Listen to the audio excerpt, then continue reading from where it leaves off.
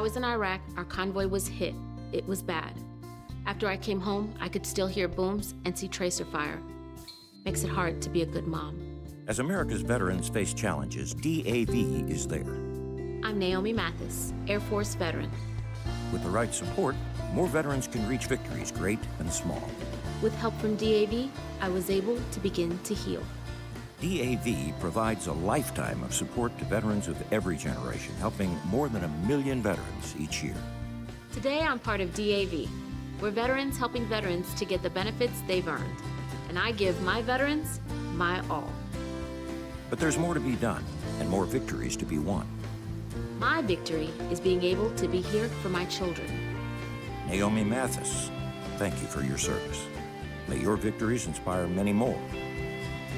Support more victories for veterans. Go to DAV.org. Adventurer, coach, chef, teacher, audience, superhero. If you're a parent, you've done it all this past year. But the one thing you may not have done is take care of yourself. And it's nearly impossible to keep everyone else full of joy if you're feeling empty. At Boys Town, we know that a parent's mental health is important too. So when it's all too much, take a break and regroup. It's a great strategy that puts things in perspective so you can deal with challenges. The review and recalibrate method of self-care helps you see what's working and what's not. Go to boystown.org/stressedout for more great self-care tips for parents. You can even download an ebook to guide you and your family through self-care strategies. Because healthy parents are key to happy families. Boys Town, saving children and healing families. My name's Eddie Metcalf.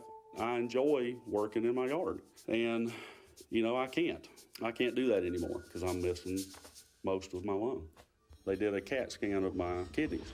No more kidney stones, that's the good news, but we found a spot on your lung. That frankly scared the hell out of me. I hadn't smoked in 22 years. How could this happen to me? He said, well, you know about radon gas. Well, I heard about it. He said, well, the second leading cause of cancer in America is radon. 22,000 people a year die from this. I literally left the doctor's office, got a test kit, put it in the house, and our result was 39.8. The upper limit is 4. We got to get this fixed.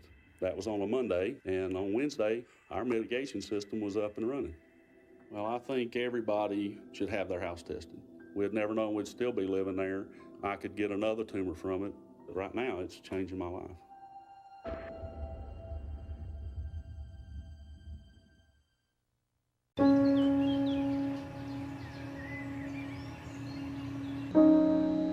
This high school gym used to be packed most nights. Not anymore. Do you know why? Because bad behavior by fans, especially adults, has caused a shortage of game officials across the country.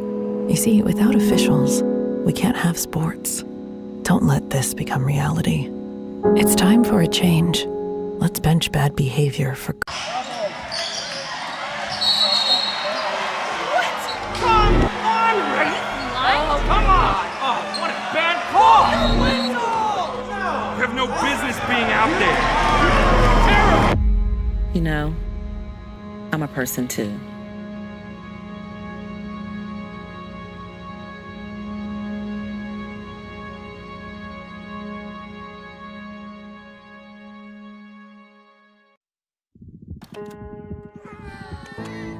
Our story was begun by someone else. Our story was often shaped by generations before them. Our story was forged and maybe even defined by the experiences of our childhood. But it doesn't need to be. You can be the author. Learn how at numberstory.com. Here's to the straggly ones, the lopsided ones, the first ones, the I miss my beard ones. And hey, I look good with this ones. But no way he's grown that in a week ones. The black, brown, red, and gray ones. That one. The itchy ones. The never forgotten ones. The ones grown by Dad. the ones grown for Dad.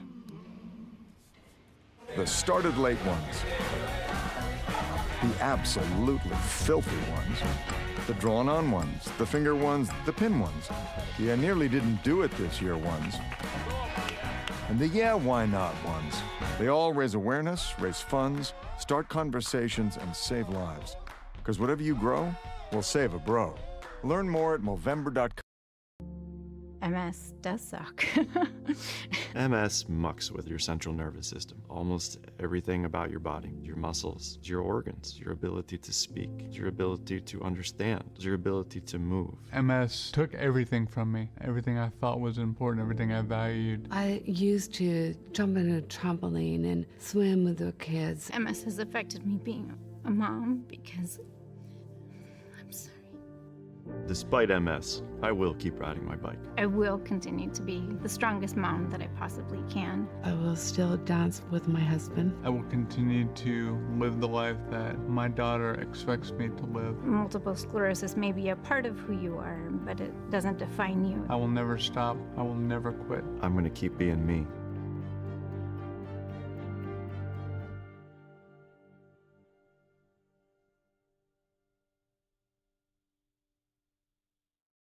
We are Sikhs, Sikh Americans. We believe in equality, tolerance, and respect for all. Because Sikh values are American values. We are doctors, PTA moms, Patriots. We are Americans. We like Game of Thrones. I'm obsessed with Star Wars. I've seen every episode of SpongeBob because that's what my daughters like to watch. We are Sikhs. So, I keep hearing how things are getting back to normal. Really? When am I back to normal? What is normal anyway? I can't even remember. Is this normal?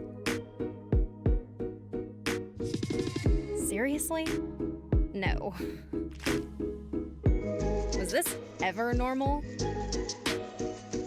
Please. I think this used to be normal. Then I figured out, just stop it. So much has changed. No wonder nothing feels normal. But here I am, still standing, a brand new edition of me. This is no time to go back to anything. It's time to go forward and discover the new person I am now. I'm all in. For some great tips on finding your new normal, visit yourlifeyourvoice.org. You look familiar. We worked our whole lives to save, just to spend it on time. With these two, filling buckets of memories. This is what makes life, life. Yet how much of life are we willing to miss out on? Because even mild hearing loss doubles our risk of dementia.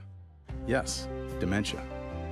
Good hearing health is essential to staying engaged and doing what we love. Hear well and stay vital. Get a hearing health check every year. Okay, I know what you're going through. Too much time inside, not enough outside. And what's up with the parents? They're in their own world. Hello? You can't do anything right anymore. No encouragement, no anything. If you're waiting for something to change, maybe it's time to stop waiting and change things yourself. So ask your parents how they're doing. Yeah. You go first. Ask what you can do to help. Parents are people too, and the stresses you're feeling, you can bet they're feeling. Hello and welcome to day 2 of the Reindeer games. We had a great game 1 for y'all today. Starting at 11, we have Opelika versus Eufuala. Opelika being the road team, Eufuala being the home team. I'm joined by my color commentator, Alexander Frank, and we're going to get right into it. Opelika got a big win against Handley yesterday after being down almost the entire game. Watch out for the three-point shots from the deadly shooter, number 10, Tyra Pitts. Also watch out for the true size of this team. On the interior with the sisters, number 3, Naomi Wack, and number 4, Makra Wack. With Makra having 3 blocks and Naomi having 17 points. This team loves to play fast with fast breaks and will be looking to beat this very good acro team on the aggressive drives and the inferior defense. But for Eufuala, don't let this 2-7 record fool you. I was actually talking to their head coach, interviewing him, head coach Ricky Butler, about this team, and he was talking about how they were very, very young and inexperienced in big games.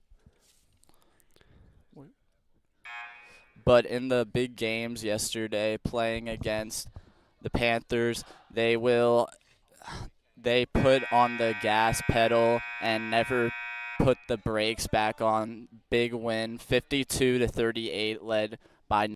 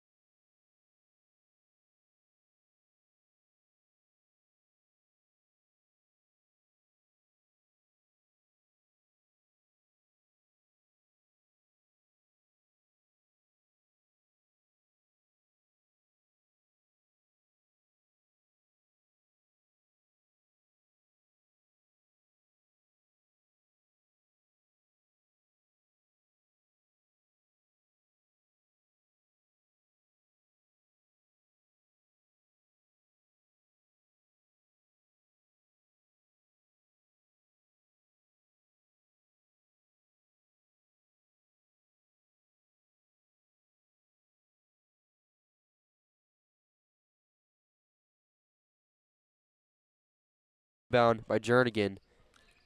And Glover at the top of the key, trying to find an offensive weapon as she throws it over to Deloach. And Deloach, good pressure by Pitts right here. Pitts letting nothing happen. And we're going to have a timeout on the court by Eufuala, but we're going to keep it here for this timeout. Frank, tell me what you've seen in this third quarter, and why is Opelika out to such a big lead so far? The main story, like I said, is that they've been just getting a lot of steals. The Tigers need to stop turning over the ball so much. They have been doing it a lot. It's that simple. And the Bulldogs are capitalizing off of their mistakes every single time. Yeah, the true size of Opelika is also just getting in the heads. Eufuala getting nothing in the paint. Almost all their points coming on the perimeter. And when you rely on that, you got to be able to drain the shots, and they just haven't been so far. I know you're banged up, but you got to step it up. Someone's got to step up. No one has stepped up today. Sadly. Henderson inbounds it to Glover, who slings it over to Deloach. Deloach over to Henderson again. Henderson kind of been the leader for this Tigers team so far as she takes the three from the top of the key, and it's just off the front rim. But great offensive rebound by number 22. Slings it over to Glover. And what a block right there from Cobb. Great defense going straight up, just denying that one. And on the fast break, Pitts full sprinting with the ball. Good control by Pitts. Finds Dowell from the left wing.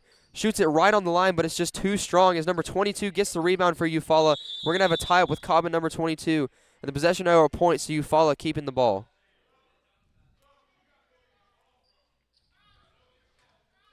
Excuse me, Opelika keeping the ball.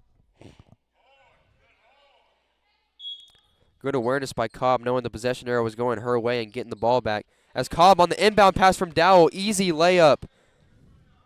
Cobb with her third point of the game. Been a little quiet from yesterday. You know, yesterday she was all over the court. Been a little quiet today, but 40-19 is our score in Auburn High School main gym as we have a foul. Looked like a tie-up, but it's going to be a foul on number 10. Yes, foul on Pitts. Pitts with her second foul of the game. Not in a lot of foul trouble for both of these teams. You know, the fouls have been kind of spread out so far. As she lobs it up on the inbound pass to Glover. Glover looking desperate to find someone, shoots up the three with, amazing coverage on her. As number 22 gets the rebound, and that's another tie-up between Cobb and number 22. A little bit chippy this morning in Auburn High School. A little bit of emotions coming in this game. And it's going to be Eufuala ball. Eufuala retains possession.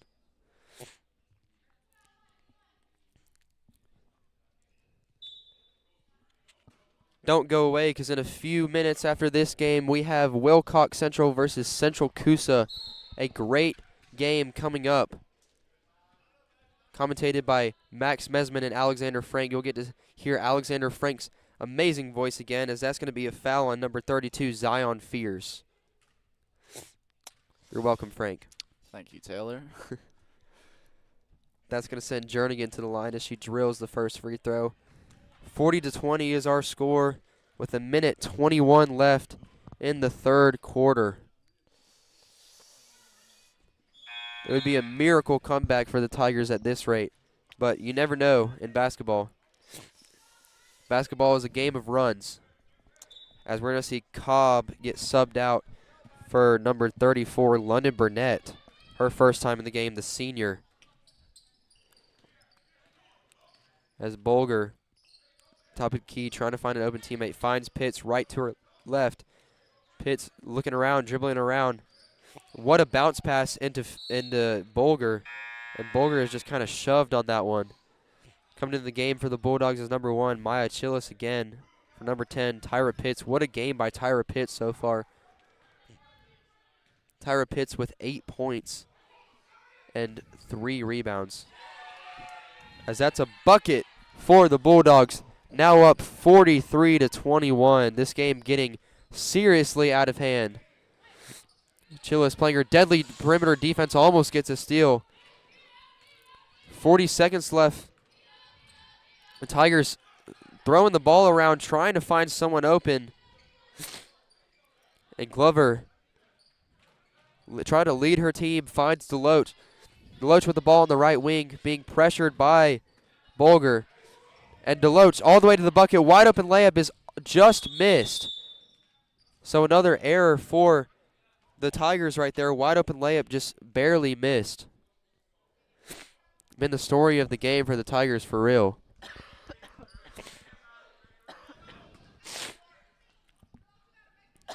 Opelika has just looked like the better team today as well.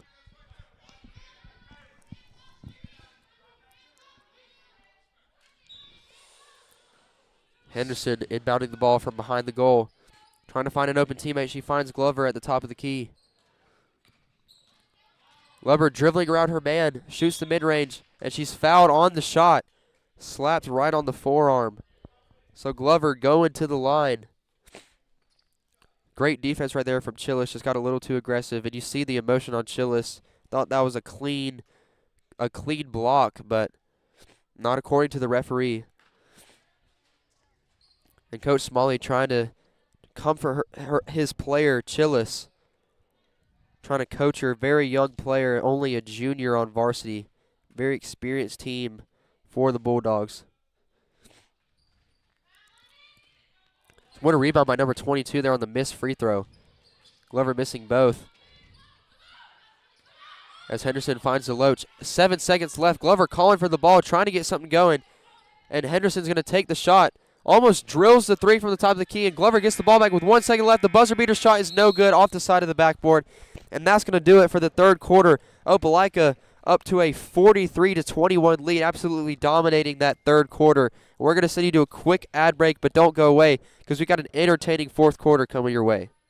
Teachers and lots of others at school are there to help just as much as he is. I had no idea the people around me could be so understanding. And while it's not always easy to talk about my mental health, the person I'm talking to might be able to help. If you don't feel like talking, that's fine. You could try writing, sports, reading, art, music, playing with your pet, whatever makes you feel better. If you're the person someone talks to when they're struggling, just listen with no pressure or judgments. You don't have to have the answer. If you feel unsure about anything, you can speak to a trusted adult. Talking about mental health doesn't have to be difficult. After all, it's something we all have.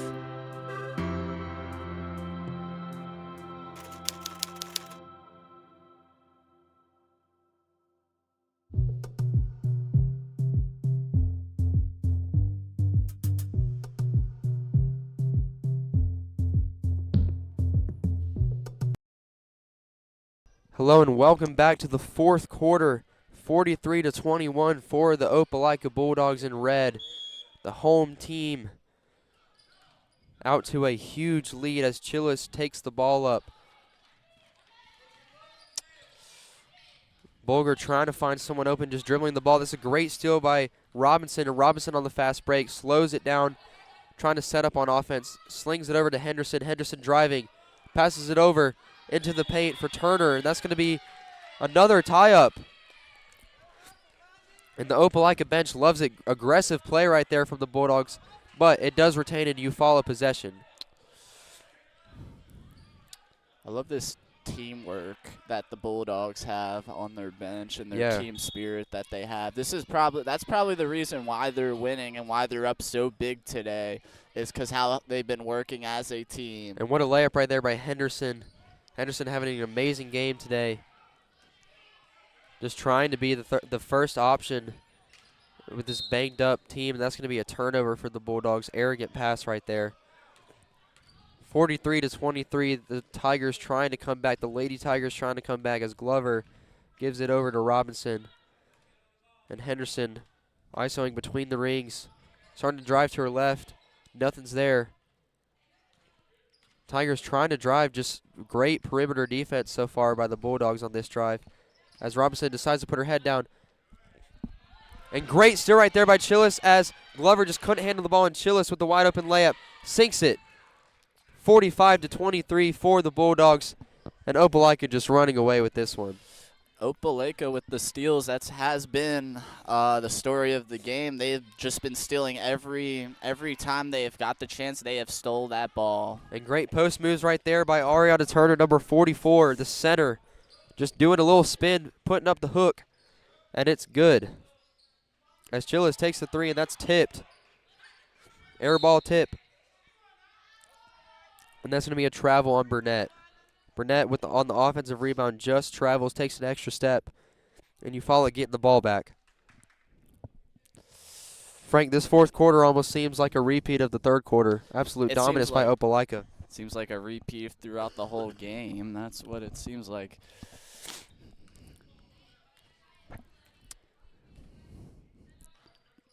Glover slings it over to Robinson. Robinson over to Henderson.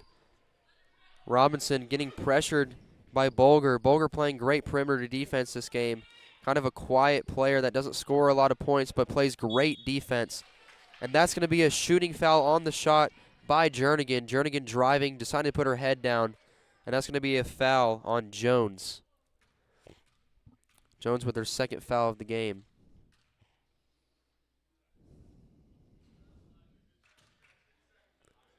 Jernigan misses the first free throw. Trying to make up with it for the second, trying to get her team back into this game. And she misses the second one, unfortunately, and on the fast break, Chillis taking the ball up, slings it over to Bulger. Great pass, just barely not handled, and a great tip right there by Henderson. Henderson just smacking that ball out of bounds. It went all the way to the bleachers. Henderson showing that power on that swat. Chillis on the left wing. Coach Smalley trying to coach his team to an even bigger lead. More of the reserve players coming into play as Chillis drains the and 1-3 on the foul. Chillis having a great game so far, and that foul is on number 12, Robinson. I bet Opelika's coach is very proud with how his team is playing today. I mean, we heard it from Max Mesman at halftime. He was very proud of the way his team was playing, the transition defense. He was talking about the steals. Everything is going the Bulldogs' way right now. As Chillis gets the offensive rebound on her own missed free throw, not even boxing out the shooter, the Tigers, but she misses the mid-range. Glover sprinting up the court. It's desperation time right now for a comeback. And Henderson at the top of the key is Glover. Glover going to the right, finding Henderson again. Henderson at the free throw line, shoots the 3, and that's good. From the top of the key, the straightaway 3, it's nothing but net. What a 3 right there by Henderson to try to crawl back into this game. Our score is 48-28 with 4 minutes and 50 seconds left as a steal by the Tigers. Maybe a little spark of hope right here. That steal is by Robinson. Finding Glover, who finds Henderson, and Henderson with the layup. Almost another offensive rebound by number 22. Number 22 puts the ball back up, and it's just too strong. And number 22 wide open for the layup, barely misses it. And that's going to be a foul on Jones. Jones's third foul of the game. Great effort right there by number 22 for the Lady Tigers. 2 offensive rebounds in 1 possession, and it gets her to the free throw line. You got to love that hustle. Yeah. You gotta love Even when you're down by 20, you still got to show hustle. She sinks the first free throw. Nothing but net. That was a clean motion right there. I know there's only 4 minutes left, but maybe, just maybe, the Tigers have a spark of fire in them. Spark of fire. I would really like that. 22. Actually, don't count the free throw. Off the front rim. And Pearson on the fast break. Opelika trying to play fast, slings it over, swings it over to Chillis with the left wing 3. And we got a little bit of a fight for the ball. Aggressive play right there, hitting the ground. That was Bulger. Great hustle right there from Bulger for the Bulldogs and DeLoach for the Tigers. So we're going to have a throw in by Fears. Right in front of us, Fears throws the ball in to Chillis. The Opelika bench cheering their team on. Most of the starters on the bench right now except for Pearson. And on the fast break, Henderson going full speed. The Bulldogs try to take the charge, but it's no call. And Henderson makes another layup.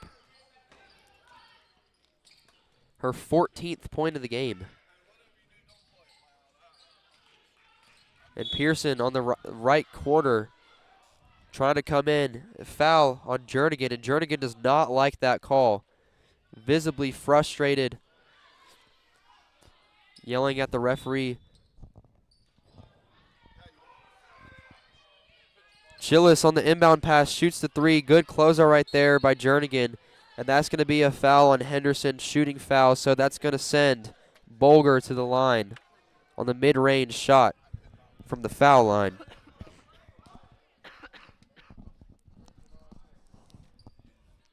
A lot of smiles if the Bulldogs win at this game.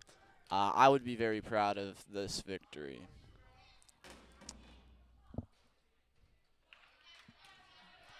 Bolger misses the first free throw. Loud noise in the gym may have caused that. But Bolger on the second one drills it from the foul line, nothing but net. And absolutely nothing but nylon.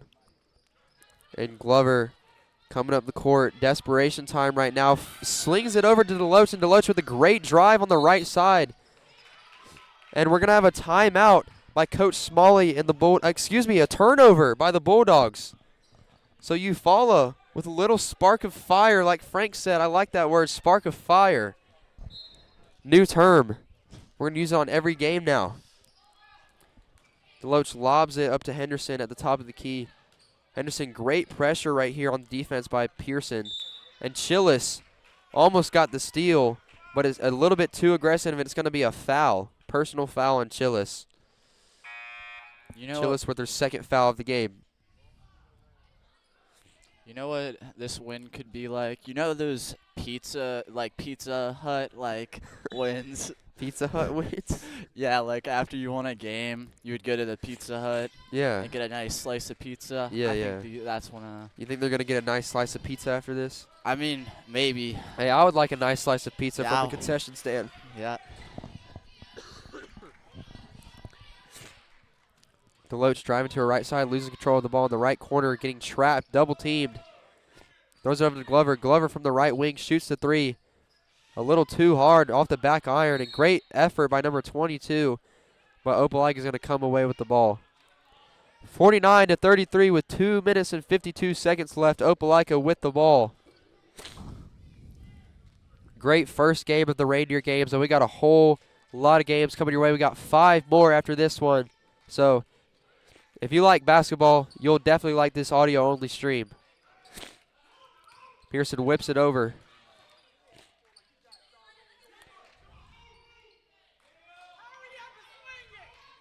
Now swings it over to Bolger. And Naomi Wack thought about the three. Been a little bit of a more quiet game than that one against Handley we saw yesterday. But Wack, again, open, decides not to take the shot. Pearson driving to her left. Gives the ball to Wack. Out to the top of the key to Dowell. Opelika just trying to waste a little bit of time right here. And Dowell with the charge. That's going to be an offensive foul. Everyone thought it was an and one. The Opelika bench started cheering. Opelika crowd started cheering. But that's going to be an offensive foul on Dowell going the other way. And Dowell with her 4th foul of the game. Got to be careful not to foul out here. 1:50 left. 49-33 in our first game in the Reindeer games. Opelika leading, absolutely dominating all 4 quarters of this game. And a shooting foul on Dowell, and Dowell is out. 5 fouls on Dowell. And you see the visible frustration on Coach Smalley's face. Knows that Dowell wants to play this entire game. Unfortunately, she's going to have a long walk to the bench. Well. And Frank, tell us how big of a player Anijah Dowell has been for the Bulldogs as Jernigan drains the first free throw. She has 6 points with 2 rebounds and 1 steal. She has been a big part of today's win, and she will be sorely missed. Thank God there's only 1 minute and 45 seconds left on the clock. And Dowell actually not out of the game, staying on the court. Everyone thought it was her 5th. And a little bit of cheering going from the Eufuala bench. Great effort right there to get the ball back. We're going to have a timeout on the floor. We're going to send you a quick ad break, but don't go away because we got the end of the game coming up.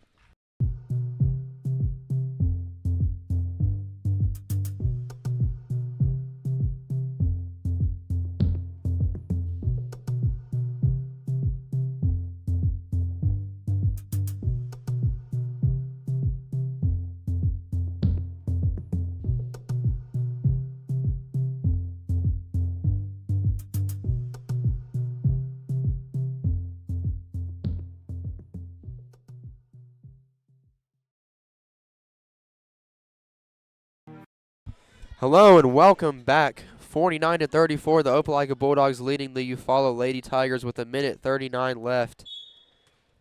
Henderson passing in the ball. But stay tuned because we're going to have a post-game interview with Coach Smalley, and who we think was the MVP of the game.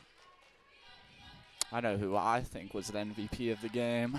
Very good argument to see who was the player of the game. Is Jernigan on the drive. Dumps it off to number 22, and that's going to be a shooting foul. The Eufuala bench getting a little into it. A little bit of life on that Eufuala bench. Trying to cheer on their teammates at the end of the game.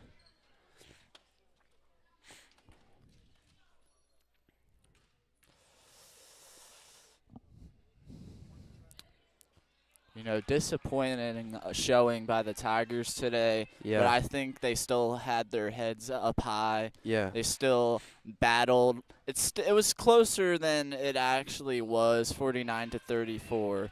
So, you know, I'll say that. And number 22 drills the second free throw. Eufuala got to start putting some pressure on the Bulldogs. Bulldogs just trying to waste this clock out with the minute 10 left. And Dowell dribbling around. Thought it was her 5th foul, but I guess not. Dowell driving. Open layup. That's going to be a shooting foul on Glover. Great drive, great aggressive drive by Dowell to get to the low post. Puts up the layup, and it's just a foul. A little bit too much contact on that one. Dowell having a great game so far, leading her team. Frank, going back to that argument, who is your MVP of the game? I think the MVP of the game has to be Pitt's number 10. Yeah. She has 8 points with 3 rebounds and 2 steals. She has been all over the court today. I could definitely agree with that.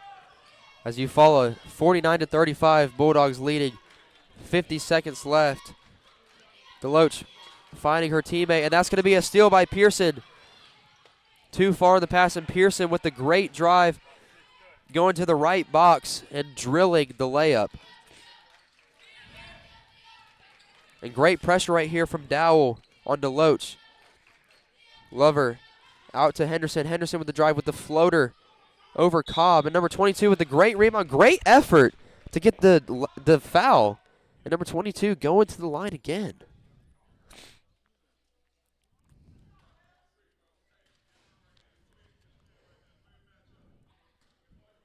And that foul was on number 24, Jordan Cobb.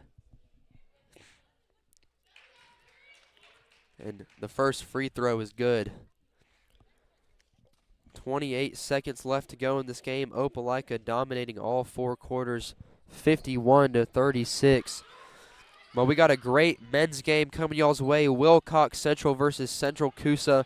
Should be a great one. Both of those teams playing great yesterday in day 1 of the Reindeer games in the auxiliary gym. So we'll see what happens.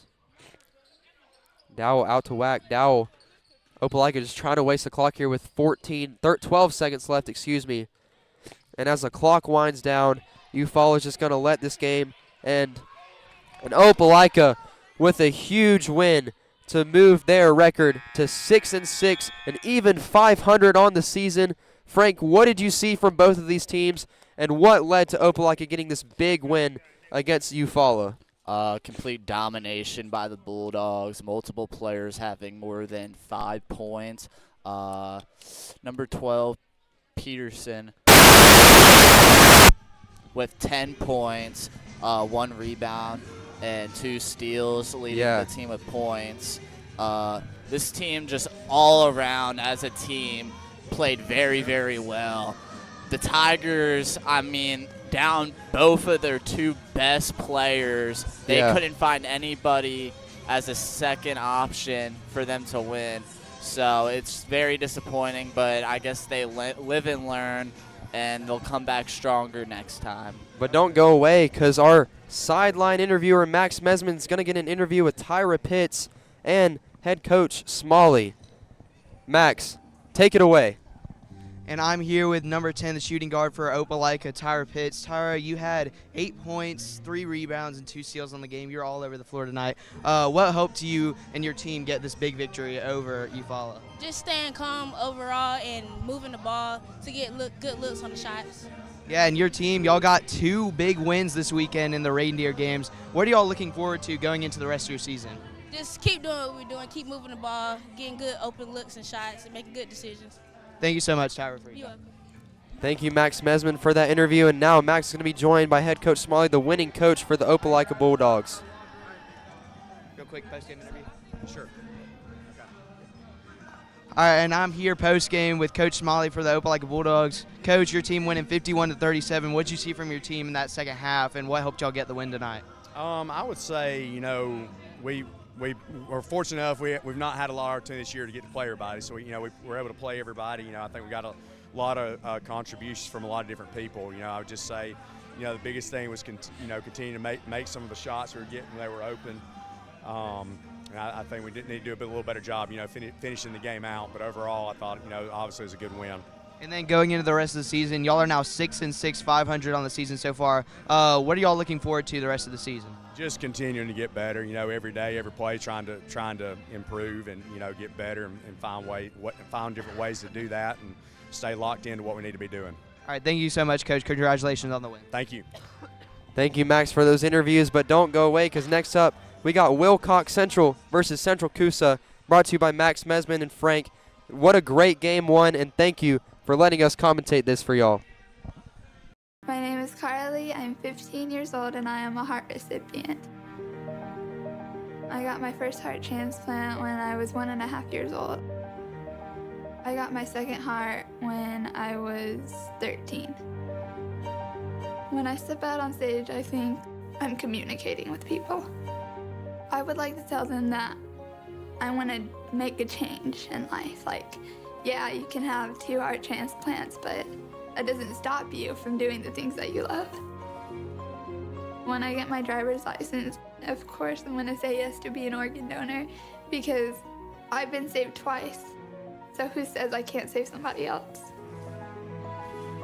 It's just the beginning of a new story.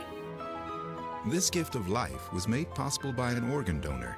Imagine what you could make possible. Learn more and sign up as an organ, eye, and tissue donor. Go to organdonor.gov. When his idea of game night has you feeling played,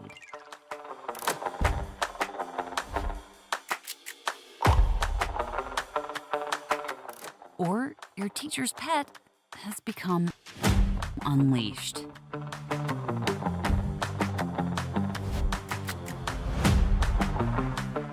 Inseparable has become intolerable. Visit boystown.org/parenting.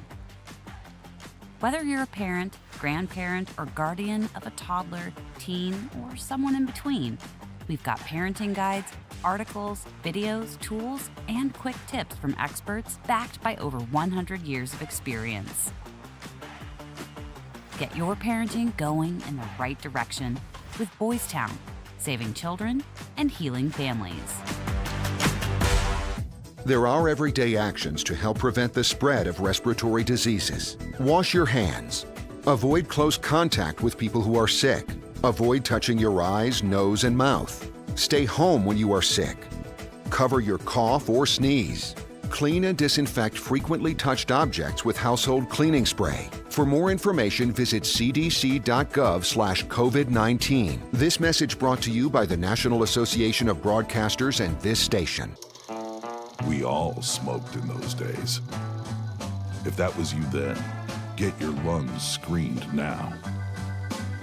Extinction is forever. To save America's most iconic and imperiled species from extinction, We must fight for their future. Fight to save the natural lands that wildlife call home. Fight to limit pollution. Fight for smart development. Fight for their future. And fight for ours. For so goes nature. So goes.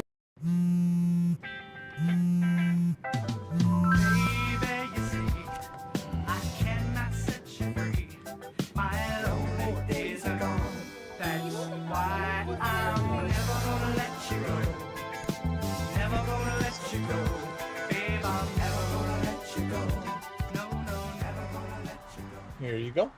Thank you. Thank you.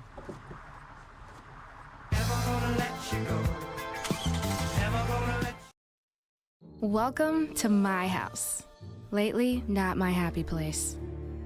Everybody's pretty tired of each other. The parents were not themselves. My little brothers were morphing into small creatures. The walls were closing in. Clearly, a case of too much family, too close, 24/7. And there's a lot of that going around right now.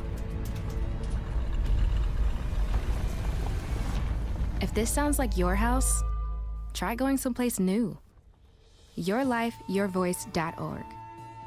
You'll find lots of ideas to help you handle the family stresses of being confined to close quarters. YourLifeYourVoice.org. It might not get you out of the house, but it could help you find a little more breathing room.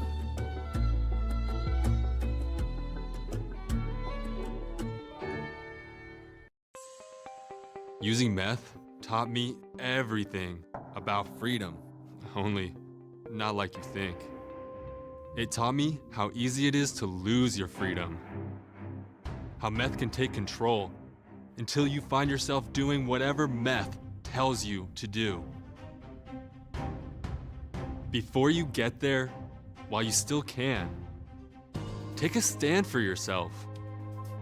If you feel yourself losing your freedom to meth, ask for help. Accept the help. It's worth it. You have the power to be truly free and be the person you want to be. I know, I'm Jan, and I'm free from meth. If you or someone you know is struggling with meth, call 1-800-662-HELP for 24-hour free and confidential treatment referral. Learn more at samhsa.gov/meth.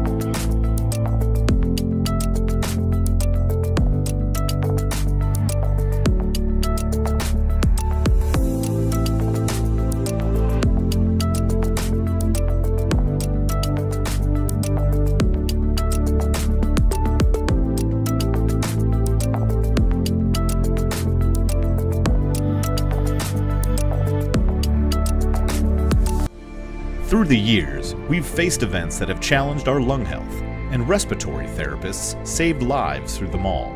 We've come a long way since the iron lung, but respiratory therapy remains an essential piece to patient care.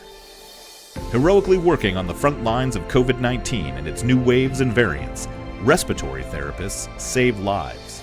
Essential to patient care. Take time to thank a respiratory therapist by getting your COVID-19 vaccine today.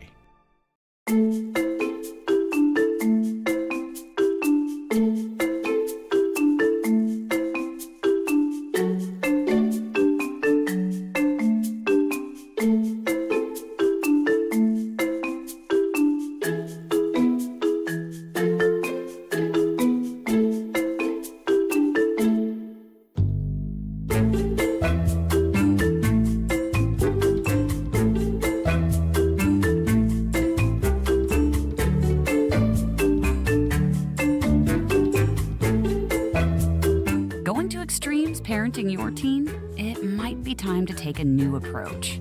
visit boystown.org/parenting. Whether you're the parent of a toddler, teen, or someone in between, we've got parenting guides, articles, videos, quick tips, and even live parent talks with Boys Town experts. Boys Town, take your parenting skills to new heights.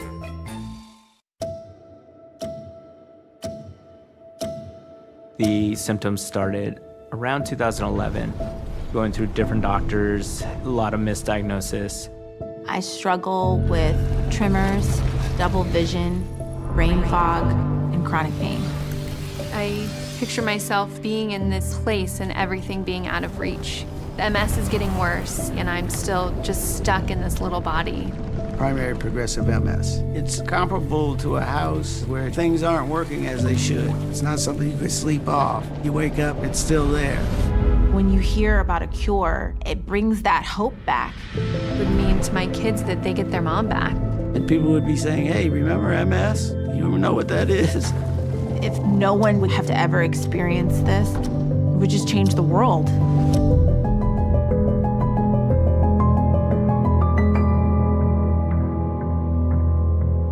When you take your car in for an oil change, a good mechanic will also take care of other routine maintenance to make sure your car runs safely and efficiently. Protecting your health isn't much different.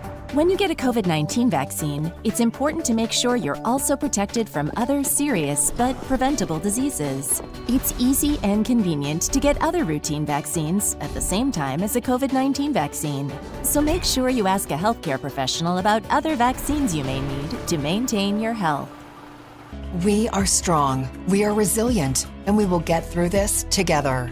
But these are stressful times, and it's important to also practice good self-care. It's normal to feel overwhelmed, anxious, or afraid, but there is hope. Reach out to someone, connect with your friends, stay in touch with your community, and know that you are not alone. Learn more at wearebroadcasters.com/hope, furnished by the National Association of Broadcasters and this.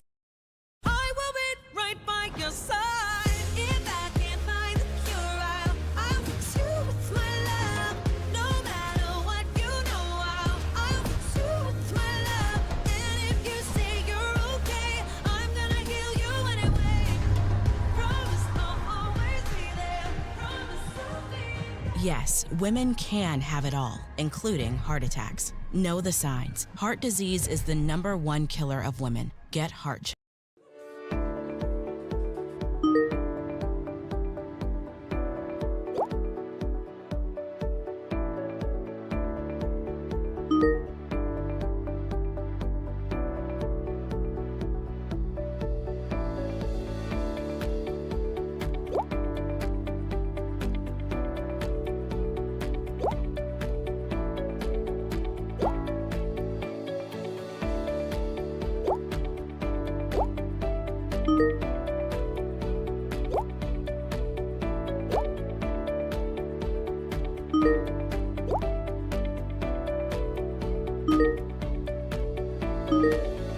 All currently serving military vets or immediate families of troops killed in action, VetTix is for you.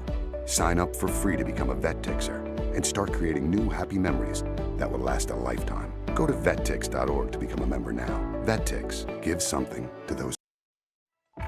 When stress shows up, it can be hard to see. Maybe you can't sleep, or you feel sad and you don't know why. Or maybe it's worse. Because stress can knock you down. It can hurt your health and your relationships. If you've lost a job, worry about your next meal, or have trouble making it through the day, we can help. Text STRESS to 211-211 to find a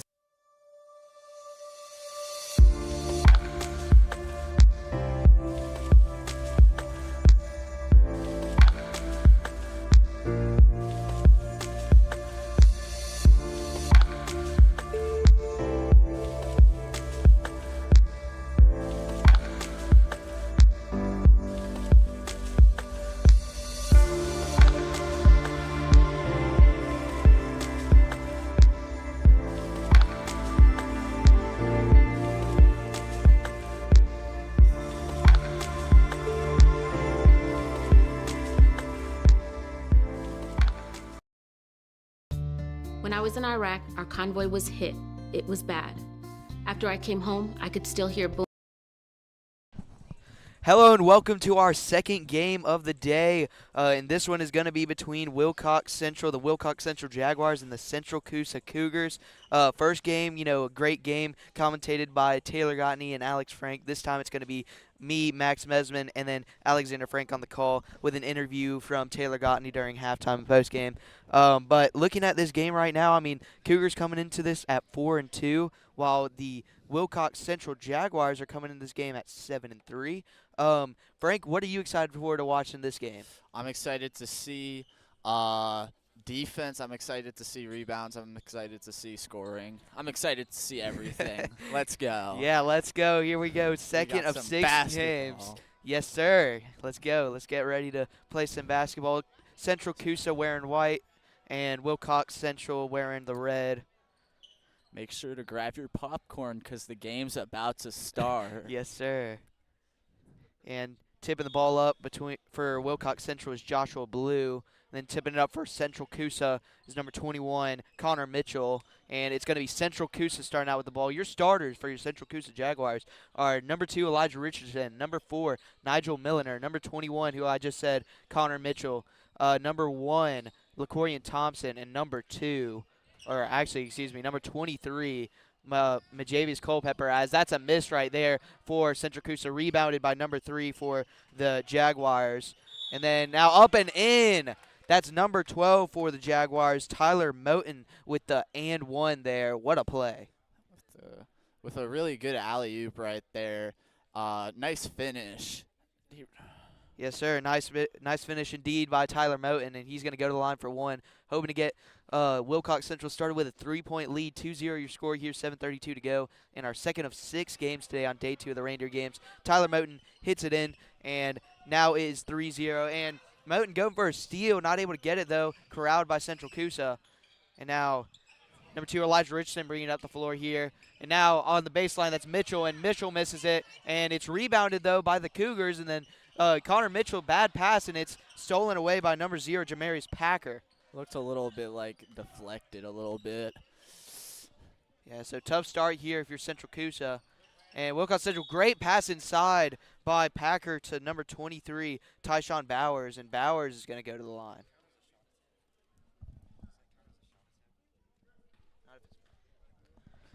So number 23, Tyshawn Bowers, is going to go to the line for 2 here after the foul by Central Coosa. And Bowers makes the first one to extend this to a 4-0 lead here. 7:04 to go in the first quarter. Bowers, the junior power forward. And he just misses the second one. Almost a good rebound by Packer, but then is taken by Central Coosa. Bringing up the floor is number 1, LaCorian Thompson. Passes it over to Richardson. Richardson double team, passes it to a wide open Cougar, and he misses it. Rebound by number 3, Javion Petaway, and he passes up the court. Now an alley-oop, and it's way over the head of Bowers. Bad pass there by number 12, Tyler Moten. And it's going to be Central Coosa ball. So a bit of a sloppy start here for these two teams. But like we said, these two teams both having pretty good seasons. Central Coosa not playing as much games as the Jaguars. Central Coosa only 4-2. As we see a steal here, another steal by Wilcox Central. And coming back up the floor is Pedway. And Pedway going to drive inside, passes over to Bowers, and Bowers finishes strong at the rack. 6-0 your score here, 6:24 to go in the first quarter. Wilcox Central leading. Now pass inside for Cougars, and that is off the backboard and out. And now it's going to be rebound by Wilcox Central. Bringing it back up the floor to Packer. Packer going inside. Packer aired shot, goes off the top of the backboard, rebounded by the Cougars. 6-0 your score here in the first quarter. Now a shot here by number 4, and that's going to be way off the top of the backboard. And it's going to be rebounded up and in. So a big rebound by number 21, Connor Mitchell, and he's going to go to the line for a chance at 3. First points of the game for Central Coosa so far. Seems like Central Coosa's best player is number 21 right now. Yeah, although he misses the free throw, and so it's going to be 6-2 here, your score. Wilcox Central still leading. on the other end of the floor, Moten with the ball, and that's going to be a foul on the Cougars. Looks like that's going to go on number 1 for the Cougars. That's going to go on LaMarcus Aggie. So it's going to remain Wilcox Central ball. 6-2 your score, 5:46 to go here in the first quarter. Moten going to pass it in. And now Pedway going to slow it down for Wilcox Central. Screen there by Bowers. Now Moten taking it inside, looking back outside, passes out to Packer. Packer passes out to Pedway, and a travel. Travel by Pedway. And so it's going to be Central Coosa ball. Passing the ball in for the Cougars is Joshua Blue. Bringing it up is LaMarcus Aggie. Aggie being backed down by Moten on his own side of the half court and almost stolen away by Bowers, but it's going to be tipped out of bounds and it's going to remain Cougar ball.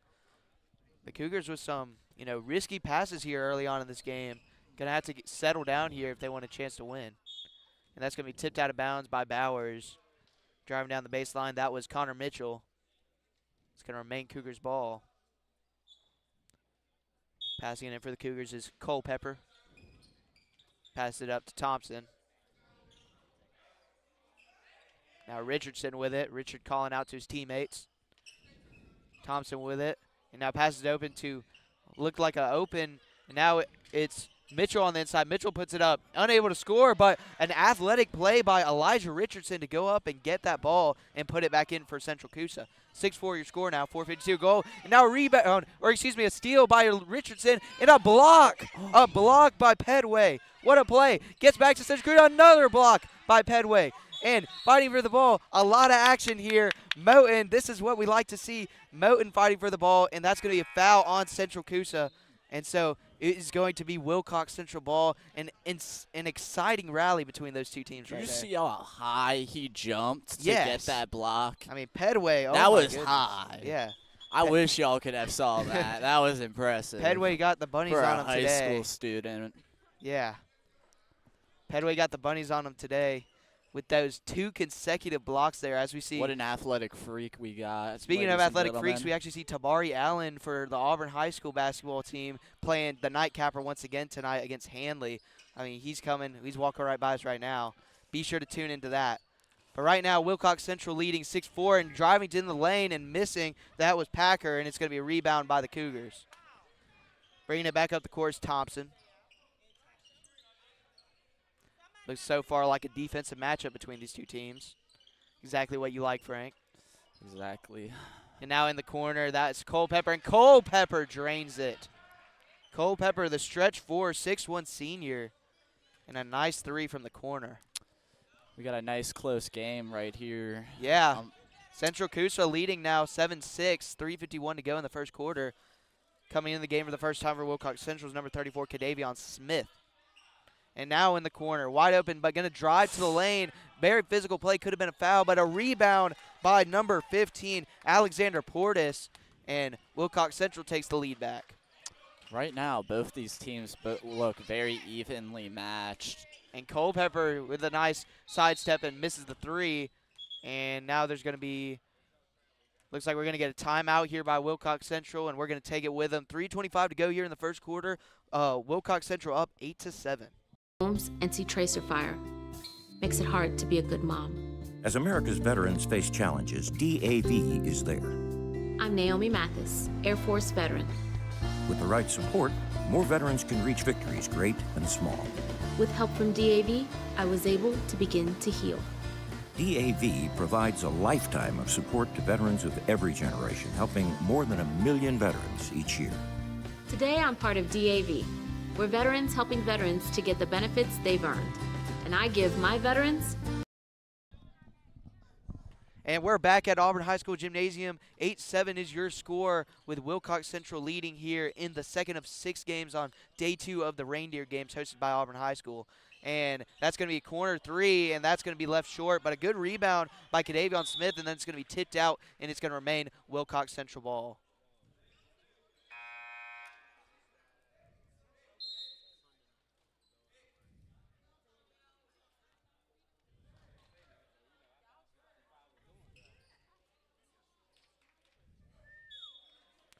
And so and so it's going to remain Wilcox Central ball. They're going to pass it in to number 10, Ronald Harris Jr. Now he's going to pass it inside, and a hard physical play, and that's going to actually be a blocking foul. That's going to go against number 11, Antonio Grant. Alexander Portis able to draw the foul. Went straight to the floor with that. Yeah. Very physical game so far. The first of these two games, actually, they both played in the auxiliary gym yesterday, so we weren't able to see them play. But first game in the main gym, and both these teams already putting on a show. And the first one for Portis rims out. 8-7 your score here, 3:03 to go in the first quarter. Portis trying to go 1 for 2 at the line here. And he makes it in. So 9-7 your score here. Wilcox Central up by 2. A little bit under 3 minutes to go here in the first quarter. Now Central Coosa going quickly, and that's going to be a foul. And I think that's going to be on number 0, Jamarius Packer. And it is. So Central Coosa going to keep the ball here. Number 2, Elijah Richardson to pass the ball in. Pass it over to Thompson. And now inside to Culpepper, and Culpepper puts it up, unable to make it, left it short. Rebound by Smith, and now Wilcox Central coming the other way. Pass it over. Now Pedway with it. Pedway got a nice Euro step there, and he gets fouled. And once again, Wilcox Central going to line. Central Coosa already with 5 fouls here, so for the next 2:33 to go here in the first quarter, Wilcox Central will be shooting free throws on any foul. You know, this is the closest game. This is a very close game so far. Both teams are very evenly matched. It's a very exciting game, very physical game. And I'm excited to see how this game plays out with it only being the first half. Yeah, as you see, Pedway makes the first. He misses the second, though. And it's going to be a rebound, but it's going to be a over-the-back foul on Portis. So Portis with another foul. Central Coosa ball, 10-7 here. 2:30 to go here in the first quarter. Bringing it up the floor for the Cougars is Thompson. And Thompson now passes it over the head and gets it over to Tyreek Epps. And that's going to go out of bounds. And we just had a... He almost ran me over. Yeah, we just had a close encounter here. If y'all heard the loud bang. Javion Pedaway playing a great game so far. Ran into our table, but no harm done. Ran into me. As we see Pedaway for the corner 3, he misses it. And now pass inside is going to be tipped away, but out back to the Wilcox Central. Controlling it is number 10, Ronald Harris Jr. Now driving inside is number 45. Passes it over to Smith. Smith up and in. And one there by Kadavion Smith. Going to the free throw line with a chance to extend this lead to 6 here over the Central Coosa Cougars. Kadavion Smith really showing that he's a force inside the paint. Look how big he looks as well. Yeah. And he misses the first one, and it's going to be rebounded by Williams. Kind of looks like a young Zion Williamson, number 34. And now driving inside, that's number 11. Number 11, Antonio Grant. He's going to be fouled. And it looks like that one's going to be against... Looks like that one's going to be against number 2 for the Jaguars, Joshua Blue.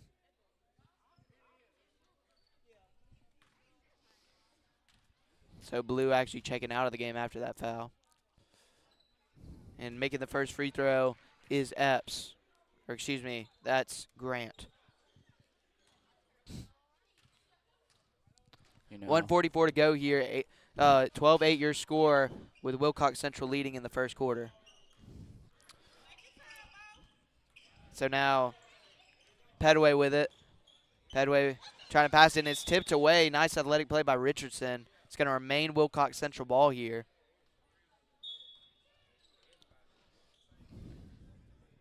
Pass it in to Harris Jr. And now we got Pedway with it. Pedway passes it over, and that's going to be rimmed out, and it's going to be Central Coosa ball. Rebound by Thompson. Thompson ringing up the floor, and he tried to pass it to the ref there, and it's going to be out of bounds, and it's going to be Wilcox Central ball there. And a little bit of a laugh there from the coach. Yeah, he's passing it to the wrong guy in white, but it's going to be Wilcox Central ball here. 1:11 to go here in the first quarter. 12-8 your score. Wilcox Central leading, and that's going to be tipped away, and it's going to be Central Coosa ball. An errant pass there by Pedway. Actually, it's going to remain Wilcox Central ball. I was about to say, yeah, it was tipped away by Central Coosa. I would have been surprised if that remained Wilcox Central ball, or Central Coosa ball, excuse me. And now in the corner, that's Pedway. Pedway going inside, and he shoves a guy down, and it's going to be Central Coosa ball.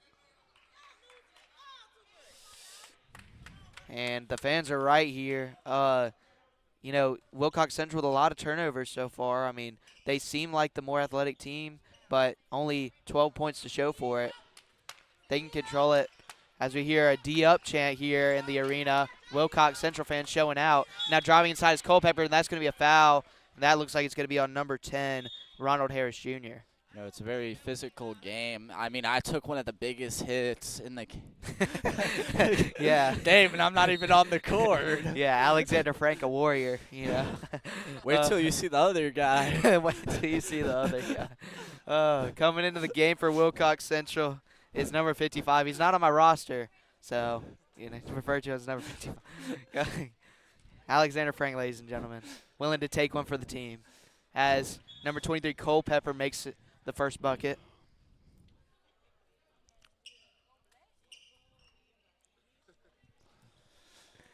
And so the score is 12-9 here. Coming in for Wilcox Central is number 5,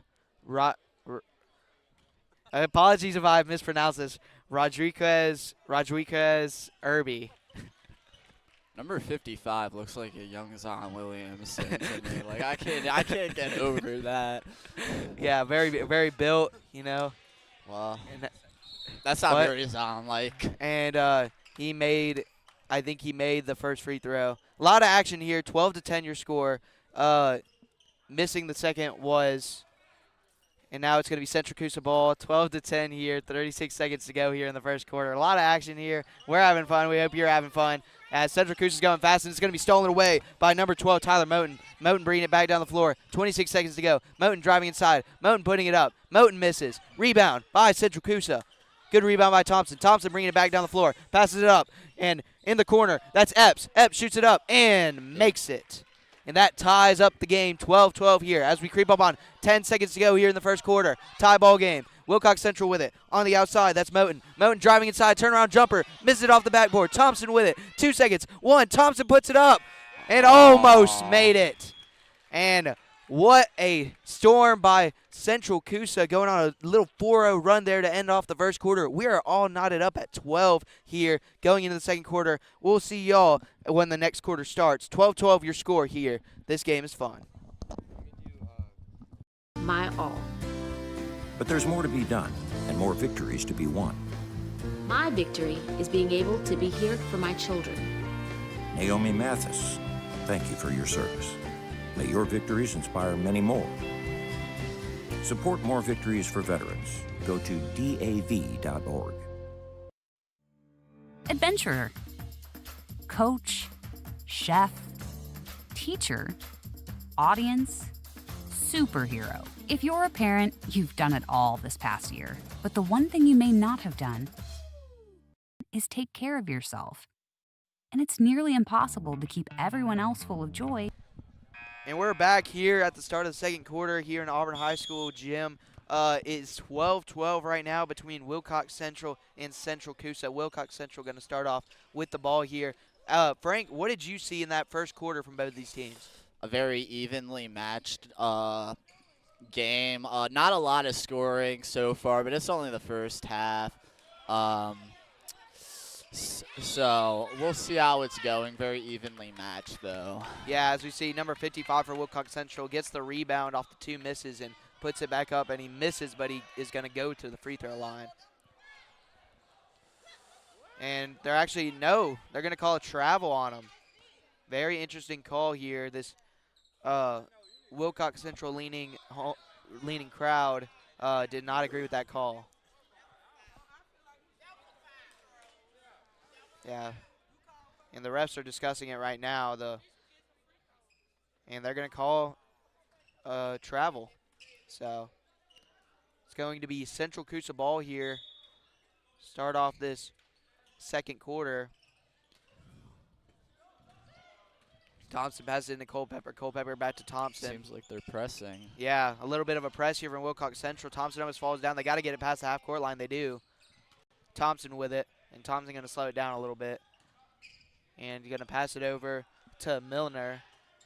And now inside, and that's inside. That was Grant, but he misses it. Now Wilcox Central going on the fast break. Trying to save it is Wilcox Central, but they pass it in, and now it's going to be up, and that's another turnover. Very sloppy start to this second quarter. Shooting it for Wilcox Central there was Kamije McWilliams. So it's going to be Wilcox Central ball here. Tyler Moten bringing it up the floor. And getting double teamed, he passes it over to Irby. Irby passes it outside. Now a bad pass, and bringing it up the floor is Milner, and Milner puts it up, and he misses. Rebound by Thompson. He puts it back up and in. It was a really nice finish right there, and knowing how to finish the ball up to the rim. Yeah, and all of a sudden, Central Coosa on a 6-0 run. They have the lead now, and putting it up and missing it, but getting fouled is number 55 for Wilcox Central. And that foul looks like it's going to be against number 11 for the Cougars. That's Antonio Grant. And making the first shot is Wilcox Central. Very low scoring first half here so far between these two teams. Coming in for the Jaguars is number 2 Joshua Blue and number 23 Tyshawn Bowers.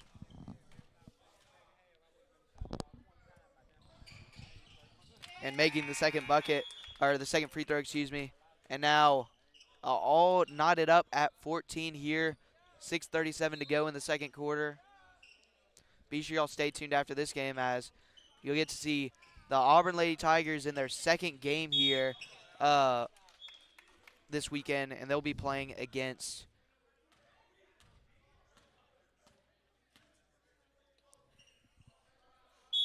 and so it's going to be Wilcox Central ball here. Bringing it up the floor is Jamarius Packer. Packer passes it over to Moten. Moten driving inside. Moten's going to stop and pop against two defenders. He airballs it, and that's a good, strong rebound by Mitchell. Mitchell bringing it up the floor.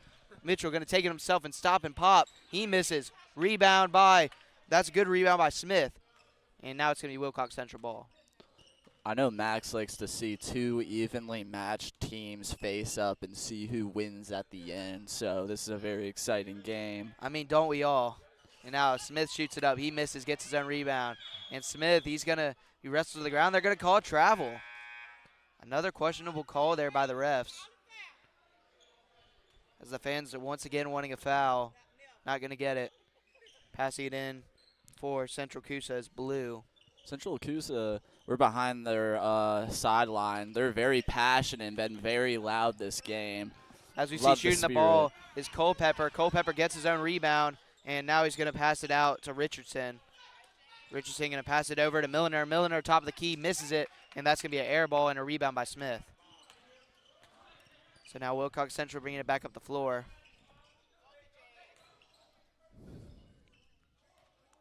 Controlling it is Blue. Blue passes it into Smith. Smith misses the turnaround jumper. Gets his own rebound. Puts it back up. Misses it. Gets another rebound. It's going to be tipped away. And now it's going to be rebounded by Culpepper. And Central Coosa brings it the other way. Thompson bringing it up the floor. Thompson goes inside. Nice Euro step, and he scores. Nice finish right there. 16-14 your score now. Central Coosa leading by 2. 4:57 to go here in the second quarter. Now bringing the ball up for Wilcox Central's Jamarius Packer. And Packer driving inside, passes it out to Bowers. Bowers shoots the top of the key, misses. Rebound by Richardson, excuse me. Now Richardson passes it over to Thompson. Thompson's got to chuck it up the floor a little bit too high for Mitchell. That's going to be another turnover by Central Coosa. So Wilcox Central bringing it up the floor here, down by 2. Packer with it on the outside. Packer going to drive inside. Nice turnaround, and he misses it. And Smith fighting the rebound, but it's going to be taken away by Richardson. Richardson 1-on-2, and that's going to be a travel. Richardson was looking for someone to pass it to, but he noticed he was the only one in the area and walked. So now the Jaguars with it. 16-14 your score here. Central Coosa leading by 2. 4:06 to go here in the first half. Now Smith with it. Smith passes it out. Jaguars swinging around here, and a aired pass by Packer, and it's going to be another turnover by Wilcox Central, and Thompson's going to bring it up the court. Thompson passes it over to Mitchell. Mitchell up top is going to take it, and he misses it but gets fouled on the three-pointer. A bad foul there by Wilcox Central. And so Mitchell is going to go to the line to shoot 3. I think that was on number 2, Joshua Blue, for the Jaguars. And Mitchell misses the first one. So big mistake there by Blue. And Central Coosa trying to pull away just a little bit here. Very closely contested first half. And he misses the second. So Mitchell now 0 for 2 from the line here. And he'll try and get at least 1 point out of it here. So far only 2 points scored by Wilcox Central here in the second quarter. Offense is kind of lacking right now.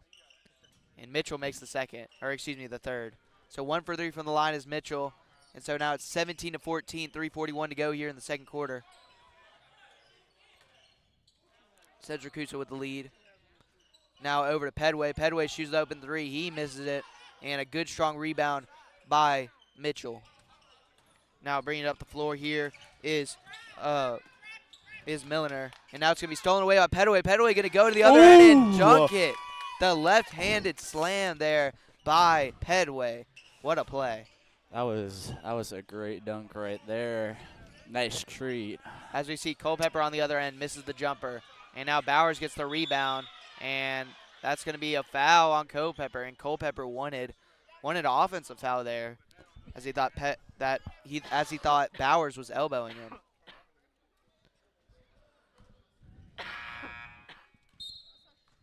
It looks like they're going to stick with it being on Culpepper, and it's going to be Wilcox Central ball.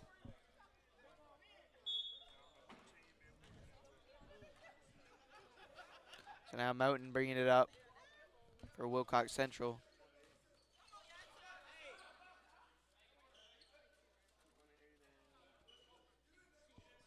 Now Bowers with it in the corner. Bowers passes it inside to Moten. Moten goes up, and that's going to be a travel.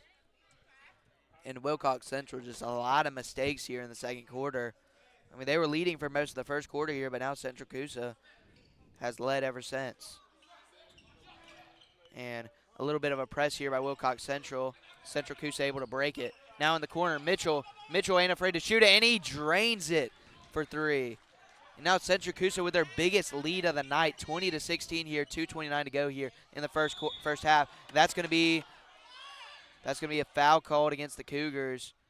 Their coach not happy with that foul. It's going to stay with the Wilcox Central here, passing it in.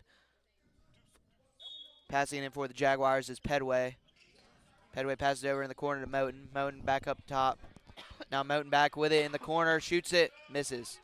And that's going to be a rebound by Richardson. Richardson bringing it back down the court, and he is just unable to control it there. Once again, a lot of mistakes, just like unforced errors here in the first half by both these teams. I mean, it is a big game. Both these teams, like I said, only a total combined of 5 losses between these two teams on the year. 7-3 Wilcox Central versus 4-2 Central Coosa. As that's going to be a steal by Mitchell and another turnover by Wilcox Central. So Richardson bringing it up the ball here for the Cougars. And Richardson going to slow it down here. And Central Coosa seems a bit confused on the offensive side of the ball, and that was almost up and down. But it's going to be Thompson bringing it up to the other side, trying to call out plays here for his team. Mitchell sends a screen. Thompson goes the other way. Thompson puts it up, misses, and Mitchell trying to get the rebound, saves it, and a miss by Richardson. Now it's going to be rebounded, and Wilcox Central has numbers. Bowers all by himself, and he dunks it. A dunk right there by Bowers, an emphatic slam, and maybe that can give Wilcox Central some momentum.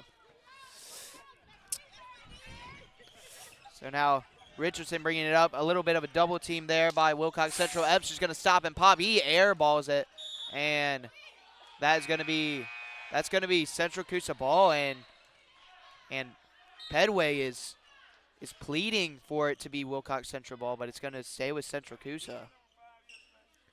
Looked like Pedway tipped it, and we can't tell from here, but it looked like it was still in bounds, went off Central Coosa, but refs are closer than we are. Now Thompson going to bring it inside, stop and pop. He misses it, and fighting for the rebound, and that's going to be rebounded by Bowers over to Pedway. Pedway bringing it down the court fast, guarded by Thompson. Pedway driving inside, puts it up, misses, and then that's a rebound by Epps. Strong rebound by Epps there. And that's going to be stolen away by Bowers, and that's going to be put back up by Pedway. What a play there. And now Pedway with a chance to give his team the lead. 20-20 here, your score, 46.6 seconds to go here in the first half. And we got a game. Yes, indeed, we do got a game. Low scoring, but both these teams very physical, wanting to get a big win here at the Reindeer games. And did they call a tech? And it looks like they're going to call a tech on Central Coosa. We'll try and get a word from the ref later.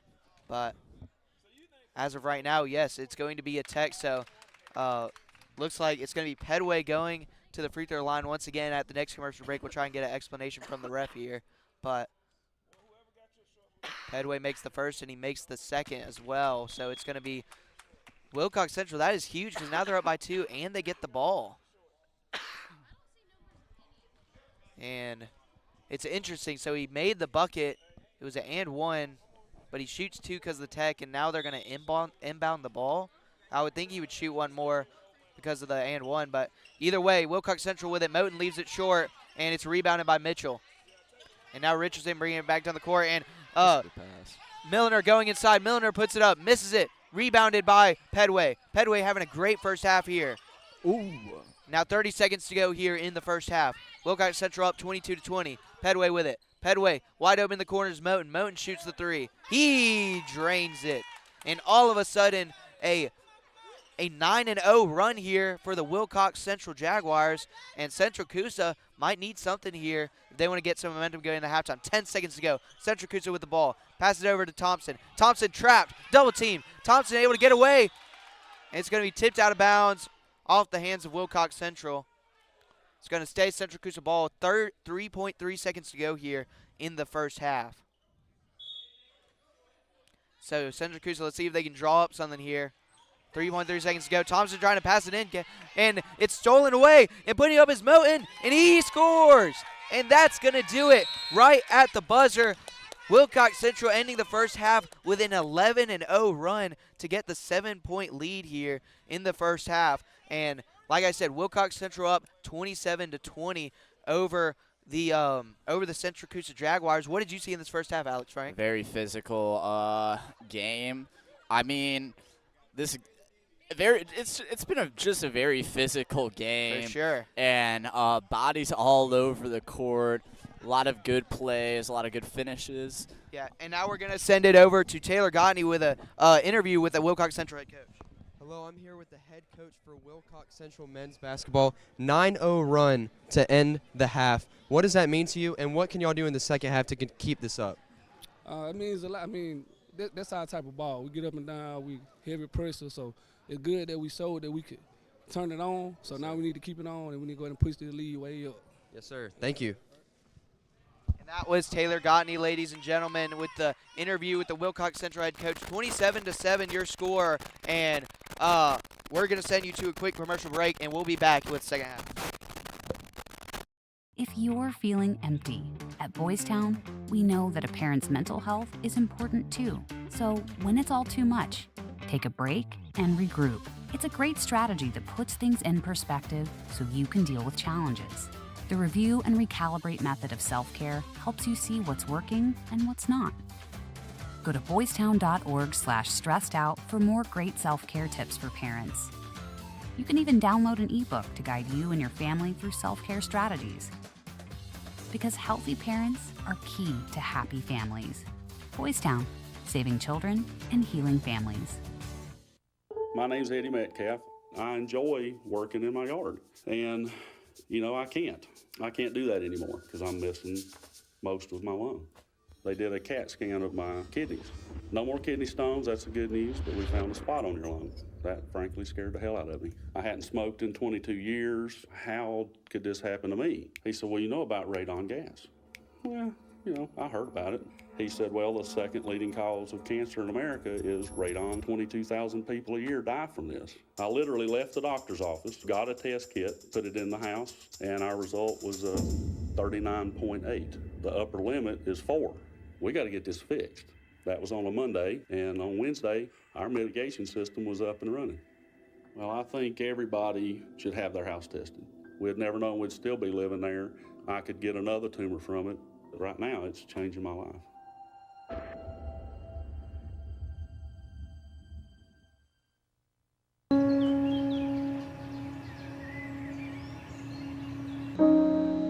This high school gym used to be packed most nights.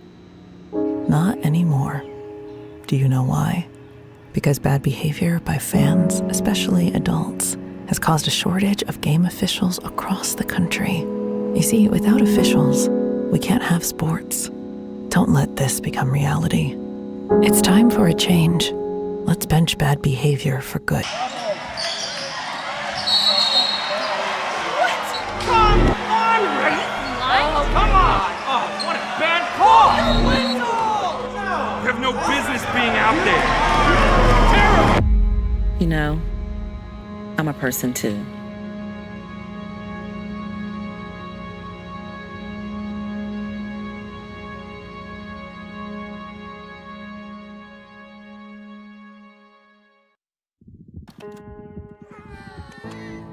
Our story was begun by someone else.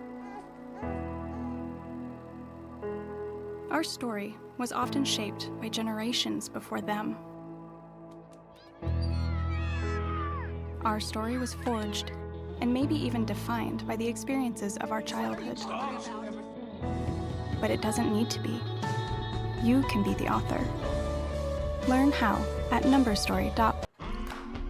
Here's to the straggly ones, the lopsided ones, the first ones, the I miss my beard ones. And hey, I look good with this ones. But no way he's grown that in a week ones. The black, brown, red, and gray ones. The, that one. The itchy ones. The never forgotten ones. The ones grown by Dad. The ones grown for Dad. The started late ones. The absolutely filthy ones. The drawn on ones. The finger ones. The pin ones. The I nearly didn't do it this year ones. And the yeah, why not ones. They all raise awareness, raise funds, start conversations, and save lives. Because whatever you grow will save a bro. Learn more at Movember.com. MS does suck. MS mucks with your central nervous system. Almost everything about your body, your muscles, your organs, your ability to speak, your ability to understand, your ability to move. MS took everything from me. Everything I thought was important, everything I valued. I used to jump in a trampoline and swim with the kids. MS has affected me being a mom because I'm sorry. Despite MS, I will keep riding my bike. I will continue to be the strongest mom that I possibly can. I will still dance with my husband. I will continue to live the life that my daughter expects me to live. Multiple sclerosis may be a part of who you are, but it doesn't define you. I will never stop. I will never quit. I'm going to keep being me.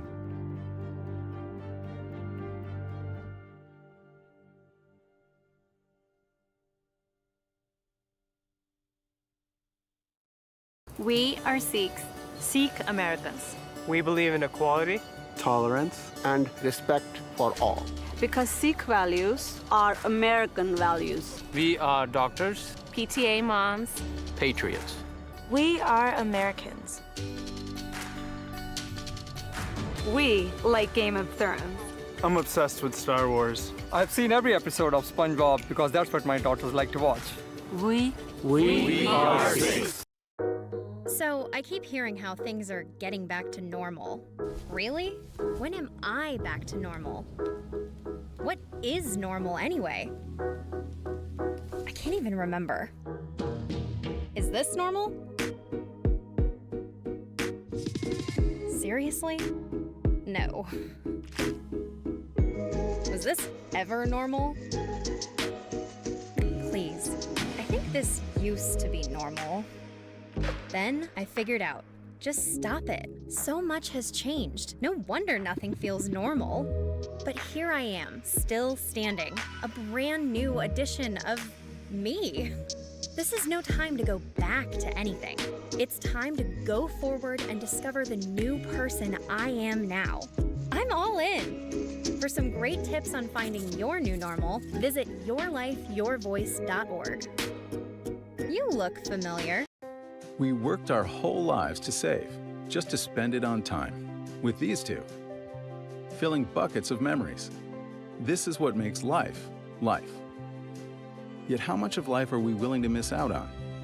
Because even mild hearing loss doubles our risk of dementia. Yes, dementia.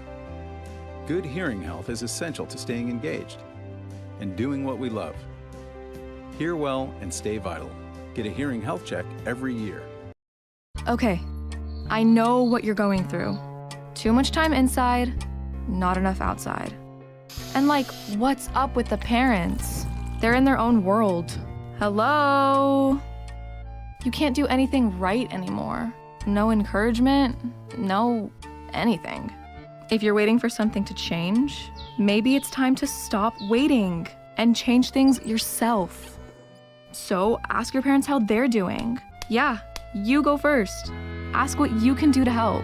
Parents are people too, and the stresses you're feeling, you can bet they're feeling as well. Best of all, when you help them feel better, it has the same effect on you. Visit yourlifeyourvoice.org for some game-changing ideas on how you can turn things around at your house. When you go first, everybody wins.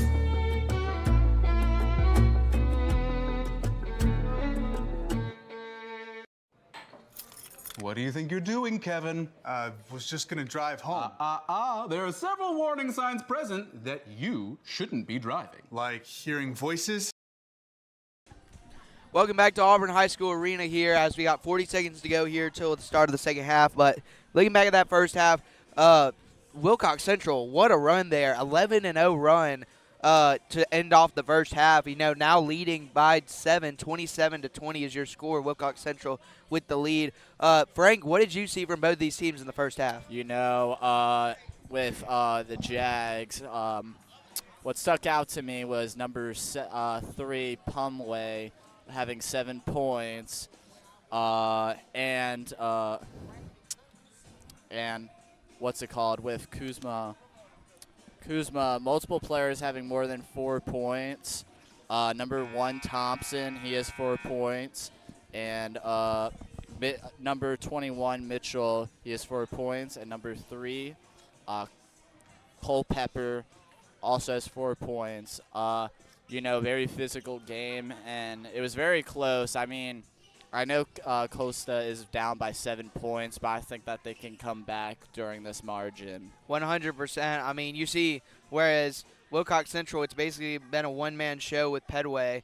You look at Central Coosa here. I mean, they're pretty even. You know, all those players, different players with 4 points in the first half there. But you're exactly right. I mean, this is a game of runs. You know, Wilcox Central's leading basically that entire first half. Central Coosa. And then Wilcox Central able to get on an 11-0 run here. But here we go. We're starting the second half. 27-20 is your score. Thompson inbounding the ball for Central Coosa, and bringing it up the floor is Richardson. So we'll see if Central Coosa can get something going here. As a great pass inside to Mitchell, and then another great pass over to Culpepper. He just can't finish. Although it's going to be a rebound by Mitchell. Mitchell going to stop and pop, and he airballs it. I think that was tipped. And now Pedway up to Moten. Moten's going to finish at the other end. That was an amazing play that they had, but they just couldn't finish it. Exactly. I mean, you saw the great pass, and it looks like we're going to get a timeout already. So a timeout by Wilcox Central. We're going to take it with them, or excuse me, by Central Coosa. 29-20 your score. Wilcox Central leading, 7:29 to go in third. Like your text to emoji ratio? Oh man, the selfies. Selfie. Nailed it. We all have warning signs that let us know that we're probably not okay to drive. Mine is pretending to be your subconscious. Craig, come on man, let's put a ride home. The life of... And we're back at Auburn High School for the second of 6 games today in the Reindeer games. And Central Coosa is going to take the ball out after the timeout called by Central Coosa. As actually that's going to be tipped away right out of the timeout, and that's going to be blocked. What a play by Thompson. Jamarius Packer was looking to bring the house down, and Thompson just swatted it away. Did not let that happen. Yeah. He said, get that out of here. And now Packer going to go inside to Pedway, and Pedway with a nice finish. You know, number 3 is showing his athletic skills right now. He's been all over the court today. Yeah, and we see this crowd chanting D up, and we see Pedway swatted away right there and remains Central Coosa ball, but Pedway's smiling right now. He knows he's having a great game. He's feeling himself right now, isn't he? Yeah, currently right now, Pedway with 9 points now after that putback. Now Central Coosa with it. Culpepper one-on-one against Pedway. Passes over to Mitchell. Mitchell, and he scores. Great job by Mitchell to streak in and get that bucket. Now Pedway bringing up the floor for the Cougars, or excuse me, the Jaguars. And now Packer bringing it out. Passes over to Moten. Moten makes the 3. Daggers it in. And now Wilcox Central with their biggest lead of the game, 34-22, 6:39 to go here in the third quarter. And Moten actually has 12 right now on the night. So Moten having a bigger game than Pedway is in terms of scoring. And we see Thompson with a long 3. He misses it. Rebound by Moten. Moten dribbling it around. Moten able to escape from Thompson. He dribbles inside, and he's going to get fouled hard. And that was Mitchell as he slammed him down to the floor.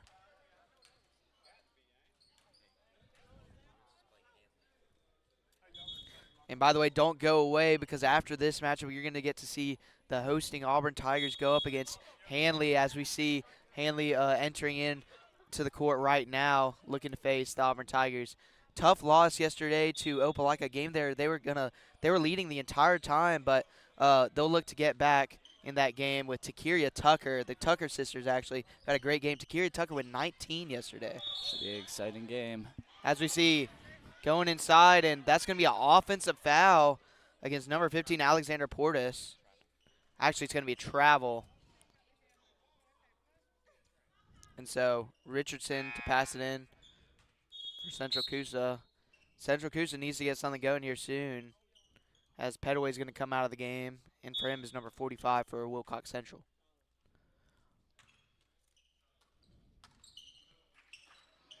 So Central Coosa bringing up the floor. And now Thompson getting the pass from Richardson. Thompson double teamed. Thompson dribbling inside. It's going to be tipped away, and I think that's going to be off his leg, and it is. And it's going to be Wilcox Central ball. Another turnover for Central Coosa. If you're the Cougars right now, you got to get something here. You got to get a stop, a steal, and then an easy bucket, because the way this is going, Wilcox Central could pull away. And we see Moten dribble inside, and a nice step through to get in between the two defenders. And Moten having a day, 14 points on the night. And now with the ball is Milliner. He passes over to Richardson, back to Milliner. Now Richardson with it near half court. Pass it over to Mitchell. Mitchell's going to toss it over to Culpepper. Culpepper going to dribble through the defenders, guarded by Packer. Culpepper passes it out to Mitchell. Mitchell going to stop and pop, and he misses it there. And it's going to be a rebound by Packer. Packer bringing it up the floor, passes it over to Harris Jr. Harris Jr. goes up, and that was blocked by Mitchell, but it's going to be rebounded by the Jaguars. Now pass inside to Harris Jr. Harris Jr. tries to find Portis. Now bringing it inside is Packer. Packer shoots it up and in. And all of a sudden, Wilcox Central up 38-22, 4:40 to go here in the third quarter. Now bringing it up the court is the Cougars, and Culpepper puts it up and in. So a much higher scoring affair here in the second half than the first. And now a nice pass out to Moten. Moten shoots it, and Moten hits it. And Moten with 17 points now, and we haven't even 6 buckets in a row without a miss for Moten now. And now Culpepper shoots it up and scores. Culpepper is having a good game tonight as well. Now Packer with it, guarded strongly by Richardson, able to get past him. Passes in the corner to a wide open 45. Shoots it up, and he misses it badly. And a rebound by Culpepper. Passes it out to Richardson. Richardson bringing it up the court. Richardson passes it over to Mitchell. Now Milliner going to control it for the Cougars. 3:44 to go here. 41-26 your score. Wilcox Central leading as Mitchell's going to go up, and it's going to be a foul against the Jaguars. Alexander Portis called for the foul. And that will send Connor Mitchell to the line for 2. Mitchell, the 6'2" senior. He's had a pretty good had a pretty good first half. It's been kind of quiet here in the third quarter. Mitchell makes the first. And coming in the game for the Jaguars is Joshua Blue, Tyshawn Bowers, and Kadavion Smith. Staying in the game is Moten. And Mitchell misses the second. So 1 for 2 from the line for Mitchell. Now Moten bringing it up the court for Wilcox Central. Moten going fast, and Thompson just getting a bunch of neck there. Richardson is the fans hear the fans say this isn't wrestling. I mean, y'all saw what I just saw. Richardson kind of just grabbed his shoulder. Almost seemed like a take foul, even though he was coming up the court. Didn't even go for the ball. So now Wilcox Central with it. Now Moten has it, passing the corner to Blue. Blue shoots it up, leaves it short. And they're going to say a push-off foul on Culpepper. They're going to call personal foul. He was holding him down on the court there. So, can't do that if you're Culpepper. Now Moten in the corner. Moten, no hesitation, and he makes it. And Moten now 7 straight makes, and he has 20 points. By far one of the most impressive outings of any player in this tournament so far. And we see, right on the other end, Thompson answers with his own bucket. So 44-29 your school. These teams are revving up here. 2:55 to go in the third quarter. Now driving inside, and that's going to be a foul on Central Coosa. I'm really impressed with how the coach during Taylor's interview said they were gonna run up the score, and they have done exactly what he has said tonight. It's now 44-29, and it's not as close as it was in the first half. Yeah, and we see here Moten thought about it.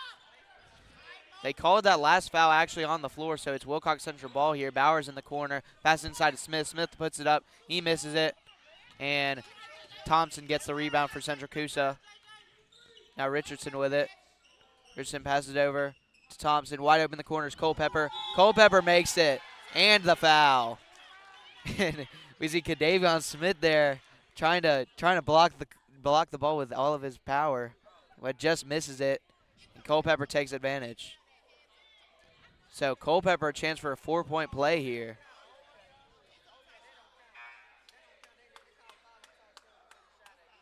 And somehow not a shooting foul. Very, very interesting here. And the coach for Central Coosa is livid, and I understand it. Unless they didn't call that on Kadavion Smith, I don't see how that was foul on the floor, but guess not. We'll ask the refs, possibly. Now Thompson goes inside, and that's going to be a foul on Smith. And that one was a foul. He caught Thompson on the arm there. Still kind of questioning. So I'm looking at the scoreboard now. So they counted the bucket, but then they took the ball out. I'm very confused right now. Frank, you got any answers for me? I'm as confused as you, Max. So Thompson makes it, and I think the score should be 30 to – no, I guess they counted the 3. So this is what I'm guessing happened. I was watching the shooter. I bet you somebody on the inside had a personal foul, either like shoving or something. He made the bucket, then the foul was called. So they count the bucket, and they get the ball back. And that's a 4-point possession there. Thompson misses the second free throw, but big possession there by Central Coosa. And now Central Coosa with all the momentum. And let's see if they can stop the Wilcox Central. Almost a bad pass there. Inside with it, and he misses the bucket, Portis, and it's a rebound by Central Coosa. Richardson now taking it to the other end. Richardson trying to go coast to coast, puts it up and misses. And a rebound by Bowers, Now bringing it inside, and it's gonna be a charge, and he can't believe it. Charge on Pedway, and now we're gonna see a timeout by Wilcox Central. Plumway does not look happy about that. Yeah, I thought it was either a turnover or it was a foul on Central Coosa, but I guess they called a charge. And Wilcox Central coach asking about it. We're going to keep it here. Right now 44 to 33 your score here. Wilcox Central with the lead, but Central Coosa about to have the ball. 1:54 to go in the third quarter. Frank, this game was 7-point game at halftime. Then Wilcox Central was able to pull away, get it to as high as a 17-point lead. But now Central Coosa with that 4-point possession cut it down to 11. How has Central Coosa been able to get back into this game? By making shots, taking shots, playing good defense. That's pretty much the story of this game. They need to come back now because they're down by 11 points, and it's put out or shut out. Yeah, I mean, if Central Coosa is able to take this down to possibly, maybe a 7 or a 5-point game by the fourth quarter, they can definitely have a shot at winning this one. Now Richardson passes it over to Mulliner. Mulliner passes up to Culpepper. Culpepper inside, and that great fake out, but he misses the shot. That was Grant, but a rebound by Culpepper. Culpepper misses it. Culpepper rebounds it again, and he scores and he flexes on him. 44-35 your score now, and Central Coosa. And now we hear a defensive chant for the Central Coosa Cougars, and that is going to be a blocking foul. No, it's going to be a travel. Travel on Pedway. And Central Coosa has the ball back now. Plumway needs to get his head into the game. Yeah, Pedway, a very emotional player, but, having a great game, but he cannot let his emotions get to him right now. That's just right now he's letting his emotions. And Thompson passes it over to an open Milliner. Milliner tries to pass it inside. Tipped away by Pedway. Pedway passes up to wide open Bowers. Bowers slams it home. What a slam by Bowers. And the Wilcox Central crowd is loving it. Crazy. And it's a turnover for Central Coosa. What a turn of events. What a turn of events. 1:05 to go in the third quarter here. 46-35 your score. Wilcox Central winning right now by 11. And looking to increase that score right now. And Pedway with what a steal by Pedway right there. And now that's going to be a reach-in foul called on number 13 for Central Coosa, Tyreek Epps. Max, Wilcox, their fans are very rowdy, and you got to love that. Yes, 100%. Passing in for the Jaguars is blue, but. And looks like they called a shooting foul. Actually, no, they're in the bonus. They're in the bonus, so any foul from now on will be a shooting foul. So And also, new rule here in high school basketball. I learned this actually from Wings 94.3 radio host Jack Hudden the other day. No matter what, you're always shooting 2. Once you get in the bonus, once you get 5 fouls, you are shooting 2. No 1 of 1 anymore in high school basketball for men's and women's. So 45 makes the first one. Now Wilcox Central, right when you thought Central Coosa were getting back in it, Wilcox Central able to pull away here. Now it's a 13-point lead here for the Jaguars. 48-35 to go here, 55 seconds to go in the third quarter. Now Epps with it. Epps passes it in the corner. Now pass inside, and that's going to be a foul. Foul on blue.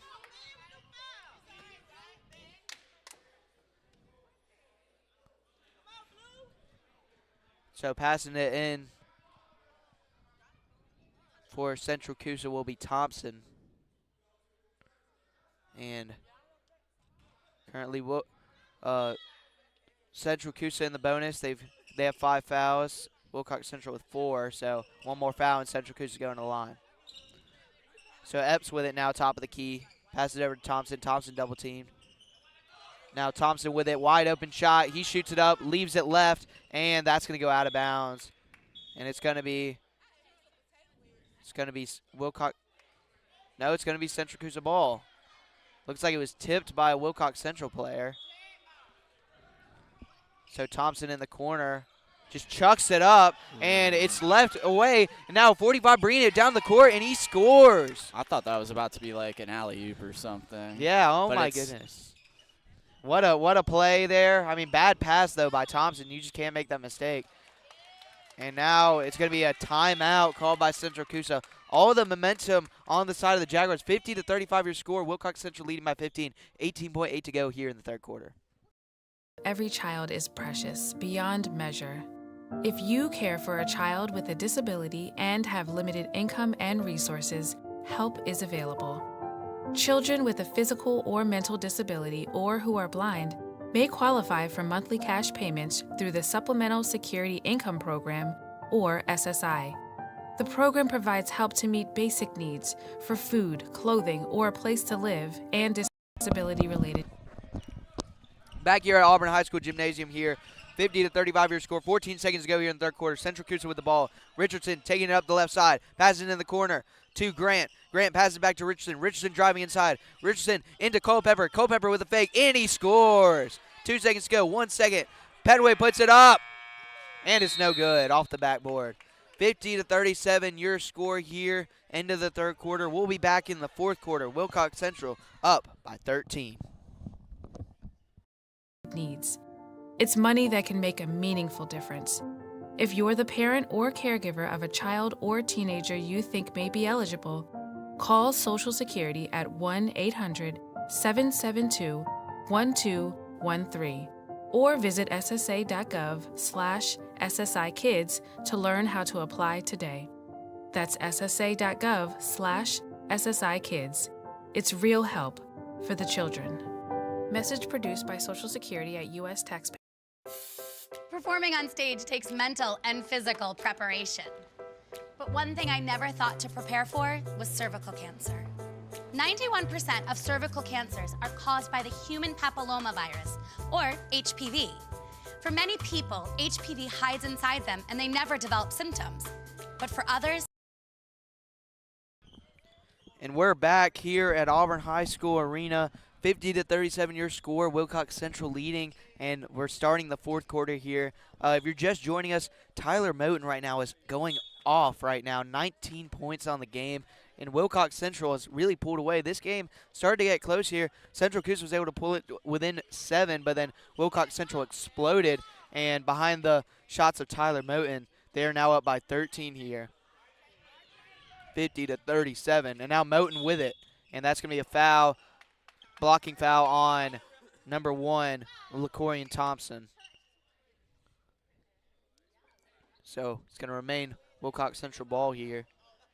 And Frank, you know, Central Coosa down by 13. What do they have to do to get back in this game? They got to start making some shots. They got to start getting some steals, playing some good defense. See, Central Coosa can pretty much. And we see there the missed shot by Wilcox Central, and then Central Coosa able to get the rebound. Thompson passes it over to Richardson. Richardson over to Grant. Grant leaves it short, and it's rebounded by Culpepper, and Culpepper scores. Culpepper also having a heck of a game so far. Culpepper with 17 of his own, and it's really Culpepper versus Moton right now. And now going inside, that's Harris Jr., and Harris Jr. unable to get the bucket in. It's going to be out of bounds. It's going to be Central Coosa ball. So still a game that's still very much up for grabs, but Central Coosa is going to need to start making some shots on the other end. And coming in for the Wilcox Central Jaguars is number 34, Kadavion Smith. Now Thompson passes it over to Richardson. Richardson over to Epps. Epps to Grant. Culpepper inside. He scores. Culpepper now with 19. And now it's a 9-point game. And bringing up the court is Wilcox Central. Going inside. That's Irby, and Irby scores it and one. Oh, excuse me. Blocked by Central Coosa. It's blocked to the moon. And so it's going to be Wilcox Central ball. And Packer passes it inside to Smith. Smith double-teamed. Wanted a foul. Now Moton, long three.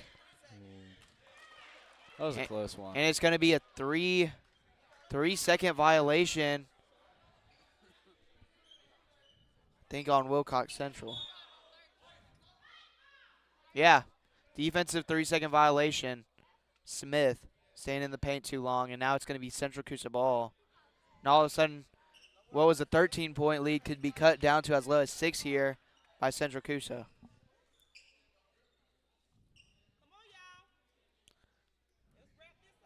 So now Richardson to pass the ball in. Passes it up to a streaking Epps. Epps going inside. Epps puts it up, and he misses. Culpepper fighting for the rebound. That's going to be out of bounds off of the hands of Rodriguez Irby for Wilcox Central, so it's going to be Central Coosa ball. 6:25 to go here, 50-41 your score. Wilcox Central leading by 9. Richardson to pass it in for Central Coosa. Passes it in the corner. Epps takes the three. He misses. Rebound by Packer. Packer passes it up, and bad ball handling skills by Ronald Harris Jr. Passes over to Smith. Smith goes up, and it's going to be tipped away. Good play there by Antonio Grant for the Cougars. And it's going to stay with Wilcox Central. Jamarius Packer is going to pass it in here for the Jaguars. And Moton left wide open, and he drains it. Moton now with 22 points on the night. 23 points on the night here for Moton. Now Richardson goes inside, passes it in the corner, and that one was a bad pass, just too far to the right of Grant, and it's going to be Wilcox Central ball. And now Tyler Moton playing like the MVP tonight, 23 points. And be sure not to go away. We're heating up here, 53-41 your score. Wilcox Central leading, 5:58 to go in the fourth. HPV links directly to cancer. My cancer almost ended my career. It almost ended me. The good news is there are vaccines that can protect you or your children from cancer. The HPV vaccine is recommended for 11 to 12-year-olds, and a catch-up vaccine may be an option for teens and young adults. Talk to your doctor. Welcome back to Auburn High School. Second of 6 games here at the Reindeer Games round robin, and we got a good one here. Wilcox Central up 53-41 here, 5:56 to go here in the fourth quarter. And Tyler Moton bringing it up the floor for Wilcox Central. You all are just joining us, 23 points on the night. And now Harris Jr. with it, passes it over to Packer. Packer looking for Moton. Moton making a cut. Back over to Moton. Dangerous pass there. Some great defense here by Central Coosa. Moton able to be left open, but they call it a travel. Travel on Moton.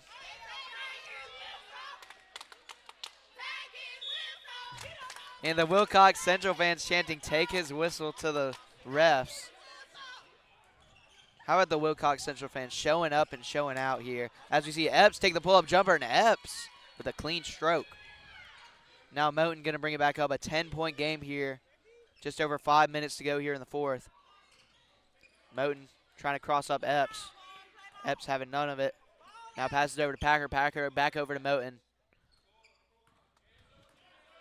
Now Packer driving inside and kind of uncontrollably there, and they're going to call a jump ball. And it's going to be Central Coosa ball. So there you go. Some bad mistakes here for Wilcox Central. And now it's going to be Central Coosa ball, and they're going to bring it back up the floor. Now Epps in the corner. Wide open is Grant. Grant takes the shot. He misses. And a strong rebound there by Rodriguez Irby. And getting ready to come back in the game is Javion Petaway, who had a great first half, has been kind of quiet. And a great steal by Thompson. Thompson back up to Epps. Epps going to stop, pop, misses. Thompson trying to get the rebound. And Richardson falls on his own teammate Thompson. That's going to be tipped out of bounds. And it's going to remain, it's going to be Wilcox Central ball. And that was Epps with the shot there off the rebound. Missed it. And then it's going to be Wilcox Central. Jamarius Packer taking it out for the Jaguars as we see Handley women's basketball getting ready to take on the Auburn Tigers in what should be a great matchup in next game. So Moten bringing it up the floor. Pass it out to Harris Jr. Harris Jr. passes it over.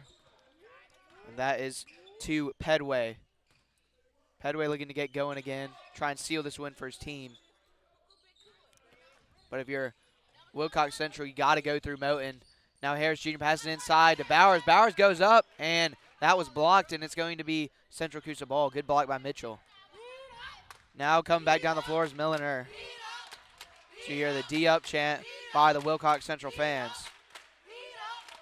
Now Richardson looking for somebody, calling for a screen. And Central Coosa's got to get going here. They're down by 10. They got to start scoring in bunches. Only 3:35 to go here in the fourth quarter. I mean, they are wasting a lot of time here.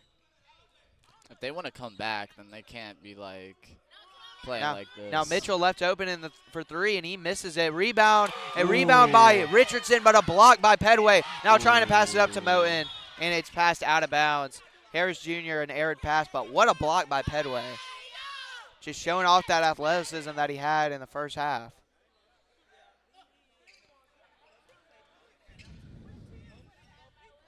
And if you're Central Coosa, got to give it to number 23, Culpepper.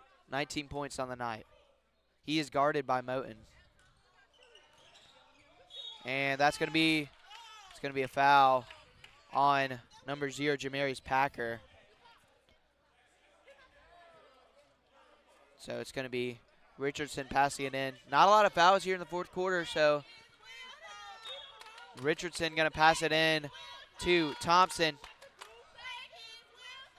Thompson looking for open man. Once again, like I said, you got to go through Culpepper here. But Culpepper well guarded down in the paint. Now Thompson passes it over to Richardson. You can tell they're trying to get it to him. They get it to him inside, guarded by Pedway, passes it back out to Thompson. And nothing doing here for Central Coosa. Richardson takes it inside, passes it over to Mitchell. Mitchell makes the nice shot on the baseline. That cuts it to an 8-point game. So Central Coosa slowly cutting this lead. A 5-0 run here for Central Coosa. Now bringing it in is Pedaway, and Pedaway finishes it and one. What a play. Foul on Richardson. Actually, that's going to go against Connor Mitchell. So Pedaway going to the line, 10-point game here. Pedaway having a great night so far. And that was going to be a miss. And Pedaway with 8 points on the night so far. Pedaway with 9 points on the night so far, excuse me. He misses that first free throw, and there was a lane violation. Looked like he almost tried to pull a Wilt Chamberlain. He tips that one away. So 55-45, 2:24 to go here in the fourth quarter. Central Coosa's got to start scoring fast. They might need to start chucking up threes here. Now Thompson, he had a little bit of space, decides to not take the three, instead takes a contested jumper, and that one falls no good. Rebound by Bowers. Wilcox Central taking it the other way. Packer going fast. Packer going to drive inside coast to coast, and he makes it at one. And that might be the dagger. What a shot. What a play by Packer. Not even looking to pass the ball. Takes it inside and draws the foul on Culpeper. And now a 12-point lead here for the Wilcox Central Jaguars. Looking to move to 8-3 on the season. And Packer missed the first one, leaves it short. Or misses the free throw. Then down to Thompson. And Thompson misses. He gets the ball. As we have a second encounter this time with Pedway. And I love it, you know, playing with all of his hustle. As actually Central Coosa did score. I'm not sure who scored it. Pretty sure it was Thompson off the pass. That time I almost took a shot there. Don't worry, you might have okay, an Max? Yeah, I'm good. You look a little rattled up from that. I'm good. Pedway might need to get an interview with Pedway and Moten possibly after the game. Yeah, I mean, Pedway you need to watch out. Yeah, coming for the scores table. So now we're not in the game. Now it's a 10-point game. Packer at the free throw line. He misses it, gets the rebound in. That was, oh, yeah. Bit of confusion there as, yeah, Packer had 2 shots here. He missed the first, and then people started hustling. Kind of funny, that moment there. And Packer makes the second. And so 1 for 2 from the line there for Packer. 58-47 your score. 1:42 here to go in the game. And Central Coosa getting pressed here by Wilcox Central. Now over to Thompson. Thompson going to drive it inside. Passes over to a wide open Epps. Epps puts it up, misses it. Gets a rebound. Misses it again. Gets another rebound. Puts it up, and then that's going to be a foul on Pedway. Pedway caught him on the arm there. And excuse me, that's actually Antonio Grant. He's going to go to the line.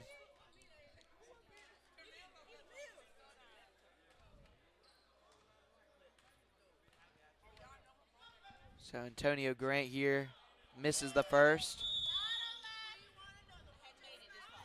As we see Soraya Daniels and the Auburn basketball team passing us by, getting ready for their game against Handley. As we're going to see a timeout called by Central Coosa here. We're going to take it with them. 1:26 to go here. 58-47 your score. Wilcox Central up by 11. Doctors. You don't want HPV hiding inside your body like HPV has been hiding inside this commercial. Did you see all of them? Go to thinkaboutthelink.org to look again and learn more. Together, we can stop cancer before it starts. Some kids never smile. They're embarrassed by their crooked teeth. They want braces like the other kids, but their families can't afford them. Some may even try to Welcome back to Auburn High School straighten their for teeth themselves. what's about to be the end of our second of 6 games here, day 2 of the Reindeer Games round robin tournament. As we're gonna get Antonio Grant with 2 shots here at the free throw line. He makes the first. Actually, I think he actually had his first one before the timeout, and a great move by Packer, going coast to coast again, and he almost goes up and in. Packer kind of taking over here late in the game. He now has 5 points in the last couple. He has 6 points in the last couple of minutes with a chance to make it 8 at the line. And moving forward, Central Coosa, if you're here, I mean, these are 2 really good teams as Packer makes the first. So now with 7 points in just the fourth quarter for Packer. And he makes the second. So now the lead is now 12 points for Wilcox Central here. 60-48, 1:17 to go, and Central Coosa might need a miracle here. And Thompson's going to go inside, and he makes it at the rack. So now a 10-point game. And if you're Wilcox Central here, it wouldn't be a bad idea to hold the ball a little bit. Moten left wide open, thought about holding it, and he shoots it, and he misses it. And it's a rebound by Richardson. And Richardson goes all the way. Nice move, and he scores it. That might have been a mistake by Moten. Still an 8-point game, but right there he could have just held the ball. Now Moten's going to get fouled by Culpeper. And Culpeper's now out of the game. I think that was his 5th foul. So coming into the game for him is one of the reserves. It's going to be number 14, Alex Williams. Great night for Culpeper, though. 19 points on the night before fouling out. So 2 shots here for Moten, and he makes the first. Clutch. 24 points on the night. 25 points on the night for Tyler Moten.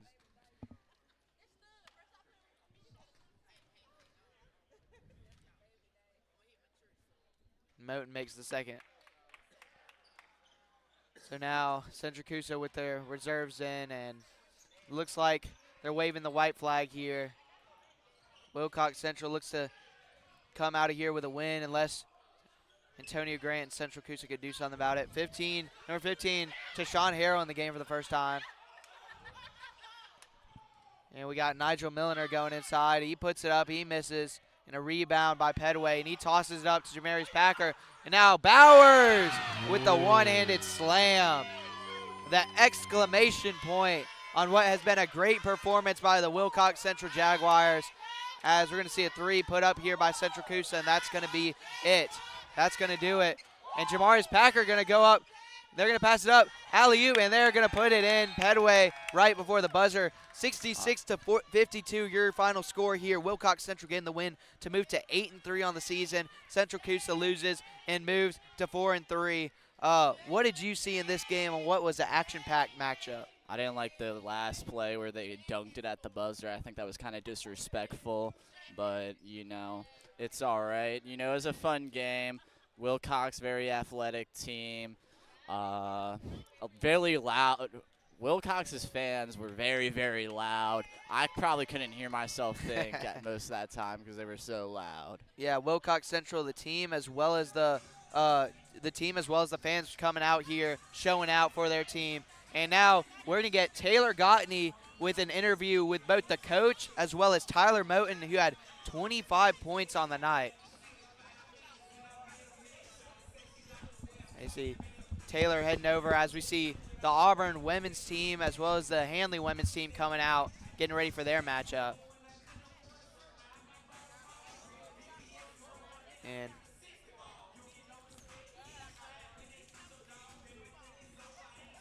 And we're about to send it to Taylor Gottney once he's able to get to Moten. Pretty sure it's going to be Moten first, and then we'll also get the Wilcox Central head coach as well.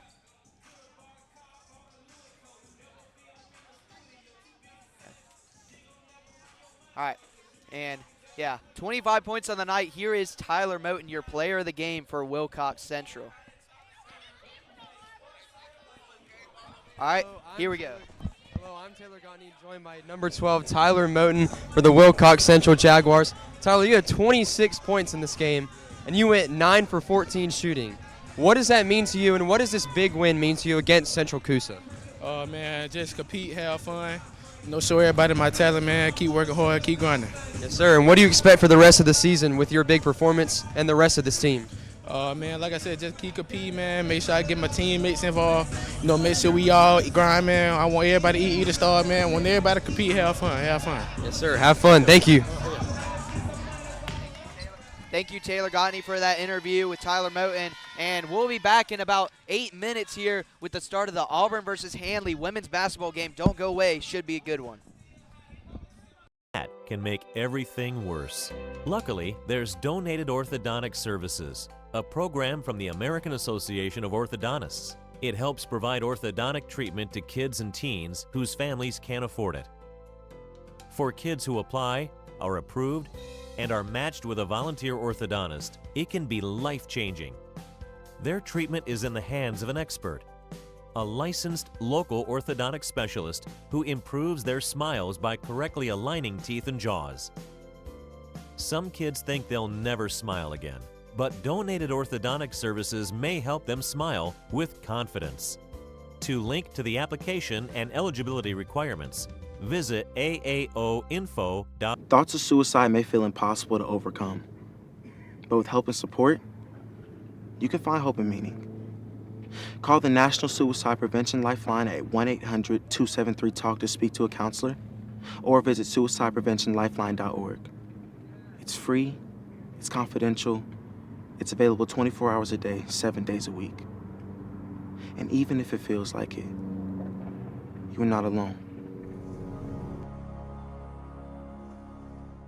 Meet Norm. He lives with anxiety, but with the help of this latest innovation from Be Normal, he can be normal, just like everyone else. With the swipe of a finger, you can project happiness, confidence, machismo. Why settle for being real when you can be normal? The Normal Maker, new from Be Normal. This item doesn't really work because there's no such thing as normal. We're all different. What we like, how our brains work. In fact, 1 in 5 of us live with mental illness. Don't filter who you are. Start by talking to someone you trust. And remember, there is no... Eyes on the road, hands on the wheel. Safely drive that automobile. Eyes on the road, hands on the wheel.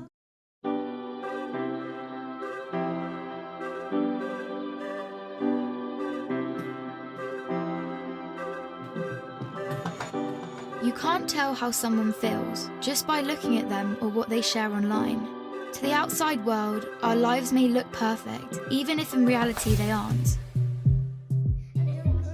I'm always worrying about doing well at school, and with the end of year test coming up, I'm not sure how much longer I can cope.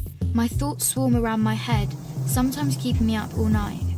Some days it's just all too much, and I feel like I'm lost in space. When I did badly on one of my tests, I just about kept it together until I got home. Then I broke down crying in front of my mum. She listened for a bit, and then she told me that, just like physical health, we all have mental health. It's our feelings, our thinking, our emotions, and our moods. She then said that feeling down, angry, and stressed is a normal part of life, just like it's normal to feel happy, confident, and carefree sometimes. We all have positive and negative emotions that come and go based on what's happening around us. These are everyday feelings. Good mental health means experiencing negative emotions. It's not always about being happy. Mum can relate to the feelings of stress. So when Mum suggested I take a break from everything and do something I enjoy, I actually took her advice. So I made myself a hot chocolate, snuggled up in a duvet and watched a film. And you know what? Afterwards, I felt so much better. Mum should take her own advice. Most of us only ever share the good things. We don't like to share how we really feel. Every morning when I wake up, negative thoughts stream through my head. Getting out of bed and pretending I'm okay takes all the energy I have. As the day goes on, the negative thoughts turn from a stream into a river. The water rushes through my head so loudly it's hard to concentrate in lessons. And some days it's so bad it feels like a waterfall that's trying to pull me over the edge. Everything is so overwhelming. I didn't think my friends would understand if I told them how down I was feeling. But when Sasha opened up to me about how stressed she was feeling, I told her. I wasn't sure how to bring up how I'd been feeling, so I started by saying that I didn't feel like myself. Just her listening made me feel like she understood. She told me some things that had helped her, so I tried them too, but it didn't make much of a difference. Even when I tried to be around my friends, I felt alone. The things I used to enjoy weren't fun anymore. I was really worried about Andre and not sure what to do. He was quiet and wasn't hanging out with us like he used to. So I asked our head of year for some advice. He suggested I get Andre to speak to him since his negative feelings weren't going away. I didn't want to speak to our head of year, but I also didn't want to keep feeling so down, so I went. He said that sometimes we have overwhelming feelings that can be more intense than our everyday feelings. These feelings hang around for a long time and change the way we feel, think, and behave. They can stop us doing what we want to in life. That's what I was going through. He also said that if we're physically unwell, we let people know, we ask for help. It should be no different with mental health. Sometimes our overwhelming feelings are brought on because of things in our life. Sometimes they happen for no reason at all. After hearing this, I felt much less alone and it felt good to talk. Scientists have found exercise can help when you're feeling low, so our head of year encouraged me to sign up to the school football club, which Sasha was already in. I still have days when the river is there, but now I'm beginning to understand my mental health. I'm learning how to cope. Our head of year reminded me that my friends, family, teachers, and lots of others at school are there to help just as much as he is. I had no idea the people around me could be so understanding. And while it's not always easy to talk about my mental health, the person I'm talking to might be able to help. If you don't feel like talking, that's fine. You could try writing, sports, reading, art, music, playing with your pet, whatever makes you feel better. If you're the person someone talks to when they're struggling, just listen with no pressure or judgments. You don't have to have the answer. If you feel unsure about anything, you can speak to a trusted adult. Talking about mental health doesn't have to be difficult. After all, it's something we all have.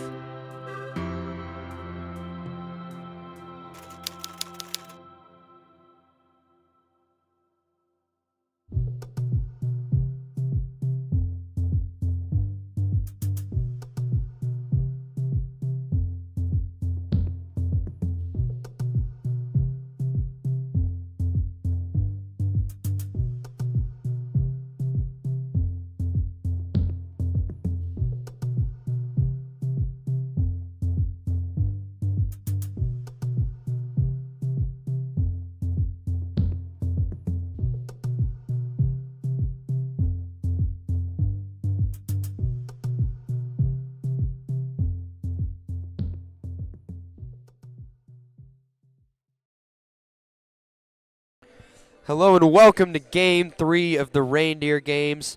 We got Handley versus your Auburn Tigers. Handley had a huge game against Opelika yesterday, leading the entire game. Just couldn't finish it out, so the Bulldogs ended up beating the Handley Tigers. So we got the Tigers versus the Tigers in this game. But Handley, watch out for Takiria Tucker.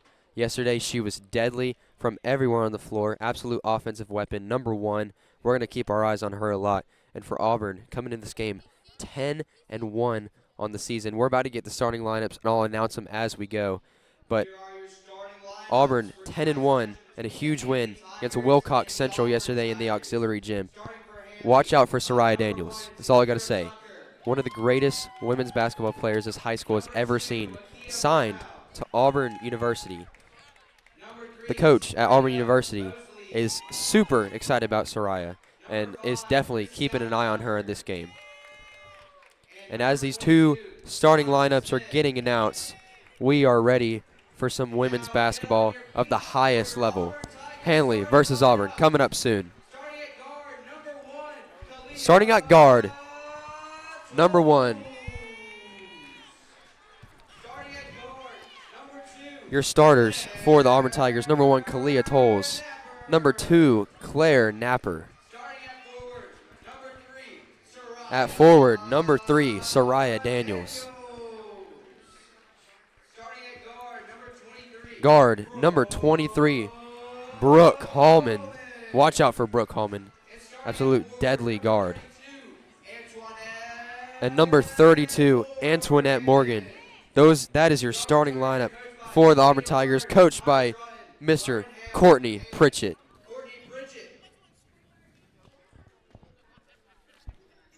Two starting lineups just got announced. We're ready for some women's basketball. I am going to be your color commentator, joined by play-by-play commentator Max Mesman. And we are ready as the tip is about to take place.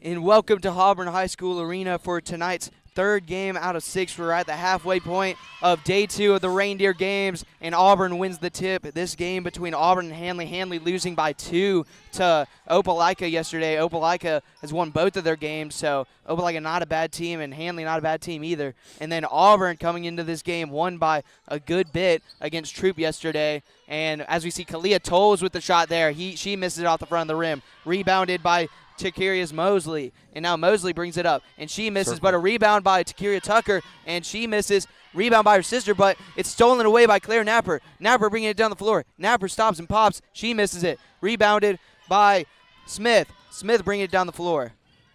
Smith Very fast-paced game so far. Both sides coming out super fast, wanting to play this game. As we see, Tucker misses that one, and it's going to be rebounded by Morgan. Morgan tosses it over to Kalia Tolles. Starting lineup for Auburn is Kalia Tolles at guard, Brooke Hallman, Sarai Daniels. As we see Kalia Tolles banking in off the backboard, and that gets the points started. That's the first points of the game. Auburn up 2-0. Now bringing it into the lane is Alex Brown for Handley. Now Takira Tucker passes it inside. That's Zanautica Smith. Also starting for your Auburn Tigers is Claire Napper and Antoinette Morgan. Now Brooke Hallman fakes it, drives inside, puts it up, misses it.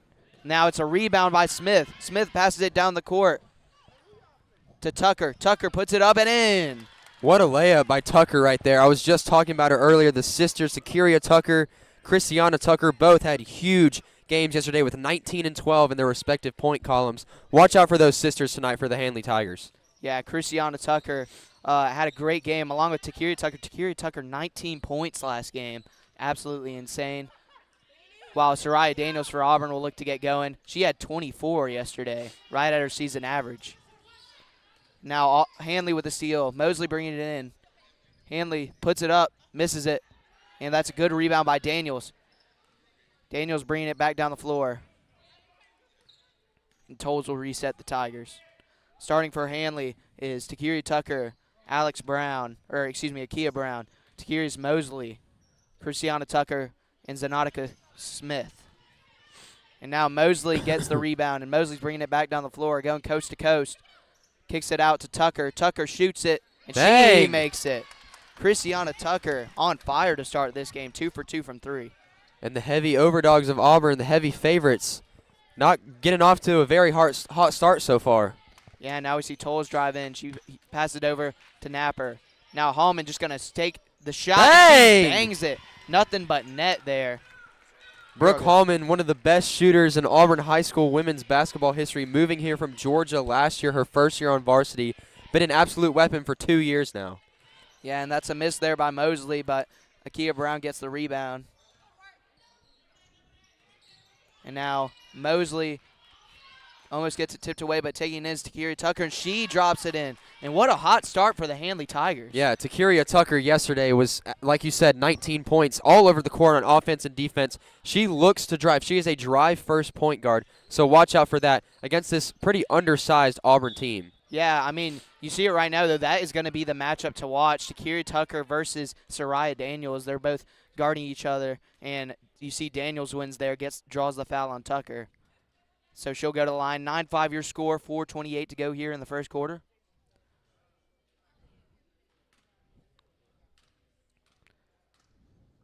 And Daniels going to shoot the first one and misses it. Rims out. I was saying before we started the game that Soraya Daniels, one of the top recruits in the state women's basketball history, for real, and signed to Auburn University. I was telling the audience about how the women's basketball coach for the university is super excited to have her, was almost jumping for joy when Soraya signed with Auburn University. As we see, Daniels misses both there. That's a rare occurrence for her. Usually a great free throw shooter. And that's Brown with the miss, and a nice strong rebound by Daly Alsobrook. Daly Alsobrook subbing into the game along with Mackenzie Etheridge. Daly Alsobrook and Brooke Hallman, dynamic duo in flag football on the football field and on the basketball court. As you see, Alsobrook misses that one from the corner. And we saw this yesterday. Auburn kind of struggled from the field against Troup early on. They only scored 2 points in the first 3.5 minutes in yesterday's game. But then they were able to, heat up and get it later in the game. But they cannot have that slow start against this Handley team. Yeah, for sure. You cannot have a slow start against Handley. We saw it against Opelika yesterday, getting off to a hot start and then kind of let off the gas a little bit, let Opelika come back. But Handley loves to score in the first half. Yeah, and we see Brown just misses that when it rims out, and it's going to be Auburn ball. So Alsobrook to inbound it to Kalia Tolles.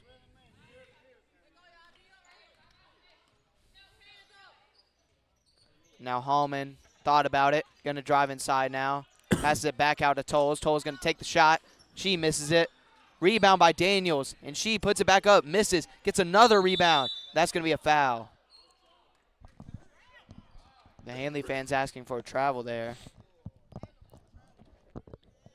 Daniel's going to go to the line for 2 here. Tucker with already 2 fouls in the first quarter, 3 minutes left, too. Not a good sign so far. Yeah. And, I mean, we saw that in the earlier women's game between Opelika and Eufuala. Opelika, that was kind of a scare for them. I mean, they had Dowell, one of their top players. She got 3 fouls in the first quarter, and she couldn't play most of the game.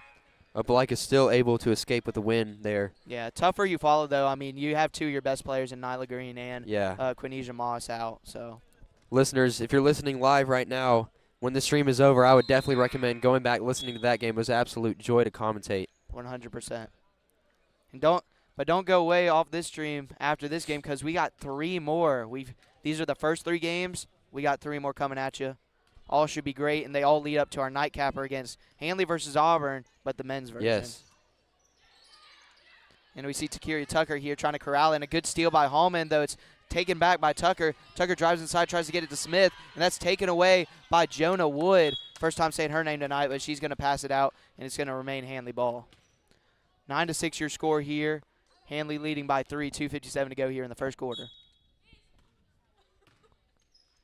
2 fouls on the Tigers, none on Handley. And congrats to Jonah Wood, number 30 on the court for the Auburn Tigers. Actually got an offer from Huntington, the University of Huntington, and has actually committed to play basketball there. So congratulations to her, and good luck at the collegiate level. Yeah, Jonah Wood, you talked to Coach Pritchett. She'll often be starting. You know, they've kind of rotated her in or out, but a great role player. I mean, one of the best. Her skill set is obviously defense. She's one of the best defensive players possibly in the state, and you see her right there on the baseline.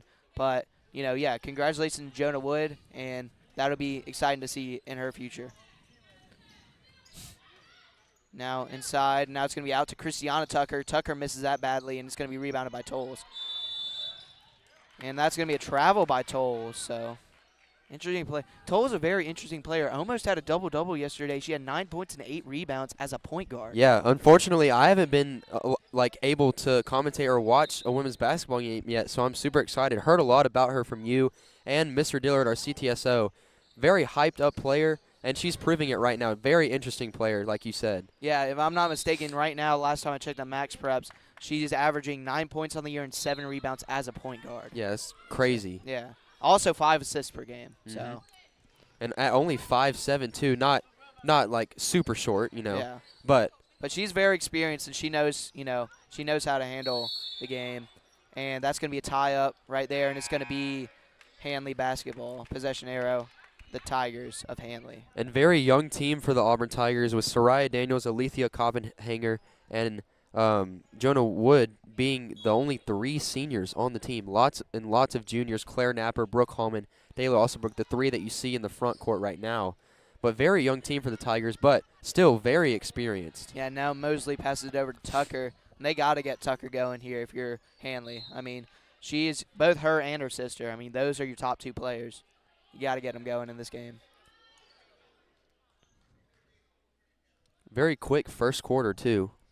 Yeah. Time has gone by very fast. Both of these teams are having very long possessions, long drawn-out possessions, trying to get someone open. Well, it shows how well coached both of these teams are. I mean, you know, Coach Pritchett, I know personally that he's a great coach, you know, and then the coach for Handley as well. We got to talk with her a couple times before the game and then during the game yesterday. Great coach. She's been coaching there for a while. I know she's been coaching there at least 6 years because I remember we showed her the out-of-date roster, and she was like, oh, I know some of those players, but they played here 6 years ago. Yeah. So, you know. Shout out Max Preps. Yeah, thank you so and much. And one. Yeah, Mosley there drawing the foul on Hallman. And watch out, Handley about to double up the Tigers here early on in the game. Mosley, the third scoring option for the Handley Tigers, had 10 yesterday and 2 steals. Yeah. Mosley, similar to Kalia Tolles, I mean, just handles the game so well as a point guard. Very experienced, and she'll look to have a great night tonight. And so Napper now bringing it up the court for the Tigers. Is this Napper's first year on the varsity team? I am not quite sure. I don't remember seeing her last year. I know she's really good on the soccer field as well, which stay tuned for AHS Mass Media. We're going to have some great stuff coming up for this year's soccer season coming in February and March. Yes, sir. So Mosley's going to inbound the ball here for Handley. Actually, no, it's Tigers' ball. Hallman passes it out to Daniels. Now Hallman, no hesitation, shoots the three. Ooh. High arcing, misses it. And that's going to be tipped away. And Good caught box by out Christiana right there Tucker. by Smith for the Handley Tigers. Boxed out Antoinette Morgan, like, perfectly. Yeah. Did not allow her to get the rebound. Excuse me, that was Avari Bowley. Yeah, Avari Bowley, the backup center. I mean, she is just, standing at 5'11" for women's basketball. That's still great height for a center power forward. And, she's great. She gives great minutes whenever Antoinette Morgan, the starter, is off the court. As you see, Tucker grabs it off the Hallman miss. Tucker out to her sister, Christiana Tucker. She misses it. And that's going to be a rebound by Napper. Although they're fighting for the ball, great hustle by Christiana Tucker, but it's going to remain Auburn basketball. Good hustle by Christiana Tucker right there against Claire Napper right on the sideline. Almost an amazing save by Tucker right there. Yeah, and Daniel's going to bring it up the court for the Tigers. Daniels takes it inside, passes it out to Hallman. Hallman, that's her spot. Hey! She makes it. The right corner is Hallman. The corner three is Hallman's shot for sure. 100%. You can see the no hesitation there by her. Just stop and pop. Now Mosley, Handley up by 3, 12-9 here, 26 seconds to go in the first quarter. Very quick first quarter here in Auburn Arena. Now Mosley going to take it out, and no need to rush here. I have a feeling Handley, if they can, might hold it for the final shot here. Yeah, Handley up 3. Heavy underdogs coming into this game. You got to start holding the ball. Do not let this dangerous Auburn offense get the ball back. And that's a steal. Bad pass, and then Daniels has it. Daniels going to stop and shoot for 3. Oh. He misses it. Right at the buzzer would have been awesome. That would have been a huge momentum booster, but Auburn up 12-9 here at the end of the first quarter. We'll be back after this commercial break. My name is Carly. I'm 15 years old and I am a heart recipient. I got my first heart transplant when I was 1.5 years old.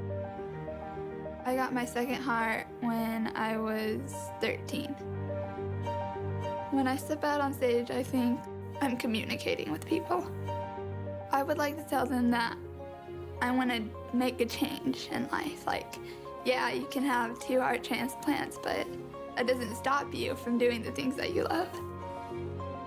When I get my driver's license, of course I'm going to say yes to be an organ donor because I've been saved twice. So who says I can't save somebody else? It's just the beginning of a new story. This gift of life was made possible by an organ donor.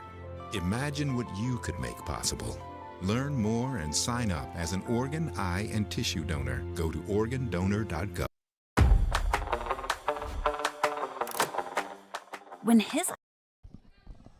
And we're back here at Auburn High School here for the third of our 6 games here on day 2 of the Reindeer games. As Auburn starts off with it, and a quick 3 by Alsabrook, and she leaves it short, but nice hustle by Hallman trying to get the rebound, but Takira Tucker is able to take it away. She's going down the floor quickly, gets it over to Smith. Smith on the baseline, puts it up, misses, and then Tucker with the rebound, and she puts it up and in. Takira Tucker. What a player. What a player indeed. MVP for this Handley Tigers team yesterday. And now we see Tolles going inside, passes it out to Hallman. Hallman thought about it. Now she passes it out to Napper. Napper going inside, passes it down the baseline to Tolles. Tolles puts it up off the side of the backboard, gets her own rebound, misses it again, and that's rebounded by Tucker. Now Tucker passes it up to Akia Brown. Akia Brown going inside, and she makes it. Akia Brown, one of those players that I got to commentate for yesterday, only had 4 points, but was truly a weapon on the pick game, on the pick and rolls, and right there on the drive. Yeah, I mean, Akia Brown, those type of players you love to have on your team, the ones that really fire you up and give you all the hustle points that you can get. As we see, Hallman makes another one, and Hallman is on fire right now. That's her third 3 of the night. And now it's 16-12 here, Handley leading by 4, 6:46 to go here in the second quarter. And so, pass it over to Brown. Brown with it, inside to Tucker. Tucker now baseline to Smith. Smith puts it up and What in. a lay. And Smith having a great night so far. And now that extends the Handley lead to 6. Now Tolles with it. Tolles with it. Now Tolles tries to pass it. Goes off the foot of Mosley. That's going to go out of bounds, and it's going to be Auburn ball. Now coming in for the Handley Tigers, that's going to be number 4, Jocelyn Fuller.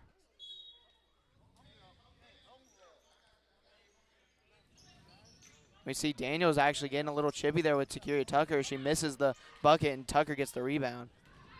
Now Tucker going down to the other end of the floor. Pass it inside to Smith. Smith puts it up. She misses it, and then rebound by Napper. Now Ostabrook pass it back over to Napper. Toll's going to drive inside. In the corner, Hallman. Hallman decides not to shoot it. Now Toll's wide open. She was kind of surprised how open she was, and she's able to still make the bucket. Kalia Toll's still a very good three-point shooter, but not her bread and butter. Likes that mid-range game, so took a few dribbles, hit the mid-range, and Auburn now only down by 4, crawling back into this game. Feels like deja vu from the Opelika Handley game yesterday. 100%. And I am noticing, though, a trend here as we see that's going to be a foul on Kalia Toll was there, just reaching in. Soft foul. Auburn, Auburn kind of struggling this season against size. I've noticed that. I remember the last game I commentated for them before the Troup game yesterday was against Brewbaker Tech, and they had a girl that was like 6'4" in a center and built too. And, I mean, they struggled. That game was close. Auburn only won by like 4 or 6. So, you're seeing it here. I mean, Nautica Smith is getting anything she wants. As we see her right there, drive in, misses it, gets her own rebound, and puts it back up and in. Nautica Exactly like Smith, I said. very physical player. When she gets that rebound, she's going to start swinging elbows, and you better get out of the way or she's going to make you pay. Yeah, right on cue there. Nautica Smith having a great night. Now Daniels going up against Tucker. Tucker also good a great D by defender. Tucker. And see, she locked up Sarai Daniels. Forces the contested, and Sarai Daniels still looking for her first points of the game. Smith with another rebound. And Auburn just playing a little sloppy here. Now Tucker gets it blocked by Daniels, and it's rebounded by Napper. Good block by Daniels. Now Toll's going the other way. Tries to pass it inside to Alsabrook, and Auburn might need a timeout here. Coach Pritchett is not happy. 20-14 is your score. 4:34 to go in the second quarter. And coming into the game for Auburn is Jonah Wood, Ramonica Tate, and Alethea Copinger. They're subbing out Sarai Daniels, Kalia Tolles, and Claire Napper. Also in the game now is Antoinette Morgan in for Alsabrook. Offensive foul. Offensive foul there. Good job by Alethea Copinger to draw it. Yeah, Christiana Tucker just kind of trucked her over, and the ref was right there. That's going to get called every single time. So Copinger to bring it up the floor. Actually, she's going to pass it back to Hallman. Hallman with it. Passes it to the corner to Tate. Tate passes it back inside. Good pass. And Hallman able to get up and in. And she is having a night so far. She might go for 30. Brooke Hallman proving why she already has college offers to play at the collegiate level. Great point guard. Oh, and Whoa. what a play there. That was Mosley. Mosley saying, whatever you can do, I can do better there. Scoring the contested lay.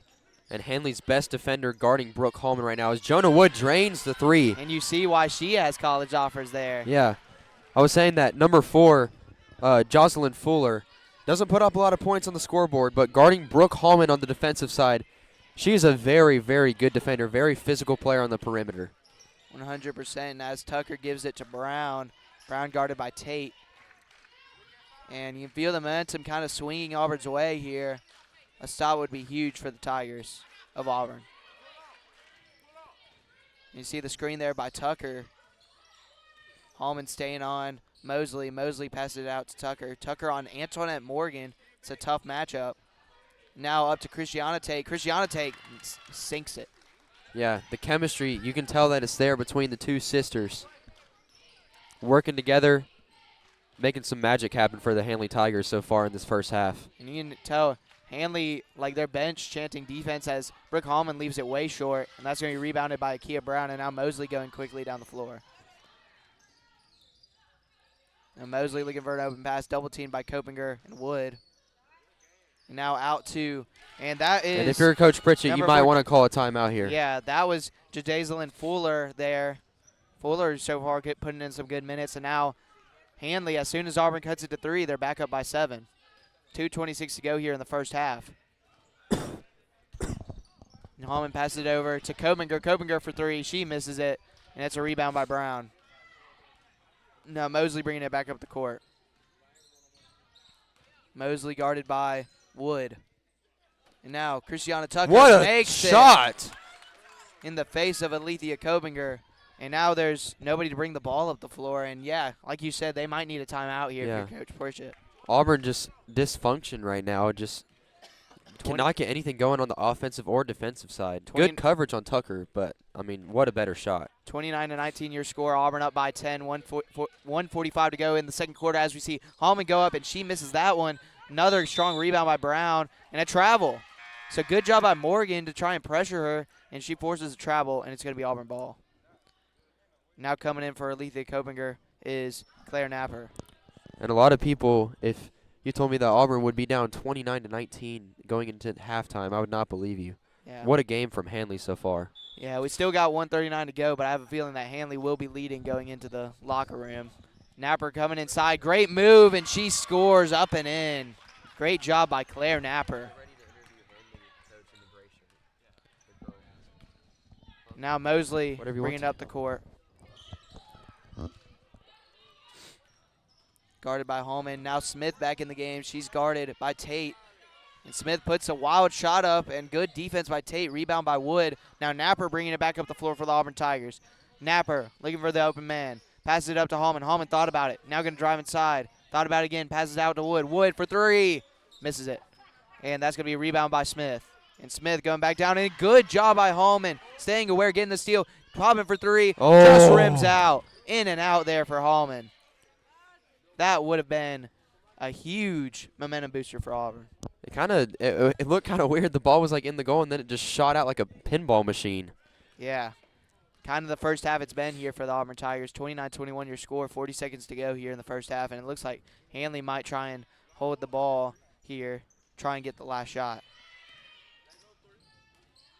30 seconds to go here. And I feel like that's exactly what Handley's doing. If you're Handley, you got to be feeling great going into halftime. Oh, yeah. Up by 8 points here. And we'll actually have an interview with the Handley head coach at halftime, see what she has to say about going into the half up 8 against the Auburn. Oh, 8 right now. It might be a little bit more in a few seconds. Let's see, Mosley passes inside to Smith. Smith puts it up, and that's going to be questionable. No foul call right there. Yeah, the coach strained for the Handley Tigers was asking for a foul, and surprised what she got. Not only is it going to be no foul, but it's also going to be Auburn ball. 7.2 to go here, 29-21 your score here in the first half. Daniel's going to let it roll for a little bit. Daniel's going to try and go inside, get that last shot, turnaround jumper, misses it. Rebound by Smith, and that's going to do it for your first half. And Coach Pritchett is not happy. Handley head coach, Coach Strain, I'm sure she's happy. And your final score at halftime, 29-21, Handley leading Auburn 29-21 going into halftime. And we're going to get Alex Frank with a quick interview with the Handley head coach.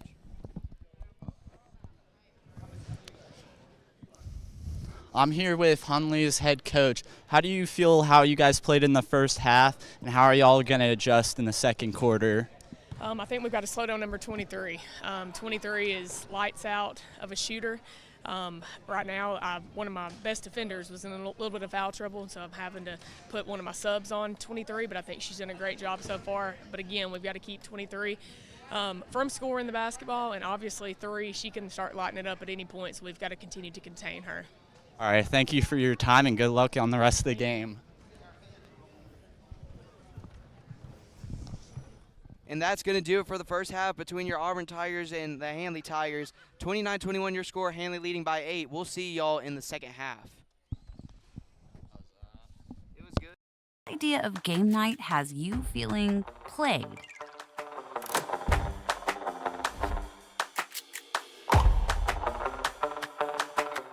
Or your teacher's pet has become unleashed.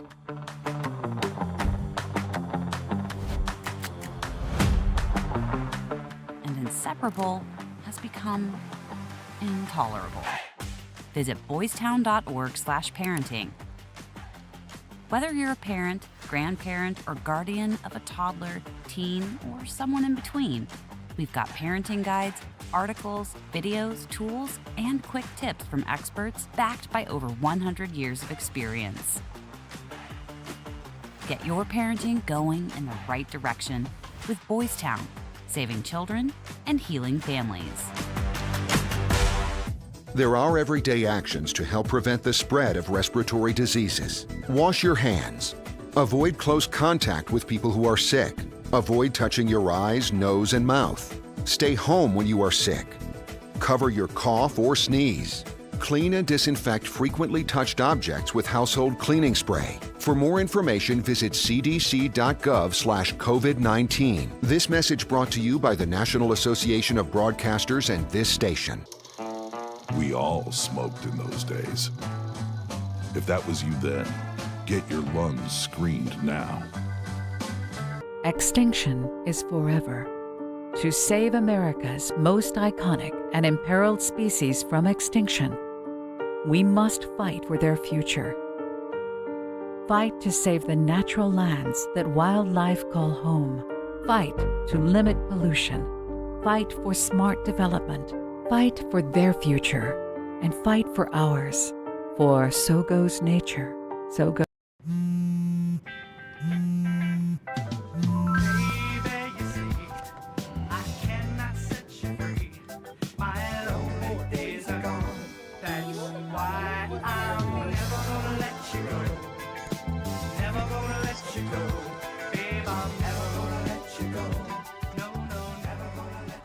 Here you go. Thank you. Thank you.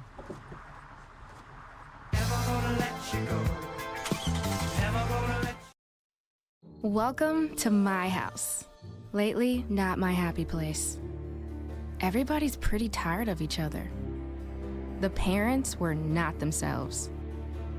My little brothers were morphing into small creatures. The walls were closing in. Clearly, a case of too much family, too close, 24/7. And there's a lot of that going around right now. If this sounds like your house, try going someplace new. YourLifeYourVoice.org. You'll find lots of ideas to help you handle the family stresses of being confined to close quarters. YourLifeYourVoice.org. It might not get you out of the house, but it could help you find a little more breathing room.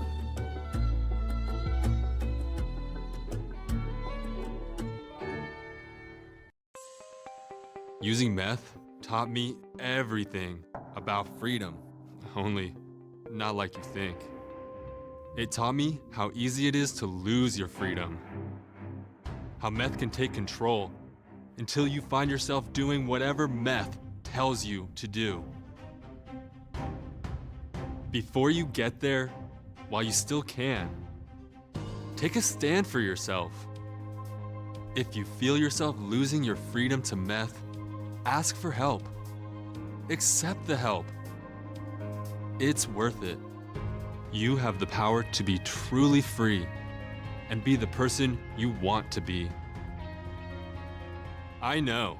I'm Jan, and I'm free from meth. If you or someone you know is struggling with meth, call 1-800-662-HELP for 24-hour free and confidential treatment referral. Learn more at samhsa.gov/meth.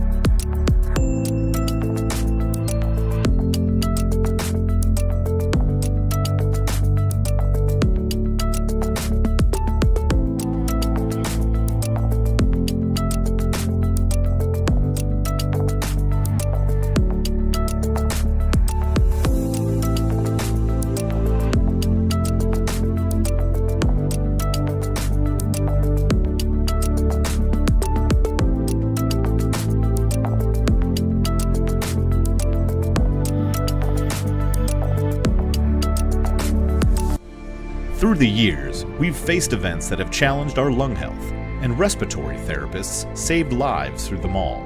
We've come a long way since the iron lung, but respiratory therapy remains an essential piece to patient care. Heroically working on the front lines of COVID-19 and its new waves and variants, respiratory therapists save lives, essential to patient care. Take time to thank a respiratory therapist by getting your COVID-19 vaccine today.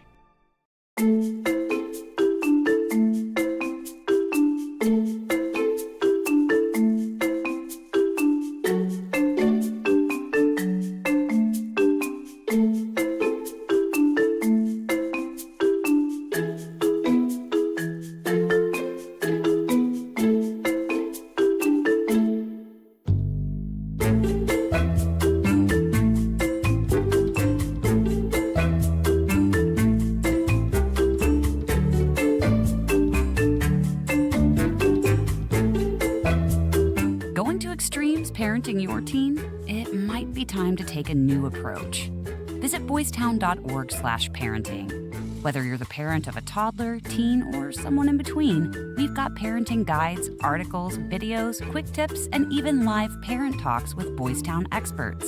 Boys Town, take your parenting skills to new heights.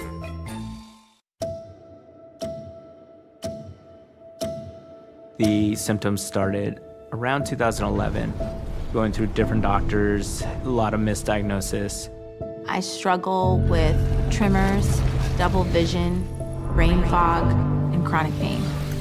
I picture myself being in this place and everything being out of reach. The MS is getting worse, and I'm still just stuck in this little body. Primary progressive MS. It's comparable to a house where things aren't working as they should. It's not something you can sleep off. You wake up, it's still there. When you hear about a cure, it brings that hope back. It would mean to my kids that they get their mom back. And people would be saying, hey, remember MS? You know what that is. If no one would have to ever experience this, it would just change the world.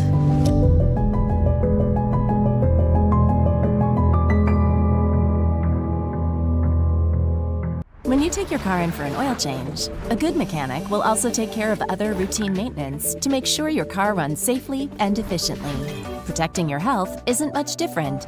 When you get a COVID-19 vaccine, it's important to make sure you're also protected from other serious but preventable diseases. It's easy and convenient to get other routine vaccines at the same time as a COVID-19 vaccine. So make sure you ask a healthcare professional about other vaccines you may need to maintain your health. We are strong, we are resilient, and we will get through this together. But these are stressful times, and it's important to also practice. Welcome back to the second half between Auburn and Handley. 29-21 is your score as we count down to the second half, about 5 seconds, and then these teams will get back on the court. Auburn really struggling, actually, in the first half of this game. Kind of surprised. Yeah, Soraya Daniel has been absolutely locked down by the Handley defense. And like Frank was talking to the head coach of Handley, thank you for doing the interview, she was like, we've shut down 3, but she can pop off at any point. So watch out for that in the second half. Soraya Daniels to come out of her shell a little bit and start scoring some points. Yeah, 100% not wrong about that. Handley, if they want to keep up in this game, they got to keep their foot on the gas pedal 100%, Oh, yeah.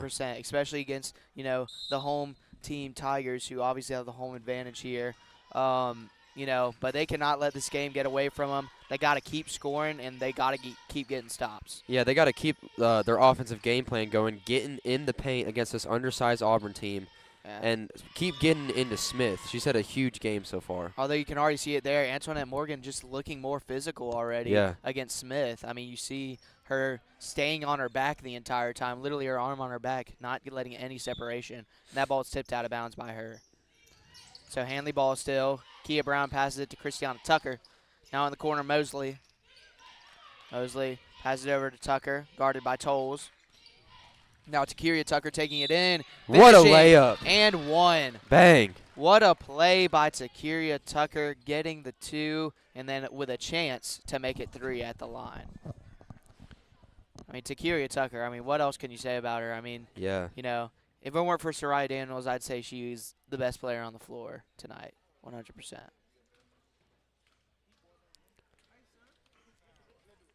So Takiria Tucker here, and she misses the free throw. So Good rebound.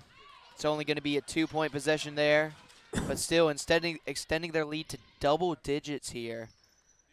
And let's see what the Tigers are made of. Tolles stopping and popping. That was smooth. Like it's nothing. Great Smooth pick like by butter. Hallman. You know, they don't expect guards to set picks, but great pick, allowing Tolles to be wide open for that mid-range, and that's her game right there. We've seen it all game. The mid-range is her shot. Yeah, Tolles currently the leading scorer for the Tigers with 7 after that bucket. And now Smith puts it up, and Great she misses. And a good rebound by Hallman. Now passes it up to Tolles. Tolles looking for Daniels. Now she puts it up herself and just rims out. Rebound by Morgan, though. Good job of corralling that one. And she puts it up What and a layup. Triple team, too. Puts it up and in. And what a play by Antoinette Morgan. And now a 6-point game. And Auburn trying to get back in this one. A great cut by Akia Brown, but Smith just didn't see her. Now that's going to be a shooting foul on Claire Napper. And Christiana Tucker will go to the line. Yeah, but both of these teams looking for a huge win. Both of them having great years. And Tucker makes that one. If you're Handley, you're kind of in the back of your mind, you're thinking about that Opelika game yesterday when you were up just like this and let Opelika storm back. So Handley just got to keep their foot on the gas, cannot take it off a single second. I was just thinking about that. You know, that Opelika game, it looks eerily similar to this one, like you said. And Handley, yeah, got to keep your foot on the gas here.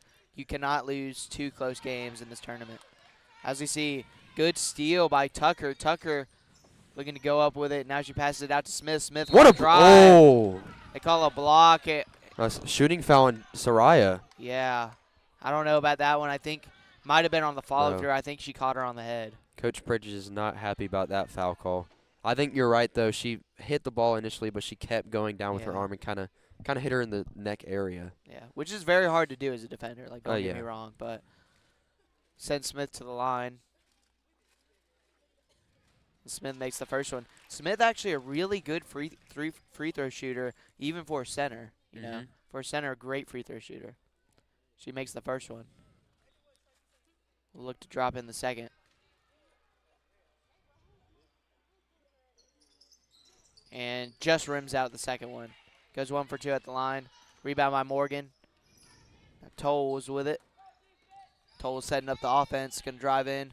Pass it out to Napper. Napper going to her left. Auburn going to reset one more time. Now Hallman coming up and through. Now she's going to cut out left. And now Napper left open in the corner. She misses it, leaves it short, and it's going to be a rebound by Christiana Tucker. Now Mosley with it. Mosley trying to go fast. Pass it out to Brown. Brown going to drive inside. Brown going to put up the hook shot. Airballs it. Rebound by Smith. Smith puts it up. Tucker gets her rebound, and then Hallman gets it off her miss. And then Hallman slings it like a quarterback down the court, and then Daniels goes up and under Daniels, for the and one. that might get her going. She has been super quiet this game. The top weapon for the Tigers, Auburn Tigers, excuse me, because both of these teams are Tigers. That might get her going this game. Yeah, I mean, Daniels, you know, Auburn's got to run through her. She's your best player. She's your leading scorer by 10-plus points per game. So Daniel's going to try and complete the three-point play. And she misses that one. So I will say, Daniel's not the best free throw shooter this game. I don't know if she has been all season, but definitely not this game. She's actually, been a really good free throw shooter all year. As you see, Mosley drains that one, a deep three. But no, Daniels, this is very uncharacteristic of her.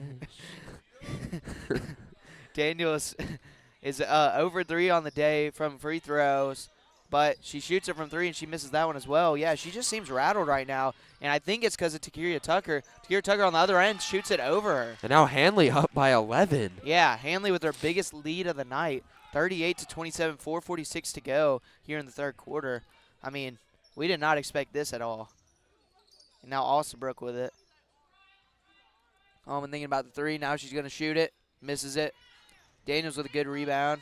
Goes inside on Tucker, and she Takiria Tucker is playing amazing defense on Soraya Daniels. It is impressive to watch. And now Brown with it on the other end. She misses it. And now Hallman gets the rebound. Brown upset that she missed that shot. Now Hallman back over to a wide open Tolles. Tolles not going to take the three. Drives inside, going to stop and pop. And Shooter's makes it. roll. Good shooter's roll layup right there from Kalia Tolles. And like you said, that's her spot. Mid-range. Yep. Mid-range is right on the free throw line. So now Mosley bringing it up the court for Handley.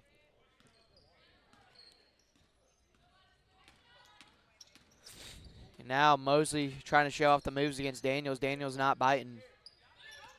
And Hallman almost tipping it away from Tucker. Tucker putting it up and putting it. No, went out. In and out. Thought for sure that was going to go in, but now that's going to be Auburn basketball.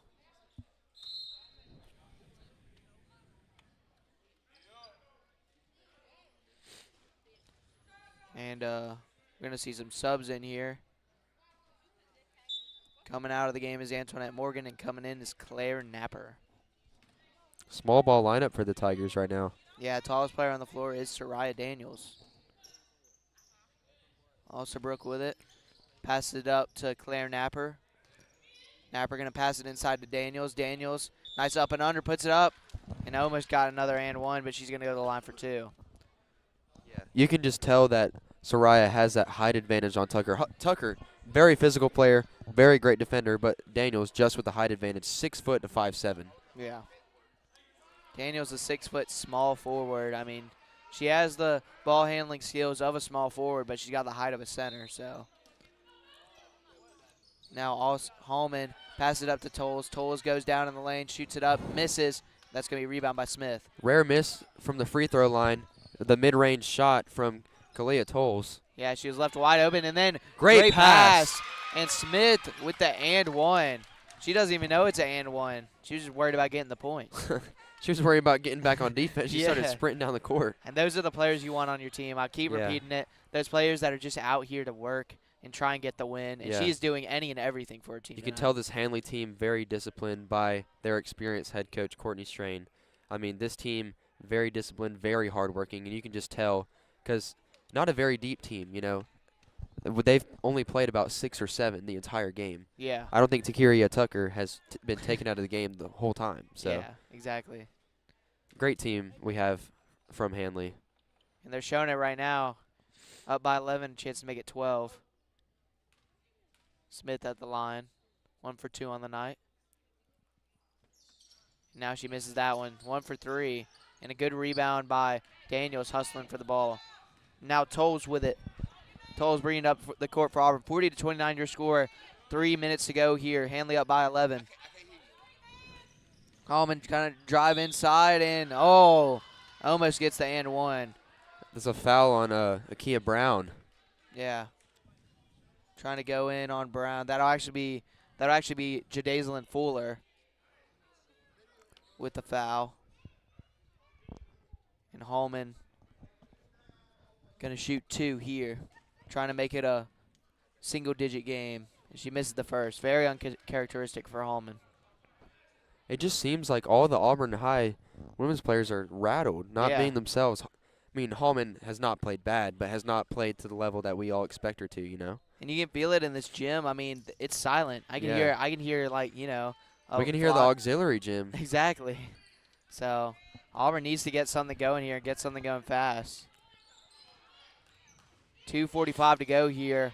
Auburn down 10, 40-30 to the Handley Tigers, third quarter. Both teams with 4 fouls here, so next foul will get them in the bonus, either team. Mosley with it. Mosley double teamed by Daniels and Alsabrook. Alsabrook steps away. Now over to Fuller. Fuller over to Christiana Tucker. Tries to get it into her sister, Takiria Tucker. And they're going to call it out on Auburn as that was tipped away by Napper. Fans not happy. You can feel there's not much to like right now as you see Mosley shooting the 3 and making it. What Mosley a 3. Coming out of her shell a little bit yesterday, was not a shoot-first guard, but today proven why she has a lethal 3-point shot. And that was from downtown. I mean, that was deep. Now, What a Napper block puts it by up, Mosley and on the it's other blocked end. by Mosley, and now they have numbers. Smith coming down the lane, and Handley not able to control the ball, and they're going to call a foul. Travel. No, travel. I was about to say, yeah, I thought she traveled, so that's a good call. So Hallman going to pass it into Tolles here. Auburn down by 13. And I feel like Auburn, honestly, you need to try and cut this down to like 6 or 7 by fourth quarter, because this is going to be tough to come back against a Handley team that's not only having great offense, but they're also playing great on defense. Now Tolles passes it into Daniels. Daniels one-on-one against Tucker. Daniels going to go up. Smith comes with the help. Daniels misses. Daniels back up and one. Soraya Daniels trying to put the Tigers on her back. Splat. Not again. Max, you know that was majestic.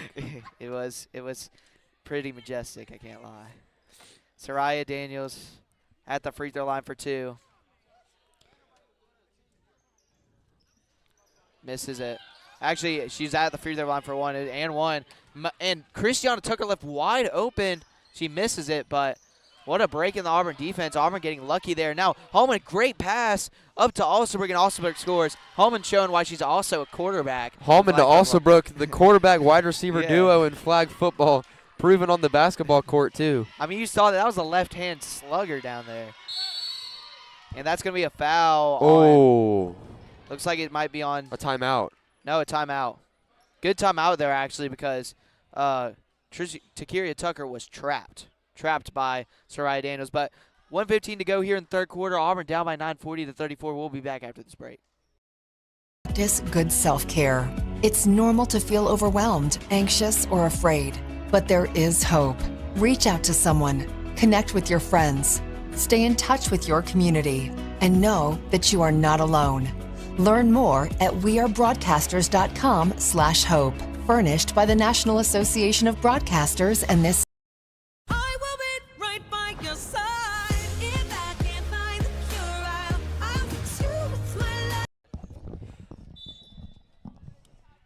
Welcome back to Auburn High School. Here, the third of our 6 games here for the Reindeer games, day 2. Auburn facing a tough test in Handley, down by 9 points here, 1:10 to go. And Hallman's shoe just fell off. And now Smith going to take advantage, and Smith scores on the inside. Now this is an 11-point lead here for Handley. And with under a minute to go here, Auburn needs to get something going here. Now Tolles with it. Tolles looking to pass it into Daniels. Daniels gets double teamed, misses it. Air ball. I think that was tipped. I think they hit her arm on that one. I think that was a missed foul call. Yeah. Coach Pritchett thinks so too. Well, you got to control your emotions here if you're Auburn, because now you are in crunch time. You need to get something going. You need to spark something here. As we see Mosley with it, trying to pass it over to Smith, and it's taken by Brown, and Brown passes it over to Tucker. Tucker back to Brown. Smith with it. Now pass it back up. 15 seconds to go here in the third quarter. Yeah, Handley just letting this go down to the third quarter buzzer. Handley up 45-34. Trying to pass it into Smith. A bad pass by Mosley. Stolen away by Daniels. Passes up to Napper, and Napper unable to catch up to it. And it's going to be Handley ball. 2.4 to go here in the third quarter. 45-34. Handley honestly dominating the Tigers right now. I can't believe I'm saying it. Every single quarter has just gone Handley's way. And Tucker going to not even take a shot. They feel comfortable. They're up by 11, 45-34. We're going to take the break with them. We'll be back for an exciting fourth quarter.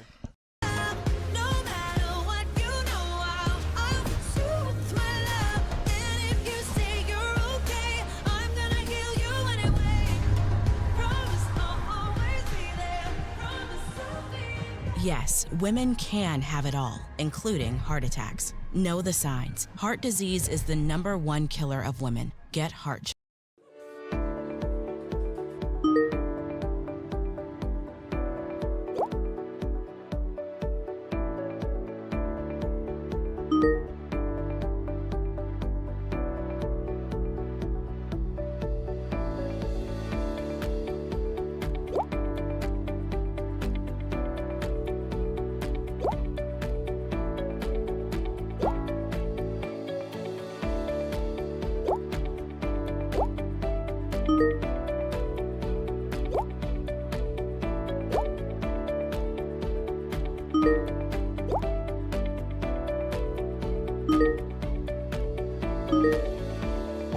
proudly serving military, vets, or immediate families of troops killed in action, VetTix is for you. Sign up for free to become a VetTixer and start creating new happy memories that will last a lifetime. Go to vettix.org to become a member now. VetTix, give something to those.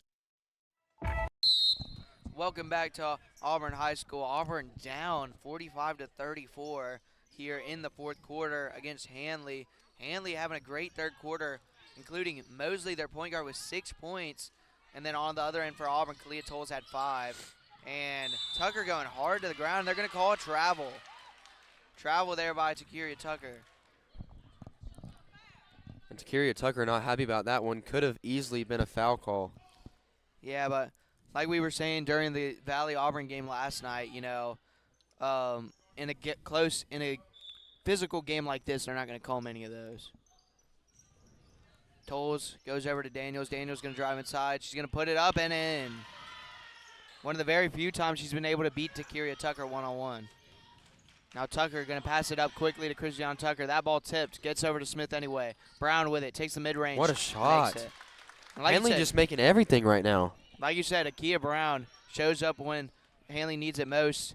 But this is where we saw Handley collapse against Opelika yesterday, fourth quarter. Let's see if they can hold today against Auburn. Now Osbrook goes up and in, misses the floater. And now that's going to be out of bounds, and it's going to be Auburn ball. It's going to be Auburn ball, and Hallman is going to inbound it for the Tigers. 47-36 your score here. Handley up by 11, 7:10 to go here in the fourth quarter.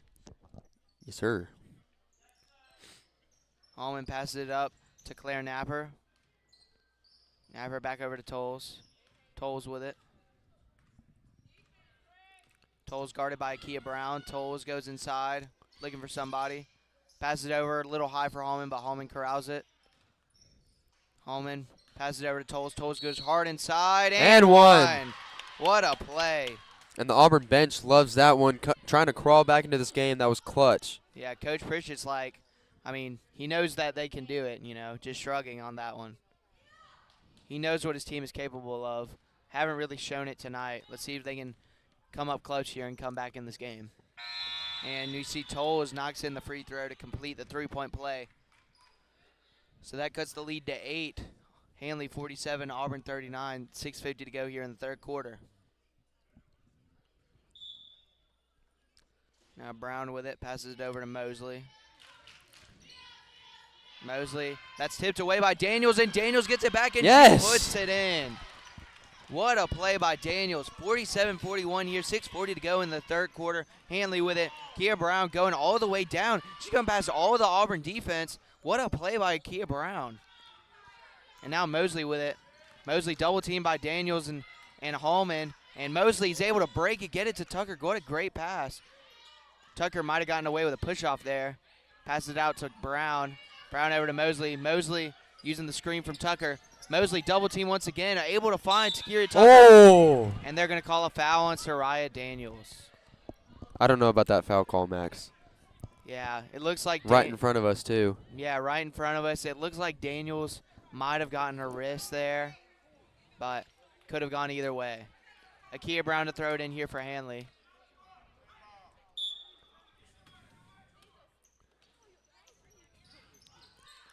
And Handley passes in. Akia Brown passes into Smith. Smith passes it out to Christiana Tucker. Tucker guarded by Tolles. She passes it inside, and she throws it behind Takiria Tucker and gets it to Morgan. And now Auburn coming back the other way with it. Hallman thinking about it, going inside, stops and pops. Hallman. And just like that. And if you're Handley here, you got to call a timeout, which is exactly what they do. Auburn on a 7-0 run here, 47-43. Things just got interesting. 5:44 to go here in the fourth quarter. When stress shows up, it can be hard to see. Maybe you can't sleep. Or you feel sad and you don't know why. Or maybe it's worse. Because stress can knock you down. It can hurt your health and your relationships. If you've lost a job, worry about your next meal, or have trouble making it through the day, we can help. Text STRESS to 211-211 to find a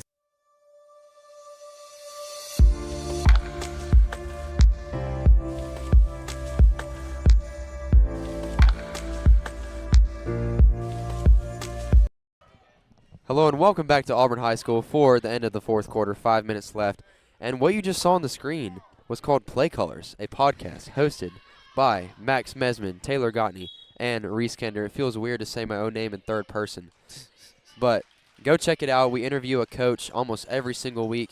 Episodes come out every single Tuesday at 3 p.m. We're taking a little bit of a break because of a Christmas break, but take them away, Max. Yeah, we'll be right back in January, so be sure to tune into that. Thank you, Taylor. But that's going to be a foul here to start off coming out of the timeout. Handley able to drop a nice play to get Tucker on the inside, and she gets fouled by Morgan. So Tucker going to the line for 2. And she misses the first one. That's rare for Tucker because she was, if I remember correctly, Tucker was 7 for 7 yesterday from the free throw line. Yeah. 8 for 8, actually. 8 for 8. And so she misses that one, first miss of the weekend. And she makes the second. 1 for 2 from the line, 5-point game.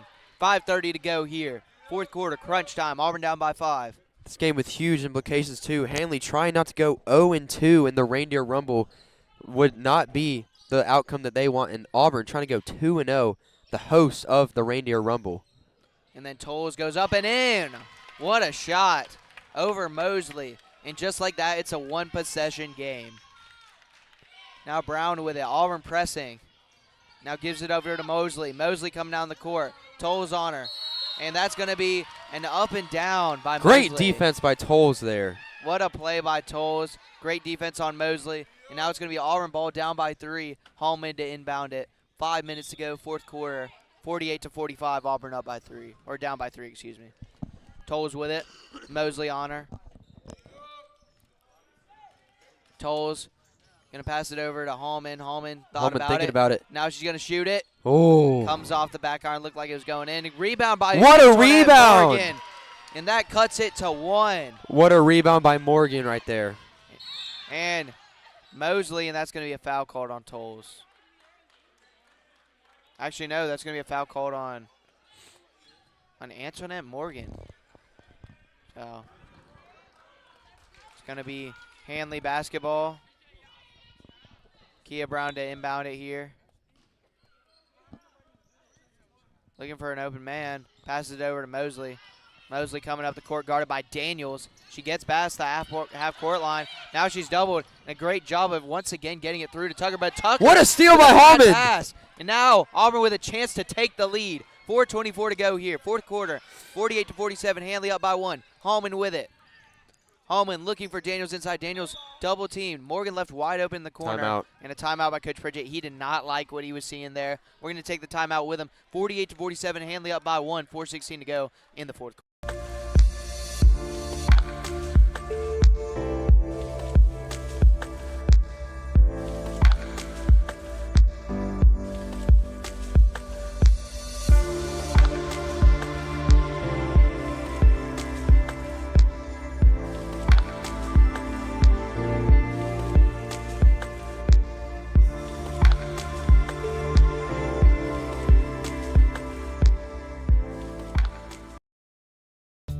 When I was in Iraq, our convoy was hit. It was bad. After I came home, I could still hear booms and see tracer fire. Makes it hard to be a good mom. As America's veterans face challenges, DAV is there.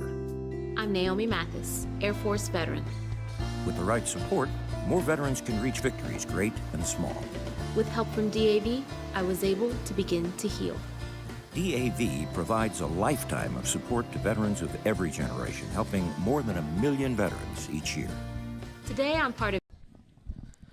Welcome back to Auburn High School. 4:16 to go here in the fourth quarter. Auburn down by 1, but looking to take the lead here with the ball. Hallman taking it right next to us, right next to the scores table on Auburn's side of the court. As Tolles going to take it, the inbounds pass. Now Hallman has it. Pass in the corner. Alsbrook, no hesitation. Corner 3, misses it. Rebound by Daniels. Good, strong rebound. Double teamed. Passes it back to Hallman. Tolles thought about it. Now Tolles going to reset. Under 4 minutes to go here. Crunch time. Now Daniels with it. On Tucker. Turns. Shoots. Scores. Takes the lead. Auburn's first lead of the game. Auburn up 49-48 now. Alsbrook following. Now Handley has numbers with a bad pass. And I feel like it is deja vu. What did we see yesterday between Handley and Opelika? Handley leading the entire game and then crumbling towards the end. Yep. And if you're Handley and you're coach trained, you got to try and get this win. For a team that's as good as they are, they cannot go 0-2 this weekend. Now Napper with it, passes it in the corner to Alsbrook. Alsbrook goes inside, puts it up, misses. And a rebound by Mosley. Good defense by the Tigers of Handley. Now Auburn with a little bit of a press here, and Mosley able to break it. And now Tucker inside to Smith. What a layup. Akia Brown, another clutch shot. And now Handley takes the lead back. 50-49 here, your score. 3 minutes to go in the fourth quarter. Auburn with the ball, down by 1. Tolles with it. Tolles passes it in the corner to Alsbrook. Alsbrook down to Daniels. Daniels turns around, shoots, scores. Daniels putting the team on her back these past few minutes. And what do the good players do? They show up in the hard moments. It is 51-50 here in the fourth quarter. 2:47 to go. We're going to keep it here. Auburn down by up by 1 point here. And Taylor, why don't you talk about some of the upcoming games after this one gets over? So this game, starting at 2 o'clock. The next game starts at 3:30. Men's Eufuala versus Lanett. We're seeing Lanett enter the gym right now, getting ready for the game. Then at 5 o'clock, another women's game. Wilcox Central, who we just saw their men's team beat Central Coosa, versus Lanett, which that Lanett women's team played Eufuala yesterday, and they didn't look their best, so they're going to try to be coming out, beat the Wilcox Central Jaguars. And then at 6:30, the nightcapper, the primetime game, men's Handley versus Auburn, a future game that we're seeing right here, women's Handley versus Auburn, but we got the men's playing. Yeah, and if that one is as good as this one has been so far, we're in for a treat. Yeah, so, just like last night against Valley, too. Yeah, as soon as y'all click off of this stream, once we're done here, go check out that Valley stream yesterday. One of the best high school basketball games, and Alsbrook thought it was obviously a travel, and the entire gym surprised that the ref didn't call it. Now Mosley with it. Mosley guarded by Daniels, passes it in to Smith. Smith almost a bad pass, almost threw it away there, but Mosley able to corral it. Mosley passes it back to Tucker. Tucker on Alsbrook. Tucker out to Brown. Brown driving inside. Brown goes up. And one! What a shot by Akia Brown. And what about Akia Brown this game? So far, she is putting in the work. Hasn't scored the most points for their team, but she is scoring when it matters. Yeah. We saw that yesterday, too. When Handley was down to Opelika, she led that comeback to try to get the surge to take the lead back. But Opelika just too much firepower yesterday. Yeah, doing it today, too. As she misses the free throw, they get the rebound. What a rebound by Smith. And Smith now double-teamed in the corner, and she gets it to Mosley. What a pass. Back to Brown. Oh, Brown misses. Brown misses. Back to Takiria Tucker, and Takiria Tucker puts it in. 54-51, 1:54 to go here in the fourth quarter. Auburn down by 3.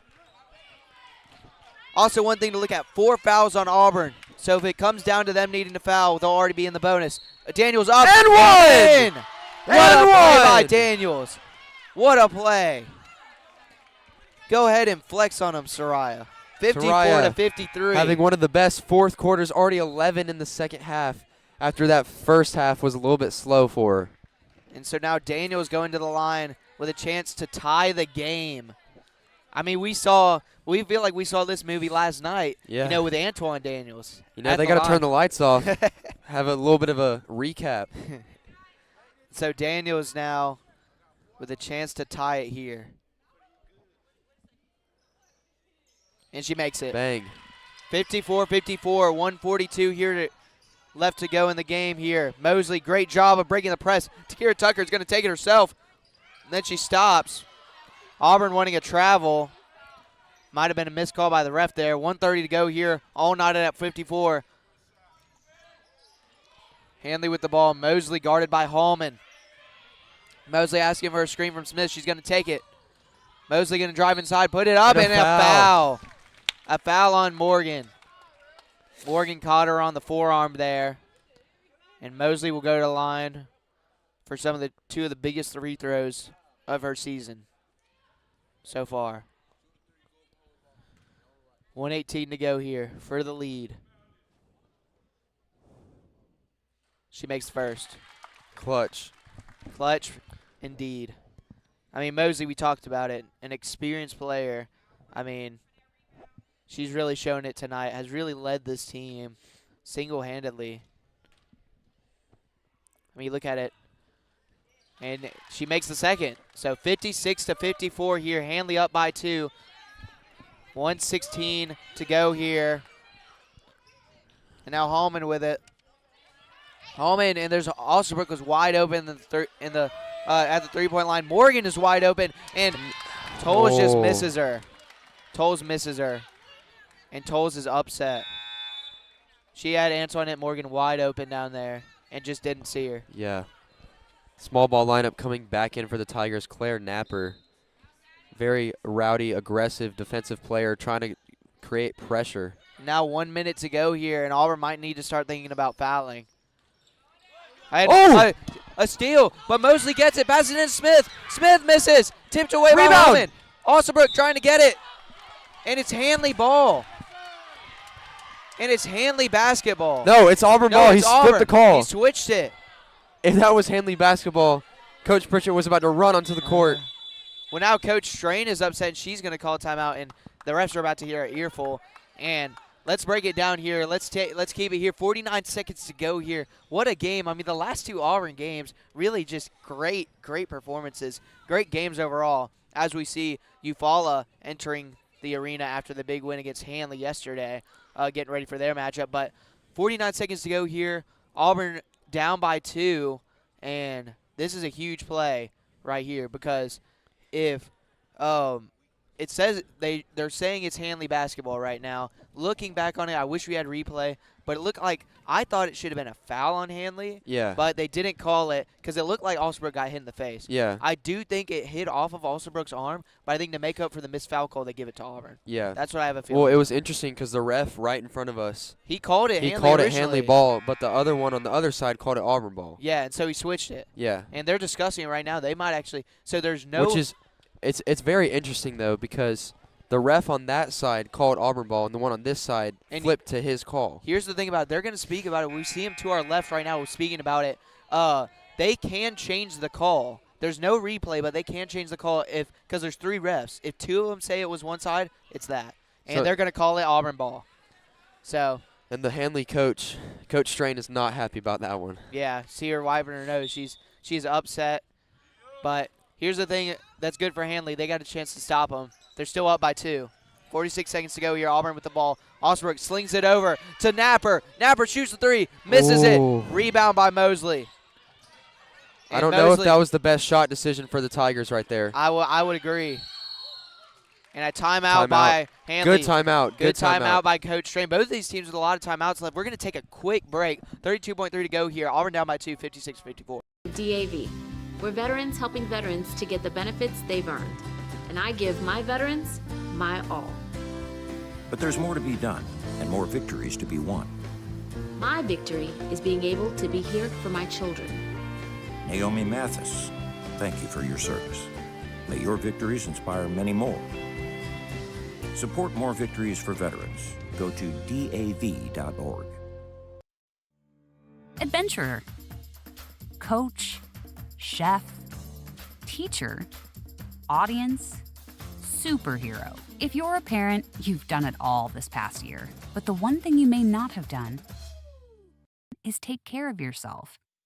And it's nearly impossible to keep everyone else full of joy if you're feeling empty. At Boys Town, we know that a parent's mental health is important too. So when it's all too much, take a break and regroup. It's a great strategy that puts things in. And now we're back at Auburn High School here. Auburn down by 2, 56-54 here. 32.3 to go here in the fourth quarter. It will be Handley ball. 3 timeouts remaining for Auburn, 2 timeouts remaining for Handley. Auburn with 5 fouls here, so Auburn is in the bonus. Or excuse me, Handley is in the bonus, so any fouls by Auburn does send them to the free throw line. And it's gonna be Auburn ball. A turnover. Turnover right there. I almost thought that was a 5-second call, and Handley was about to call a timeout. Yeah, I was surprised. And now Holman to pass it in, and Auburn with a chance to either win it or tie it here. Got to give it to Daniels. Daniels goes up, Oh. and that's going to be a foul. And Smith is not happy with the call. And so Daniels going to go to the line here. 2 shots. 25.5 seconds to go here.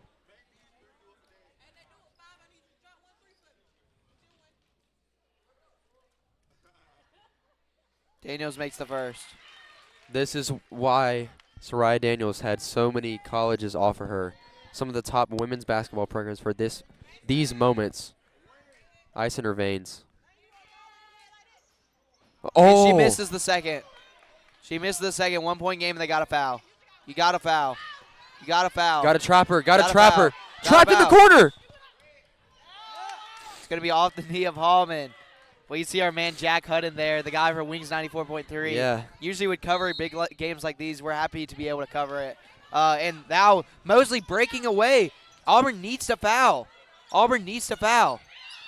They need to foul. They're running out of time. They need to foul here. Hallman not fouling. And they finally do it. 4.1 seconds there. And a huge mistake for the Tigers. And Coach Pritchett comforting that Brooke Hallman. costed about 7 seconds. Yeah. Yeah, and if you're Auburn there. Huge free throws for Brown right here. Yeah. And you would expect Coach Pritchett to be, super livid with his team there, but comforting Brooke Hallman, who was clearly upset and totally forgot about the time. So now 1-point game here. Auburn with timeout, so they should call one after this no matter what. Brown went 1 for 2 yesterday on her free throws. So now, Sinks the first one. So 57-54, 4.1 seconds here. Auburn down by 2. 3 timeouts for the Tigers. Yeah, got to call a timeout. Miss or make, doesn't matter. Yeah, miss definitely. Make 100%. Brown makes it. 3-point game. Timeout? No timeout. No timeout. No timeout. 3, 2, Auburn bringing it down. Pass it over to Alsabrook. Alsabrook misses it. And that's game. That's game. Handley with one of the biggest wins of their season, beating Auburn 58-55 in Auburn's home arena in their home tournament. What a win. And wow, what a game. What a game played by Handley. What a game indeed. And we're about to get an interview by Alex Frank after the teams are done high-fiving each other. And Frank, go! And actually, they're going to be celebrating. And actually, the team excited, so they're going to be celebrating. I mean, they have a big reason to, going in the locker room. And what a win by this Handley Tigers team. And actually, we're going to try and see if our commentator, Alex Frank, can try and get Coach Strain with an interview after the game. How does it feel coming into this Auburn town, coming in with a dub? It feels pretty good. I mean, I can't lie to you. We've had a crazy week. This was our 4th ball game of the week. Actually lost a game Tuesday night by 45 points and then lost a heartbreaker yesterday to Opelika. So this was a morale booster, to say the least. Well, I'm glad that everything worked out. Good job on the win tonight. Appreciate it. Thank you. Hey, Coach. And that's going to do it for this 3rd out of 6 games for Reindeer games. But we got 3 more games coming up, starting with Eufuala versus let me make sure who they play. Eufuala plays Lanett, actually, next game. So, should be a great one. And be sure to stay tuned for that coming up in about 10 minutes to go. Perspective so you can deal with challenges. The review and recalibrate method of self-care helps you see what's working and what's not. Go to boystown.org/stressedout for more great self-care tips for parents. You can even download an ebook to guide you and your family through self-care strategies. Because healthy parents are key to happy families. Boys Town, saving children and healing families. My name's Eddie Metcalf. I enjoy working in my yard. And, I can't do that anymore because I'm missing most of my lung. They did a CAT scan of my kidneys. No more kidney stones, that's the good news, but we found a spot on your lung. That frankly scared the hell out of me. I hadn't smoked in 22 years. How could this happen to me? He said, well, you know about radon gas. Well, you know, I heard about it. He said, well, the second leading cause of cancer in America is radon. 22,000 people a year die from this. I literally left the doctor's office, got a test kit, put it in the house, and our result was 39.8. The upper limit is 4. We got to get this fixed. That was on a Monday, and on Wednesday, our mitigation system was up and running. Well, I think everybody should have their house tested. We'd never known we'd still be living there. I could get another tumor from it.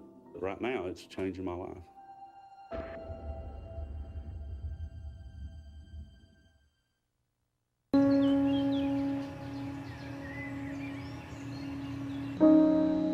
This high school gym used to be packed most nights. Not anymore. Do you know why? Because bad behavior by fans, especially adults, has caused a shortage of game officials across the country. You see, without officials, we can't have sports. Don't let this become reality. It's time for a change. Let's bench bad behavior for good. Come on, Ray! Oh, come on! Oh, what a bad call!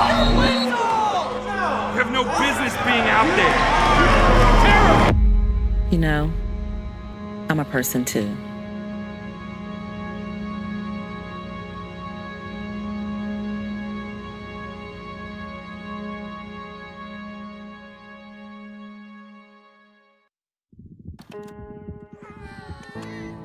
Our story was begun by someone else. Our story was often shaped by generations before them. Our story was forged and maybe even defined by the experiences of our childhood. But it doesn't need to be. You can be the author. Learn how at numberstory.org. Here's to the straggly ones. The lopsided ones. The first ones. The I miss my beard ones.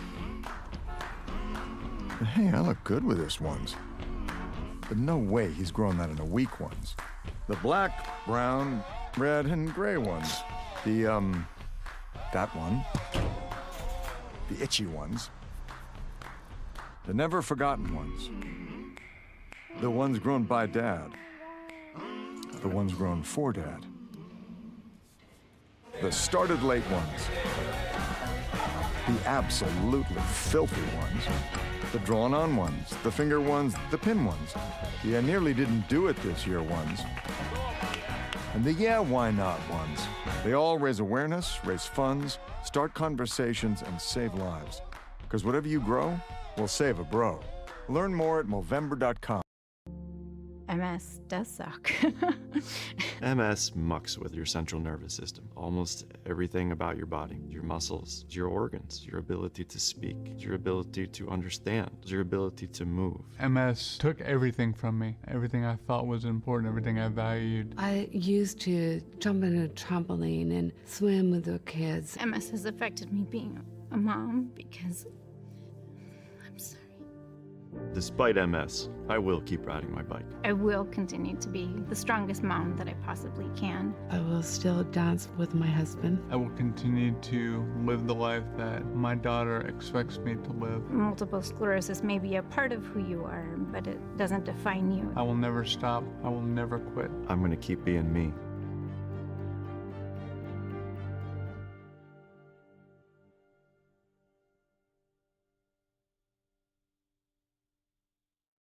We are Sikhs. Sikh Americans. We believe in equality, tolerance, and respect for all. Because Sikh values are American values. We are doctors, PTA moms, patriots. We are Americans. We like Game of Thrones. I'm obsessed with Star Wars. I've seen every episode of SpongeBob because that's what my daughters like to watch. We are Sikhs. So, I keep hearing how things are getting back to normal. Really? When am I back to normal? What is normal anyway? I can't even remember. Is this normal? Seriously? No. Was this ever normal? Please. I think this used to be normal. Then I figured out. Just stop it. So much has changed. No wonder nothing feels normal. But here I am, still standing. A brand new edition of me. This is no time to go back to anything. It's time to go forward and discover the new person I am now. I'm all in. For some great tips on finding your new normal, visit yourlifeyourvoice.org. You look familiar. We worked our whole lives to save, just to spend it on time. With these two, filling buckets of memories. This is what makes life, life. Yet how much of life are we willing to miss out on? Because even mild hearing loss doubles our risk of dementia. Yes, dementia. Good hearing health is essential to staying engaged and doing what we love. Hear well and stay vital. Get a hearing health check every year. Okay, I know what you're going through. Too much time inside, not enough outside. And like, what's up with the parents? They're in their own world. Hello? You can't do anything right anymore. No encouragement, no anything. If you're waiting for something to change, maybe it's time to stop waiting and change things yourself. So ask your parents how they're doing. Yeah, you go first. Ask what you can do to help. Parents are people too, and the stresses you're feeling, you can bet they're feeling as well. Best of all, when you help them feel better, it has the same effect on you. Visit yourlifeyourvoice.org for some game-changing ideas on how you can turn things around at your house. When you go first, everybody wins.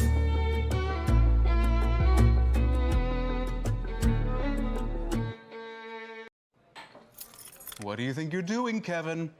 Was just gonna drive home. There are several warning signs present that you shouldn't be driving. Like hearing voices? Like your text-to-emoji ratio? Oh man, the selfies. Selfie, nailed it. We all have warning signs that let us know that we're probably not okay to drive. Mine is pretending to be your subconscious. Craig, come on man, let's split a ride home. The life of every child is precious beyond measure. If you care for a child with a disability and have limited income and resources, help is available. Children with a physical or mental disability or who are blind may qualify for monthly cash payments through the Supplemental Security Income Program, or SSI. The program provides help to meet basic needs for food, clothing, or a place to live, and disability-related needs. It's money that can make a meaningful difference. If you're the parent or caregiver of a child or teenager you think may be eligible, call Social Security at 1-800-772-1213 or visit ssa.gov/SSIkids to learn how to apply today. That's ssa.gov/SSIkids. It's real help for the children. Message produced by Social Security at U.S. taxpayers.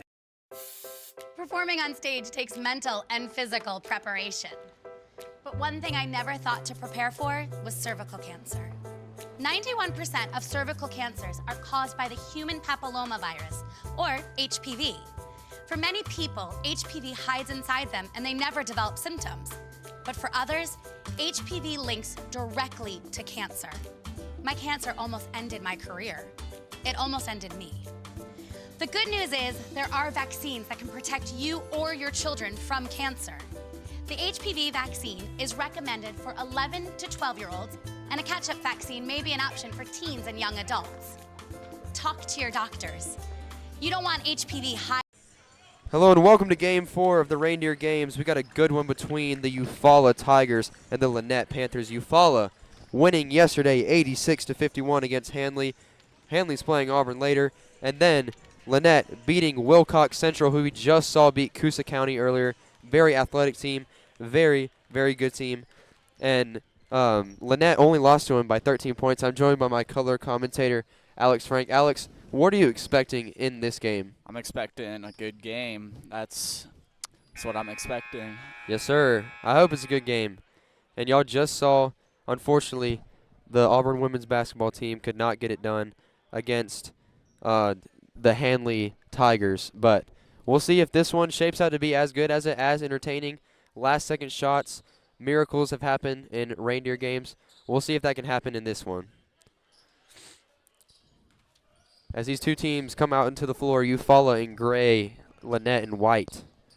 Very clean jerseys for Eufuala. I like the cursive font on the front of the jersey. That's actually very, very cool. Good touch.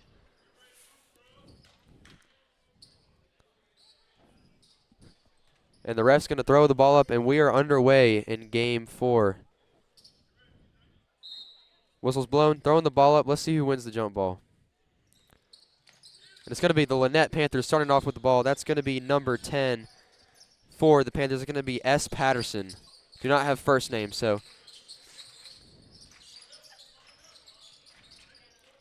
Bynum with the ball at the top of the key for the Lanett Panthers. Calling out the play call.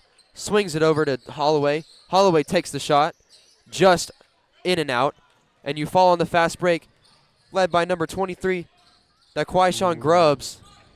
And that is a bucket for the Tigers. Bynum driving all the way to the basket, gets fouled. That's going to be on number 2, Javion Bowick.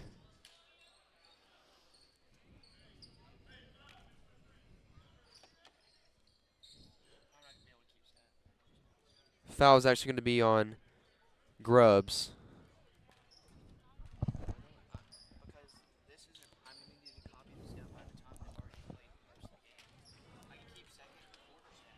Just right on there.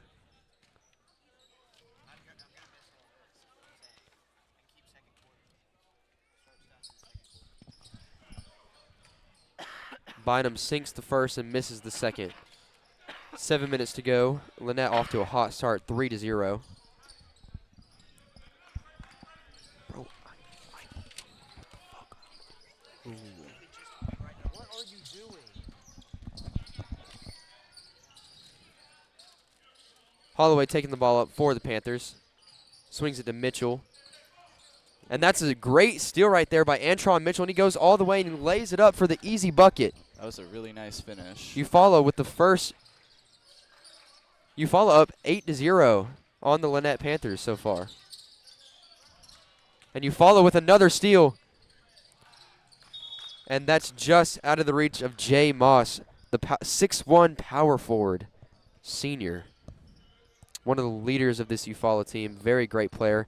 And you see the sure size of number 10 on the Eufuala Tigers, Tony Coleman. A 6'2" point guard.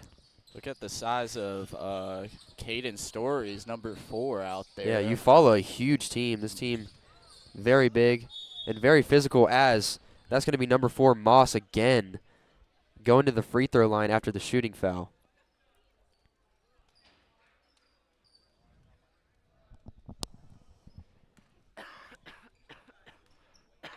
Moss, one of those leaders that I was just talking about. Sinks the first free throw. Smooth as butter.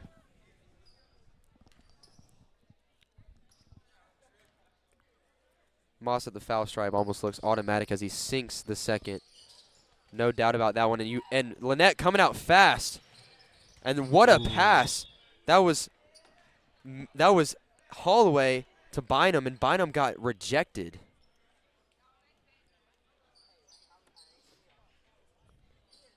So Lanett has not gotten a single basket yet, down 10-0 to the Eufuala Tigers. They can't keep letting this happen. Holloway to the inside to McGilberry, and it's stolen away, and Eufuala on the fast break again, wanting to go fast. And great steal right there by Holloway. And it's in the hands of Mitchell. Mitchell swings it back to Holloway on the offensive end. Holloway going all the way, he's blocked again. And Eufuala on the other end. Great pass from Mitchell to Coleman, and it is no good. It's missed. So very fast start, 10-0, 5 minutes and 50 seconds left in the first quarter. And Bynum dribbling around, trying to find someone Tries to get it to Holloway, and it's stolen again by Mitchell. Mitchell with another steal. Going all the way, lays it up off his left hand, and it's just off. But the rebound is taken by number 23, Grubbs. And it is made. Eufuala now up 12-0. Timeout on the floor. And we are going to take a timeout with them. We'll see you in a few minutes. Hiding inside your body, like HPV has been hiding inside this commercial. Did you see all of them? Go to thinkaboutthelink.org to look again and learn more. Together, we can stop cancer before it starts. Some kids never smile. They're embarrassed by their crooked teeth. They want braces like the other kids, but their families can't afford them. Some may even try to straighten their teeth themselves. That can make everything worse. Luckily, there's Donated Orthodontic Services, a program from the American Association.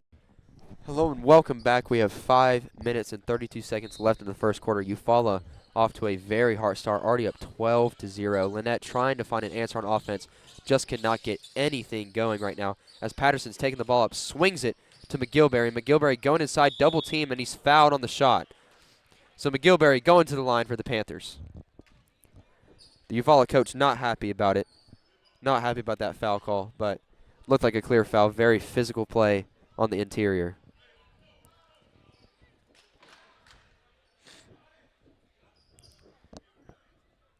And it actually wasn't a shooting foul. They're going to say that it was on the floor, so it's going to be Bynum throwing it in for the Panthers. Bynum trying to find someone open, gives it to McGilberry again. And McGilberry double dribbles, so another turnover for the Panthers. Absolutely nothing happening on offense right now. They need to start stepping it up. They gotta start scoring some points on the board. They haven't been able to make those easy shots, and it's clear because they're down by 12, and it's the first half.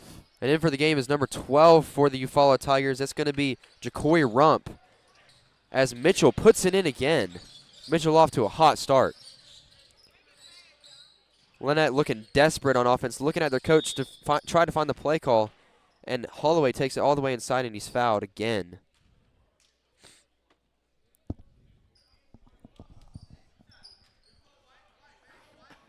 So Holloway is going to go to the line on the shooting foul. Lots of contact, very physical play. And Holloway looking to get the first points on the board for the Panthers, as he does, and he sinks the first one. Very fast start for Eufuala here. What have you seen from them so far, Frank? They've played fast. They've gotten the shots in, and that's all you can ask for them right now. They're up big here in the first quarter. And Holloway sinks the second, trying to crawl back into this game. 14-2 with 4 minutes and 50 seconds left. Eufuala swinging it around, and that's going to be Rump with the ball. Pass it into Mitchell. That's going to be a three-point attempt for Grubbs, but Grubbs just off the mark. The Eufuala Tigers with a lot of forwards. Not a lot of guard play so far. And that was a three-point attempt from Bynum, and it's an air ball. On the fast break, Tony Coleman Jr. And Lanett loves to play fast right after the bucket. They're going super, super fast. And they're going to call a technical on Coleman Jr. Trying to play defense, he hung on the rim. He went, almost looked like he was dunking on the defensive side. He's going to get called for the technical. And the Eufuala coach is not happy about it. The ref's having a discussion. And it's going to be Holloway shooting the free throws. 2 shots and the ball. Holloway sinks the first. All 3 points for the Panthers coming on the free throw line by Holloway.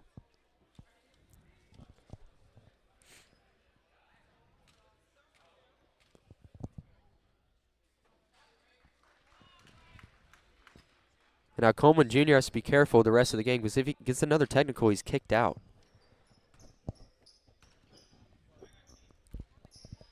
Throwing in the ball for the Panthers, it's going to be Patterson. Holloway bringing it up.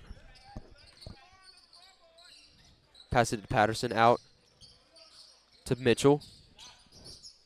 Mitchell over to Bynum, and it's almost in. The three-point attempt from the left wing is almost in, and Eufuala on the fast break.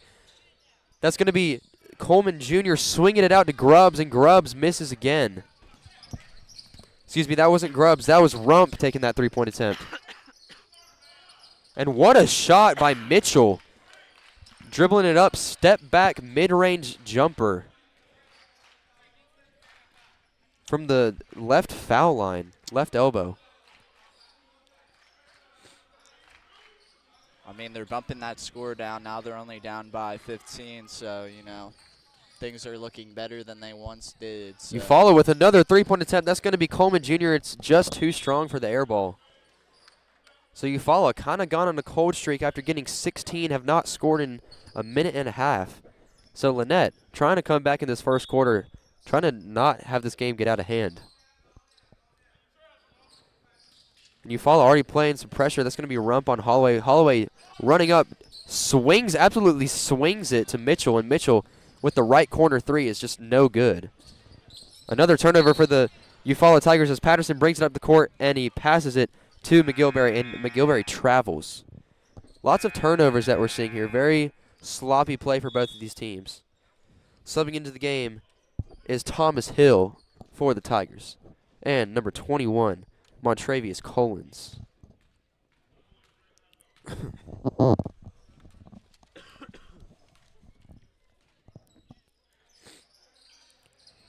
Eufuala trying to find someone open. And Thomas Hill under the basket on the left side puts it up with the right hand, and it's good.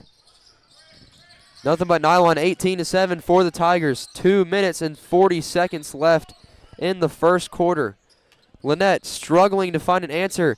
That's going to be number 15 taking the left side contested layup. That's going to be Broughton. And Eufuala on the fast break. What a pass!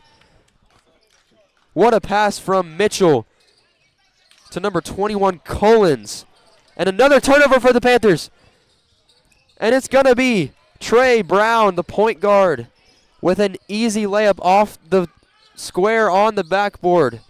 Eufuala going on a 7-0 run in the last 2 minutes, answering right back to the Panthers' surge. Holloway on the right side, dribbling around, tries to roll it to McGilberry, and it goes out of bounds for another turnover. And we're going to see some subs in for the Panthers trying to find an answer. It's going to be Patterson. It's going to be number 23, Mitchell. So a little bit of a small ball lineup in for the Panthers. McGilberry, their tallest player. It almost looks like all of the Eufuala players are taller than number 4 for the Panthers.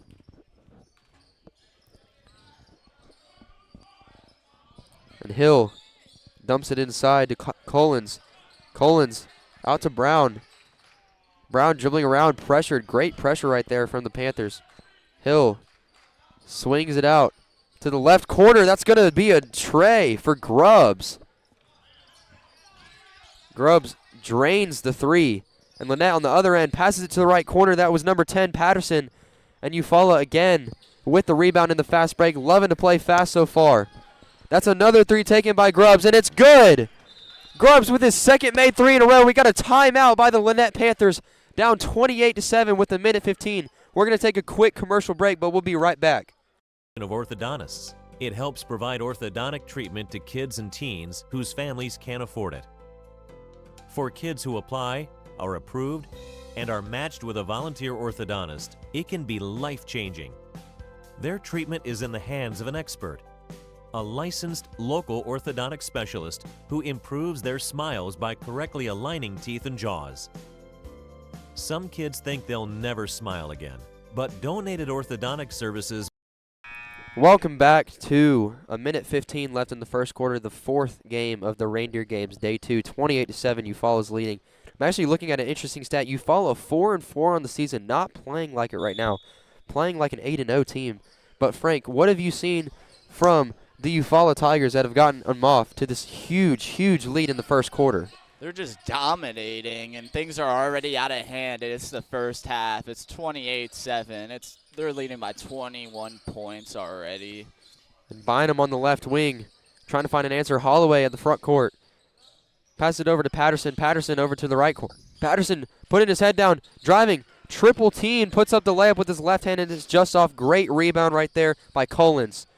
On the other end, Brown finds Grubbs to his right, and Grubbs with another three, the hot hand. And it's going to be an offensive rebound by Collins, and Collins puts it back up. Eufuala putting up 30 in the first quarter, another steal. And that was number 4, Jay Moss. But he just missed the layup. Another steal. That's Trey Brown. This game full of turnovers, full of steals. I don't even know. It's hard to keep up. It's hard to keep my mouth moving with all these words, with all this action going on. It's all over the place, man. If you're Lanett here, you got to try to get an answer, and that's not going to help because, oh, they're actually going to call a foul. Number 23 for Lanett kind of just ran out of bounds. That's Mitchell. Kind of just ran out of bounds, but they're going to call a foul on Brown. And the Eufuala coach is looking at the ref and just waving his hands. Kind of shrugging it off. I mean, he's up 30-7. And Mitchell drains the first free throw. Smooth motion, nothing but nylon.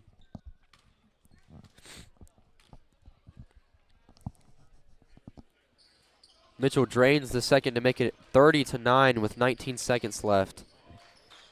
And Brown dribbling up the court.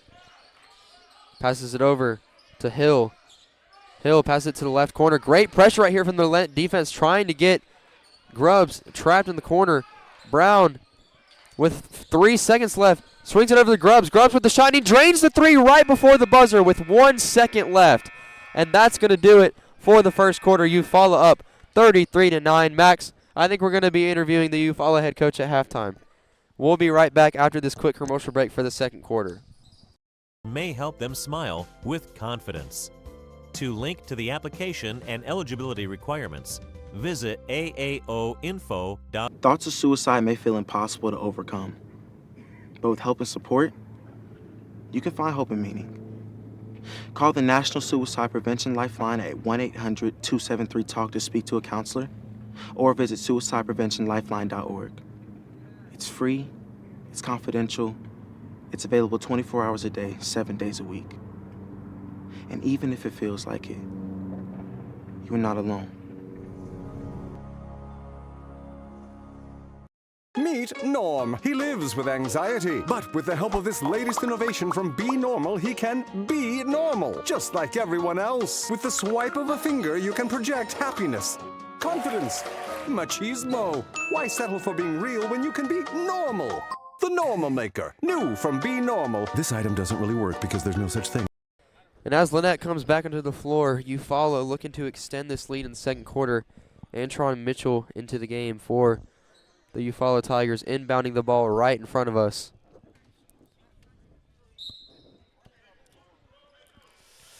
And I just can't get over the build on Tony Coleman as a point guard. That is absolutely insane. 6'3", 167. An absolute tank at point guard.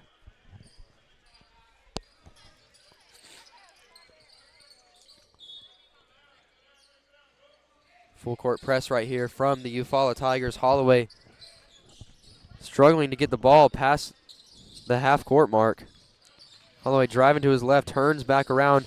Great bounce pass to Bynum, and Bynum goes up for the layup, and he's hardly fouled, falls to the ground. Good thing that he's okay. And he's going to be going to the free throw line.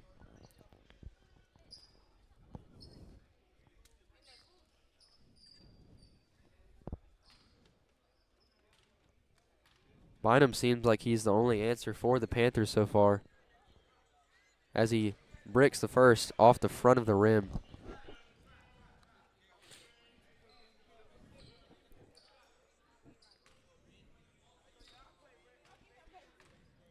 Bynum going through his motions. Sinks the second. Nothing but net right there. And Coleman Jr. bringing the ball up for the Tigers, the Eufuala Tigers. And he passes it out to Rump, and Rump takes the shot. And then they get the offensive rebound, passes it back out to Coleman. And it's going to be a jump ball. Possession arrow leads towards Lanett. Inbound goes to Holloway, trying to go the full distance of the court at the half-court mark. Stares down his defender. Going to his left, going to his right. Whips it out. Dangerous pass to Patterson. Almost stolen. And what a block right there. McGilberry tried to go up but was denied. And great defense so far. Offensive rebound after offensive rebound, and that's going to be finally scored by Patterson. Look at the size of Tony Coleman Jr. It's crazy, but for a point guard too. He looks like a NBA player, I'm going to be honest, or at least like a college player. He looks big. And what a steal right there by Mitchell. And Holloway tries to go up, and he's blocked 2 times by Coleman and Grubbs. And a backcourt violation, some miscommunication. Mitchell tries to give it back to his point guard, Coleman. And his left foot was barely at the half-court line. Good call by the refs to see that.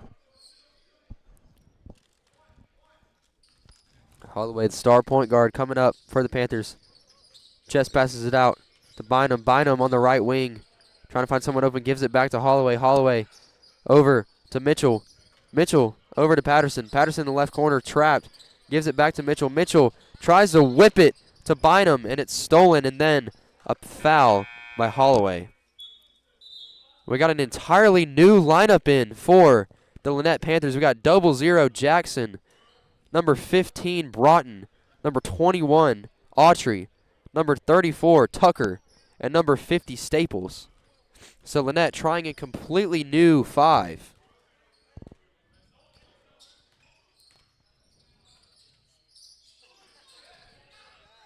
And Rump dumps it in to Moss, and Moss tries to do his little post moves, but it's denied. And Broughton now taking the ball up, driving to his left, putting his head down, out to 00 Jackson. 00 Jackson shoots it from the left corner. It's off on the fast break. 3-on-1, and oh my goodness! Moss almost just put a Panther on a poster. That would have been absolutely crazy. The crowd would have erupted. Or like put a... But they got the offensive rebound and still scored. 35-12 with 5 minutes left. And that's going to be Autry putting up the shot at the mid-range, and good rebound by Broughton and a good putback layup to score the 2. That's the score that they need to come back. 35-14, 5 minutes left here in Auburn Arena, or excuse me, Auburn High Arena. Cannot say that that's the name of the university arena. Grubbs with the three-point shot is fouled by 00 Jackson. So Grubbs is going to be going to the free throw line.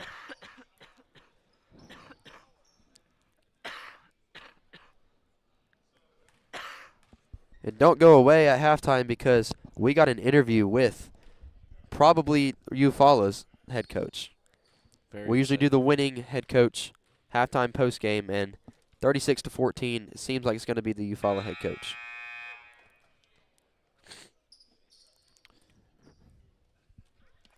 Shout out to Max Mesman taking stats right next to us, feeding me and Frank some great stats, getting interviews for us. Money Mesman. Much appreciated, Money Mesman. And Grubbs sinks 2 of the free throws but misses the third. And on the fast break, it's going to be Broughton at the right wing trying to find an answer. Dribbling around against Mitchell, who's twice his size. And Autry turns the ball over. And on the fast break, Mitchell with the Euro step right-handed layup. And it is good from the low block, the right block. 00 Jackson passes it back out to Autry. Autry getting a pick from Tucker, and that's going to be a foul on Jay Moss. Reach-in foul on Moss. Lanett now in the bonus after that foul.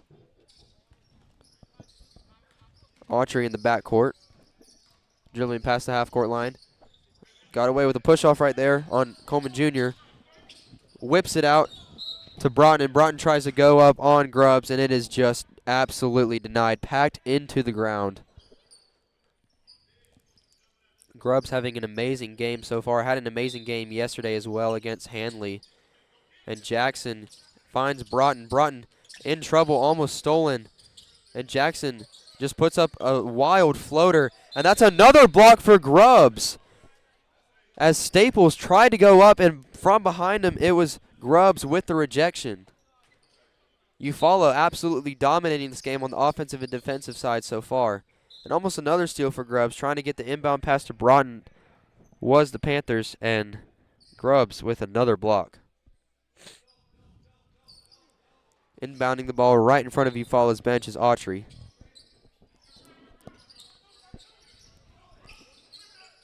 And Autry finds Broughton near the half-court line. Broughton trying to dribble to his left, but he's on Grubbs, and Grubbs is just too big for him, and that's going to be a travel. Almost a foul called on Mitchell on that defensive play, but it's going to be a travel on Broughton. And what a jump over the net right there, over the ribbon right there from Mitchell. He's got hops. Right.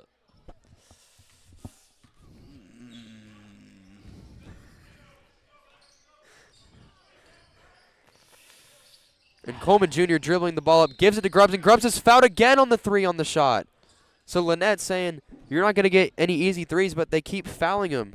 Keep giving him 3 free points. Look how tall and lengthy Grubbs looks over there. Looks like a long...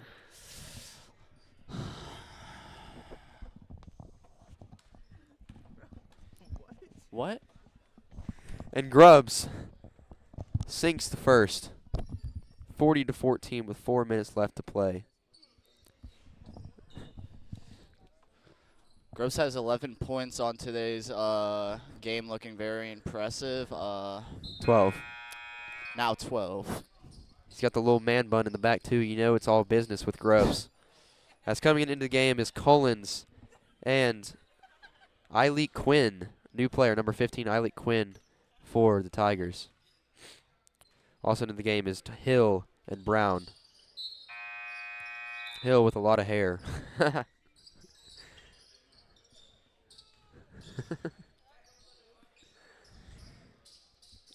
Inbounding it under the goal is going to be Tucker. Just give him a second. He's changing his shoe. Yeah, shoe falling off. Nothing going the Panthers' way right now. As Tucker is trying to inbound the ball, finds Broughton. Broughton trying to get past his man. Guarded by number 1, Darion Ward, new player for the Eufaula Tigers.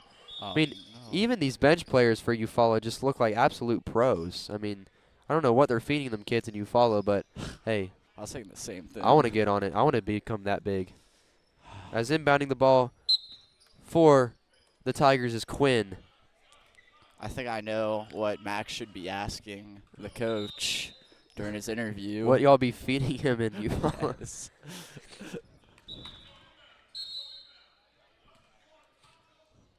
A little bit of inbound difficulty right there as Ward's going to inbound the ball to Brown. Brown signaling the play called from his coach. On the left side bench, the guest bench, gives it to Hill. Hill back to Brown, and he shoots a deep left wing 3, and it's just off. Good rebound by Broughton. Broughton controls the ball, dribbling up the court. Behind the back move, slings it to Jackson. Jackson on the drive, fakes the shot on the drive, misses the layup. And Brown showing off the speed, looks like a track star out here, just running for joy and almost loses control, but it's going to stay with Eufaula after Autry almost got the steal. And another 5-man rotation in for Lanett. That's going to be Bynum. That's going to be McGilberry. That's going to be Holloway. The starters are back in. Mitchell and number 10, Patterson. So the starters come in. Interesting strategy for the Panthers, subbing out all 5 on the bench. And Hill's wide open in the corner, thought about the shot, dumps it inside to the post guy. And there's going to be a foul as Ward got the rebound and then got slammed to the ground. Very interesting. It wasn't a flagrant or a technical. But they're actually going to call it the other way.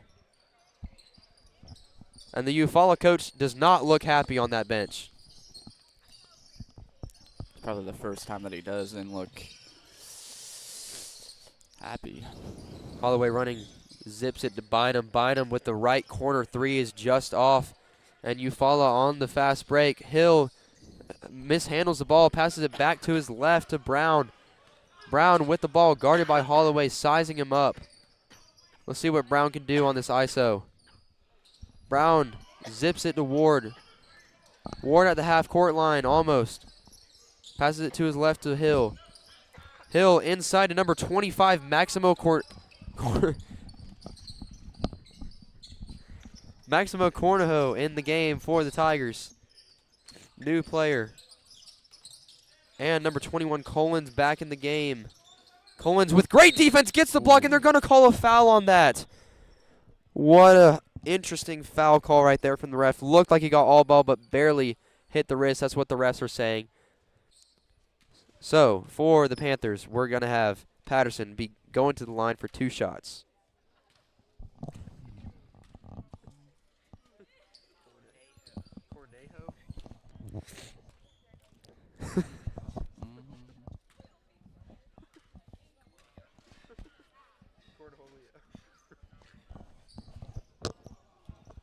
And Patterson drains one and misses the other one. 42-15 with 2 minutes left. Eufuala absolutely running away with this. At this rate, it's going to be a blowout for the Ages as Brown at the half-court line trying to call a play. Passes it to Ward. Ward guarded by Bynum. And Bynum with the steal. Bynum on the fast break all by himself. Almost hits the dunk, but does a little jelly layup. And that's a good 2 points for the Panthers trying to crawl back in this game, 42-17. Frank, that was some speed by Bynum right there. That was. And that was a good finish as well, but it may be too little too late, even though it's the second Even though it's the second quarter. Holloway, good closeout on Brown. Brown decides not to shoot it into Cornejo. And Cornejo makes the layup.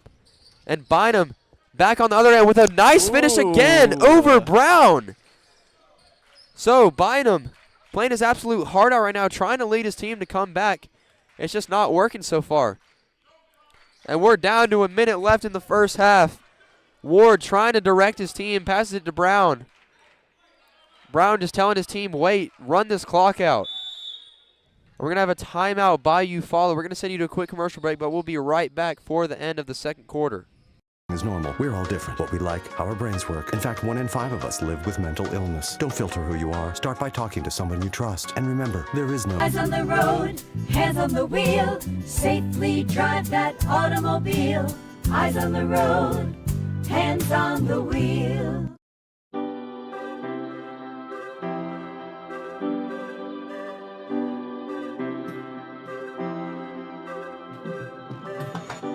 You can't tell how someone feels just by looking at them or what they share online. To the outside world, our lives may look perfect, even if in reality they aren't. I'm always worrying about doing well at school, and with the end of year test coming up, I'm not sure how much longer I can cope. My thoughts swarm around my head, sometimes. Hello, and welcome back to 50 seconds left in the second half, 4th game of the Reindeer Rumble. Right now, we got Coleman Jr. back in the game, the biggest point guard I've ever seen. As on the inbound pass, they give it to Grubbs, and it's another foul on the 3. That is the 3rd time that has happened. Taylor can straighten himself right now. He's laughing right now. I'm laughing because Lanett just keeps fouling Grubbs on the 3-pointers and just sending him to the line. If you want to come back in this game, that is not what you want to do. Come on, stop laughing. You got to be professional.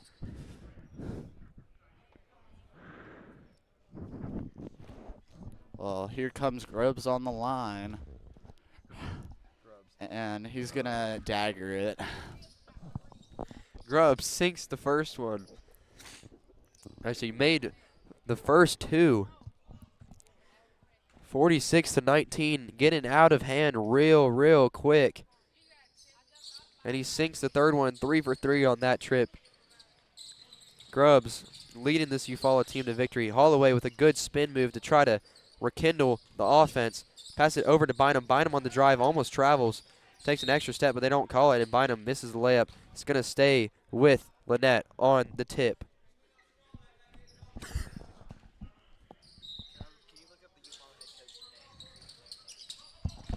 Inbound pass goes to McGilberry. McGilberry goes up, and he's fouled. He's fouled by Moss. So McGilberry is going to go to the line for a pair of shots.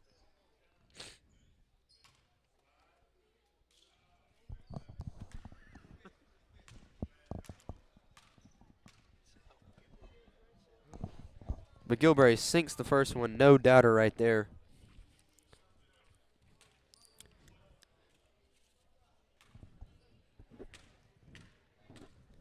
Gilbury dribbling the ball 3 times, goes up, splash, and Lanett Eufuala coming the other way, led by none other than Coleman Jr. zips it out to Rump, and Rump drills the left wing 3 on the perimeter. Holloway driving into his left and is blocked by Coleman Jr. Coleman Jr. proving why he's such a weapon offensively and defensively with a pair of blocks. A few points, 3 blocks actually, and a few points on the offensive side. Inbound pass goes number 23. And Lanett driving number 10. That's going to be number 10, and he makes the layup with his right hand on the right side. So Eufuala trying to go with 6 seconds left. 5, 4. Coleman Jr. over to Mitchell in the left corner, and Mitchell almost drains it, but it's going to be a tip by Grubs, and it's just off, and he's mad at himself for that one. But what a great first half. And we're going to actually have an interview with Max Mesman and the head coach of the Eufuala Tigers. Max trying to chase him down. And here we go. Max, take it away. I'm here with head coach Michael Smith for Eufuala. Coach, your team has, since the jump, y'all have been dominant.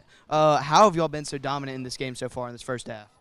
Just coming out, being able to do what we want to do, controlling tempo, playing good defense also. Yeah, and then how does your team, keep this going in the second half and able to, get this dub on the road? Hopefully we just come back out with intensity, start back out, start all over. Still early right now. We just still got to improve, do a better job rebounding the basketball. All right, thank you so much, Coach. Good luck in the second half. All right, thank you. And that's going to do it for the first half. Thank you, Max, for the interview. And we're going to send you to a quick commercial break. But don't go away because we still got the second half. Keeping me up all night. Some days it's just all too much, and I feel like I'm lost in space. When I did badly on one of my tests, I just about kept it together until I got home. Then I broke down crying in front of my mum. She listened for a bit, and then she told me that, just like physical health, we all have mental health. It's our feelings, our thinking, our emotions, and our moods. She then said that feeling down, angry and stressed is a normal part of life. Just like it's normal to feel happy, confident and carefree sometimes. We all have positive and negative emotions that come and go based on what's happening around us. These are everyday feelings. Good mental health means experiencing negative emotions. It's not always about being happy. Mum can relate to the feelings of stress. So when Mum suggested I take a break from everything and do something I enjoy, I actually took her advice. So I made myself a hot chocolate, snuggled up in a duvet and watched a film. And you know what? Afterwards I felt so much better. Mum should take her own advice. Most of us only ever share the good things. We don't like to share how we really feel. Every morning when I wake up, negative thoughts stream through my head. Getting out of bed and pretending I'm okay takes all the energy I have.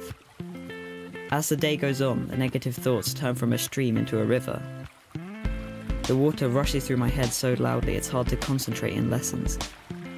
And some days it's so bad it feels like a waterfall that's trying to pull me over the edge. Everything is so overwhelming.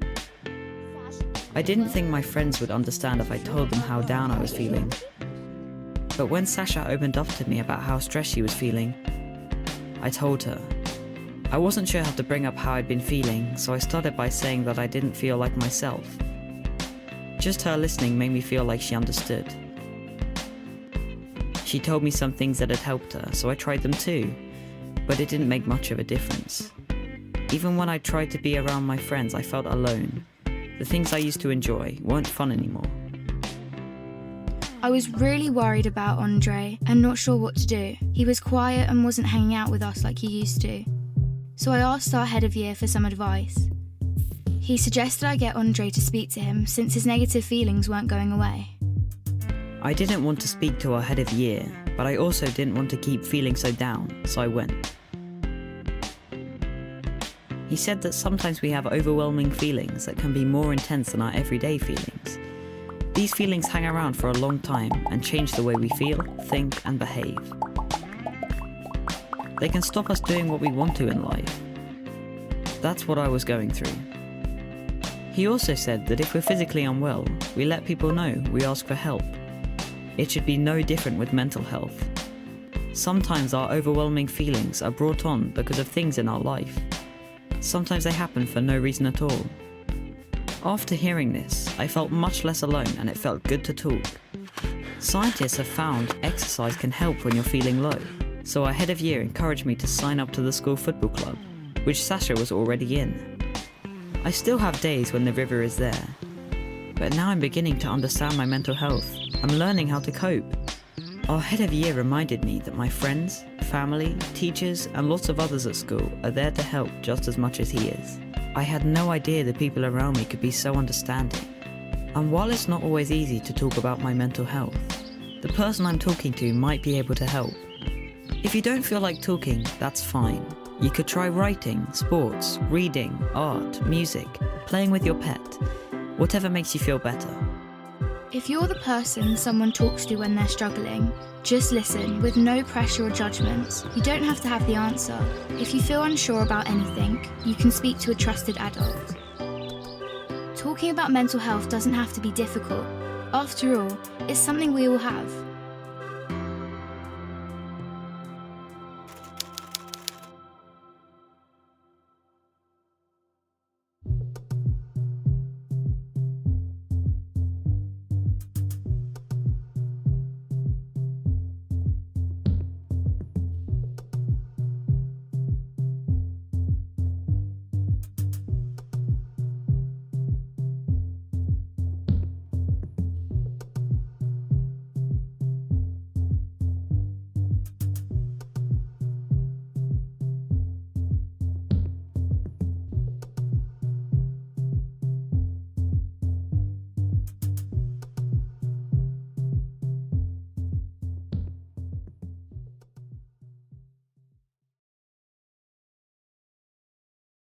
My name is Carly, I'm 15 years old and I am a heart recipient. I got my first heart transplant when I was 1.5 years old. I got my second heart when I was 13. When I step out on stage, I think I'm communicating with people. I would like to tell them that I want to make a change in life. Like, yeah, you can have 2 heart transplants, but that doesn't stop you from doing the things that you love. When I get my driver's license, of course I'm gonna say yes to be an organ donor because I've been saved twice. So who says I can't save somebody else? It's just the beginning of a new story. This gift of life was made possible by an organ donor.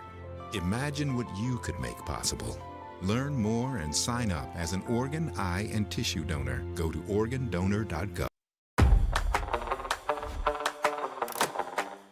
When his idea of game night has you feeling played,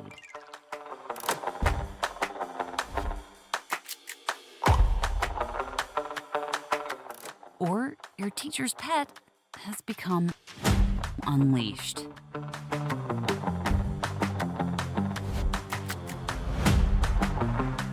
Inseparable has become intolerable. Visit boystown.org/parenting.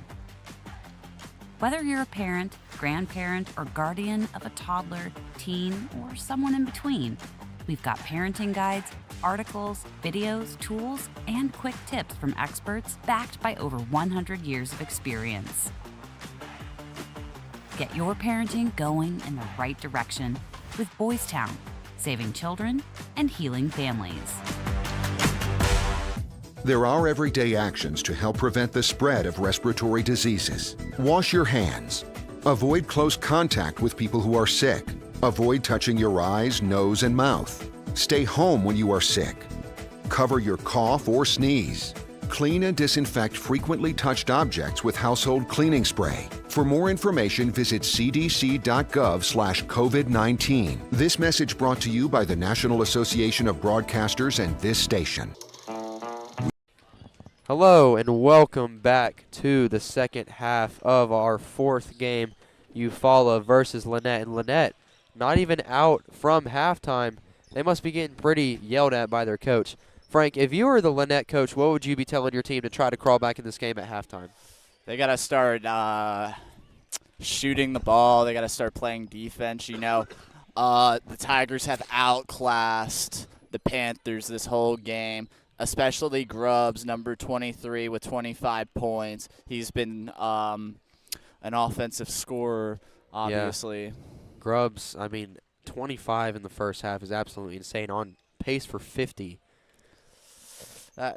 That's like 25's like all-star scoring in the NBA, so that's impressive. It's like Luka Doncic for the Dallas Mavericks. Shout out Mr. Dillard if you're listening. Go Mavs. And Lanett's coming back out from the locker room. We got about 30 seconds till the second half tips off. Very clean game. A lot of turnovers, though. Especially in the first quarter, there were a lot of turnovers, especially for Lanett. Frank, what have you seen from Eufuala that has just made them overall play better and be winning by 27 in the second half? It just seems like even when their best players are off the court, their bench is so good. They're just all around really, really good and scary. And aren't they they're like 4-4 and they're playing this good? Yeah. How does that make sense? I have no idea. Tough losses to Dothan include Dothan, and they did apparently beat Handley yesterday, Gadsden City and WCA, but they have beat good teams such as Smith Station, Barber County, and Handley, like I just said. So this Eufuala team trying to prove themselves, trying to prove why they have a case to be one of the top teams in the state of Alabama. Currently ranked 197 according to MaxPreps, which is crazy. They don't look like the 197th best team. But we're underway in Auburn, Alabama for the second half. Patterson inbounding the ball to Holloway. The starters back in for both of these teams. And Bynum in the right corner, guarded by Grubbs. Bynum dribbling to his left, out to Holloway. Lanett coach trying to call a play that's going to work. Gives it to the left corner. Bynum now in the left corner. It's going to be a push by Grubbs. Grubbs just kind of pushed Bynum out of bounds.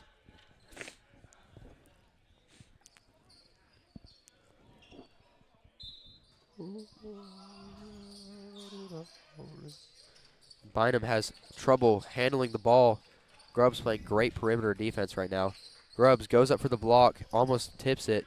And great rebound by Mitchell, just jumping up for that one on the left side of the rim. Mitchell to Coleman Jr. Coleman Jr. been a little quiet in the second quarter, had a big first quarter. Coleman Jr. pulling up the shot from the hash mark and drills it. From Curry range, NBA range, he drills the three-pointer. What a shot by Coleman Jr. How many points is Coleman Jr. at, Max?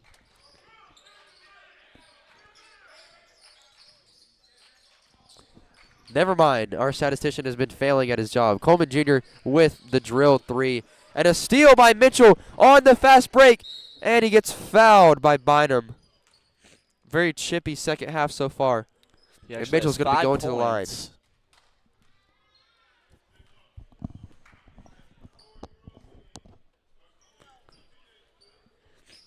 Mitchell going to the free throw line. Mitchell having a little bit of a quiet game so far. Mitchell drills the first one.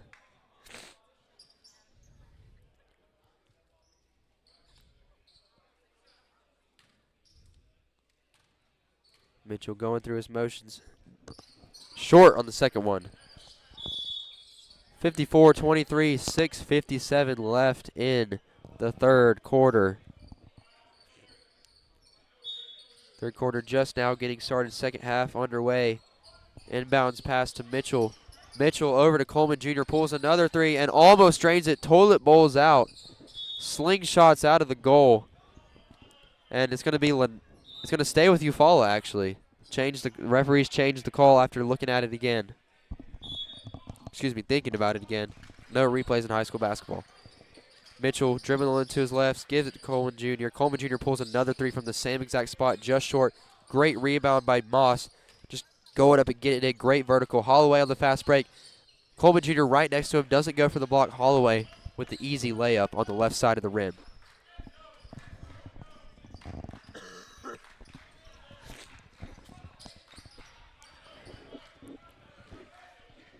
You hear the defense chants from the Lanett Panthers trying to crawl back in this game. Coleman Jr. dribbling to his left side, double team, swings it out to Rump, and Rump with the left corner three drills it.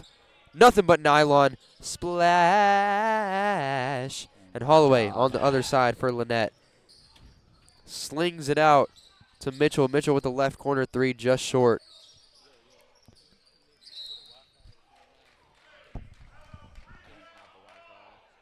And a little bit of miscommunication. Foul called. Bynum going to the free throw line.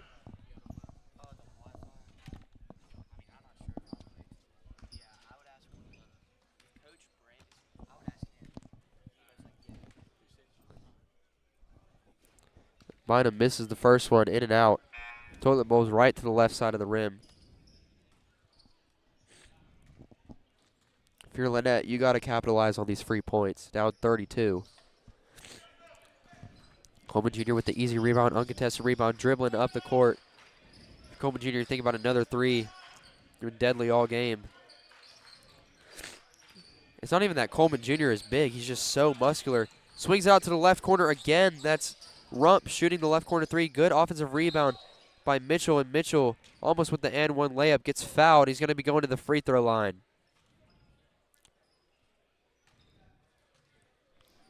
The foul is going to be on number 10 for the Lanett Panthers. It's going to be on Patterson.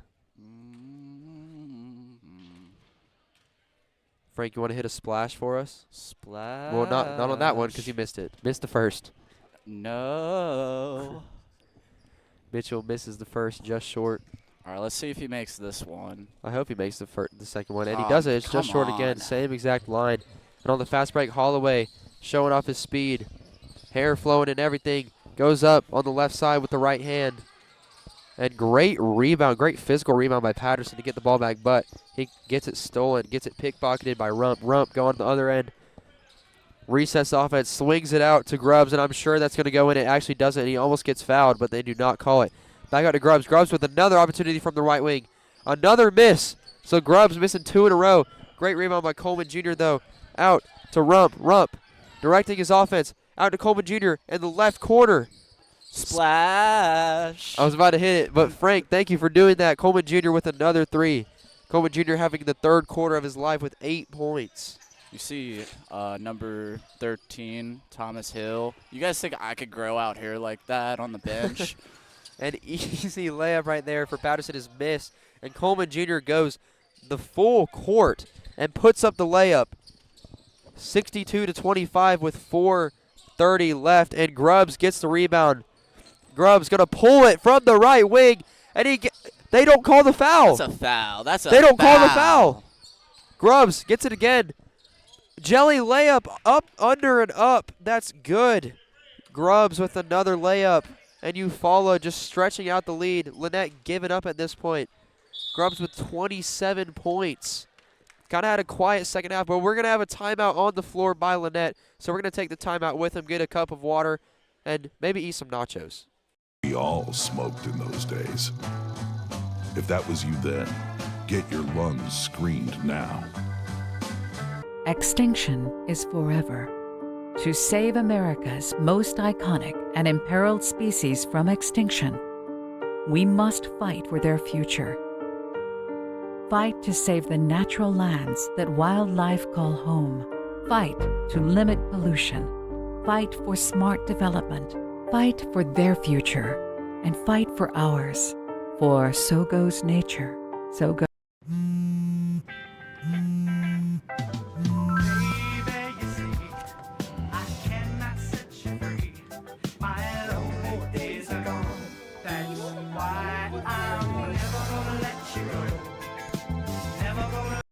Hello and welcome back to Auburn High School, Game 4 of the Reindeer games. Excuse me, viewers, my nose is getting a little stopped up, so I sound a little sick. Trey Brown directing his offense, trying to find someone open. Not a lot of movement going on. Darian Ward gets the ball, dumps it in to Cornejo. And on the other end, Bynum just is too big. Buckets right there. Great layup with the left hand.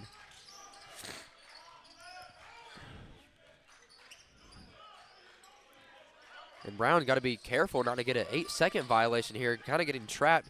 Dumps it off the Ward over to Coleman Jr. from the left corner. It is just short, but great what a follow good through finish. by Ward. Gets the offensive What rebound a and puts it finish. back up. That was just talent right there. Talent and persistence.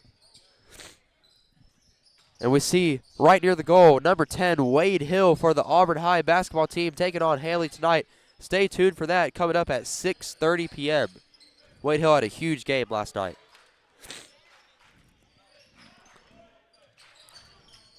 And Darian Ward slings it back over to Brown. Brown on the right wing, getting good pressure. Cornejo just turns the ball over. And what a full court pass to Bynum. And Bynum almost blocked by Cullens. And what a drive right there with the right hand on the left side. That's Brown, but it's just out of the rim. And Cornejo doesn't get back and almost gets dunked on. And Bowick, Javion Bowick into the game for the first time. Ward on the right wing, pass it over to Cornejo. Cornejo into Collins. Collins puts it up just short. Follow coach clapping his hands, knowing that that should have gone down. Bynum over to number 23. That's going to be Mitchell. Over to Holloway in the right corner. It's just short. Collins with the rebound. Out to Brown. Brown coming down the court. To his left is Bowick. Bowick takes the corner three and drills it. Splash. And Holloway on the other end going down to Mitchell. Mitchell all full court pass to Bynum. Bynum over to Holloway. Holloway trying to direct this offense. 69-29 is our score with 1:30 left in the third quarter. Absolute blowout. And for the Lanett Panthers, that was Mitchell shooting from the right corner, and it's just too strong. 4-on-2 fast break, and it's going to be Bowick again shooting a three. Almost makes it. Cornejo tries for the rebound, but doesn't get it. And on the other end, Patterson having trouble handling the ball, and he double dribbled. Frank, everything's just not going Lannett's way this game. Nope. Here comes my favorite player. Thomas Hill. Thomas Hill. Gotta love the hair. What's that guy that used to play for Miami in college? Lonnie Walker. Yeah, that's who that's who I was thinking of too. Hey, he's still a baller though. And on the post move is Collins on the left side of the goal. Drills the layup. 71-21. I mean, this is just getting out of hand. Holloway whips it over to his right side. Holloway back with the ball, trying to dribble between the legs, behind the back. Going up with the floater, and it's short again. Holloway cannot get anything going, and that's going to be a transition foul on Holloway. The Lanett coach visibly not happy with that call.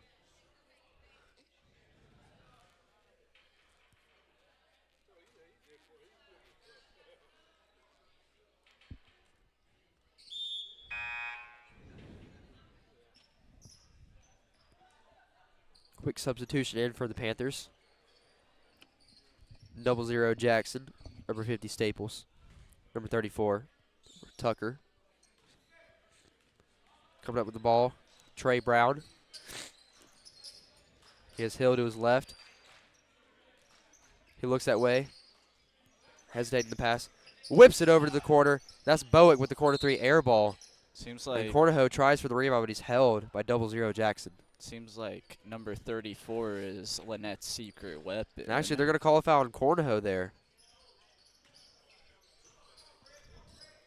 Coming up the court for the Panthers is, excuse me, Holloway. Holloway over to Jackson. Jackson in the left corner, double teamed by Cornejo and Hill.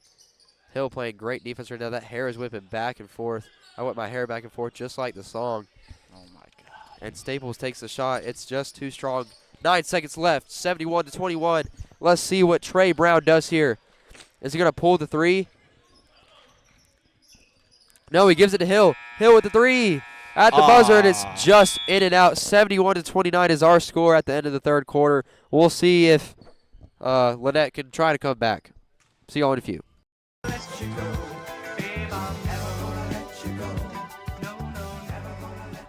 Here you go.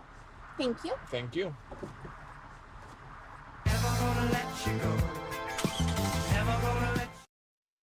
Welcome to my house.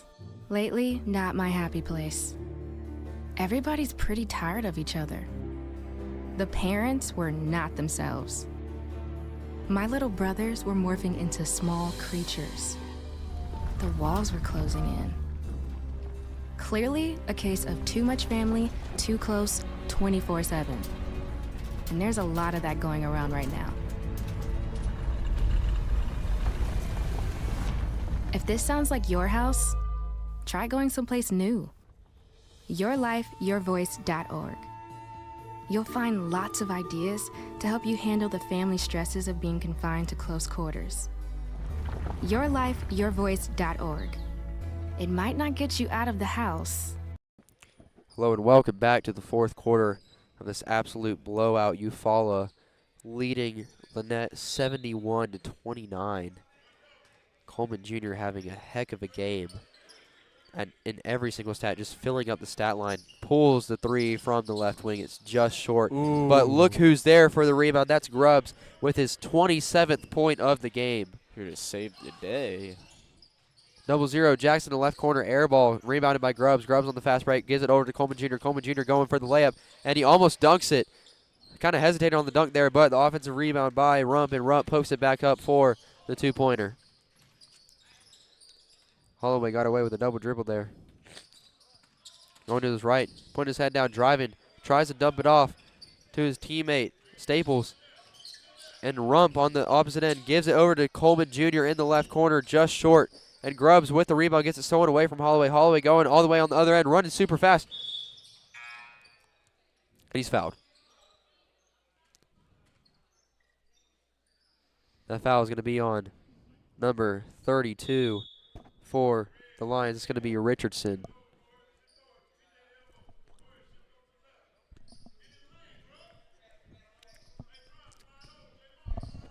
Get the stats guy and the play-by-play guy fighting each other. Max didn't know which side was left and which side was right, but it's all good because we got a blowout here for the Panthers. Oh, what a block by Mitchell. Patterson just tried to go up and got absolutely denied as Coleman Jr. goes the other way and gets denied again by Bynum. Bynum, I would say, is definitely the MVP for this Lanett Panther team.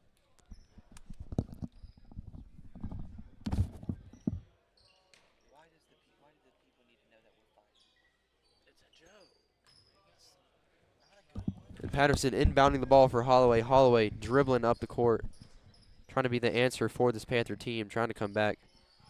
Zips it over to Patterson. Patterson gives it back to Holloway in the left corner into the post, and that is going to be a foul. Interesting foul called on Moss, number 4, Jay Moss, the 6'1" senior power forward.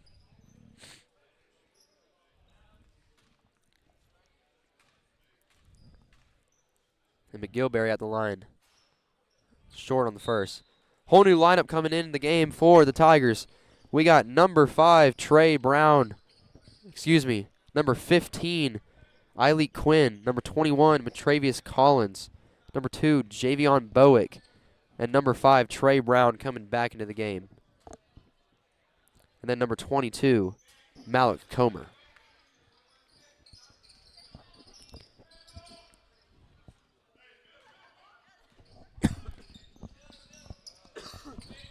Trey Brown whips it over to Bowick. Bowick.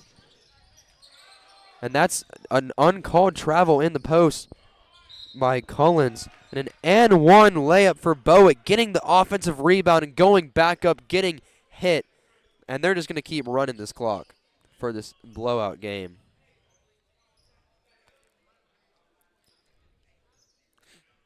Frank, who has been the difference maker in this game for the Eufaula Tigers? Number 23, Grubbs with 29 points. He's been a very good scorer, obviously, because he has 29 points. I mean, that's NBA type, like, all-star scoring, obviously. And Bowick sees the free throw on the other end. We got a wild shot by Patterson. And on the other end, fast break. It's going to be Eiley Quinn. He gets away with a jump. He just jumped for joy on that one. Almost gets the dunk, but just short. Patterson with the ball. Passes it over. Tries to get into the post to McGilberry, but McGilberry gets it tapped away by Collins. Whole new lineup in to the game for the Panthers. We got number 3, T. Brooks. Number 2, Patton. Number 15, Broughton. Number 21, Autry. And number 34, the secret weapon, as Frank said, Tucker.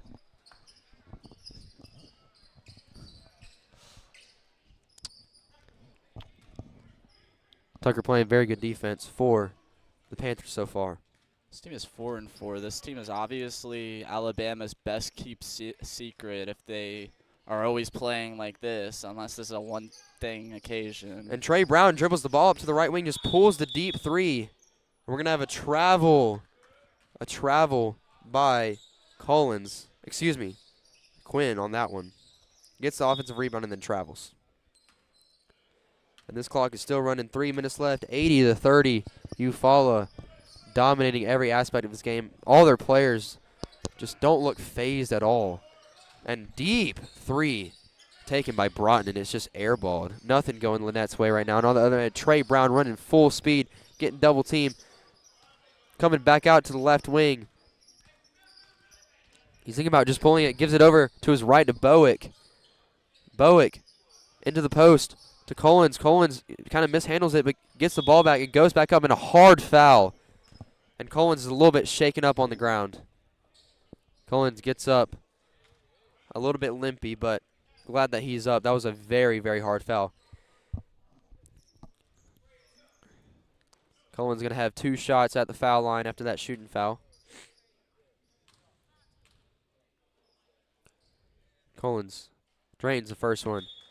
Substitutions in for the Tigers. That's going to be Hill. It's going to be Ward. And then Collins getting one more shot.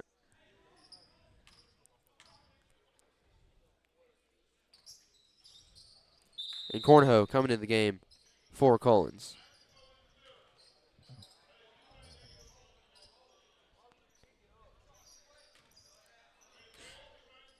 Broughton coming up the court.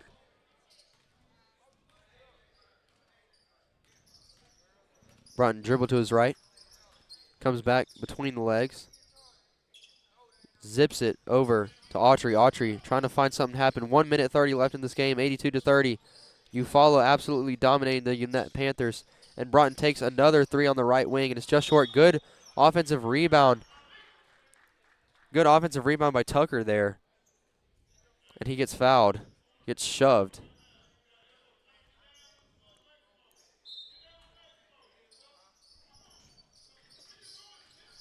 Don't go away after this game. 82-30, 1 minute left. Eufuala with the ball. Don't go away, though, because we got an interview with none other than DeQuayshawn Grubbs, the MVP for Eufuala in this game. Well-deserved as well with 29 points. Well-deserved. Kind of a quiet second half, but, I mean, he didn't have to come out in the second half. 82-30. It's been a blowout all game. Been a pleasure to commentate this one for you. As Lanett just going to let this clock run down Broughton over to Patton. Patton with his first touch of the game. And he gets fouled on the drive, on the floor.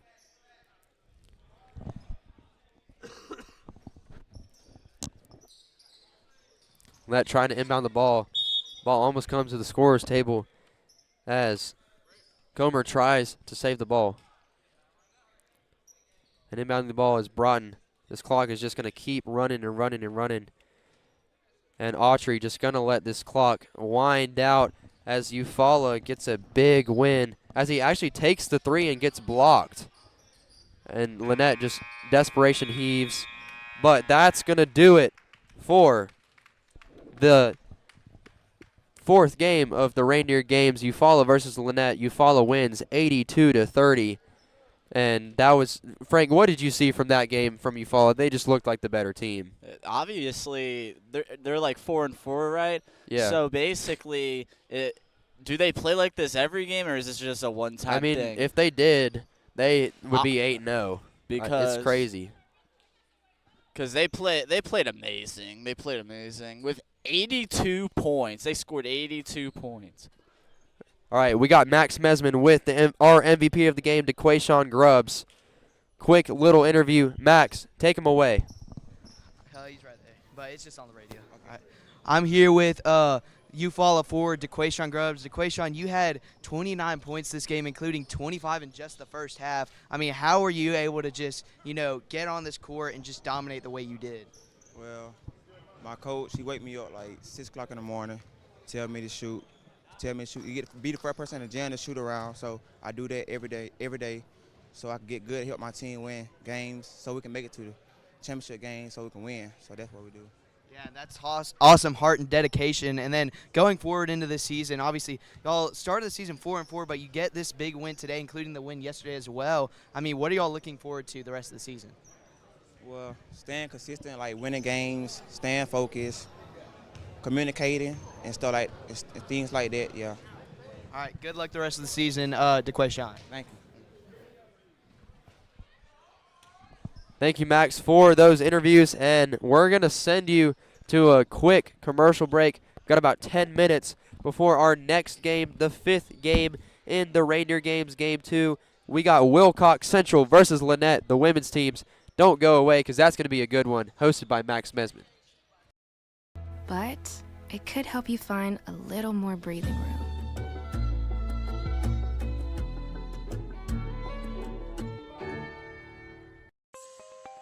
Using meth taught me everything about freedom, only not like you think. It taught me how easy it is to lose your freedom, how meth can take control until you find yourself doing whatever meth tells you to do. Before you get there, while you still can, take a stand for yourself. If you feel yourself losing your freedom to meth, ask for help. Accept the help. It's worth it. You have the power to be truly free and be the person you want to be. I know. I'm Jan, and I'm free from meth. If you or someone you know is struggling with meth, call 1-800-662-HELP for 24-hour free and confidential treatment referral. Learn more at samhsa.gov/meth.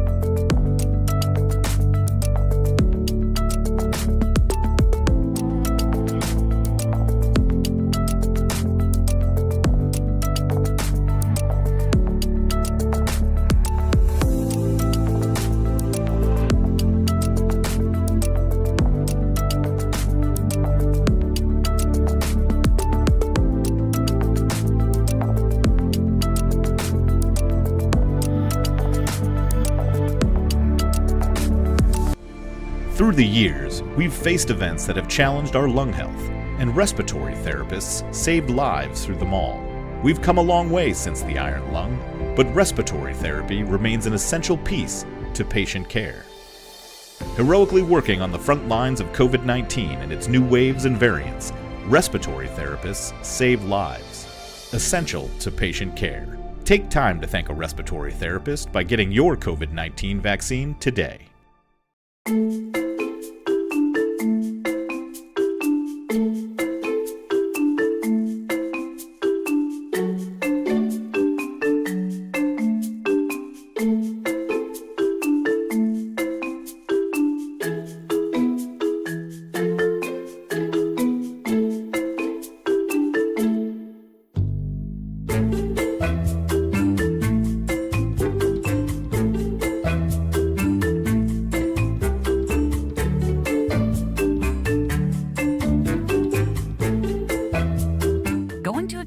Parenting your teen, it might be time to take a new approach. Visit boystown.org/parenting. Whether you're the parent of a toddler, teen, or someone in between, we've got parenting guides, articles, videos, quick tips, and even live parent talks with Boys Town experts. Boys Town, take your parenting skills to new heights.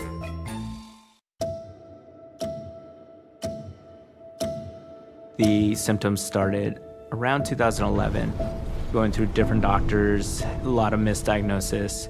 I struggle with tremors, double vision, brain fog, and chronic pain.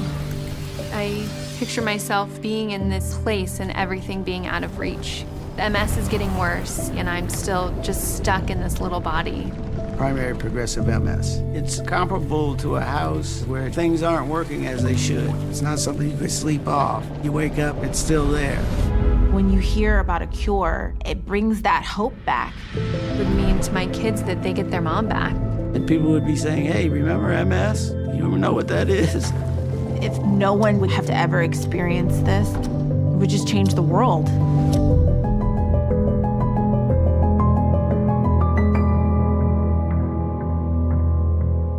When you take your car in for an oil change, a good mechanic will also take care of other routine maintenance to make sure your car runs safely and efficiently. Protecting your health isn't much different.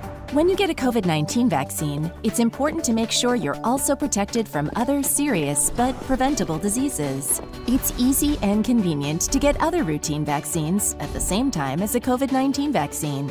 So make sure you ask a healthcare professional about other vaccines you may need to maintain your health. We are strong, we are resilient, and we will get through this together. But these are stressful times, and it's important to also practice good self-care. It's normal to feel overwhelmed, anxious, or afraid, but there is hope. Reach out to someone, connect with your friends, stay in touch with your community, and know that you are not alone. Learn more at wearebroadcasters.com/hope, furnished by the National Association of Broadcasters and this.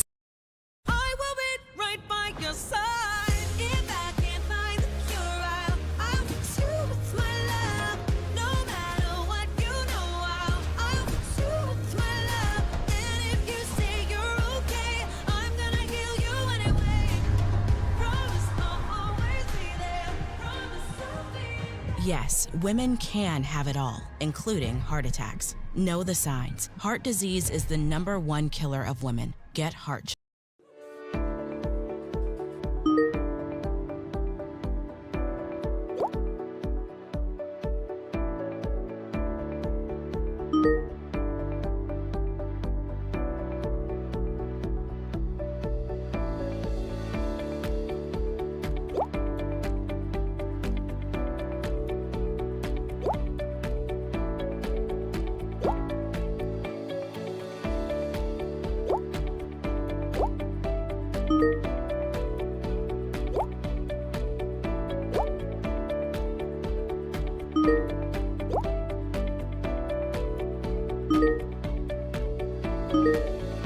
All currently serving military vets or immediate families of troops killed in action, VetTix is for you. Sign up for free to become a VetTixer and start creating new happy memories that will last a lifetime. Go to vettix.org to become a member now. VetTix, give something to those. When stress shows up, it can be hard to see. Maybe you can't sleep, or you feel sad and you don't know why. Or maybe it's worse. Because stress can knock you down. It can hurt your health and your relationships. If you've lost a job, worry about your next meal, or have trouble making it through the day, we can help. Text STRESS to 211211 to find a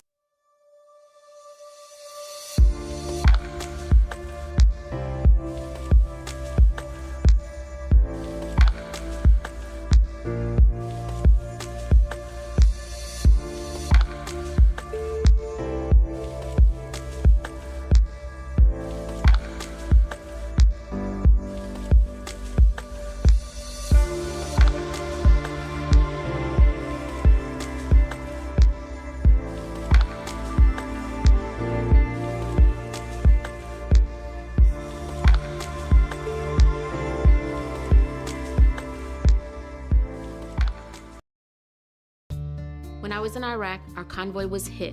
It was bad. After I came home, I could still hear booms and see tracer fire. Makes it hard to be a good mom.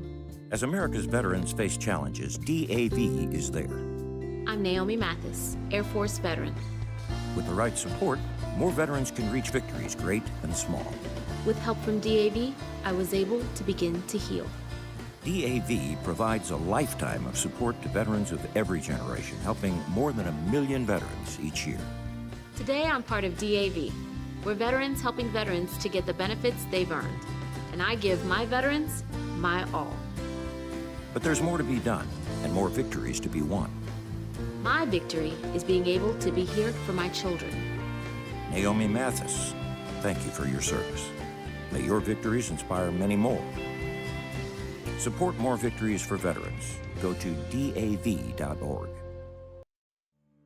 Adventurer, coach, chef, teacher, audience, superhero. If you're a parent, you've done it all this past year. But the one thing you may not have done is take care of yourself.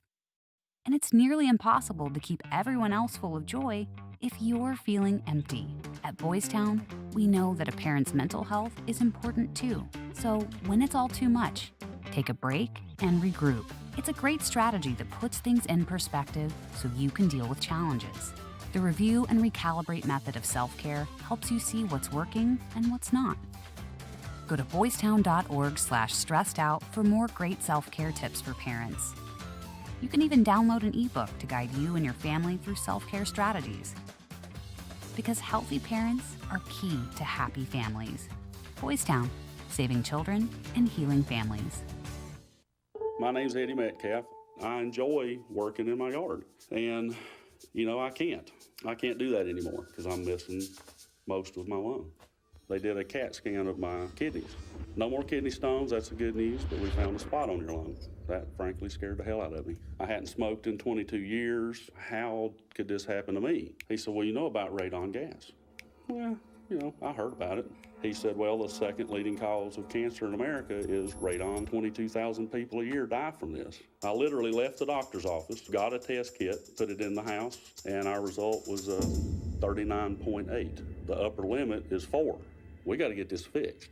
That was on a Monday, and on Wednesday, our mitigation system was up and running.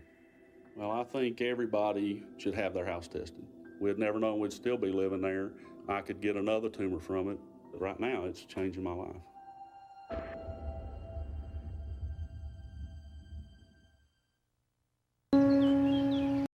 Hello, everybody, and welcome to Auburn High School, where the Lanett Panthers will face the Wilcox Jaguars in a few moments. This is a very exciting matchup, and I'm very excited to be announcing this matchup here at Auburn High School. We should have a good one in store today. Max Mesman, my play-by-play guy, will be calling out the names, and we're about to get started here in Auburn High School. Now, Lanett got blown out. Their men's team got blown out,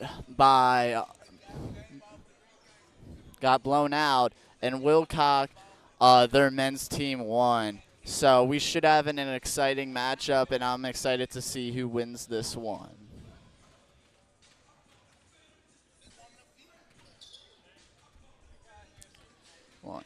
We're almost about to start tip-off here. Let's get ready for player announcements.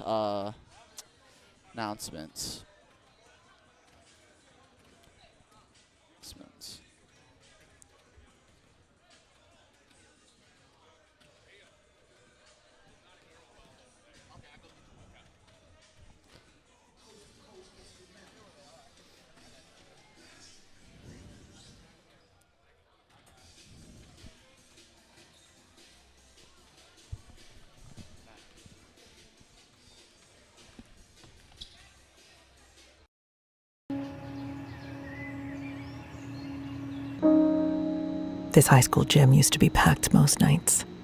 Not anymore. Do you know why? Because bad behavior by fans, especially adults, has caused a shortage of game officials across the country. You see, without officials, we can't have sports. Don't let this become reality. It's time for a change. Let's bench bad behavior for good.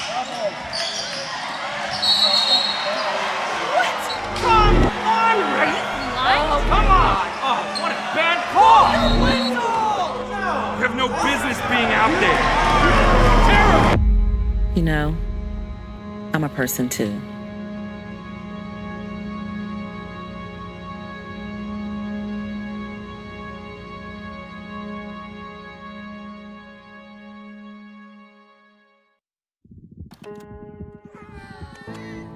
Our story was begun by someone else. Our story was often shaped by generations before them. Our story was forged and maybe even defined by the experiences of our childhood. But it doesn't need to be. You can be the author. Learn how at numberstory.org. Here's to the straggly ones, the lopsided ones, the first ones, the I miss my beard ones. And hey, I look good with this ones. But no way he's grown that in a week ones. The black, brown, red, and gray ones. The, that one. The itchy ones. The never forgotten ones. The ones grown by Dad. The ones grown for Dad. The started late ones. The absolutely filthy ones. The drawn-on ones. The finger ones. The pin ones. The I nearly didn't do it this year ones. And the yeah, why not ones. They all raise awareness, raise funds, start conversations, and save lives. Because whatever you grow will save a bro. Learn more at Movember.com. MS does suck.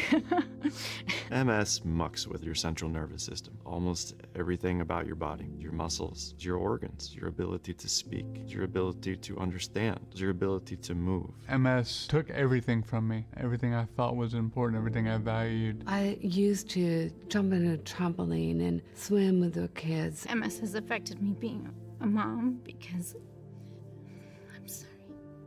Despite MS, I will keep riding my bike. I will continue to be the strongest mom that I possibly can. I will still dance with my husband. I will continue to live the life that my daughter expects me to live. Multiple sclerosis may be a part of who you are, but it doesn't define you. I will never stop. I will never quit. I'm going to keep being me.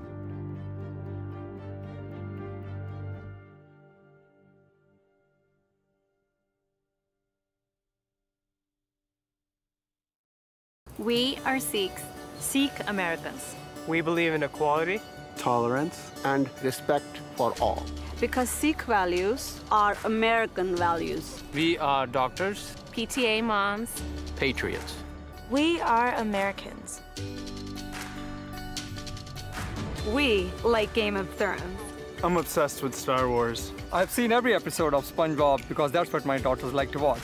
We are Sikhs. So, I keep hearing how things are getting back to normal. Really? When am I back to normal? What is normal anyway? I can't even remember. Is this normal? Seriously? No. Was this ever normal? Please. I think this used to be normal. Then I figured out, just stop it. So much has changed. No wonder nothing feels normal. But here I am, still standing. A brand new edition of me. This is no time to go back to anything. It's time to go forward and discover the new person I am now. I'm all in. For some great tips on finding your new normal, visit yourlifeyourvoice.org. You look familiar. We worked our whole lives to save, just to spend it on time. With these two. And like Frank said earlier, we started a little late here today, so that's why you had that long commercial break. But it is time for this matchup between the Wilcox Central Jaguars and the Lanett Panthers. These two teams coming into this game. Lanett coming off a loss yesterday. And the Wilcox Central actually hasn't played in the main gym yet. Pretty sure they took on a team in the auxiliary gym yesterday. But both of these teams looking for a big win tonight against a very skilled opponent on the other side. For Lanett, your starters are Nakariana Hurd, Janiah Glaze, you got Layla Lancaster, Camry Boozer, as well as Amari Langdon. Look how big Lancaster looks, number 23. She looks huge compared to everybody else. Lancaster stands at 6'5". It was kind of surprising though. She's kind of a non-factor yesterday when they played against Eufuala. And so, I mean, coming into today, she is their leading scorer on the season. They will need to work through her. She can definitely dunk. Yeah, but if you're Wilcox Central, I mean, you definitely want to try and guard Lancaster. You might have to double team because you look at Wilcox Central's lineup. I mean, there is not somebody that's above 5'8". And so now with the ball, number 12, and that's actually going to be a double dribble on Wilcox Central. That was Cassidy Arnold with it. So now Janiah Glaze to pass it in for the Panthers. Nakariana Hurd bringing it up, the point guard. She had a great game yesterday, actually. One of the very few Panthers who had a great game yesterday. But you already see the effect of Lancaster on the inside. She gets the rebound, and she gets the foul. You can go, Frank. Wilcox only has 2 players on their bench today compared to the Panthers, who have their whole bench, it looks like, today. So they're in a bit – Wilcox is in a bit of a disadvantage tonight with substitutions, but we'll see how it goes. Yeah, and Lancaster missing the first free throw, so still scoreless here. But you're absolutely right. I mean, we saw it in Eufuala, Opelika. Eufuala also, now they did have 2 crucial injuries, but, Eufuala had only like 3 subs the entire game, and it really, made them struggle.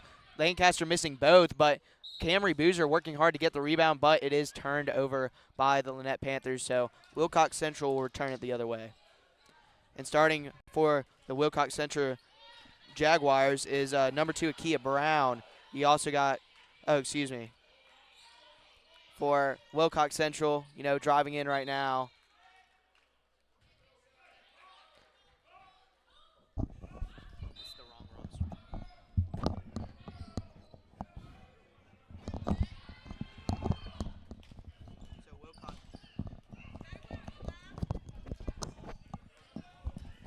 Wilcox Central passing it in, able to get it inbounds.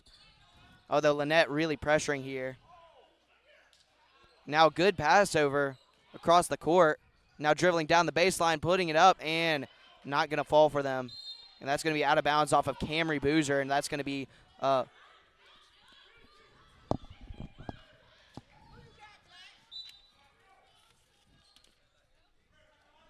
and so now passing it in for the Jaguars is Albany Shears. And she gets it over in the corner. She shoots it, and she makes it. What a shot by Albany Shears. Like Taylor likes to say. Exactly, like our commentators Taylor likes to say. He loves his. Sitting right next to us, actually. Yeah, he's working as our statistician this game. Sipping on a nice little smoothie. Yeah, from Smoothie King. No better place. Although not sponsored. Yeah, not sponsored. There we go. So now Wilcox Central with the ball here. Number 3, Alexis Lewis. She passes it over to Shatavia Lomax. Lomax with it. And she passes it behind number 12, Tatiana Ransom, but she gets it back. Now, good defense here by Janiah Glaze for the Panthers. Lomax just trying to fight her off, and I think they're going to call – I think she might have stepped out of bounds there. That's what it looked like from my angle. So great defense there by Janiah Glaze. And let's see if Lanett can answer back. Still haven't scored here. 6:11 to go in the first quarter. Taking it up for the Panthers is Hurd. Did you see number 5 on Wilcox trying to block Lancaster? She had to put her arms all the way up to Lancastle's face. That's how big she is. I mean, it's tough because Lancaster, she is 6'5" and not an inch shorter. And whereas Wilcox Central, their tallest player is 5'9". So, actually, no, they do have somebody that's 6'1" in the game today. Although she's out for today. So, number 32, Dunning. Yeah, Dunning. I don't see her on the court, and I don't see her on the bench. Yeah, and so she's Taylor, our statistician, just pointed out she's actually on the bench, but she's not dressed out. So, yeah, she is 6'1". She's their only player above 6'1". That's probably a big loss today because of Yeah. Lancastle, but they'll work without it. Yeah, because their next tallest player is 5'9", so. And that is the lady who has the ball right now, Albany Shears, who Albany Shears steps back, pops it, misses. Good rebound there by McMillan, and McMillan gets fouled. And that's a nice little foul, and they're going to hopefully get a few nice little points out of it. Yeah, McMillan will act as their center today, it seems like, because she also stands at 5'9", but she has a tall task, to say the least, against Lancaster. Little nice small ball lineup they're running over here. We'll see how it works. Yeah, we'll see. I mean, they're already up 3-0, so it's working so good so far as we see McMillan hits the first free throw.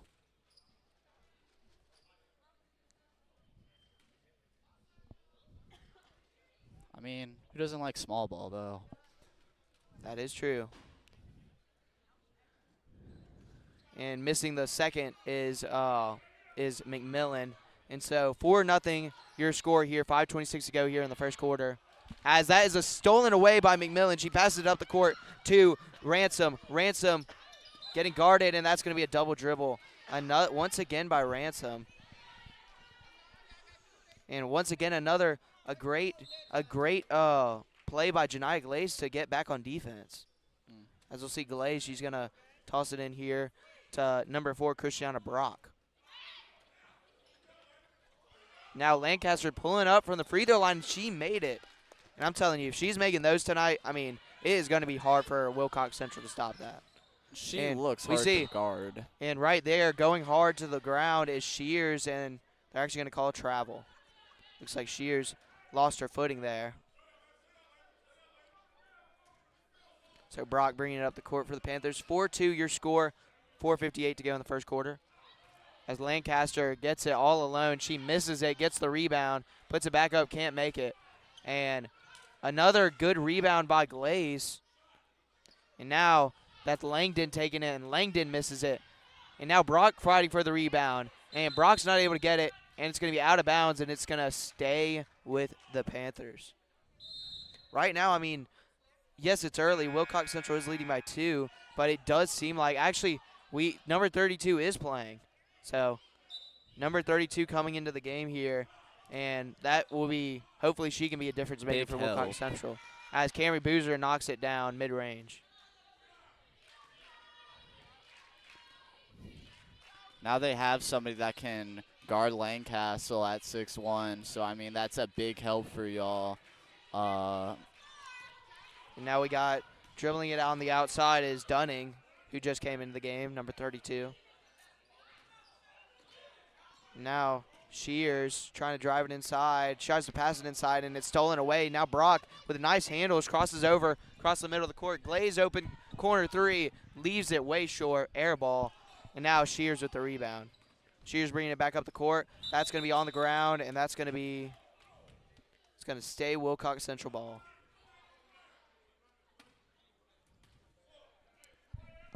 Spears to pass it in for Wilcox Central. She passes it in to Alexis Lewis. Though it seems like we're going to get some subs, and Carriana Hurd is coming in for the Panthers for Janiyah Glaze. So now Spears with it. Passes it over to Dunning. Dunning then hands it off to Lewis. Lewis up top looking for some players. Was able to find Wilson. First time saying her name. And they're going to call travel. So travel on Wilson. Yeah, a lot of turnovers here early on in this game by both of these teams. knotted up at 4. And this, I'm assuming that this might be a low-scoring game. Hurd passes it over to Brock. Brock inside to Boozer, and Boozer puts it up and in. With a good finish as well. Yeah, and so now Lanett taking their first lead of the game. Now Spears going all the way coast to coast, and she finishes at the rack. A nice jelly layup there by Spears. And now Hurd coming back the other way. Now we just sped up, and now a good steal by Lewis. Lewis coming down the floor. She's trying to go coast to coast, and she is whacked. She is whacked by Lancaster, and she gets up and chugs it off like it's nothing. Lancaster obviously going for the ball, but it's like Lancaster was playing whack-a-mole over here. Yeah, she missed the mole. Or like though. a nice like swat, like fly swatter. Yeah. That's what it kind of looked like. And missing the first free throw is Alexis Lewis. So all tied up at 6 here. 3:15 to go in the first quarter. Wilcox Central versus Lanett. And she makes the second one. So 1 for 2 for the line goes Alexis Lewis, and now Wilcox Central has the lead back by 1 point. Hurd bringing it up the floor. Passes it inside to Boozer. Boozer going up, misses it, and it's going to be a rebound by Spears. Spears coming back. Is she going to go coast to coast again? Puts it back up, misses it, leaves it short, and that's going to be a rebound by Lancaster. Lancaster loses it. Then it's picked up by Brock, and they're going to call timeout. Timeout by Lanett. Filling buckets of memories. This is what makes life, life. Yet how much of life are we willing to miss out on? Because even mild hearing loss doubles our risk of dementia. Yes, dementia. Good hearing health is essential to staying engaged and doing what we love. Hear well and stay vital. Get a hearing health check every year. Okay, I know what you're going through. Too much time inside, not enough outside. And like, what's up with the parents? They're in their own world. Hello? You can't do anything right anymore. No encouragement, no anything. If you're waiting for something to change, maybe it's time to stop waiting and change things yourself. So ask your parents how they're doing. Yeah, you go first. We're back at Auburn High School. 3 minutes to go in the first quarter. 7-6 your score. Wilcox Central up by 1. And actually, a player to watch out for this game, Albany Shears, the starting point guard for Wilcox Central, already has 5 points here in the first 5 minutes of the game. And as we see, Shears gets the steal, comes back the other way, but then it's stolen back by Hurd. And then it's tipped away again by Spears, but it's able to be corralled by Brock. Now Hurd left wide open. She thought about it. Now he's going to cross back, go inside, stop a mid-range shot, and she makes it. That's a nice little shot. Yeah, nice stop and pop there by Hurd, looking kind of like Kalia Tolles right there. And now we got Spears coming up the floor, trying to add to her total. And it's tipped away by Brock. Brock hustling for it. And it's going to be red ball. Wilcox Central is going to keep it.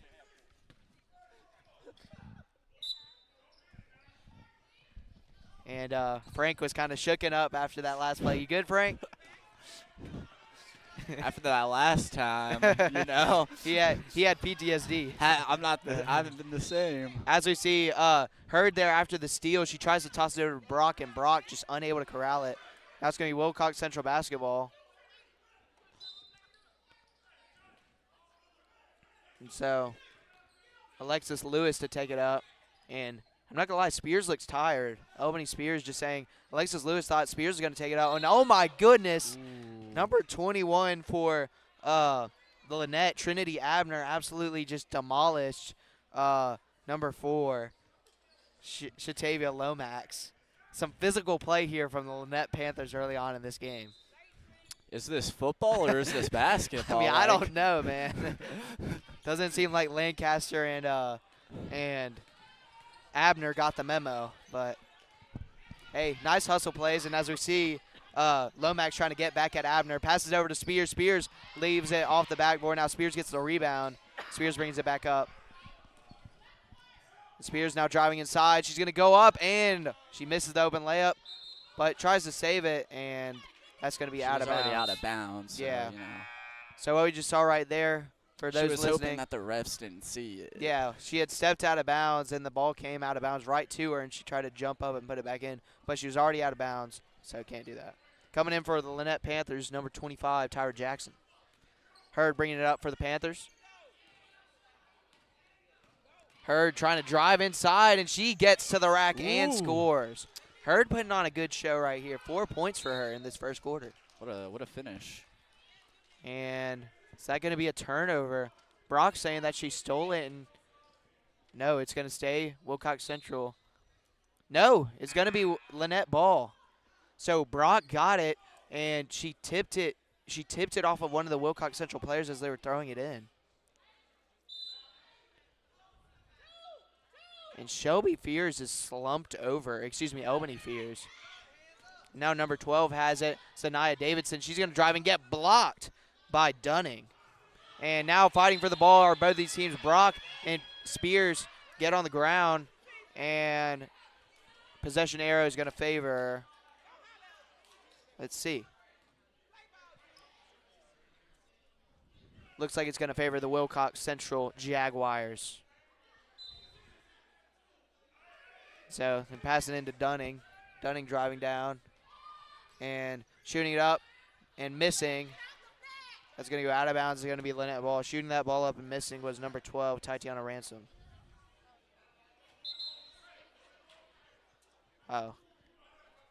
It was actually number 1, Samaya Wilson. So now bringing up the ball is Hurd. Hurd drives in. Hurd passes it into the corner. Brock, baseline jumper, and she's going to get fouled. She missed the shot, but she's fouled by Shears. And she will go to the line for 2. 10-7 your score, 1:08 to go here in the first quarter. Wilcox Central, or excuse me, Lanett with the lead by 3. Both these teams looking for their first win of the tournament. After Lanett got blown out by Eufuala yesterday, and then Wilcox Central lost in the auxiliary gym. And we see the shooter's bounce goes in for Brock on the first free throw, as that Panthers lead extends out to 4.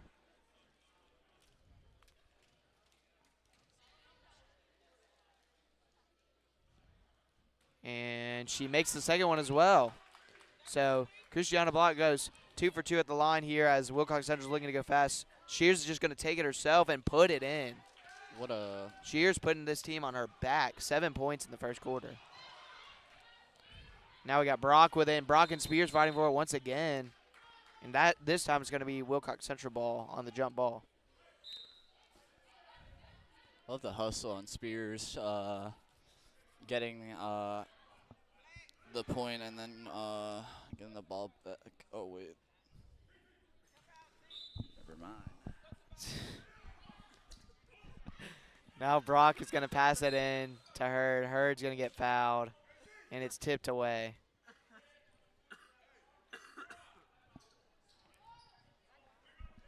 So it's going to remain Lanett ball. Hurd to pass it in. Hurd passes it in to Brock. Brock cuts baseline, and she gets fouled. Number 12, Tatiana Ransom, saying she had her hands up for Wilcox Central, but refs did not agree, and Brock is going to go to the line.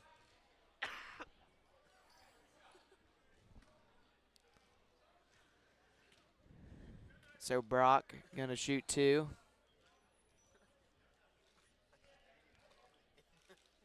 And Brock makes the first.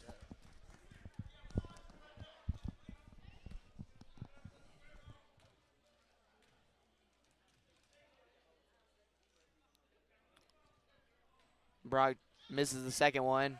Fights for her own rebound, and she gets it. Good hustle by Brock. Now passes out to Hurd. Hurd going to toss it over, and the 3 is no good by Zanaya Davidson, and it's going to go off the top of the backboard, and it's going to be Wilcox Central ball. 12-9 your score here. Lanett leading by 3, 59.3 to go here in the first quarter. Bringing it up for Wilcox Central is McMillan. McMillan almost losing the ball here. Good defense by Lanett. And now Cullen's going to take it all the way in. Excuse me, Dunning. And gets it stripped away, but it's able to be saved by Ransom. Now Ransom going to hand it off to McMillan. McMillan going to go all the way and score. What a play by McMillan. Now with 30 seconds to go here, 1-point game. Hurd going to shoot it up from the elbow, and she airballs it, and Brock saves it. Gets it back into Davidson, and it's being tipped around. Hurd now has it, and if I'm Lanett, I'm holding for the last shot. Actually, no, in the corner, left wide open is Davidson. She misses it. Rebound by Abner. Abner putting it back up, can't make it. Abner gets her own rebound again, and she misses it that time. Now Dunning with it. Dunning able to get the rebound. Now it's stolen back away by Brock. A lot of turnovers, and that's going to then be a travel by Brock. So about 5 turnovers there in the span of 5 seconds. And it's now going to be, and it's, what a exclamation point pack there by Brock on the inbounds pass. It's going to stay Wilcox Central ball, but you tell there was some determination in that. Now Dunning going to pass it in, and great catch, but it's about to be stolen away. Good hustle play right here from Davidson. That's going to be out of bounds, and it's going to stay Wilcox Central ball. Davidson's stripping the ball away from Ransom, but it's going to be off of a Lanett player. And now getting it in to Lewis, and Lewis does not get the shot off, and that's going to do it for the first quarter. 12-11 is your score. Lanett leading by 1 point. 3 more quarters to go in this game. Ask what you can do to help. Parents are people too, and the stresses you're feeling, you can bet they're feeling as well. Best of all, when you help them feel better, it has the same effect on you. Visit yourlifeyourvoice.org for some game-changing ideas on how you can turn things around at your house. When you go first, everybody wins.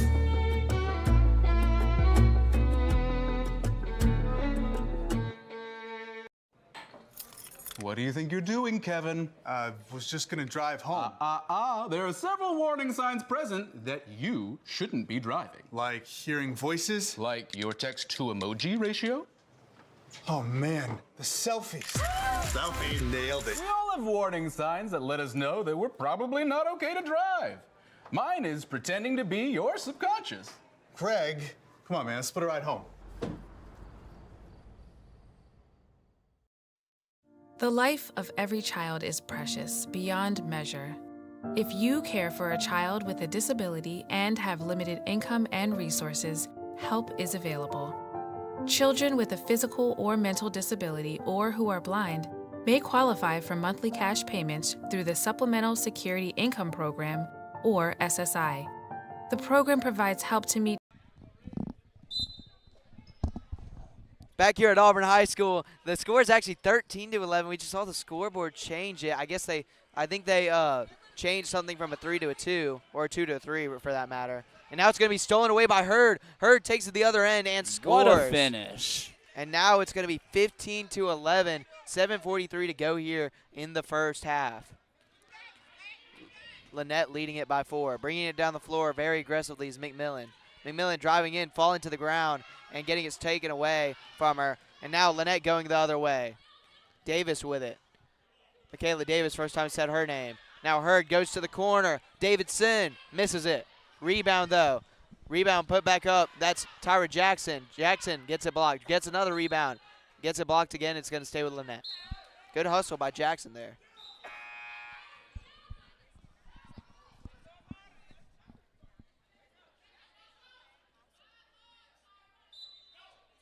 Hurd to pass it in for Lanett. Toss it inside to Davis. Davis shoots it up. Mid-range, and it's good. Clean shot there. Now Lanett starting to pull it away. Spears bringing it up the court. Shears for Wilcox Central. Shears passes it over to Alexis Lewis. And Wilcox Central, they got to get something going here. And with nice block by Davis. And Davis is just going to take it herself, coast to coast, go all the way and get it in. What a finish. And the Davis takeover. Michaela Davis scoring the last 4 points for the Lanett Panthers. And now bringing it back aggressively is Shears, and she banks it off too hard off the backboard, but a good rebound there by Lomax. And now fighting for it, and it's going to be a foul on Lanett.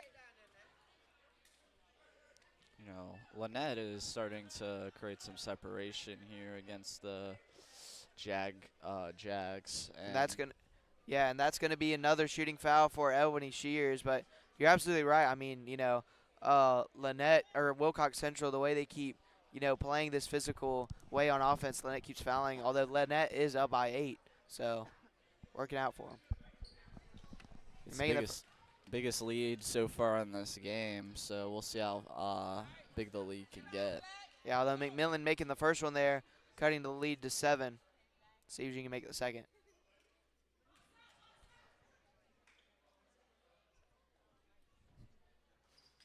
And she makes it. 19-13 your score, 6:30 to go here in the second quarter. Here comes Lancaster coming in from the substitution. Yeah, Lancaster coming into the game. Didn't really have an effect in terms scoring-wise, only had 1 bucket. But she is still always a threat. And we see putting it up. Wild shot there for Jackson. A good, strong rebound by McMillan. Just throwing it away. And Shears is able to win the ball back. Now Shears is going to go up, and she misses. And rebound there. And just trying to toss it up there is Wilson. Now Shears wide open from the elbow. Misses it. Tracks down her own rebound. Shoots it from the corner. Misses it there. And a rebound by Hurd. Hurd coming back the other way. Coast to coast. Nice Euro step, but misses it. Good rebound by Jackson. She misses it. Now a foul. And that's going to be on number 1, Samaya Wilson for Wilcox Central. Going to the line is Hurd. Yeah, Hurd is just one of those players that, like, you know, or excuse me, Davis is going to go to the line. But Davis is also one of those players that just hustle plays galore. And they're actually not going to call it a shooting foul. Interesting. So, Hurd to pass it in here for Lanett.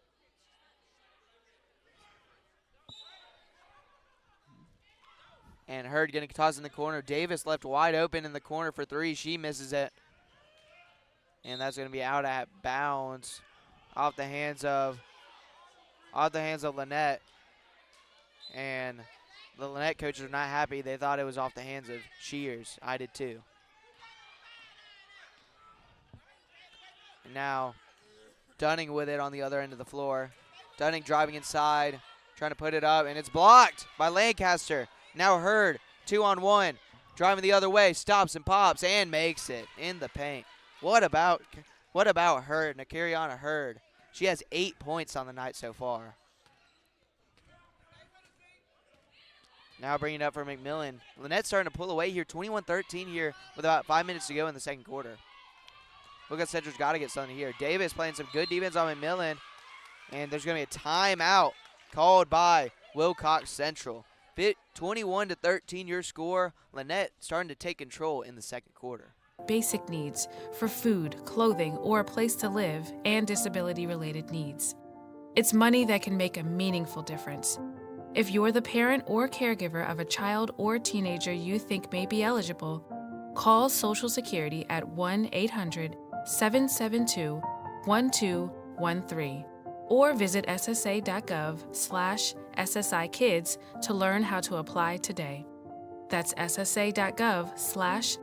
When you take your car in for an oil change, a good mechanic will also take care of other routine maintenance to make sure your car runs safely and efficiently. Protecting your health isn't much different.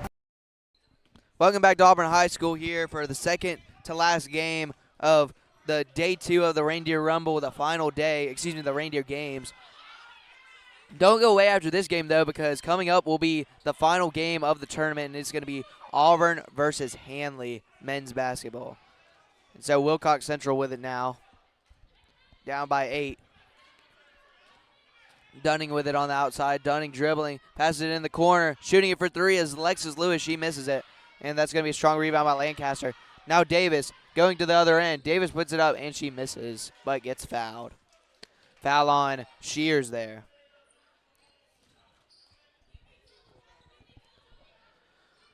And so Davis going to the line here.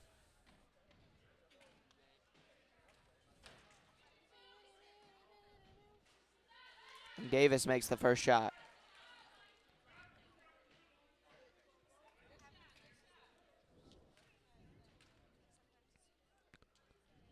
And Davis misses the second, so 1 for 2 at the line there.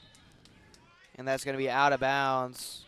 And it's going to be off the hands of Wilcox Central, so Lanett getting it back. And Wilcox Central is really killing themselves with these just quick turnovers. they're not getting a lot of offensive possessions. They haven't even been doing terrible on offense, but they just haven't gotten many because of the amount of turnovers on their own end of the floor. And so now on the inside, and that's going to be Boozer getting fouled. Actually, no, they're going to call a travel. A travel on Boozer.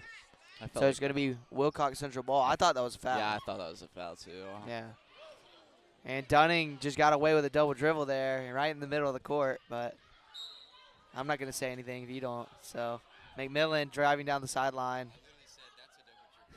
Yeah, our statistician Taylor is adamant that that was a double dribble, but maybe there's a reason why we're not refs and Yeah. we're on the sidelines. Yeah.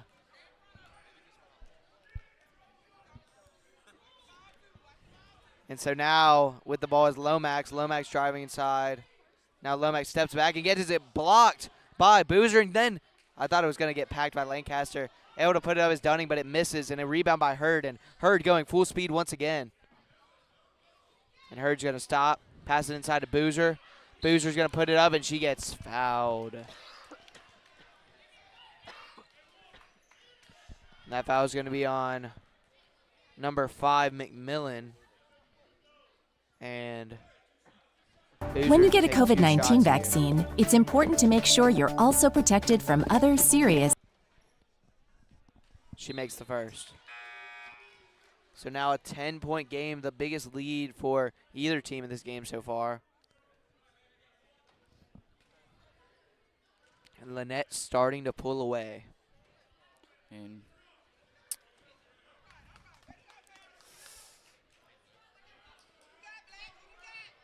yeah, making both is Boozer. And so now that Lanett lead has grown to 24-13 here, 3:36 to go here in the first half. Kind of a quick first half here, though, between these two teams. Not a lot of timeouts. As we see, Alexis Lewis just going to pop it. She misses that time, and a rebound by Boozer. Tosses over to Hurd. Hurd going 100 miles an hour. Passes it over to Davis. Davis couldn't corral it, but she is able to get it. Now double teamed in the corner. And Davis looking for an open man. She finds Hurd. Hurd thought about it. Passes it over. And that's going to be a travel by Davidson. Just indecisive right there from beyond the arc. And it is going to be Wilcox Central ball. Shears to throw it in here. And Lanett running a bit of a press here. Coming into the game for Lanett, number 4, Christiana Brock, and number 20, Armani Langdon. And McMillan bringing it up, guarded by Langdon. Lomax trying to corral it. She does. Now Lewis with it. Passes it over to Lomax. Lomax is going to shoot it, and it's blocked by Lancaster again. She is going crazy in this first half. As we see on the other end, Langdon scoring at home. And, man, the way Lanett is playing, this could get ugly. As we see, Shears almost loses the ball. Shears goes inside, and, oh, such a nice move, just unable to finish there. Rebound by Lancaster. And I can't remember the last time Wilcox Central has scored. And as we see Hurd going inside, Lanett scoring a lot here in the second quarter. 10 tonight for Nicoriana Hurd. And now Shears going all the way and misses again. She has blown past him every time, but just unable to finish. Yeah, Hurd, or not Hurd, excuse me. As we see Lanett with another basket, that time Christiana Brock. And on the night right now, Shears talking about, missed opportunities. She's 3 for 11 tonight on most of them layups. So Wilcox Central, getting opportunities, just not able to make them. And now Lomax on the inside gets it stripped by Boozer, and then just bonehead foul there by Lomax. Loses the ball and out of frustration hits Boozer in the arm. Yeah. Bonehead call, or not bonehead call, bonehead play there, which I get it. Frustration. You're down by 17. This is a game that was tied at the end of the first quarter, and now the Wilcox Central is only as Lancaster airballs it, and it's going to be Wilcox Central ball. But Wilcox Central has only scored 2 points in the second quarter, whereas Lanett has scored 17, and that's results in a 17-point lead here for Lanett. So 30-13 your score here. Wilcox Central with the ball, 1:36 to go in the first half. Bringing it down the floor is Alexis Lewis. Passes it in the corner to Ransom. Lewis going to take a long three, and that she almost made that, but it rims out. It's going to go out of bounds off the hands of Cameron Boozer. Boozer looks to be in a little bit of pain there, kind of shaking her head. And so it's going to be Shears to pass the ball in here for the Jaguars. Shears tosses it inside to McMillan. Millen going up strong and scoring. And the first points in a while for this Wilcox Central team. Yeah, 6 points tonight for McMillan. Trying to put the team on her back. Davis with the three. Davis misses it. Good rebound by Tyra Jackson. Jackson gets it blocked by McMillan. That's going to go out of bounds. That'll be Wilcox Central ball. So does Wilcox Central have a little bit of life in them to try and make this a closer game here in the second quarter? Ransom going full speed. She falls down, and that's a travel. Falls down and slides on the ground. Ransom has not had the best first half. A couple of turnovers. 5 turnovers on the first half for Ransom. And so Brock with it now, bringing it up for the Panthers. She passes it over to Davis. Davis in the corner. Airballs it, and it's a rebound by Wilcox Central. Now bringing it up the floor and getting fouled. That was Shears, and the foul is going to be on. Foul's going to be on number 20, Langdon. Armani Langdon. And that's going to be the 4th foul. Or actually, excuse me, that's going to be the 5th foul on the home team, the Lanett Panthers. So any fouls on Lanett here results in free throws. So if I'm Wilcox Central here, I'm driving to the basket, no questions asked. Trying to get some free points at the line. Although the ref's discussing it to the coaches.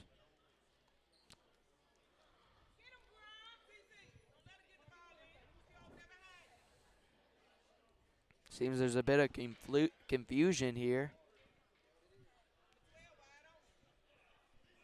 Frank, what do you think of the game so far?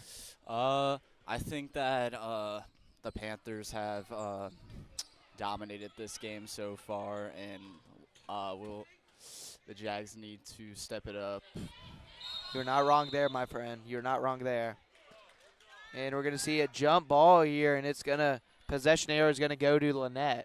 Seems like Lancaster's left the game. Yeah, Lancaster might have, I don't know if she got injured, but she is not on the bench. And a steal by Wilcox Central. Ooh. A chaotic last 30 seconds here. It's like 3D. Yeah. It was like 3D. Yeah, the ball almost pelting my statistician Taylor in the face. Yeah, he caught it though, so. So Davis with it. Davis passes it over to Langdon. Langdon shoots it up, misses. Rebound there by Boozer, but it gets it blocked away. And that block was by number 11, Shamaria Pornell. First time saying her name tonight. So now Brock with it. Brock's going to pass it in. Pass it into Davis. Davis left open. Some bad inbounds defense there from Wilcox Central, just leaving Davis open. So now driving down hard is Shears, and that's going to be a foul. It's going to be a foul on number 4, Christiana Brock. So Shears is going to go to the line here. Actually, no. So I think that's what they were discussing. The scoreboard earlier, it quickly shifted from 1 to 5, and they were confused on whether it was, 2 fouls or 5 fouls. It is 2. That'll be the 3rd on Lanett. But 11.5 seconds to go here in the first half. 32-15 your score. Wilcox Central has it. 10 seconds to go. Try and get the last shot up. Build some momentum with a late 3. And that's another double dribble. Her 3rd of the game. Her 6th turnover of the game. It has not been Tatiana Ransom's night so far. Davis to pass it in for Lanett. But that describes the night it's been so far for Wilcox Central here as Davis going to pass it over to Hurd. Hurd gets a wide open lane to the basket, and she scores in a big defensive breakdown.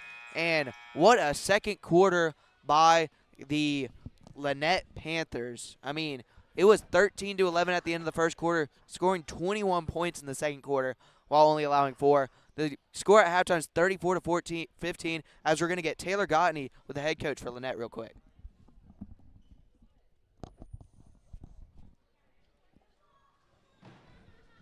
Hello, I'm Taylor Gottney here with the head coach of the Lanett Panthers. Coach, 34-15 at halftime. Got to be pretty happy with what your team's been doing. What have y'all been doing to get this huge lead? Defending. We're defending very well today. We just need more consistency while we're playing defense. A lot of reaching fouls, a lot of lazy fouls. Yes, sir. What can we expect from the second half, and what can y'all adjust in halftime? Just clean up the lazy fouls and move our feet a little bit more. Yes, and sir. finish out this tournament on a good note. Yes, sir. Thank you. No problem. That's going to do it for the first half of this game. 34-15, your score between Wilcox Central and Lanett. Lanett up by 19 points. We'll see y'all at the second half. But preventable diseases. It's easy and convenient to get other routine vaccines at the same time as a COVID-19 vaccine. So make sure you ask a healthcare professional about other vaccines you may need to maintain your health.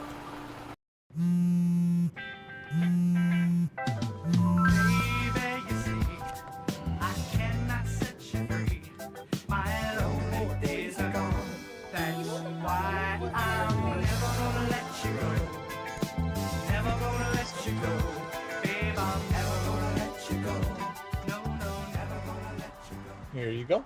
Thank you. Thank you.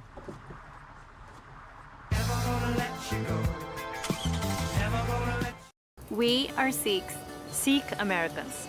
We believe in equality, Tolerance and respect for all. Because Sikh values are American values. we are doctors, PTA moms. Patriots. We are Americans. We like Game of Thrones. I'm obsessed with Star Wars. I've seen every episode of SpongeBob because that's what my daughters like to watch. We are Sikhs.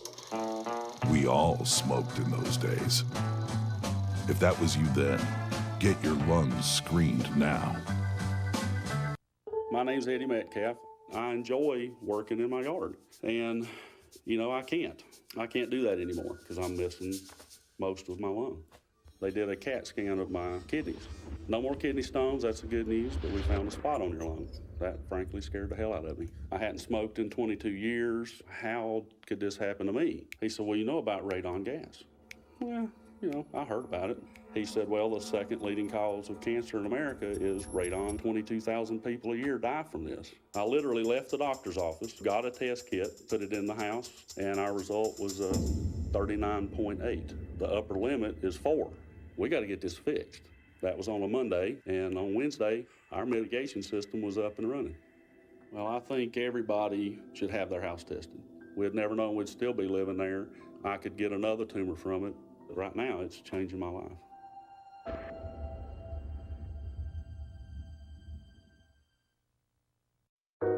So, I keep hearing how things are getting back to normal.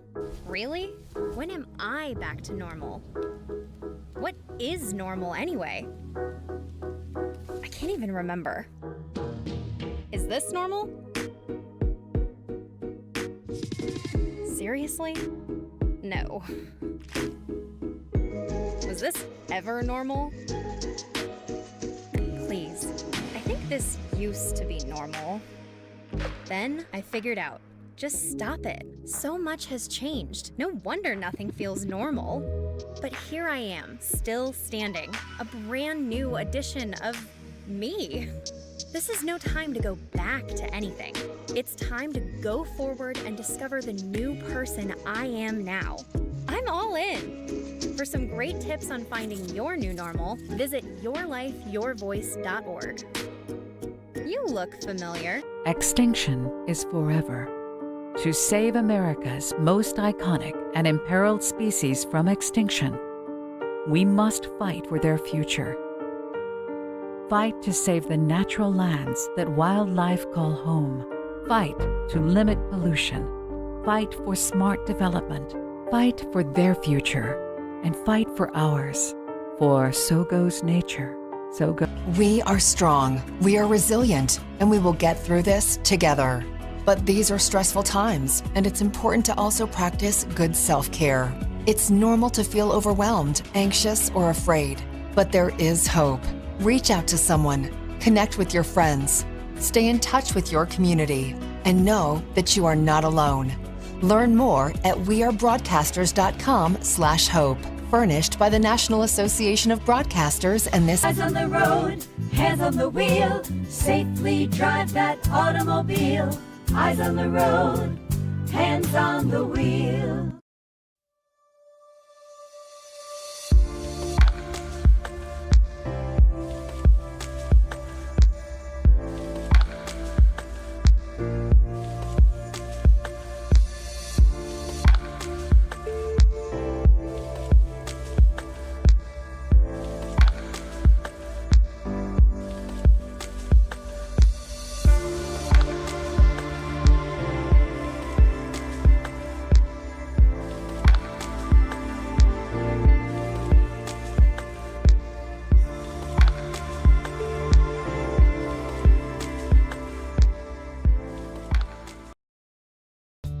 When I was in Iraq, our convoy was hit. It was bad. After I came home, I could still hear booms and see tracer fire. Makes it hard to be a good mom. As America's veterans face challenges, DAV is there. I'm Naomi Mathis, Air Force veteran. With the right support, more veterans can reach victories, great and small. With help from DAV, I was able to begin to heal. DAV provides a lifetime of support to veterans of every generation, helping more than 1 million veterans each year. Today, I'm part of DAV. We're veterans helping veterans to get the benefits they've earned. And I give my veterans my all. But there's more to be done and more victories to be won. My victory is being able to be here for my children. Naomi Mathis, thank you for your service. May your victories inspire many more. Support more victories for veterans. Go to DAV.org. Some kids never smile. They're embarrassed by their crooked teeth. They want braces like the other kids, but their families can't afford them. Some may even try to straighten their teeth themselves. That can make everything worse. Luckily, there's Donated Orthodontic Services, a program from the American Association of Orthodontists. It helps provide orthodontic treatment to kids and teens whose families can't afford it. For kids who apply, are approved, and are matched with a volunteer orthodontist, it can be life-changing. Their treatment is in the hands of an expert, a licensed local orthodontic specialist who improves their smiles by correctly aligning teeth and jaws. Some kids think they'll never smile again, but Donated Orthodontic Services may help them smile with confidence. To link to the application and eligibility requirements, visit aaoinfo.org.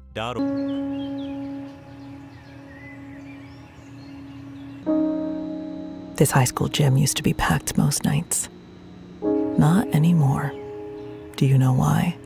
Because bad behavior by fans, especially adults, has caused a shortage of game officials across the country. You see, without officials, we can't have sports. Don't let this become reality. It's time for a change. Let's bench bad behavior for good. The symptoms started around 2011, going through different doctors, a lot of misdiagnosis. I struggle with tremors, double vision, brain fog, and chronic pain. I picture myself being in this place and everything being out of reach. The MS is getting worse, and I'm still just stuck in this little body. Primary progressive MS. It's comparable to a house where things aren't working as they should. It's not something you could sleep off. You wake up, it's still there. When you hear about a cure, it brings that hope back. It would mean to my kids that they get their mom back. And people would be saying, hey, remember MS? You don't know what that is. If no one would have to ever experience this, it would just change the world.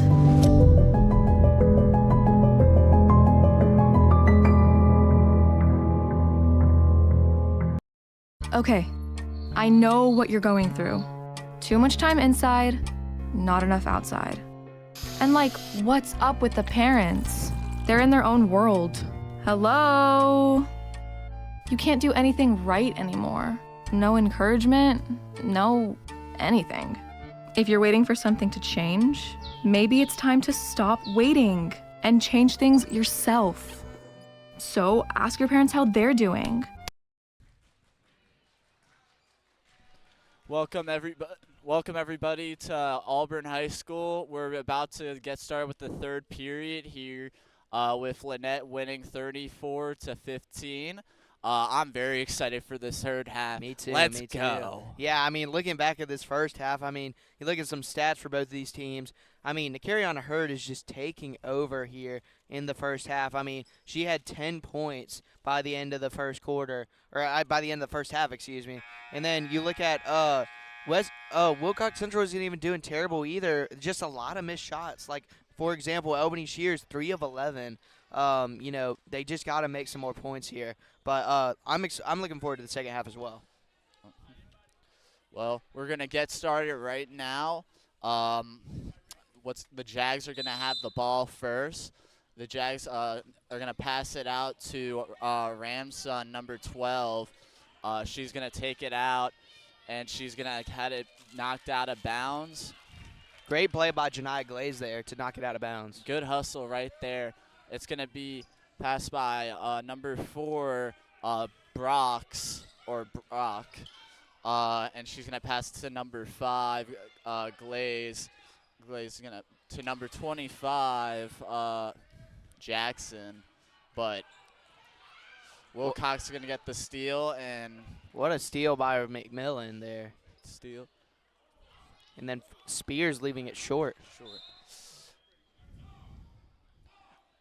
All right, and the Jags are going to have the ball back in this third period, and they're gonna pass it out to number 5, McNeilis, who's going to score. Good job by McMillan there. McMillan now has 8 points. She's 4 of 4, and she has 8 points on the night. Very McMillan impressive performance for her tonight. She's being very efficient. Now Lanier has the ball. Number 4, Brock has the ball, and she's going to pass it to number 25, Jackson. Where that's going to be a jump ball, it looks like. Yeah, possession error favoring Wilcox. Actually, Lanett, excuse me, sorry. Number 5 is going to pass it out, and it's going to be knocked out of bounds. It's going to be Panther ball still. Here with 7 minutes left in the third period, 34-17. Jackson has the ball, and she's going to score. What a play by Jackson on the inside. Yeah, what a finish. Yeah. She's able to get in there and then just get it up and put the basket in. Number 2, Spears, she has the ball, and she's dribbling, and she's actually getting some separation, but she's just going to miss that shot. But she gets the rebound, and she's going crazy out there. Yeah, how about the hustle from Shears right there? And it looks like she's going to be awarded with a foul there on the other team.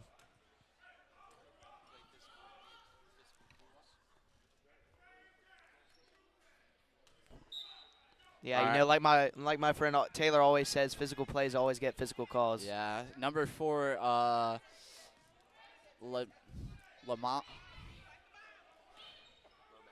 Lomax has the ball. Now it looks like that's going to be a turnover by McMillan there over the back foul. It's Panthers ball. Number 5, Glazer has the ball, and she's going to give it to number 4, Brock, where that's going to be a double dribble. Yeah, that's going to be a double dribble there by Brock, just picking up her dribble, being unsure about it. I mean, this Wilcox Central team, yes, they are down by 19, but this press they're using is working. Yeah. Now Shear's going to pass it in. She's going to pass it into number 5, McNeilis, and she's going to miss the shot. But number 4,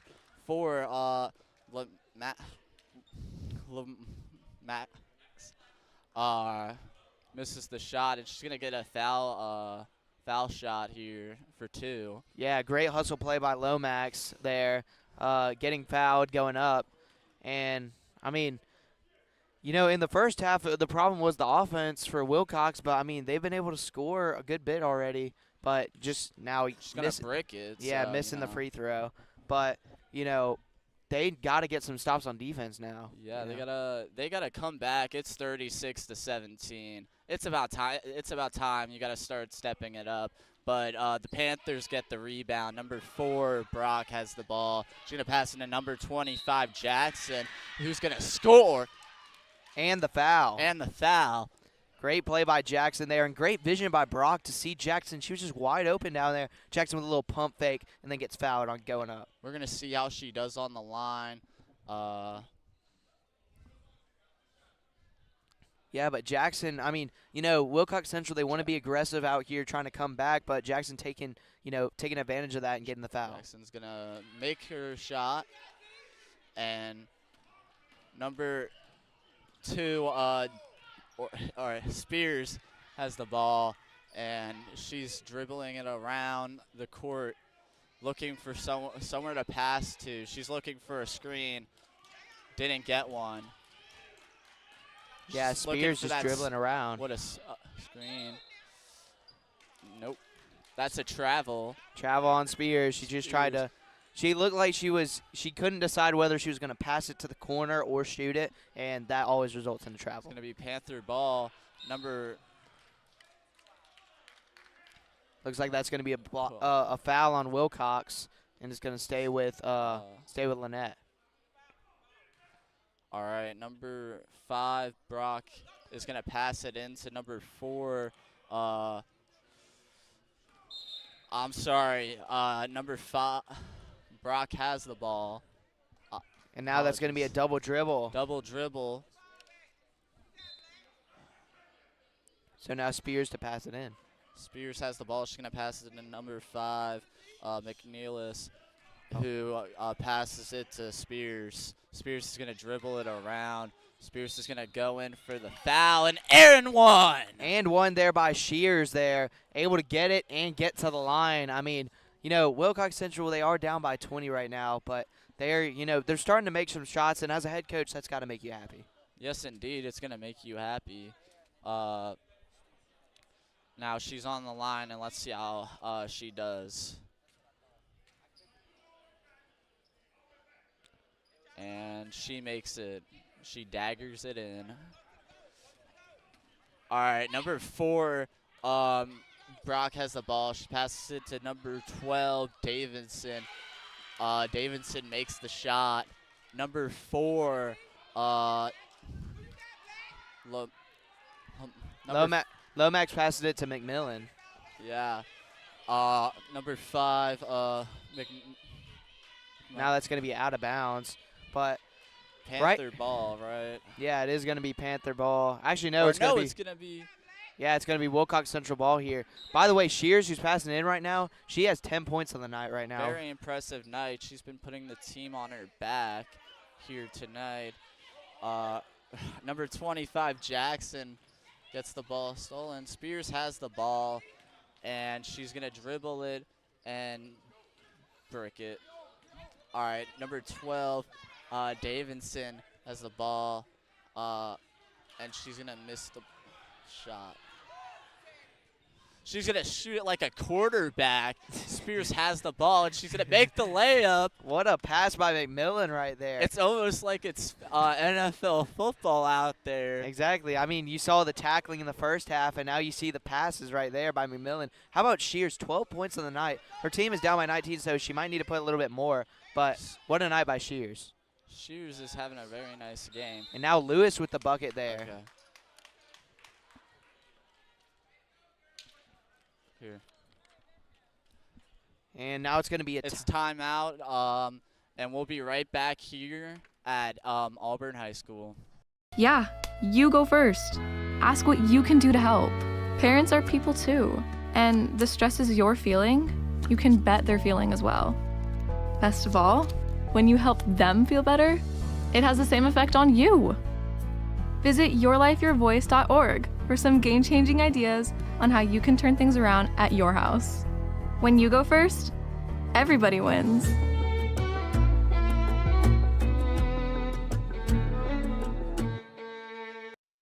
Welcome to my house. Lately, not my happy place. Everybody's pretty tired of each other. The parents were not themselves. My little brothers were morphing into small. All right, welcome back to Auburn High School. We're here with Panther ball. Number 2 is going to pass it in. Number 2, Davis.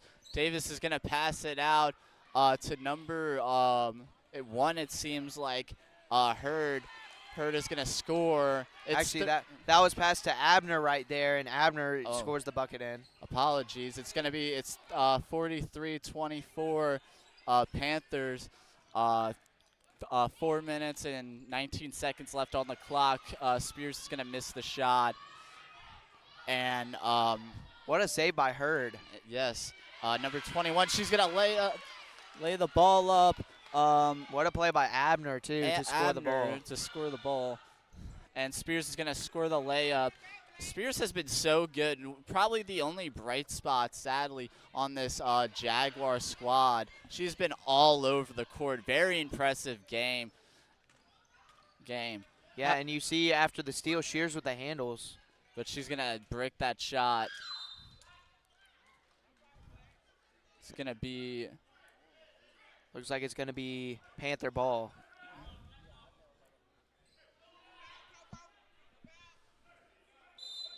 Number 2, Davis, is going to pass it in to number 1, Hurd. And she's going to pass back to Davis. Davis is going to fall. And number 20 has the ball. Langdon.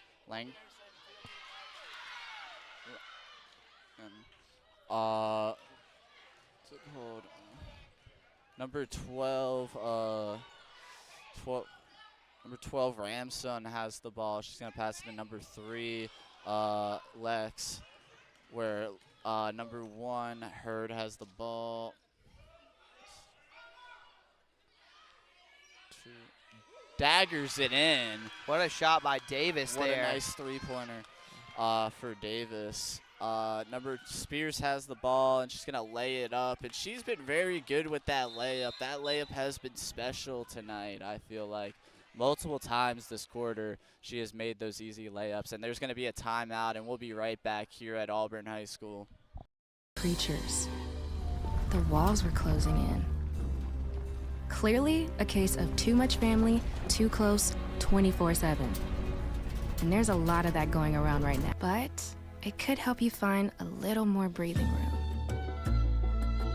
To help you handle the family stresses of being confined to close quarters. yourlifeyourvoice.org. It might not get you out of the house, but it could help you find a little more breathing room.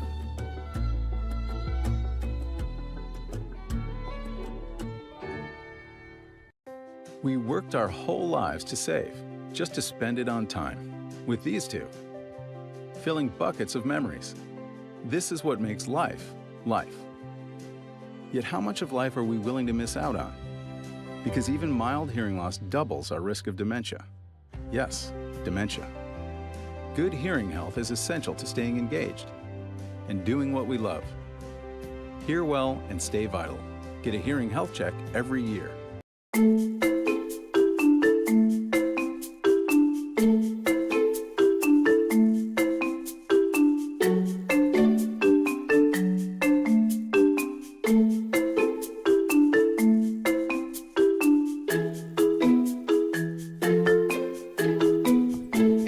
Here at Auburn High School, Lanett versus Wilcox, going at it right now, 48-28. As we see, Abner right there gets it stolen away there by Dunning, and now Dunning passes it to under the floor, and that's Shears. Shears with the bucket. Shears now with 18 points, and trying to single-handedly give her team a chance right here. You know, Shields has been putting her team on her back tonight, being a bright spot of this team. It's 50-30 now, down 20. Yeah, and then But then Lancaster, making the shot right there. Now passes it out to Alexis Lewis, and Lewis off the backboard, the corner three. And Wilcox Central, if they're able to cut this down to possibly 12, 10 points here in the fourth quarter, then they could have a chance, although bad pass right there off the hands of McMillan, and now Hurd with it. Hurd passes it to a wide open Langdon, and Langdon shoots it up and it rolls out. Good rebound there by Wilson. Now Davis with it. Davis passes it over to Hurd. Hurd shoots it up and makes it. What a shot. Just lobbing it up and getting that easy bucket. Yeah, and Hurd having a great game so far. She has 12 on the night. Had a great first half, but kind of been quiet this third quarter, but still is leading this team. Now that's going to be a foul, and it's going to be Wilcox Central ball.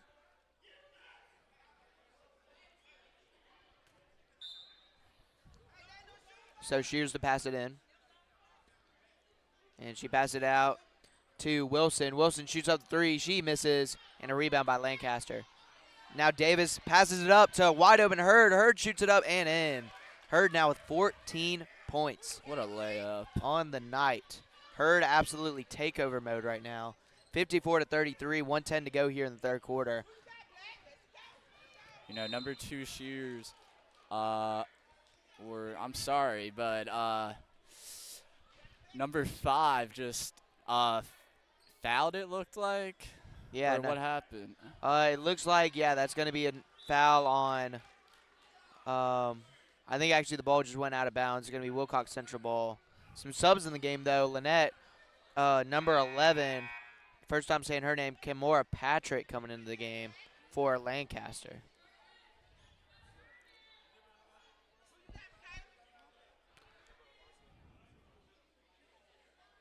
And looks like they're going to call it a shooting foul. So it looks like there was a foul against somebody on Lanett. And McMillan's going to go to the line. Shooting 2.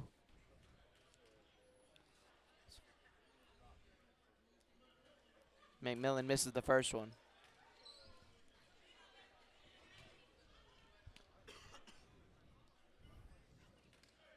So McMillan at the line for her second free throw. Trying to somehow start a miracle up for her team as we near closer to the fourth quarter. And that's another miss by McMillan, missing both at the free throw line. Now bringing it back the other end is Hurd. Hurd driving inside, and Hurd, oh my goodness. What a layup. Now 16 points for Hurd. And she has absolutely taken over this game. As we see, trying to go on the other side, and Shears. Ooh. What a shot by Shears there. And Shears is having a night right now. I mean, absolute domination. Now we got Langdon in the corner. Langdon misses it. Fighting for the rebound. And Shears gets it. Shears going full speed. Scores again. Oh, my. It's like Shears versus Lanier. 4 in a row shots made by Shears. Shears versus the Panthers over here. Shears versus Hurd right now. Yeah. And now inside to Abner. Abner misses it. Abner gets her own rebound, misses it again. Davis now gets the rebound. Davis misses it. And fighting for the rebound. And getting it right there is Patrick. And that's going to be a double dribble on Patrick. And it's going to go to Wilcox Central.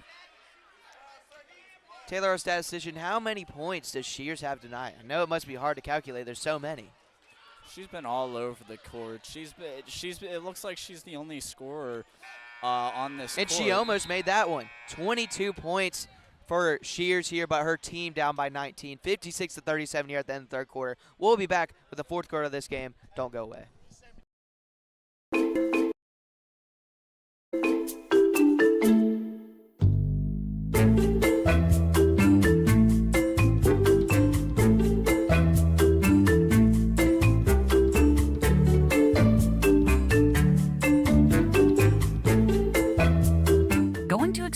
Parenting your teen, it might be time to take a new approach.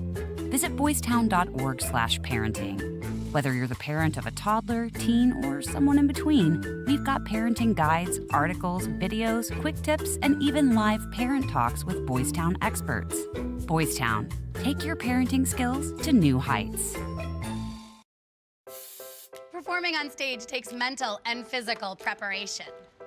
But one thing I never thought to prepare for was cervical cancer.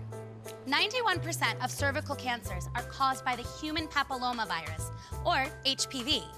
For many people, HPV hides inside them and they never develop symptoms. But for others, HPV links directly to cancer. My cancer almost ended my career. It almost ended me. The good news is there are vaccines that can protect you or your children from cancer. The HPV vaccine is recommended for 11 to 12-year-olds, and a catch-up vaccine may be an option for teens and young adults. Talk to your doctors.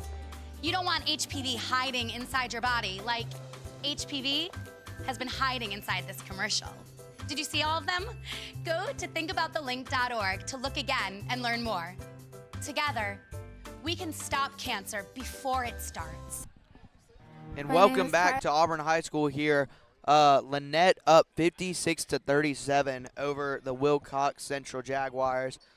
This game coming to a close here in the fourth quarter. 8 minutes left to play. And then be sure to come back and stay here for one more game, our last game of this weekend's great Reindeer games hosted by Auburn High School. And it's going to be Auburn versus Handley for the finale. Very exciting matchup that we have for the main event of the evening, I guess you can say. Yeah, and I mean, yesterday's main event, you know, Auburn versus Valley really proved to be worth of that name. I mean, 75-70 overtime win for Auburn. Now we got Shears, and it's going to go off of Shears. I guess they said off of Shears' leg. I thought it was off the leg of another player for the Panthers, but refs and me oftentimes don't agree, but they are closer. And Davis going to pass it in to Hurd here. 7:42 to go here. Lanett winning 56-37 over Wilcox Central. And now Davis with it. Pass it over. And that's going to be out of bounds, and it's going to be off the hands of Shears, and it's going to remain Lanett ball. Hurd to pass it in.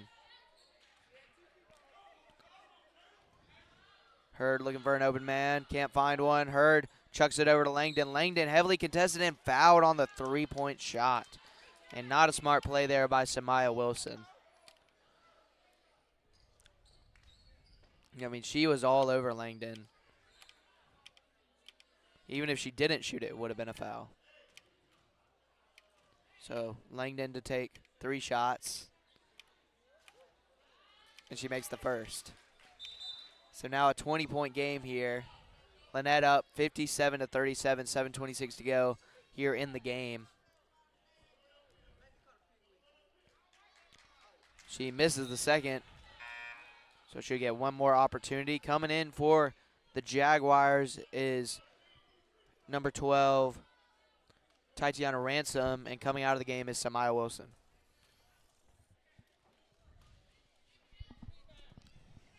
And now Langdon makes the second of the 3 free throws. So now, bringing up the court is Shears. Shears passes it up to McMillan.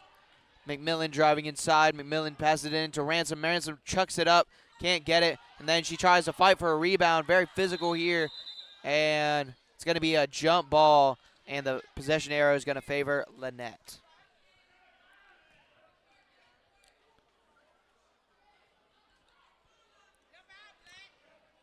So Lanett looking to revenge their loss to Eufuala yesterday in a big way here, up by 21 points. And nice crossover by Hurd. Now Hurd going to take it herself and makes it. Hurd, just a woman amongst girls right now. Lanier's pressing. And she's got 18 points tonight. And Hurd is just going bananas right now. And now Shears inside to McMillan. McMillan going in and scores. And that looks like it's going to be a foul. Yeah, it's going to be a foul on Patrick, Kamora Patrick for Lanett. So McMillan going to the line.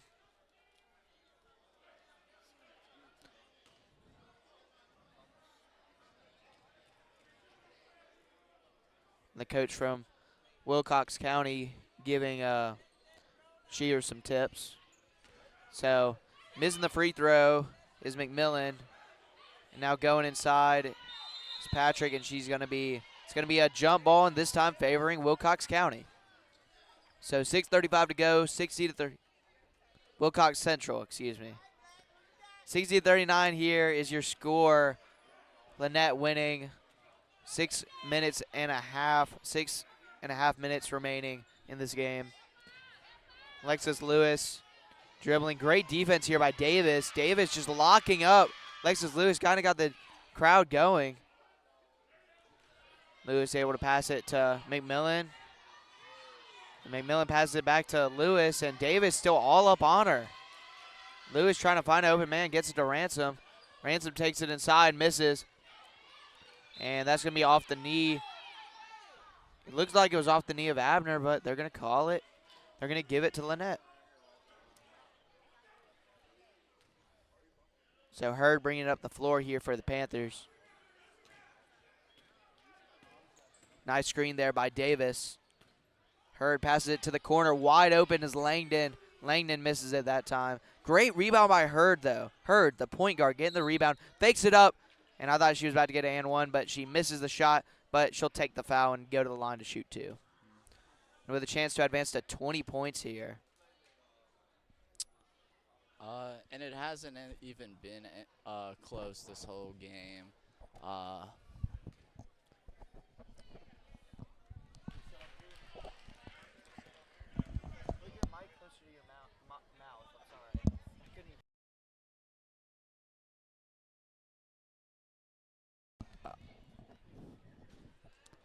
This game has not been close, sadly, where Lanier has kind of been dominating this whole game. Yeah, and so making the first there is making the first was Hurd, and so Hurd now at 22 points. She actually made both of the free throws, and now she's at 20 points for the game. Now going to the line is Ransom. Ransom to shoot two. And Ransom makes the first to get Wilcox Central to 40. That's actually Ransom's first points of the game. See if she can get her second. And she misses it. So 1 for 2 for the line for Ransom. Now Davis with it, and a little bit of a press here by Ransom and Lewis, and it works. McMillan gets the ball back, and it's blocked by Davis. And now going up again, and refs might have missed a foul there on Davis, but Hurd passes it out to Langdon. Langdon misses it again. And now Shears just chucking it up, and now it's going out of bounds, and it's going to be out on Wilcox Central. So 62-40 here, 5:12 to go, and we're going to get a full team substitution here by Lanett. And I think we got some first-time players in here as well. We got Cameron Boozer, excuse me. Cameron Boozer, Tyra Jackson, Christiana Brock, and Zanaya Davidson coming in the game. And then for our first appearance tonight, we got number 22, Ozana Ewing, possibly related to Patrick Ewing. And now it's going to be out of bounds.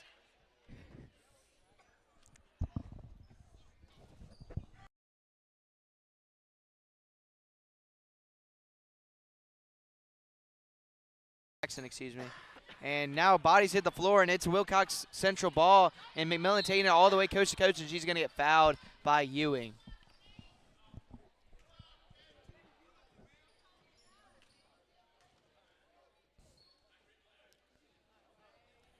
And going to the line to shoot two will be McMillan.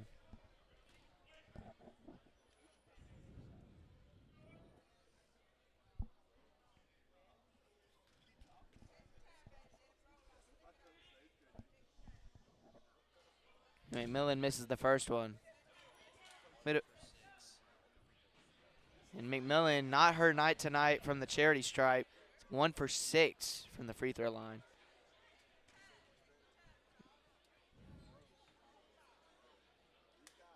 And here, who I think is her parents in the crowd saying, take her time. Hopefully she can get her second make here, and she does. 2 for 7 on the night there, but she'll take it. So now 62-41 your score. Lanett winning by 21 points. And that's going to be a travel by Brock. Second guessed herself on the dribble there. Now it's going to be Wilcox Central basketball. And passing it in will be Shears. Shears passes it over to Ransom. Moran's taking up the court, and she is fouled by Tyra Jackson, and Jackson upset with that foul call, but she did reach in.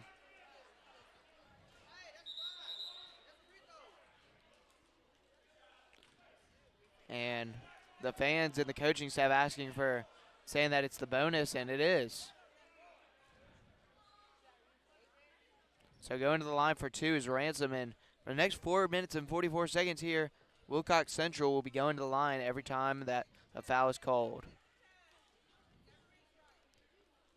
And missing the first is Ransom. Ransom stuck at 1 point on the night. 1 point on the night.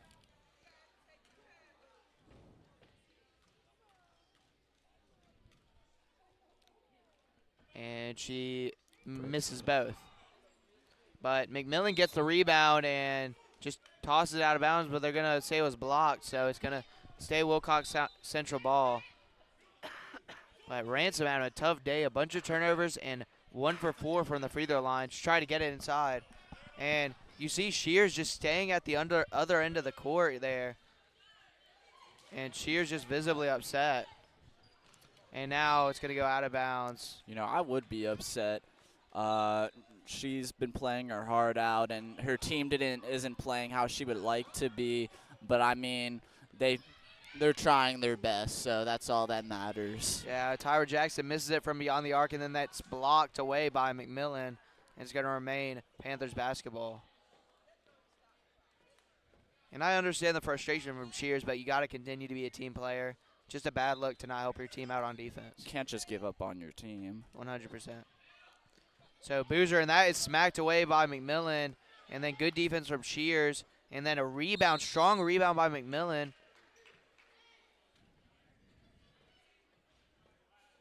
And looks like they're gonna call a foul here against Wilcox Central. So now passing it in, that's Brock, and gets tipped away, swatted away there by Dunning. And actually, they're gonna call it Wilcox Central ball.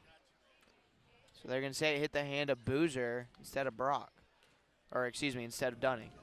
So 4:06 to go here, 62-21 your score, and Shears takes it, and she airballs it, but a good rebound there by McMillan. And that's going to be a foul on Lanett.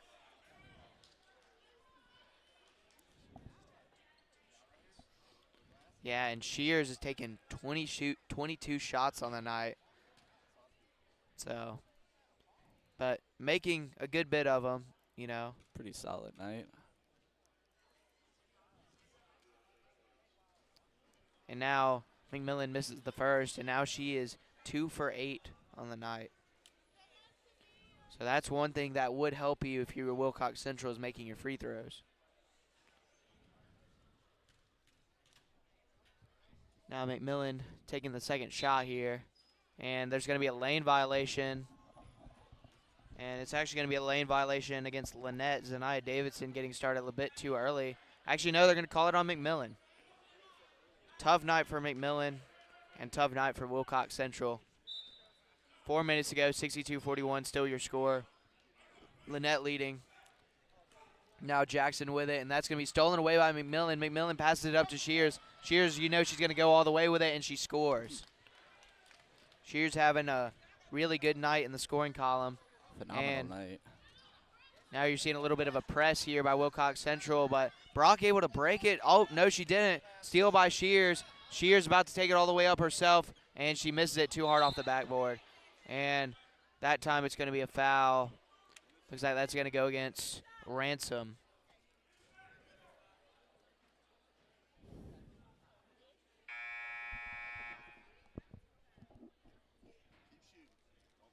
Ransom's going to come out of the game, actually. Coming in for her is Samaya Wilson.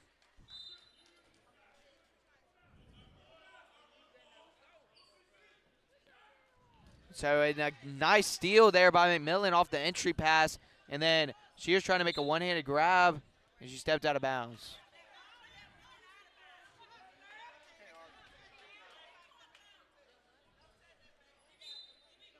And Shears upset with the ref there, pleading her case, but the ref explaining it to her. Now Brock coming down the other end, and Brock trying to pass it. That's going to go off the hands of Shears.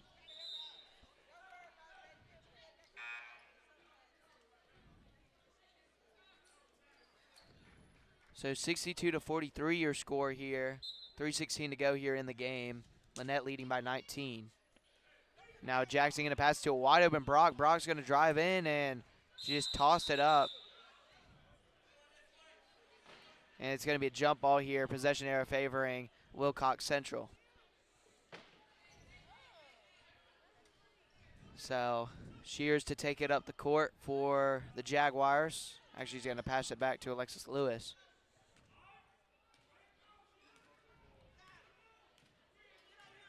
Lewis coming up the court slowly. And now McMillan inside, passes it out to Lewis. Lewis three, and it's short. And it's going to be out of bounds, and it's going to be off of Wilcox Central. Actually, no, it's going to be off of Lanett. And so Shears to pass it in here for the Jaguars. And now out to Lewis. Alexis Lewis making the three. That's her second three of the game. And now Brock driving inside, and Brock misses, but gets her own rebound. Good hustle there by Brock. Now Hurd, we haven't heard from her in a while. She passes it over to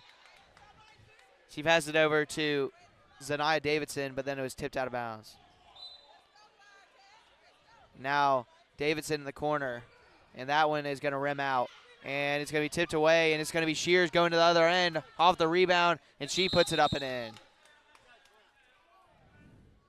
And just like that, it is a 14-point game, although down on the other end is McMillan, and she is in some pain. We're going to take a quick injury timeout. We'll be back after the break.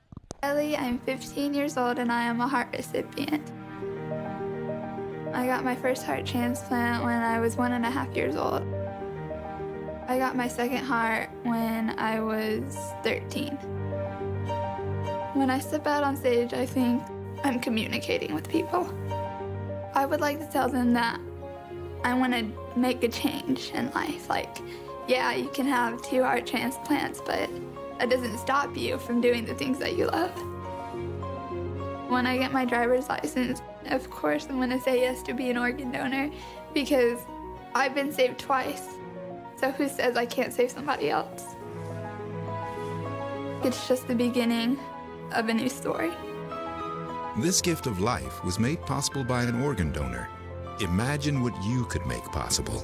Learn more and sign up as an organ, eye, and tissue donor. Go to organdonor.gov.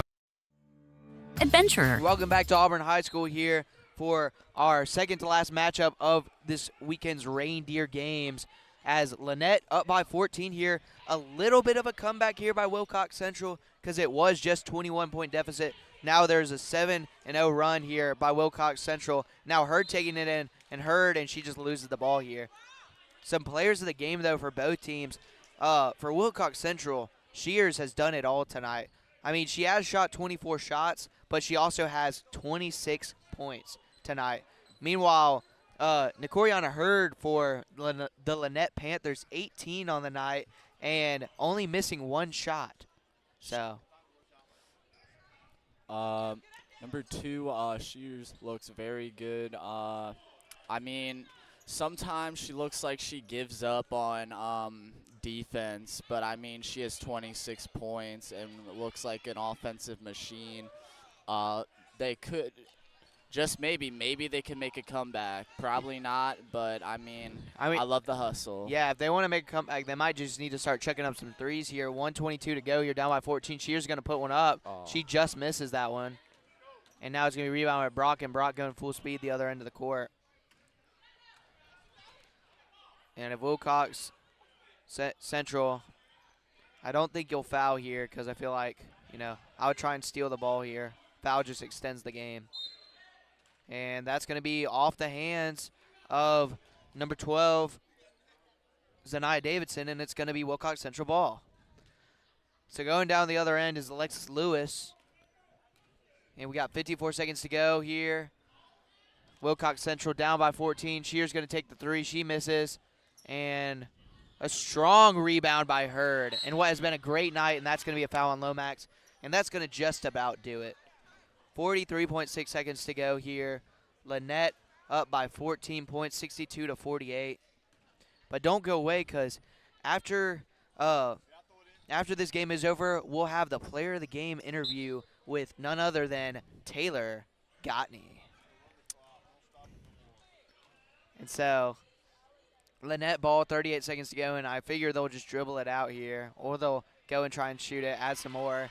And Boozer scores to extend the lead to 16 here. And if you're Wilcox Central, I mean, there's a lot to be learned from tonight.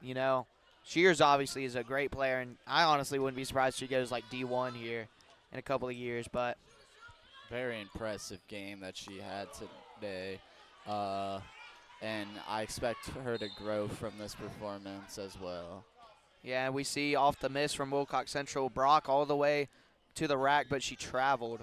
So it's now going to be Wilcox Central ball. 4 seconds to go here, and 3, 2, 1. Shear's going to take it up, and she misses it. And that's going to do it here. 64-48, your final score here between the Lanett Panthers and the Wilcox Central Jaguars. And yeah, 64-48. This game seemed a little bit close in the first quarter, but ultimately Lanett able to pull away. Yeah, and that's how most of these games went, was that they were very close in the first half, and then Lanier just pulled away, and that was the story of today's game. Yeah, I mean, Lanett just taking advantage of all those mistakes. And we're going to get a quick interview with the player of the game for tonight, Nakoriana Hurd. Taylor Gottney is going to interview her real quick in just a moment.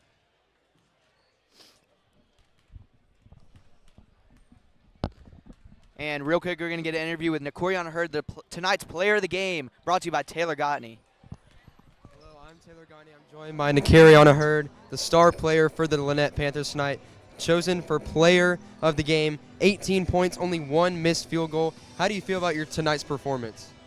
Well, honestly, I can't say tonight was my best game, but I can say that I did a great job with distributing the ball to my teammates. Yes, ma'am. And what can we expect from you for the rest of the season? The same dominance? Yes, sir. Congratulations. Thank you. Thank you. That's going to do it for this game, but don't go away because coming up is the finale to this weekend's Reindeer games. It's going to be the Auburn Tigers versus the Handley Tigers men's teams. Coach, chef, teacher, audience, superhero. If you're a parent, you've done it all this past year. But the one thing you may not have done is take care of yourself. And it's nearly impossible to keep everyone else full of joy if you're feeling empty. At Boys Town, we know that a parent's mental health is important too. So when it's all too much, take a break and regroup. It's a great strategy that puts things in perspective so you can deal with challenges. The review and recalibrate method of self-care helps you see what's working and what's not. Go to boystown.org/stressedout for more great self-care tips for parents. You can even download an ebook to guide you and your family through self-care strategies. Because healthy parents are key to happy families. Boys Town, saving children and healing families. I will be right by your side. If I can't find the cure, I'll fix you with my love. No matter what, you know I'll fix you with my love. And if you say you're okay, I'm gonna heal you anyway. Promise I'll always be there. Promise I'll be. Yes, women can have it all, including heart attacks. Know the signs. Heart disease is the #1 killer of women. Get Heart. Thoughts of suicide may feel impossible to overcome, but with help and support, you can find hope and meaning. Call the National Suicide Prevention Lifeline at 1-800-273-TALK to speak to a counselor, or visit suicidepreventionlifeline.org. It's free, it's confidential, it's available 24 hours a day, 7 days a week. And even if it feels like it, you are not alone. The life of every child is precious beyond measure. If you care for a child with a disability and have limited income and resources, help is available. Children with a physical or mental disability or who are blind may qualify for monthly cash payments through the Supplemental Security Income Program, or SSI. The program provides help to meet basic needs for food, clothing, or a place to live, and disability-related needs. It's money that can make a meaningful difference. If you're the parent or caregiver of a child or teenager you think may be eligible, call Social Security at 1-800-772-1213 or visit ssa.gov/SSIkids to learn how to apply today. That's ssa.gov/SSIkids. It's real help for the children. Message produced by Social Security at U.S. taxpayers.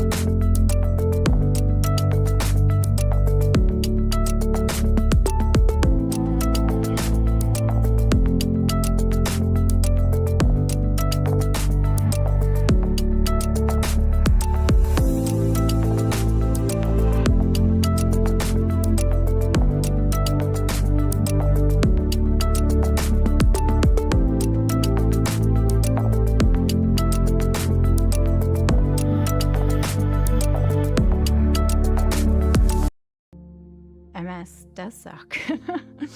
MS mucks with your central nervous system. Almost everything about your body, your muscles, your organs, your ability to speak, your ability to understand, your ability to move. MS took everything from me. Everything I thought was important, everything I valued. I used to jump in a trampoline and swim with the kids. MS has affected me being a mom because Despite MS, I will keep riding my bike. I will continue to be the strongest mom that I possibly can. I will still dance with my husband. I will continue to live the life that my daughter expects me to live. Multiple sclerosis may be a part of who you are, but it doesn't define you. I will never stop. I will never quit. I'm going to keep being me.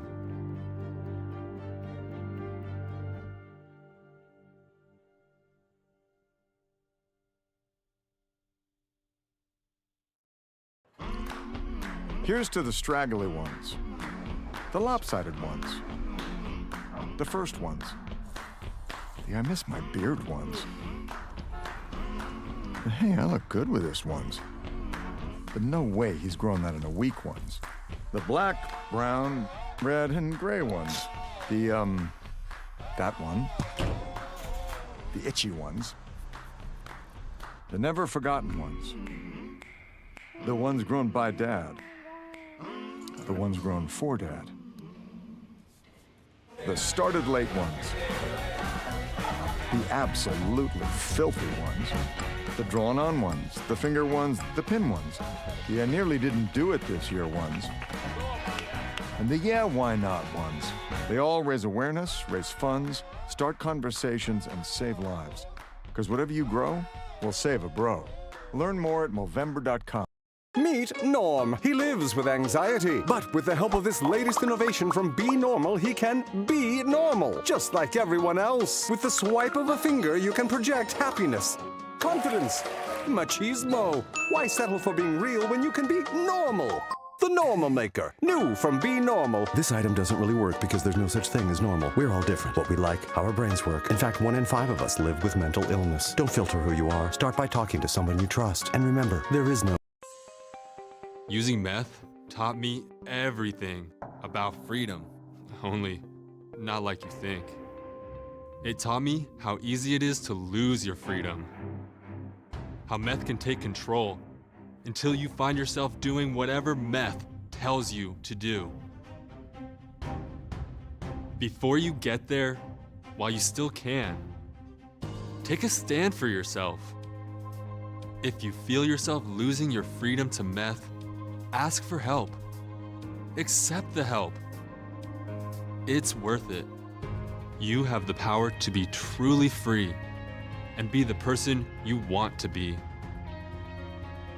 I know, I'm Jan, and I'm free from meth. If you or someone you know is struggling with meth, call 1-800-662-HELP for 24-hour free and confidential treatment referral. Learn more at samhsa.gov/meth.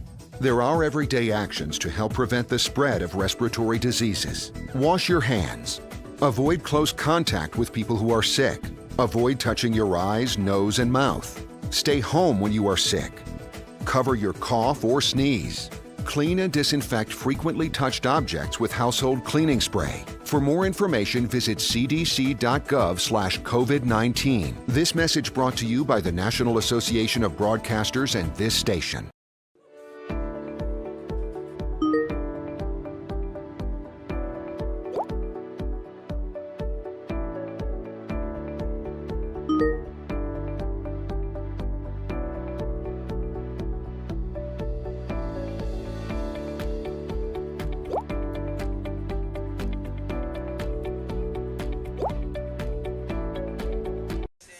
Hello and welcome to the final game of the Reindeer games. We have the Handley Tigers traveling to Auburn, Alabama to take on the Auburn Tigers. Auburn getting a huge win against Valley last night, one of the top teams in the state, 75-70. Went on a run to end the fourth quarter, descended to overtime, and then ended up outlasting Valley in overtime. For Handley, definitely not the season that they would have liked to gotten to yet. They are 2-4 with losses against Valley, Central, and Spring Garden, and Eufuala yesterday, 86-51.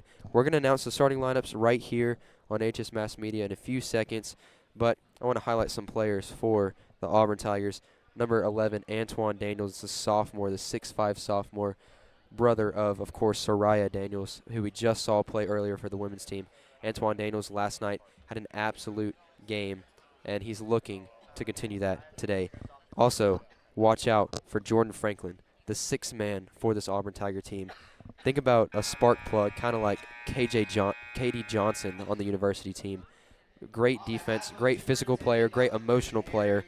And I'm going to announce the starting lineups as soon as they're announced, but watch out for Jamarcus Daniel for Handley, the starting point guard, the 6-foot sophomore, 180 pounds, absolute tank at point guard. And the starting lineups for the Handley Tigers is number 0, Jamarcus Daniel at point guard. At forward, number 2, Cannon Kyles.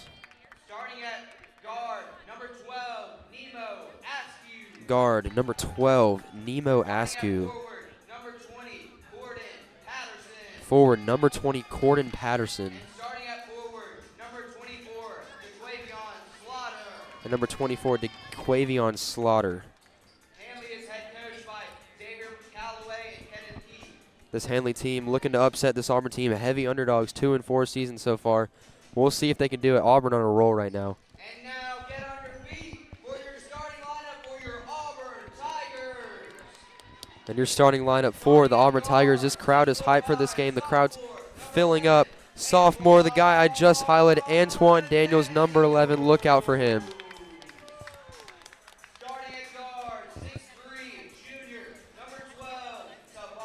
And a player that I forgot to mention, number 12, Tabari Allen, making the start at shooting guard. Absolute unit, great mid-range shooter. Think about a DeMar DeRozan type player. And the 2-sport athlete at small forward, Griffin McLean, tight end on the football team, center on the basketball team, power forward. And starting at guard, number 2, Adam Gagne, moving here from Wisconsin in 7th grade, Badger. Very experienced team. 3 seniors in the starting lineup. Starting at center is going to be number 10, Wade Hill, the 6'9" stud, who was our player of the game last night against Valley. Coached by Chris Brandt. yours truly. And we are almost ready for basketball. The two teams are coming out onto the courts.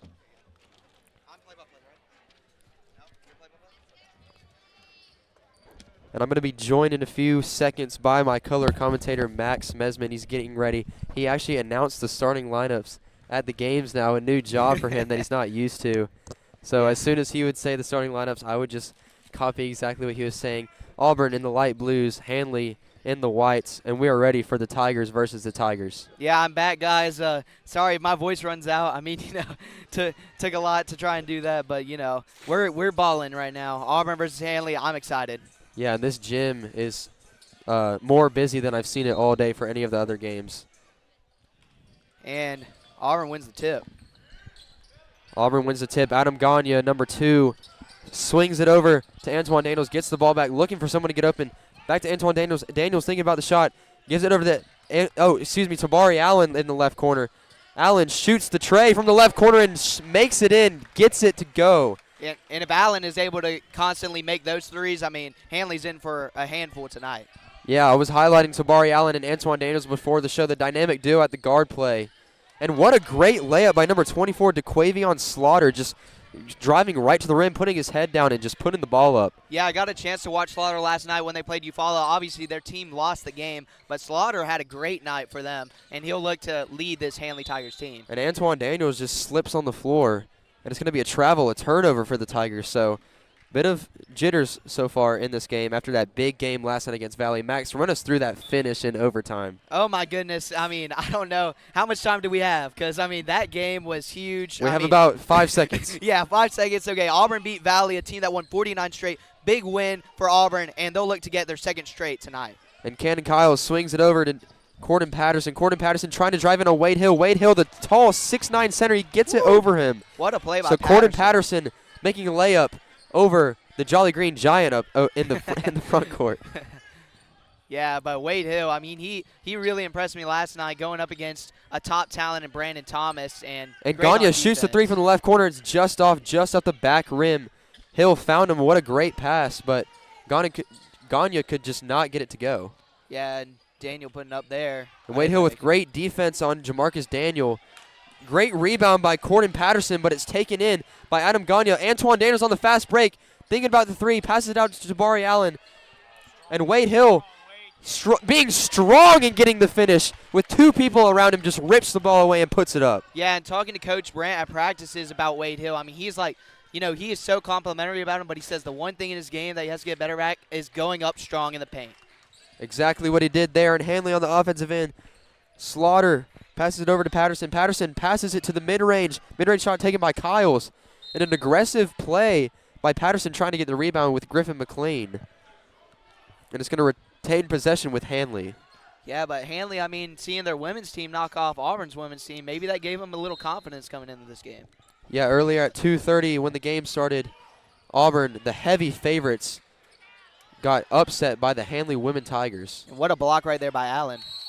Great block by Allen, and then the great effort by Cannon Kyles for the Handley Tigers, but it's going to end up going to Auburn after he missed the shot and tried to get the rebound, and it just tipped out of bounds. Also, can we talk about the baby blues Auburn is wearing today? I haven't seen They're so amazing. They're haven't so fire. seen them pull them out this year, but nice day to pull them out. The finale for what has been a great Reindeer games. Tabari Allen coming out of the corner, swings it to Daniels. Daniels thinking about the shot. Over Kyles, gives it to Gagne. Wade Hill trying to get open in the center, just struggling. Back out to Allen. Allen to the right corner to Gagne, and that is good for the tray. Yeah, and Auburn's starting to heat up here. Handley might need a score right here because Gagne, once he hits one, he can start hitting them in bunches. Is it Gagne or Gagne? I feel like it's Gagne. But Gagne, he's still a baller, still has a three-pointer on the game. And what a great effort by Slaughter to get that offensive rebound and put it back up on the third attempt. Love that last name, Slaughter. I mean, really it's just so intimidating. Yeah, sets the tone, and Slaughter matches it with his physique. I mean, standing up, he's 6'1". What a great pass by Allen to McLean right there. McLean on the left block makes the layup. So Slaughter's actually standing at 6'3" here, and yeah, one of their top players, and he'll look to have a big night tonight. Big night indeed, as on the offensive side for Handley. Slaughter at the top of the key against Daniels. Daniels guarding him, swings it out to Kyles. Kyles on the three-pointer air balls. Yeah, Kyle, just a contested shot and didn't go his way. And subbing into the game for the Tigers is my player profile, the six-man Jordan Franklin, the spark plug, the Katie Johnson of this team. That's a great player profile. I wasn't able to hear it because I was announcing, but, I mean, yeah, Franklin, I actually spoke to his mom earlier today, and she said he had a great game, and I agree with her. I was like, he was balling out last night. Unfortunately, fouled out, as we see the three by Daniels. Just off, great fight by McLean to try to get the rebound, but it's taken up by number 12, Nemo Askew. What a great first name, Nemo.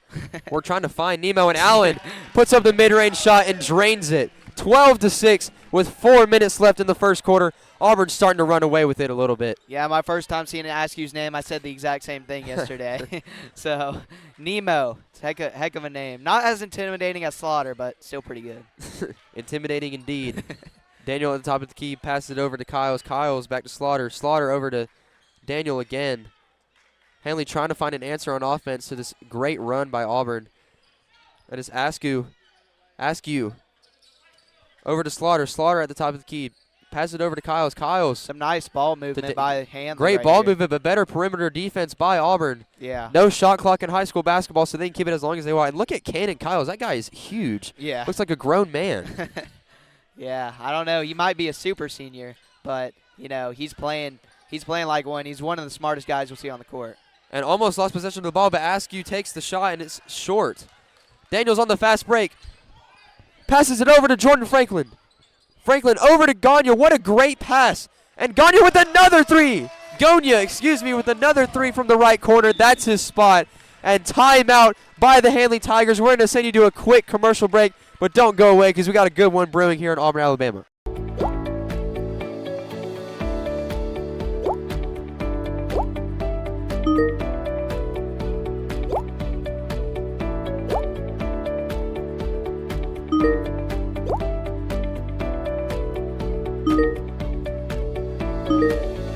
All currently serving military vets or immediate families of troops killed in action, VetTix is for you.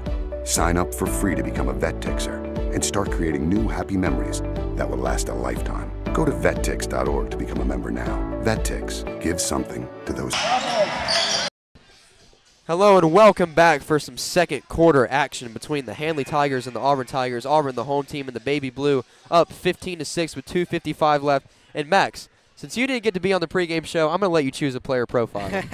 So my player profile, it has to be the guy who showed up last night, Wade Hill. You know, Wade Hill going up against Brandon Thomas, who we were so complimentary about. I mean, one of the best players in the state, one of the best I've ever seen play high school basketball. But Wade Hill was able to manage it, got in foul trouble early, but came back in overtime and made some clutch shots as well as some clutch And rebounds. Patterson was in some trouble on the rebound. Franklin gets the steal, passes it out to the left corner for Gagne. And Gagne just off, but a great rebound by Daniels. And then it's rebounded again by number 20, Trey Ross, subbed into the game. And number 1, Trey Fletcher into the game. Trey Fletcher had a great night last night as well. Yeah, Trey Fletcher and Jordan Franklin, they're like that dynamic duo. They've both been playing since they were sophomores on varsity. And, I mean, they're both just defensive-minded players that love energizing this team. And another steal by the Tigers. Daniels out to Gagne, and Gagne drains another three. Yeah, 3 for 4 on the night now and 9 points. Early leading scorer in this game. I mean, well, Gagne, when he's on, he's on. Hey, he's mad that we didn't pick him as a player profile. He's proven why he should have been. And we're gonna have a break in the action and foul on Adam Gagne. Excuse me. Yeah, it looks like we're gonna get some subs here. Coming in the game, Cash Reef and Carl Lindsey coming in the game now for Auburn. Carl Lindsey, I remember watching him on JV last year. Deadly shooter. Yeah, Carl actually in my chem class. Very smart guy, also very lethal from the three-point line. And in the game right there was Cooper Perry for the Tigers, the Handley Tigers. Yeah, and Franklin with a he nice got away with a rebound travel. here. Nice rebound out to Lindsey from the right corner, and that's a splash. And what did we just say? Right Nothing on but cue, net. Right on cue. Carl Lindsey doing like he did on JV last year and how he's done a little bit this year. Carl Lindsey with a corner three. And Reef, Fletcher, great closeout on Daniel, and that causes an air ball for the Handley Tigers. 21-6 with 1:32 left.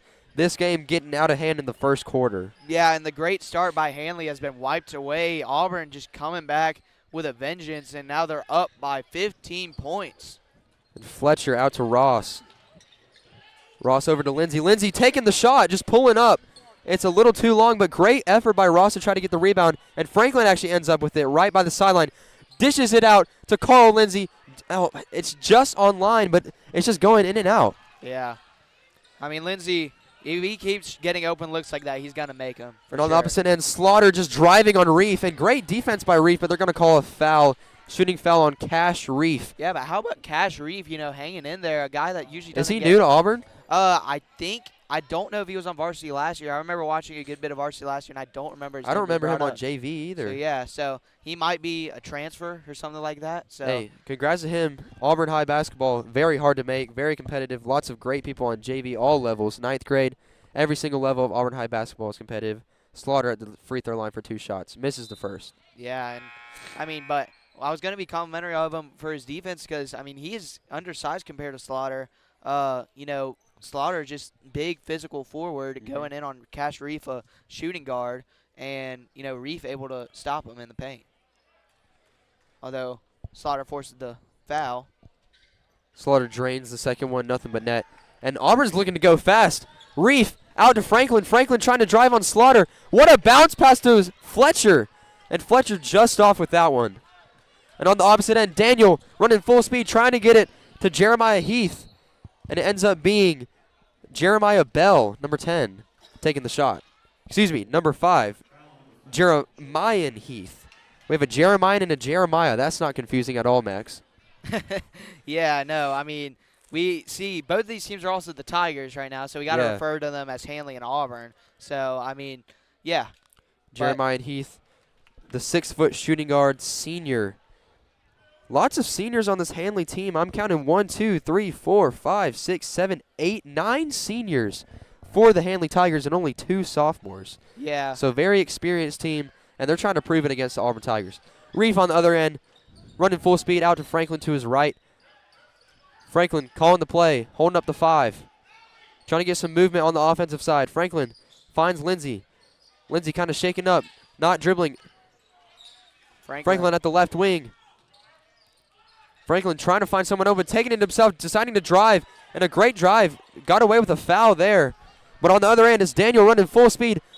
Taking a shot is Cash Reef, and it's a shooting foul, an and 1 layup for Jamarcus Daniel.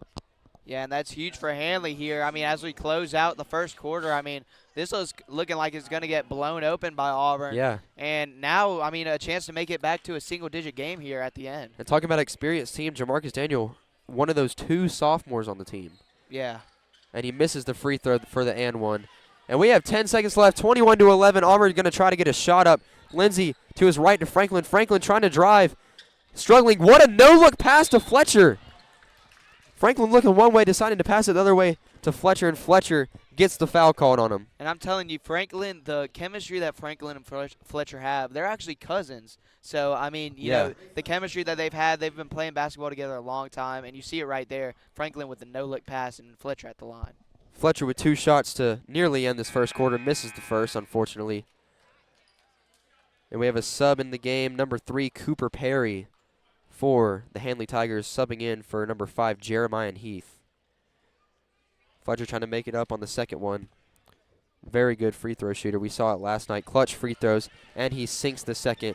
And with 3 seconds left, he just heaves up a shot. That's Cannon Kyles for the Handley Tigers. And at the end of the first, we got a ball game 22-11. We're going to take a little timeout, but don't go away because we got the second quarter coming up. Come on, Oh, come on! Oh, what a bad call! You have no business being out there. Terrible! You know, I'm a person too.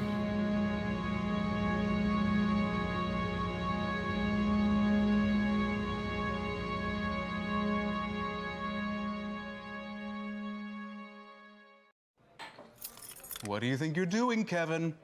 Was just gonna drive home. There are several warning signs present that you shouldn't be driving. Like hearing voices? Like your text-to-emoji ratio? Oh man, the selfies. Selfies. Nailed it. We all have warning signs that let us know that we're probably not okay to drive. Mine is pretending to be your subconscious. Craig, come on, man, let's put a ride home.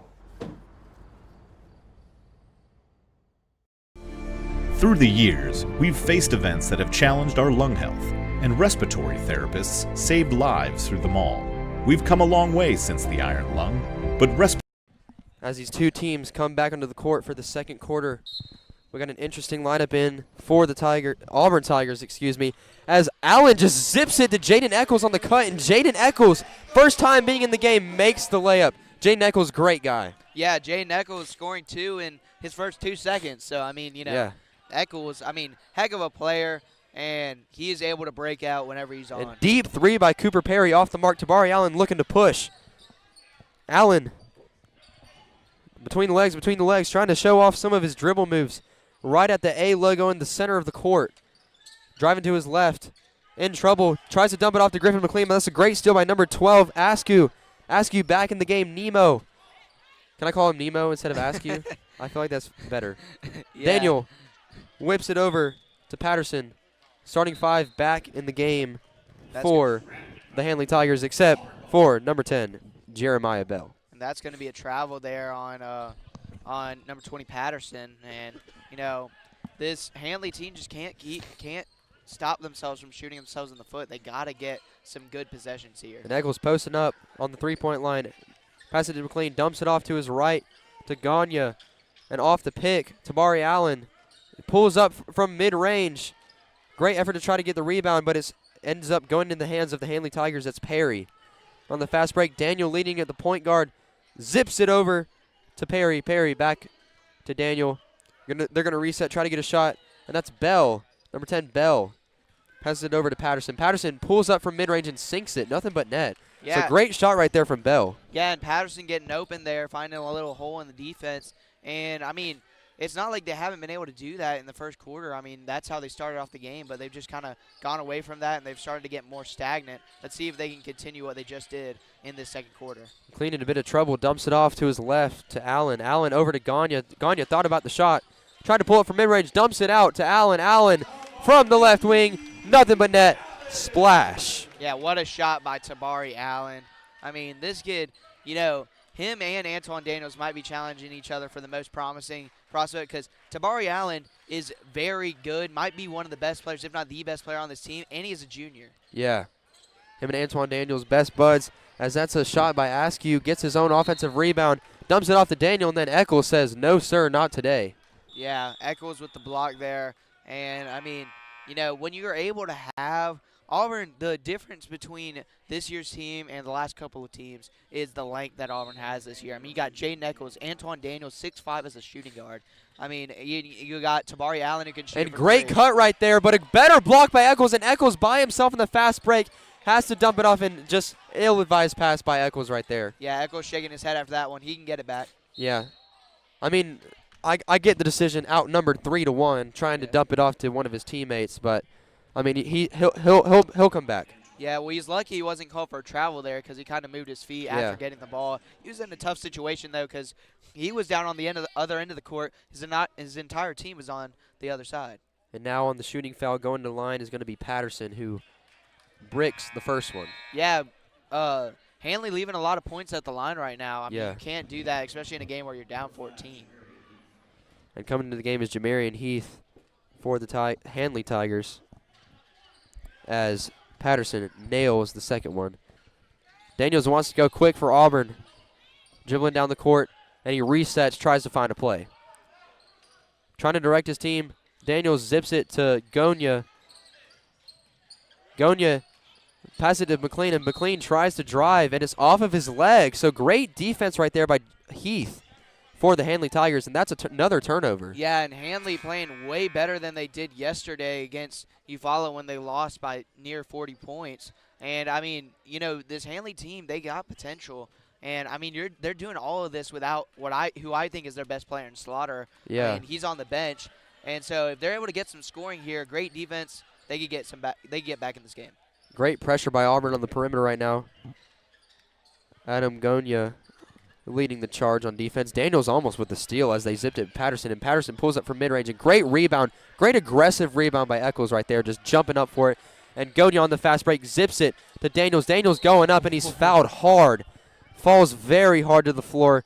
But gets up like it's nothing. That foul is going to be on number 3, Cooper Perry, for the Handley Tigers. Yeah, and the toughness of Daniel shown there. He was getting up. He looked like he was going to Michael Jordan slam that thing down. I mean, Space Jam, pulling that thing to his lower knee. But he took a big fall there, but he got up, and he's back at the line shooting free throws. Daniels at the line. We saw it a lot last night, making some clutch free throws. Misses the first one, a little bit too powerful. Coming into the game for the Tigers is number 5, Jordan Franklin, number 15, JoJo Hightower, and number 32, Hampton Jordan. Have not seen Hampton play in these past 2 games. Yeah, well, Hampton's actually a freshman, the only freshman on the team. And, I mean, standing at, 6'5", I'm pretty sure. Yeah. And he's, the potential is endless with him. And Daniels misses the second one, uncommon for him. But on the other end, Handley coming the other way, Daniel leading the charge. Daniel guarded by Jordan Franklin.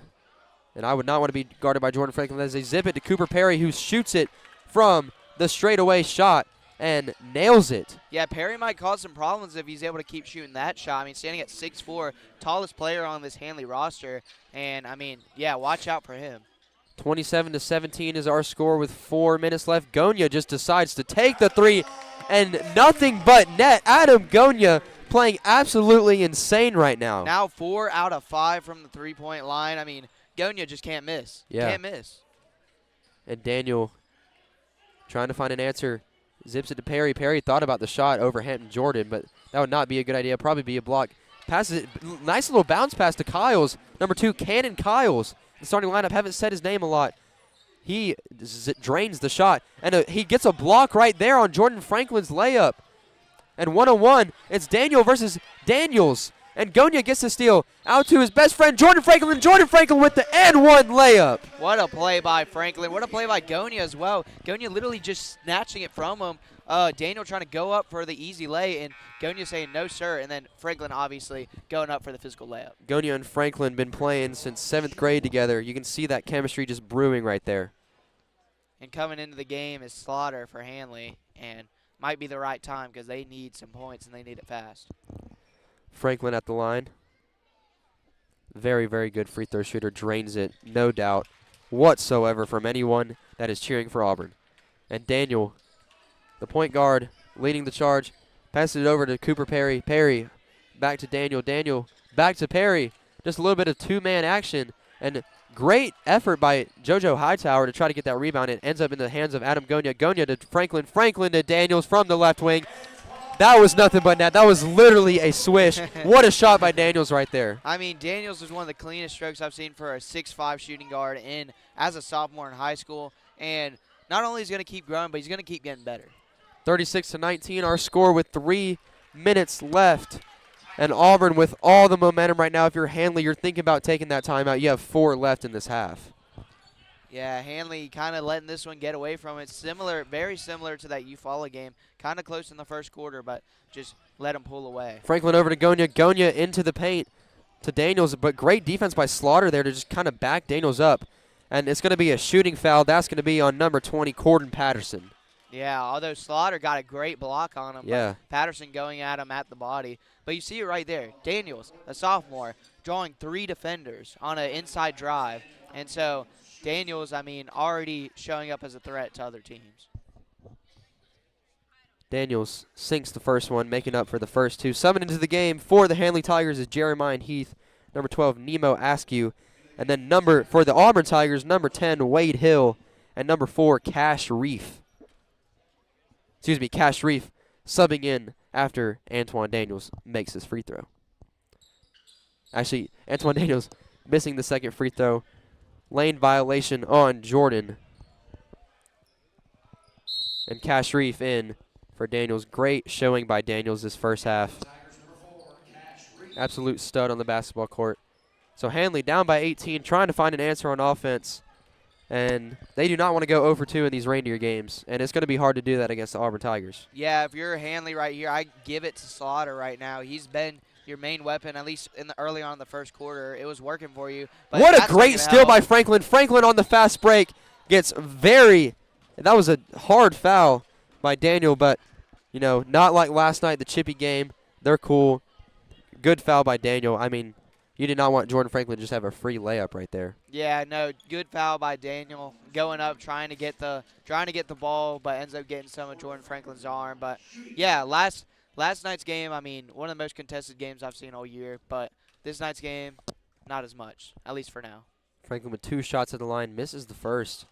Auburn not capitalizing on their free throws, and Coach Brandt, that's one of his big things, is just making free throws. Yeah, Coach Brandt is not going to like to see that. And each free throw missed is another free throw shot at practices. Franklin makes the second free throw, so that's one less free throw that they have to have at practice. We're going to have a timeout on the floor, send you to a quick commercial break, but don't go away because we got the end of the second quarter and an interview with none other than Coach Brandt at halftime. Respiratory therapy remains an essential piece to patient care.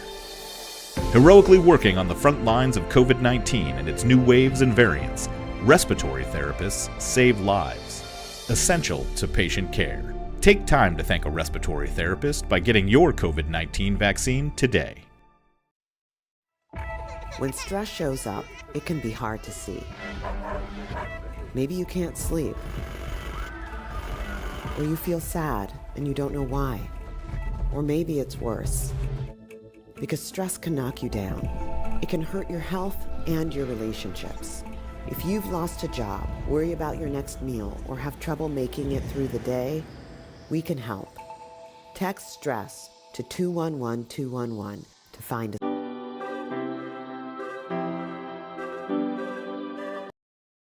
Both these teams coming back out onto the court. We've had an amazing Reindeer game so far, and this game is just now shaping up to be a great one. 38-19 with 2 minutes and 30 seconds left. Handley with the ball on offense, and Daniel dribbling down the court, guarded by none other than Franklin. Yeah, Daniel up for a tough matchup right here. If you're Handley, you got to try to get it to Slaughter, as they do right here. Slaughter with Cash Reef on him, gives it to Jeremiah and Heath. And Heath is just off, and what a rebound by Jordan right there. Hampton Jordan, excuse me. Last name Jordan. And Franklin going all the way. Double team, gets fouled again. You know what Franklin reminds me of is kind of a James Harden, you know, just driving downhill. You're either going to get fouled or you're going to make the layup every single time. Yeah, definitely has better defense than James, though, for sure. Yeah. Not to diss James at all, you know. Clippers are doing great. Happy, he's happy. But Franklin misses the first one. And summing into the game for the Handley Tigers is number 3, Cooper Perry, and number 20, Corden Patterson.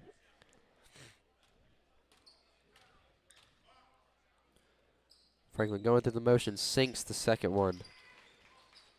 39-19, Auburn Tigers. Home court advantage, proving why they are a top team and beat. Oh, almost a steal by Franklin right there. And with the shot was Kyles, and Franklin has the ball, running full steam down the court. And just throws that pass away. And Franklin arguing that the defender tipped it. And it's going to be Handley ball. Missed call by the referees right there. Yeah, clearly tipped off the hand of Kyles, but the ref missing it. But overhearing the ref here, we got the explanation. And he does not think it was tipped.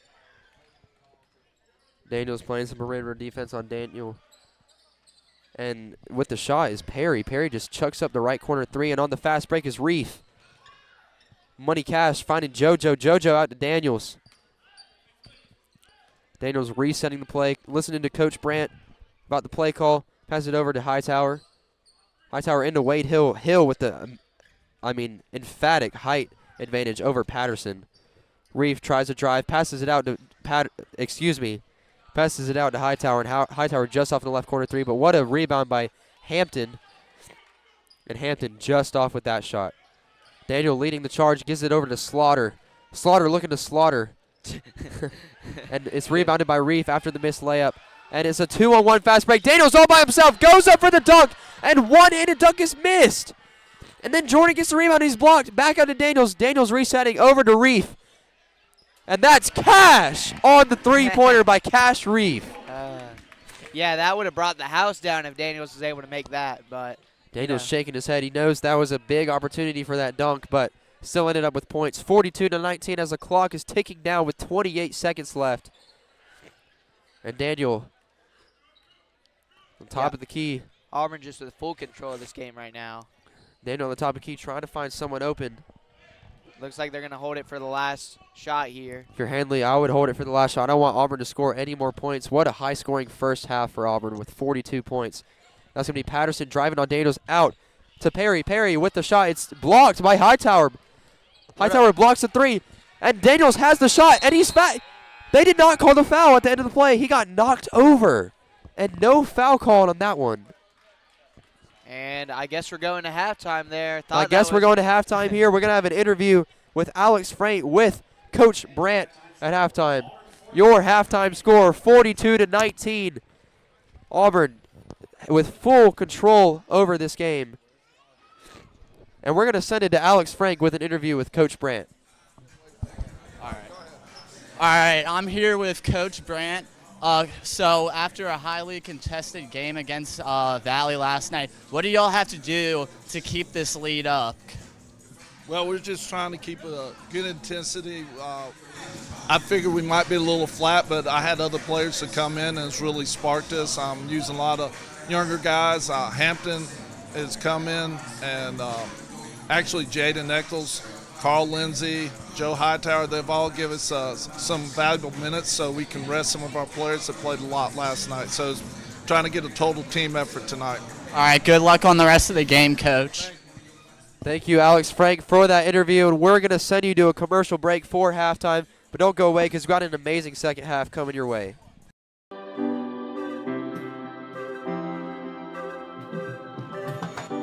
You can't tell how someone feels just by looking at them or what they share online. To the outside world, our lives may look perfect, even if in reality they aren't. I'm always worrying about doing well at school, and with the end of year test coming up, I'm not sure how much longer I can cope. My thoughts swarm around my head, sometimes keeping me up all night. Some days it's just all too much, and I feel like I'm lost in space. When I did badly on one of my tests, I just about kept it together until I got home. Then I broke down crying in front of my mum. She listened for a bit, and then she told me that, just like physical health, we all have mental health. It's our feelings, our thinking, our emotions, and our moods. She then said that feeling down, angry, and stressed is a normal part of life, just like it's normal to feel happy, confident, and carefree sometimes. We all have positive and negative emotions that come and go based on what's happening around us. These are everyday feelings. Good mental health means experiencing negative emotions. It's not always about being happy. Mum can relate to the feelings of stress. So when Mum suggested I take a break from everything and do something I enjoy, I actually took her advice. So I made myself a hot chocolate, snuggled up in a duvet and watched a film. And you know what? Afterwards I felt so much better. Mum should take her own advice. Most of us only ever share the good things. We don't like to share how we really feel. Every morning when I wake up, negative thoughts stream through my head. Getting out of bed and pretending I'm okay takes all the energy I have. As the day goes on, the negative thoughts turn from a stream into a river. The water rushes through my head so loudly it's hard to concentrate in lessons. And some days it's so bad it feels like a waterfall that's trying to pull me over the edge. Everything is so overwhelming. I didn't think my friends would understand if I told them how down I was feeling. But when Sasha opened up to me about how stressed she was feeling, I told her. I wasn't sure how to bring up how I'd been feeling, so I started by saying that I didn't feel like myself. Just her listening made me feel like she understood. She told me some things that had helped her, so I tried them too, but it didn't make much of a difference. Even when I tried to be around my friends, I felt alone. The things I used to enjoy weren't fun anymore. I was really worried about Andre and not sure what to do. He was quiet and wasn't hanging out with us like he used to. So I asked our head of year for some advice. He suggested I get Andre to speak to him since his negative feelings weren't going away. I didn't want to speak to our head of year, but I also didn't want to keep feeling so down, so I went. He said that sometimes we have overwhelming feelings that can be more intense than our everyday feelings. These feelings hang around for a long time and change the way we feel, think, and behave. They can stop us doing what we want to in life. That's what I was going through. He also said that if we're physically unwell, we let people know, we ask for help. It should be no different with mental health. Sometimes our overwhelming feelings are brought on because of things in our life. Sometimes they happen for no reason at all. After hearing this, I felt much less alone and it felt good to talk. Scientists have found exercise can help when you're feeling low, so our head of year encouraged me to sign up to the school football club, which Sasha was already in. I still have days when the river is there, but now I'm beginning to understand my mental health. I'm learning how to cope. Our head of year reminded me that my friends, family, teachers, and lots of others at school are there to help just as much as he is. I had no idea the people around me could be so understanding. And while it's not always easy to talk about my mental health, the person I'm talking to might be able to help. If you don't feel like talking, that's fine. You could try writing, sports, reading, art, music, playing with your pet, whatever makes you feel better. If you're the person someone talks to when they're struggling, just listen with no pressure or judgments. You don't have to have the answer. If you feel unsure about anything, you can speak to a trusted adult. Talking about mental health doesn't have to be difficult. After all, it's something we all have.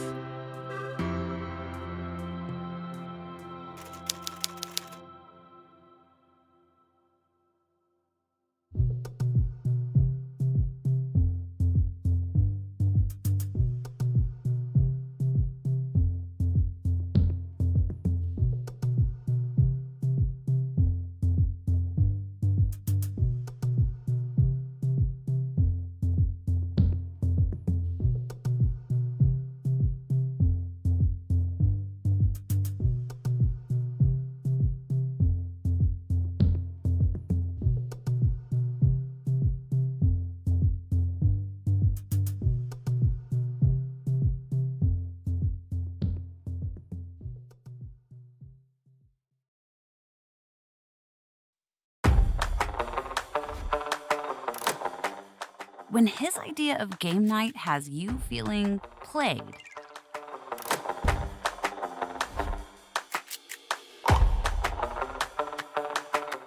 or your teacher's pet has become unleashed.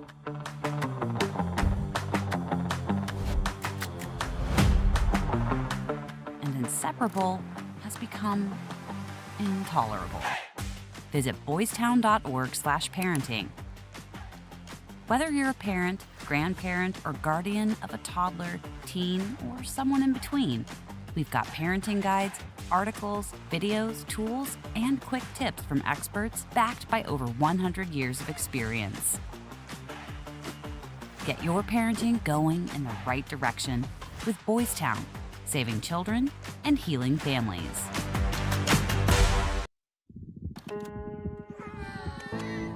Our story was begun by someone else. Our story was often shaped by generations before them. Our story was forged and maybe even defined by the experiences of our childhood. But it doesn't need to be. You can be the author. Learn how at numberstory.org. When you take your car in. Hello and welcome back to the final game of this 2-day series of the Reindeer games. It's been an absolute blast to commentate these games for y'all the past 2 days. It's been long, it's been hard, but it's been fun.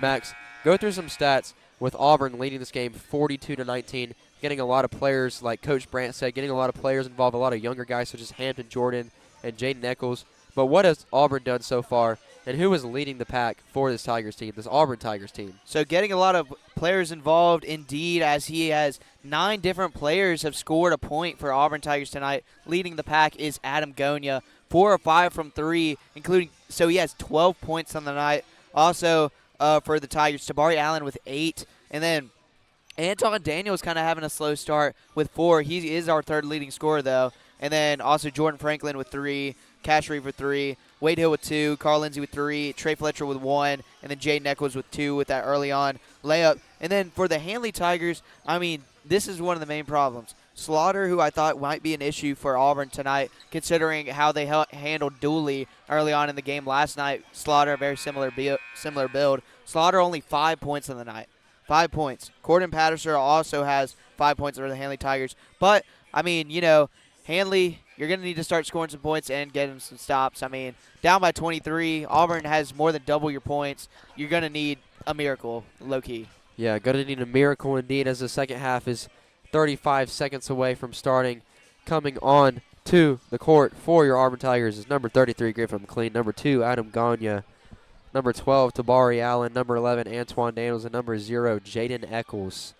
We'll see who comes onto the court for the Handley Tigers, but I like this lineup for the Auburn Tigers. Yeah, very interesting, deciding to go with Jaden in the second half rather than Wade, but that's like what Coach Brandt said. I mean, because a lot of those players, those starters, including Wade Hill, are very tired from last night's game. Yeah. I mean, you know, we were up here. That game didn't end until about 10:30. Started at 8. So, long game. Sorry. So, no, you're all good. On the court for the Handley Tigers, number 2, Cannon Kyles inbounding the ball right in front of us. Number 0, Jamarcus Daniel. Number 12, Nemo Askew. Number 24, DeQuavion Slaughter. And number 20, Corden Patterson. As Kyles is about to inbound the ball, the second half is underway here in Auburn, Alabama. Daniel dribbling the ball up. Pass it to his left to Slaughter. Slaughter over to Kyles. Auburn putting a lot of pressure on the Handley Tigers right now. And Daniel into Slaughter. And Slaughter puts up the layup and puts it in right over Jaden Echols. Yeah, that's what I expected Slaughter to do against the Auburn team now with 7 points. He did it a little bit early on, but has been slow ever since, but great start of the second half for him. Great start of the second half indeed, 42-21. Tamari Allen thought about the shot. Allen driving in, doing a little spin move. Trying not to travel, and it's going to retain Auburn possession after Slaughter knocks it out of bounds. Yeah, Askew actually got away with the foul there, kind of swiped at Allen's face. Yeah. But, you know, it ends up still being Auburn ball, so. Coach Brandt pleading his case to the refs. Not going to go back and change the call as Daniels thought about the shot off the inbound. Pass it out to the right corner of Allen. Allen drains the 3. Splash for Allen. Yeah, Allen, no hesitation there. That's what you love to see. A guy in Allen who has like a 6'3" frame, you know, can play as a big man but can also shoot from the outside. You love to see the no hesitation on the outside. And Kyles gets the ball in the left corner, guarded by Gagne. Gagne super tight on him. Handley out on the perimeter, trying to get something going, tries to throw it into Patterson. Great swat there by Daniels. Handley retaining possession. Daniel over to Patterson. Patterson drives in, passes it back out to Daniel. Daniel over to Askew, and Askew over to Kyles. Kyles with the 3, just short. Rebound by Griffin McLean. Great defense by Auburn there. I mean, and Griffin McLean just loses control of the ball. That's going to be Handley ball. His tight end skills are not working on that one. Yeah, you can see Griffin there just like kind of upset, but also still smiling because he knows it was just a unforced error that he knows he can fix. Griffin McLean, 2-sport athlete, starting tight end. Super clutch for the Tigers this year, especially in that Opelika game. If you look up on AHS Mass Media, the Auburn versus Opelika blue collar mentality episode, it's one of the best episodes we've ever made. It's on the inbound pass, zips it to Daniel, and Daniel with the shot from the free throw line drains it. Yeah. 45-21 with 6:32 left. Yeah, and I mean, Handley is able to score the ball here starting off the second half, but can they get stops? And Daniel's trying to back down Kyles, just loses control of the ball, so 2 early turnovers for the Tigers. And like I said, can they get stops? Well, they get one right there to start it off early, so let's see if they can keep scoring. Handley looking to come back in this game, playing very fast. Slaughter with the ball at the top of the key, guarded by none other than Allen. They're going to dump it off to the free throw line. Patterson takes a layup over McLean and Echols and drains it. Yeah, so, I mean, 20-point game now. I mean, you know, it's still, you know, favoring Auburn heavily to win this game, but, you know, they shouldn't take their chances against this Handley team. And Daniels gets it ripped from him, and that's Daniel on the fast break, guarded by Daniels. Great pump fake. Makes Daniels jump, and then Gagne with the smart play, bouncing it off of Slaughter to go out of bounds, and it's going to be the Auburn Tigers ball. Yeah, good play by Auburn, although Daniel for Handley completing his case there that you actually saw the backboard move a little bit, and that can be counted as offensive goaltending, or not offensive goaltending, sorry, goaltending on the Auburn Tigers, but good no call because I feel like Daniels didn't mean to do that. Franklin into the game for Daniels. High pass from McLean to Gonya. Adam Gonya trying to get a hot start again in the second half after his 12 points in the first. And that's another steal by the Handley Tigers, that one going to Kyles. And Patterson on the fast break just puts it up over Eccles. 45-27 with 5 minutes left. And if you're Coach Brent here, you're thinking about taking that time out. Yeah, I mean, you know, what a pass, though, there by Kyles down the floor. And there's going to be lots a foul of pressure on right there from Daniel. It's going to be a foul as he just hit Franklin with the ball. Franklin on the A logo, his alma mater. Been playing basketball here for a very, very long time. As Eccles gets trapped, double team. Eccles knows he can dribble, gets it out to Franklin. Franklin to the left wing to Gonya. Gonya, money as always, but misses that one. And then McLean with the rebound gets fouled on the putback. Great effort by McLean there. Yeah, great pump fake. Got Cooper Perry in the air, and now he's going to go to the line to shoot two. Foul on number 3, Cooper Perry. Just whacked McLean on that shot. And McLean almost made it.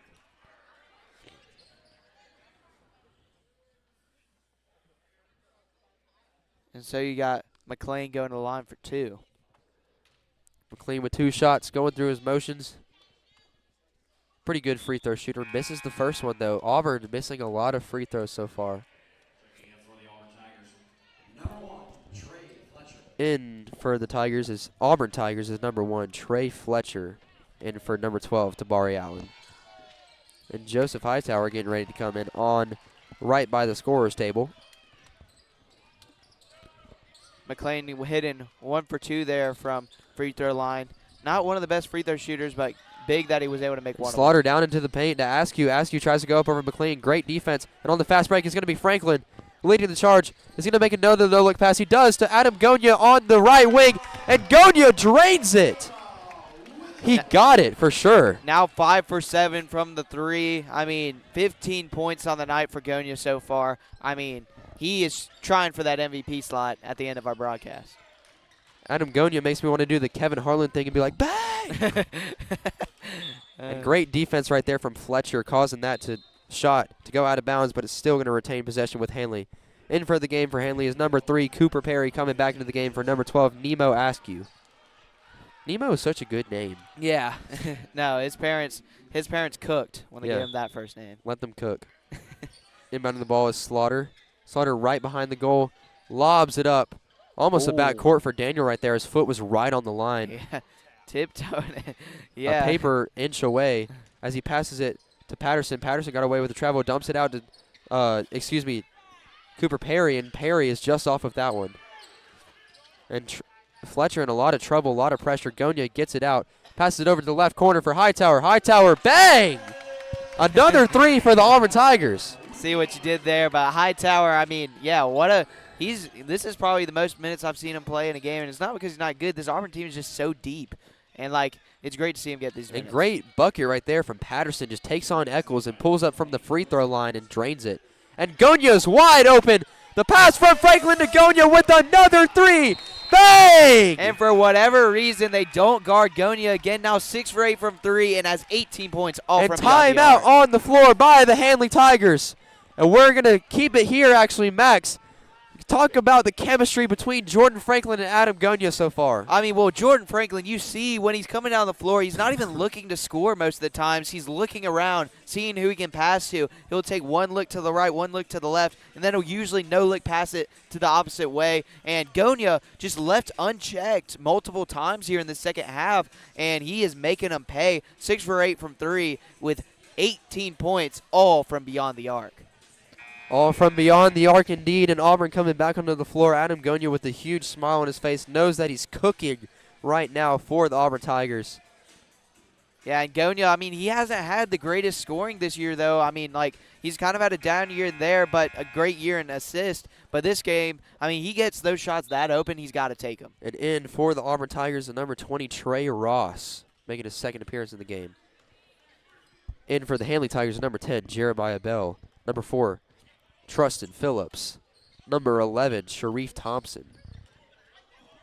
And number 10, Jeremiah Bell. And number 5, Jeremiah Heath. So brand new 5 for the Handley Tigers, trying to find an answer to this Auburn surge. Yeah, but a miscommunication there, and Patterson just throws it away. And Auburn, they can extend this to 30. I mean, this has got to be just a great field to end this weekend here. Auburn going 2-0, getting a close win against a very good Valley team, 17th in the state, as Franklin turns it over there. And good steal right there by Jeremiah Bell, and then Hightower tries to block it. Handley fans complaining about no foul call, and Fletcher on the layup gets decked, but no foul call, and misses the layup. On the other end, the Handley Tigers coming up, led by Bell. Yeah, some good physical basketball we're seeing right now. And Franklin almost with the steal right in front of us. And Trey Ross ends up getting the steal, passes it to Gonya, up to Franklin, and Gonya to Franklin again. It could go either way.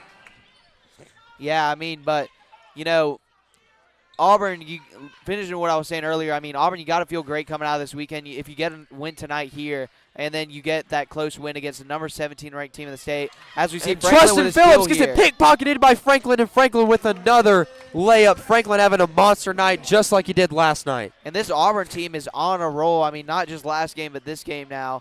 And I believe coming into this game after last night's win, they're 11-3, so this would move them to 12-3 on the season. And Auburn clicking on all cylinders. Going into region play, you got to be able to win these games, and Auburn is doing it indeed, 59-29 with a minute 54 left in the third quarter. Auburn with all the momentum so far. Yeah, and I know Auburn has a game next week, but after that, they're free until January 5th when they host Central, and that will be a huge game. And great block right there by Fletcher. They're going to call a foul. Fletcher upset there. Questionable foul call right there. Looked like a clean block from here, but the refs right next to that play, they saw it a little bit better. Shooting 2 for the Handley Tigers. But you like to see that both teams are still playing physical, even though it's a 30-point game. Still physical play. Shooting 2 for the Handley Tigers is someone that is not on the roster given. Number 22 is what he will go by. Makes both, though. Number 22 makes both. Proving why he should be on the roster. Yeah, 22 went 2 for 2. Going over to Fletcher. Fletcher driving down the left side of the court. And it's going to be a foul on 22. 22 getting some active minutes here. We might need to find his name out soon. Might as well get some minutes in, down 28 points, 28 points, not 38. As Franklin gets the ball from the inbound. No look pass to Ross. Stolen. The lane was filled by number 5, Heath. And Franklin putting more pressure on Heath. Number 5 versus number 5. It's going to be a foul on Ross. A little bit too aggressive on that play. Yeah, Ross just reaching in there. But Ross is a guy that, you know, we didn't see him a lot in the last game. Usually comes off the bench, but a 6'7" sophomore. 6'7" sophomore power forward. I mean, Ross is also a player that, you know, this sophomore class for Auburn basketball might be one of their best. And come 2 years, Auburn will definitely possibly be the 7A, you know, favorite to win state championship. Oh, yeah, for sure.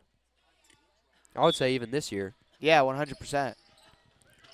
In for the Handley Tigers is another person that is not on the given roster, number 32. Pass it over to Patterson. Patterson driving on Trey Fletcher. What a Euro step against Ross, and Ross with another foul. So 2 fouls in a row for Trey Ross. And going to the line for the Handley Tigers is Patterson. Yeah, and Ross, I mean, you're up by 28, but you don't want to get kicked out of the game as quick as you get in. 2 quick fouls, and he's going to need to lighten up a little bit. And Patterson bricks the first free throw off the back rim. Yeah. If you're Handley down by 28, you got to start making some of these free points. When you don't got Jordan Franklin in your face playing defense, you got to be able to capitalize. Hightower sprinting, running right down the court, outrunning everyone. And the foul's going to go on number 32. Yeah, but Patterson missing both of those, and then Hightower wasting no time getting to the end of the floor and drawing the foul. I mean, Auburn is just outworking this Handley team, and it's very impressive coming off that very emotional win last night. Auburn outworking them indeed, as Hightower, one of the best shooters on this team, drains the first free throw. I remember last night Hightower came into the game in crunch time. I think it was the fourth quarter overtime, and he no, it was overtime. He drained the game-winning free throw. Exactly. All these players are ready for the moment. Ice in his veins, drains both free throws, of course. And Handley just trying to find an answer on offense with a minute left, down 30 points, 61-31. Number 32 gets the ball at the top of the key, dribbling to his right, nothing open, dribbling to his left, nothing open. Hightower playing great defense, and he throws it out of bounds, but save attempt by number 22. But Adam Gonya ends up with the ball. Full court pass to Hightower. What chemistry right there. What a pass, what a finish. And Auburn now up by 32 points. Yeah, and Gonya showing you the passing and the shooting skills tonight as a point guard. He is just so good. Franklin putting pressure on anyone he can as Patterson finds Heath, and Heath with a 2-point conversion. And that's going to be tipped out of bounds, and it's going to be Auburn ball. It's going to stay Auburn ball. 35 seconds left in this third quarter. But don't go away because we got an amazing fourth quarter coming your way, and we're going to see who our player of the game is. Well, Coach Brandt's player of the game because he usually picks our player of the game for us. Yeah, last night we were originally going to pick Antoine Daniels, just Antoine Daniels, but he pointed out, he said, Wade Hill, you got to interview him. Yeah. Had a great game. Hey, good interview, great player. Gonya with the ball at the top of the key. Auburn just trying to waste the clock as Hightower kind of mishandles it a little bit but corrals it back. Franklin just holding the ball. If you're Handley, you got to start putting some pressure. Franklin driving with his left and puts up the layup, and it's just off. And on the fast break, that's going to be Heath guarded by Gonya. Gonya makes no attempt as Gonya drops it down to Franklin. Franklin with the last-second shot in and out. So at the end of the third quarter, 63-35. Great game going on here in Auburn, Alabama, the last game of these Reindeer games. Been a pleasure to commentate these for you, but we still got a fourth quarter to go. Let's go. For an oil change, a good mechanic will also take care of other routine maintenance to make sure your car runs safely and efficiently. Protecting your health isn't much different. When you get a COVID-19 vaccine, it's important to make sure you're also protected from other serious but preventable diseases. It's easy and convenient to get other routine vaccines at the same time as a COVID-19 vaccine. So make sure you ask a healthcare professional about other vaccines you may need to maintain your health.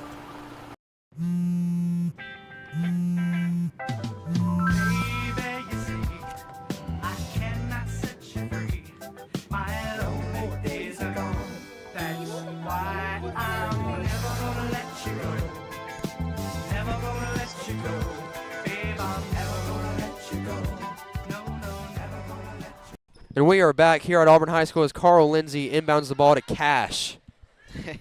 Great name. No last name. First name only for Cash. Cash at the top of the key gives it over to Hampton Jordan. Hampton Jordan getting good minutes tonight as a freshman, Out to Daniels. That's echoed to Daniels. Daniels just a little bit off on that one. Reef with the aggressive rebound, though. Back out to Jordan. Jordan out to Lindsay. Lindsay, the sharpshooter, drains the three. Nothing but net. Carl Lindsay proving why he was a weapon on JV last year and got moved up to varsity this year. Yeah, and Lindsay's still also only a junior on this young Auburn team. I mean, he will be a great player. He's still a great player this year, but he will be one of the top players on next year's team. It's going to be Slaughter on the drive. It's going to be a hold on Hampton Jordan. Jordan just trying to guard an explosive Slaughter, just holds him. And this is such a blow that the clock is going to keep running 66-35. They are not going to stop the clock on out-of-bounds plays anymore. Yeah, and you love to see that if you're the Auburn Tigers here. I mean, that's why you put in the work those first three quarters so you can get to the fourth and get out of here with a W. Yeah, and it's been a long weekend for everyone included. The commentators, the refs, the players, long weekend for everyone. And it's just a good feeling. And as Slaughter just chucks that one away to his coach, basically. His coach kind of looked like a receiver ready to catch it. Yeah, he was kind of confused. He's like, I'm not in the game. But it's like what we saw earlier when the guy threw it to the ref as a pass. Yeah, I know. He was passing it to the wrong guy in red there. But, you know, after this possession, I want to shout some people out for what has been a great Reindeer games. Reef over to Daniels. Reef down to Jordan. And Hampton Jordan with a great post move gets a wide open layup, but just short. Jordan mad at himself for missing that one. On the opposite end, we have number 22 for the Handley Tigers, bringing it up out to Slaughter. Slaughter thought about shooting, but gives it over to 22, and 22 misses the three. Slaughter almost with the offensive rebound, but Cash with the save. And down to Daniels. Daniels all by himself. And Daniels with the one-handed emphatic slam with the right hand. Wow. What a slam by Daniels right there. Oh, my goodness. Daniels, we talked about him bringing the house down earlier. That just brought the house down. Brought the house down indeed, as Auburn is now up by 23 points. Excuse me, 33 points. Yeah, way and more. Lindsay outrunning everyone. Lobs it up to Daniels. And Daniels with the and-one alley-oop layup. Goodness. How good is this kid? It would have been awesome if it was a dunk, but still an and-one alley-oop layup. Oh, cannot complain about that. If that was a dunk, I mean, I would have jumped out of my seat, bro. I would have stormed the court. Okay, bud. Okay. It's been a long weekend. It has. For It Taylor has. Gagne, Alexander Frank, and Max Mesman. Yeah. Been a long day. Our voices are all going to take a well-deserved rest. You can probably hear it in my voice. My nose is very stopped up. You Yeah. can hear it in Max's voice when it keeps cracking, that his throat is starting to hurt. Yeah. If I had to announce one more starting lineup, it would not be good. It's been very, very fun, though. Thank you to all the viewers that have tuned in. I wanna shout some people out. Actually, thank you to Mr. Dillard for letting us get this opportunity here to commentate these games, as Daniels misses it. Misses the free throw. Not a good free throw performance from Daniels, but Max, continue with your shout-outs. Yeah, so, I mean, I would like to shout out also Coach Pritchett. He's actually been the one who set this up, and so not a lot of people know that. He's been coaching this weekend and setting it up, and he's been under a lot of stress, but he's handled it so well, and this has just been a great event. Also, shout out to, Dr. Pignato, the principal, and Herring, the superintendent, as we see a Daniel steal with the here. steal. And Daniel with the layup just short. Daniels with the rebound. Daniels going the other way. Fast break, lobs it up to Eccles, and it's just a bad lob pass that would have been amazing as Lindsay takes the three just off on that one, in and out, and Handley with the ball back. And then the last guy I'd like to shout out is Coach Brandt. Coach Brandt, we talked about it earlier, him pointing out a player saying this is the guy who we want to interview. And all the coaches really, just been so kind to us, through all of our interviews and stuff. And just really a welcome crowd as we see Lindsay make a little mistake there. And Askew with the shot, Lindsay getting the rebound, going the other way. Was thinking about bounce passing that in right through the lane. Would have been a great pass, but just second-guessed himself and accidentally traveled. Yeah, and, for viewers at home and listeners at home, this audio broadcast was like a little test for us. Like, we didn't know how it was going to go first ever time we'd done it. And, we've had rave reviews, and we love to do this, and so we plan on doing it more in the future. As Perry misses the right wing tray, rebound by Kyles. Kyles misses the mid-range, rebound by Hill, Wade Hill, coming back into the game for the Auburn Tigers. Reef out to Lindsay. Lindsay think about shooting it deep three. Lindsay passes it out to Hill. Hill over to Reef. Reef wide open. Cash, no, just off. Great physical rebound by Allen, though, and then he gets pushed for the foul. Yeah, Auburn's still playing, That full foul is speed. going to be on number 24. That's going to be on Slaughter. Now Allen to pass it in. Allen passing into Eccles. Eccles over to Reef. It's tipped.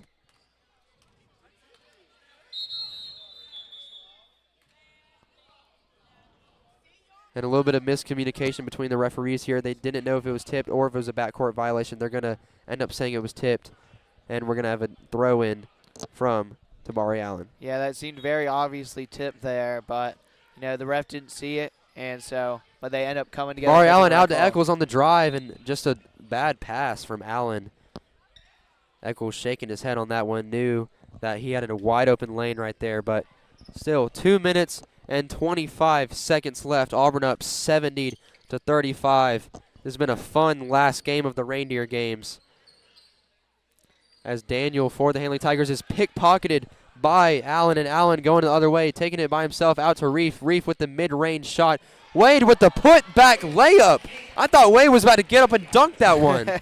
Yeah, I thought Wade was about to just destroy the rim, Shaquille O'Neal style, but still able to get the bucket. And Hill with the putback layup as Handley gets the ball back. Perry over to Devon Dean. Have not called his name yet. Devon Dean in the game as Allen gets another steal on Daniel. And Allen going by himself, the little Euro step. Right-handed layup on the right side and nails it. Auburn up 74-35. This is almost a 40-point game for the Tigers. Auburn Tigers, of course. And what a way for, like Coach Brandt said at halftime, for this Auburn team to just stay focused and not get too high on themselves after what was indeed a huge win last night, be able to come out here and play great and basketball. Dean dishes it over to Kyles. Kyles with the left corner three is just off. On the fast break, Lindsay to Allen, and that's going to be a travel on Tabari Allen. Tabari Allen had a kind of a quiet game. Yeah. Tabari Allen with right now on the night he actually has 11 points, but it hasn't really seemed like it as much. Yeah. I mean, a lot of times I think he's averaging like 12 or 13 this year, but last night he had a dominant performance. Yeah. Kind of slowing down today. Echols out on the perimeter guarding Daniel. Daniel over to Dean. Dean over to Perry. Perry trying to find something open. Perry cannot find anything open. Over to Kyles. Kyles being heavily guarded by Jordan. Hampton Jordan, excuse me. Dean over to Perry. Perry's going to pull the shot over Wade Hill and just drills it right in his face. What a shot by Perry right there. Yeah, big shot to cut it down to 36. And Auburn just going to try to waste the clock. Never mind. Hampton Jordan's going to go up with it. Lindsay to Hampton Jordan. Hampton Jordan tries to score right there. And Echols putting some pressure on Kyles. And Kyles over to Perry. 20 seconds left. 74-38 for your Auburn Tigers. Yeah, and Auburn going to move to 12-3 after this win. Perry puts up another shot that's tipped by Hill. Lindsay out to Cash. Cash tries to sling it to Echols, and it's just turned over. This game, as the clock ticks down, is going to be a win for your Auburn Tigers, 74-38. What a game. Huge win on the season. Hampton moves to 0-2 on the Reindeer games, and Auburn moves to 2-0. Two huge wins over Valley and now Hamden. Yeah, and Handley. What a weekend, for all of these teams here. Thank you so much to all these teams and all these coaches for having us, and what a way to end it. I mean, Yeah. Auburn winning it by 36. Yeah, today, a little bit more a blowout day. Yesterday had the closer games. Today, more of a blowout day. Still super fun to commentate. Very thankful to be doing this. And we're going to send you to Alex Frank in just a few seconds with a post-game interview with our mystery player that we do not know yet. Auburn Tigers, huge win over the very, very highly rated Handley High School Tigers. Yeah, and we see in front of us Auburn joining in the middle, as they always do. We're trying to find eyes on Frank right now. Frank's to the right.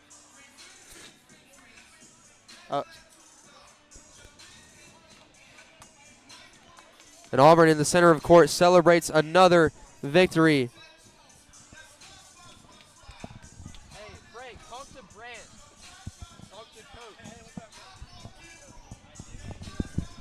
And in a few seconds, we'll send you right to Alex Frank. A little bit of technical difficulties with the microphone right now. But, I mean, if you're Auburn, you just celebrate this win. Celebrate it over the Christmas break. You get a long break before coming back to play Central Start Region play. And that's going to be a huge, huge matchup. I'm excited to see Jacoby Hill for the Central Red Devils. Personally, I got to commentate one of his JV games last year. Put up about 35 against Opelika. So, after Auburn breaks the huddle in the center of the court, we're going to talk to Coach Brandt. We're going to see who he wants us to interview. And we'll get you out of here. We'll get the viewers out of here. Yeah, Coach Brandt giving a little speech to the Auburn Tigers right now. Great overall win for the Auburn Tigers. Just played an absolute perfect game. And I think we're about to get that interview. And it looks like they're going to join together and get a picture. Going to take a little group flick. I mean, in the nice baby blues, why wouldn't you? Hey, yeah. For the newspaper, too. Yes, yes. Auburn moves to 2-0 at the Reindeer Rumble. Overall, just amazing win for the Tigers. Dominated this game from the first jump. Yeah, Frank right now looking like Stephon Diggs, low-key. Just like Frank right now looking like a Handley fan that is just basking in all the glory of the Auburn Tigers. Auburn deserves to celebrate this win. As you see, Wade Hill just towering over every single person in the photo, standing in the back middle. It's just crazy how much length this Auburn team has. You see it on the back row. Trey Ross, Wade Hill, Hampton Jordan, and Griffin McLean, all huge. And as we move into regional play, I mean, Auburn 12-3 now. They got one more game, and then they get Central. And we're going to have an interview with Adam Gonia. As tonight's player of the game, of brought course, to you by tonight's AHS player of the Mass game. Media, 18 points. And Alex Frank's going to have Adam Gonia in just a second. All right, ready? I'm here with number 2, Adam Gunley. How does it feel leading the team with 18 points and getting a big victory tonight? Yeah, it felt good. I mean, we just got the win over Valley last night, so we just came into this game just like hoping to get a win, and we won, yeah. All right, good job on a good performance tonight. And that's going to do it for Auburn versus Handley. And the AHS Reindeer and games. the Reindeer games. Shout out to Coach Pritchard for putting this whole thing together. Shout out to Coach Brandt for hosting. Shout out to all the teams that traveled all the way to Auburn, Alabama. It feels good when people can come to Auburn for an event like this. That's going to do it. We're going to send you to a few ads, and then we're going to end this stream. Here you go. Thank you. Thank you.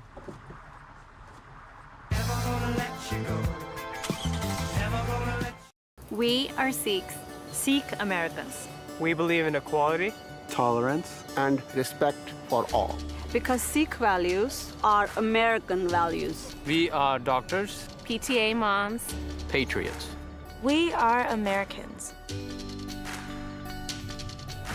We like Game of Thrones. I'm obsessed with Star Wars. I've seen every episode of SpongeBob because that's what my daughters like to watch. We are Sikhs. We all smoked in those days. If that was you then, get your lungs screened now. My name's Eddie Metcalf. I enjoy working in my yard. And, I can't do that anymore because I'm missing most of my lung. They did a CAT scan of my kidneys. Hello, and actually, welcome back. We're about to do something special that we have not done on the Reindeer game stream yet. We're about to get Antoine Daniels to come over here to interview, and we're going to sit down with him, ask him some questions, ask him about his performance as his dad, Auburn University graduate basketball player, is going to walk out onto the court to congratulate him. It's a family affair for the Daniels. You see his parents, you see Soraya balling out for the women's basketball team, who unfortunately lost to the Handley women's team. So Auburn going 1-1 against Handley, and we're going to send him over here. I'm going to actually give it to Max Mesman to lead the interview.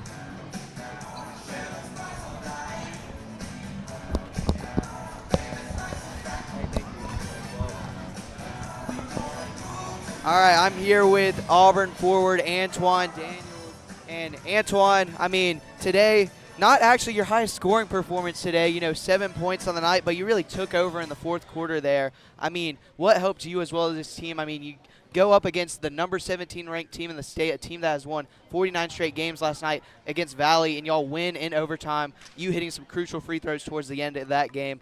But what helped y'all keep y'all's mindset into this game and be able to dominate against Handley? Our coach is mainly just keeping us focused with everything that we got going on, but mainly our team. We have a good chemistry and a good bond to where we trust each other and that we'll listen to each other in crucial moments like that. Yeah, and then y'all are heading into, I'm pretty sure y'all are 12-3 now, and then I'm pretty sure y'all have a game next week. And then coming up, I know our next AHS Mass Media broadcast is January 5th when y'all host Central. That should be a huge game. Going into those regional matchups, what are y'all looking forward to do in those games? Looking to dominate and put ourselves out there on that map to let us know that Auburn's not to be messed with. All right, well, thank you, Antoine, for joining us on the show, and we wish you luck the rest of the season, and we hope you have a great Christmas break. Okay, thank you. Same to y'all. No more kidney stones, that's the good news, but we found a spot on your lung. That frankly scared the hell out of me. I hadn't smoked in 22 years. How could this happen to me? He said, well, you know about radon gas. Well, I heard about it. He said, well, the second leading cause of cancer in America is radon. 22,000 people a year die from this. I literally left the doctor's office, got a test kit. And that's going to do it officially for the Auburn High School hosted Reindeer games. Thank y'all so much to all the coaches like Taylor Gottney said, and like I said during the broadcast. Thank you to Mr. Dillard for letting us do this. And thank y'all to listening to these audio broadcasts. And we hope to see y'all back here on January 5th when Auburn hosts Central in the big rivalry, what should be a huge game. Put it in the house, and our result was 39.8. The upper limit is 4. We got to get this fixed. That was on a Monday, and on Wednesday, our mitigation system was up and running. Well, I think everybody should have their house tested. We'd never known we'd still be living there. I could get another tumor from it, but right now it's changing my life.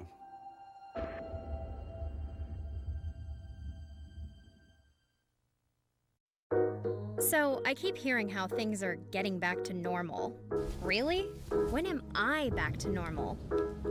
What is normal anyway? I can't even remember.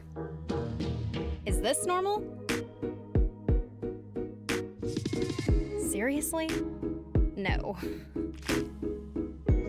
Was this ever normal? Please. I think this used to be normal. Then I figured out. Just stop it. So much has changed. No wonder nothing feels normal. But here I am, still standing. A brand new edition of me. This is no time to go back to anything. It's time to go forward and discover the new person I am now. I'm all in.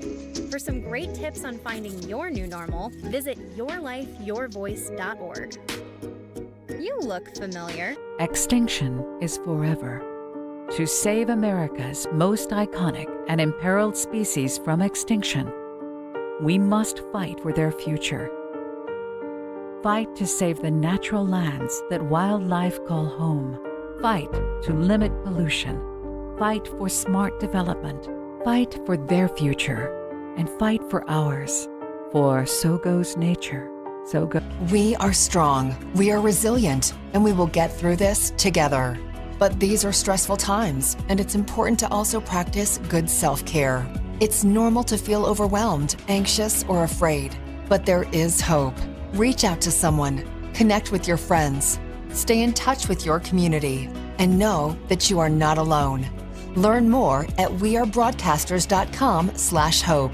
Furnished by the National Association of Broadcasters and this. Eyes on the road.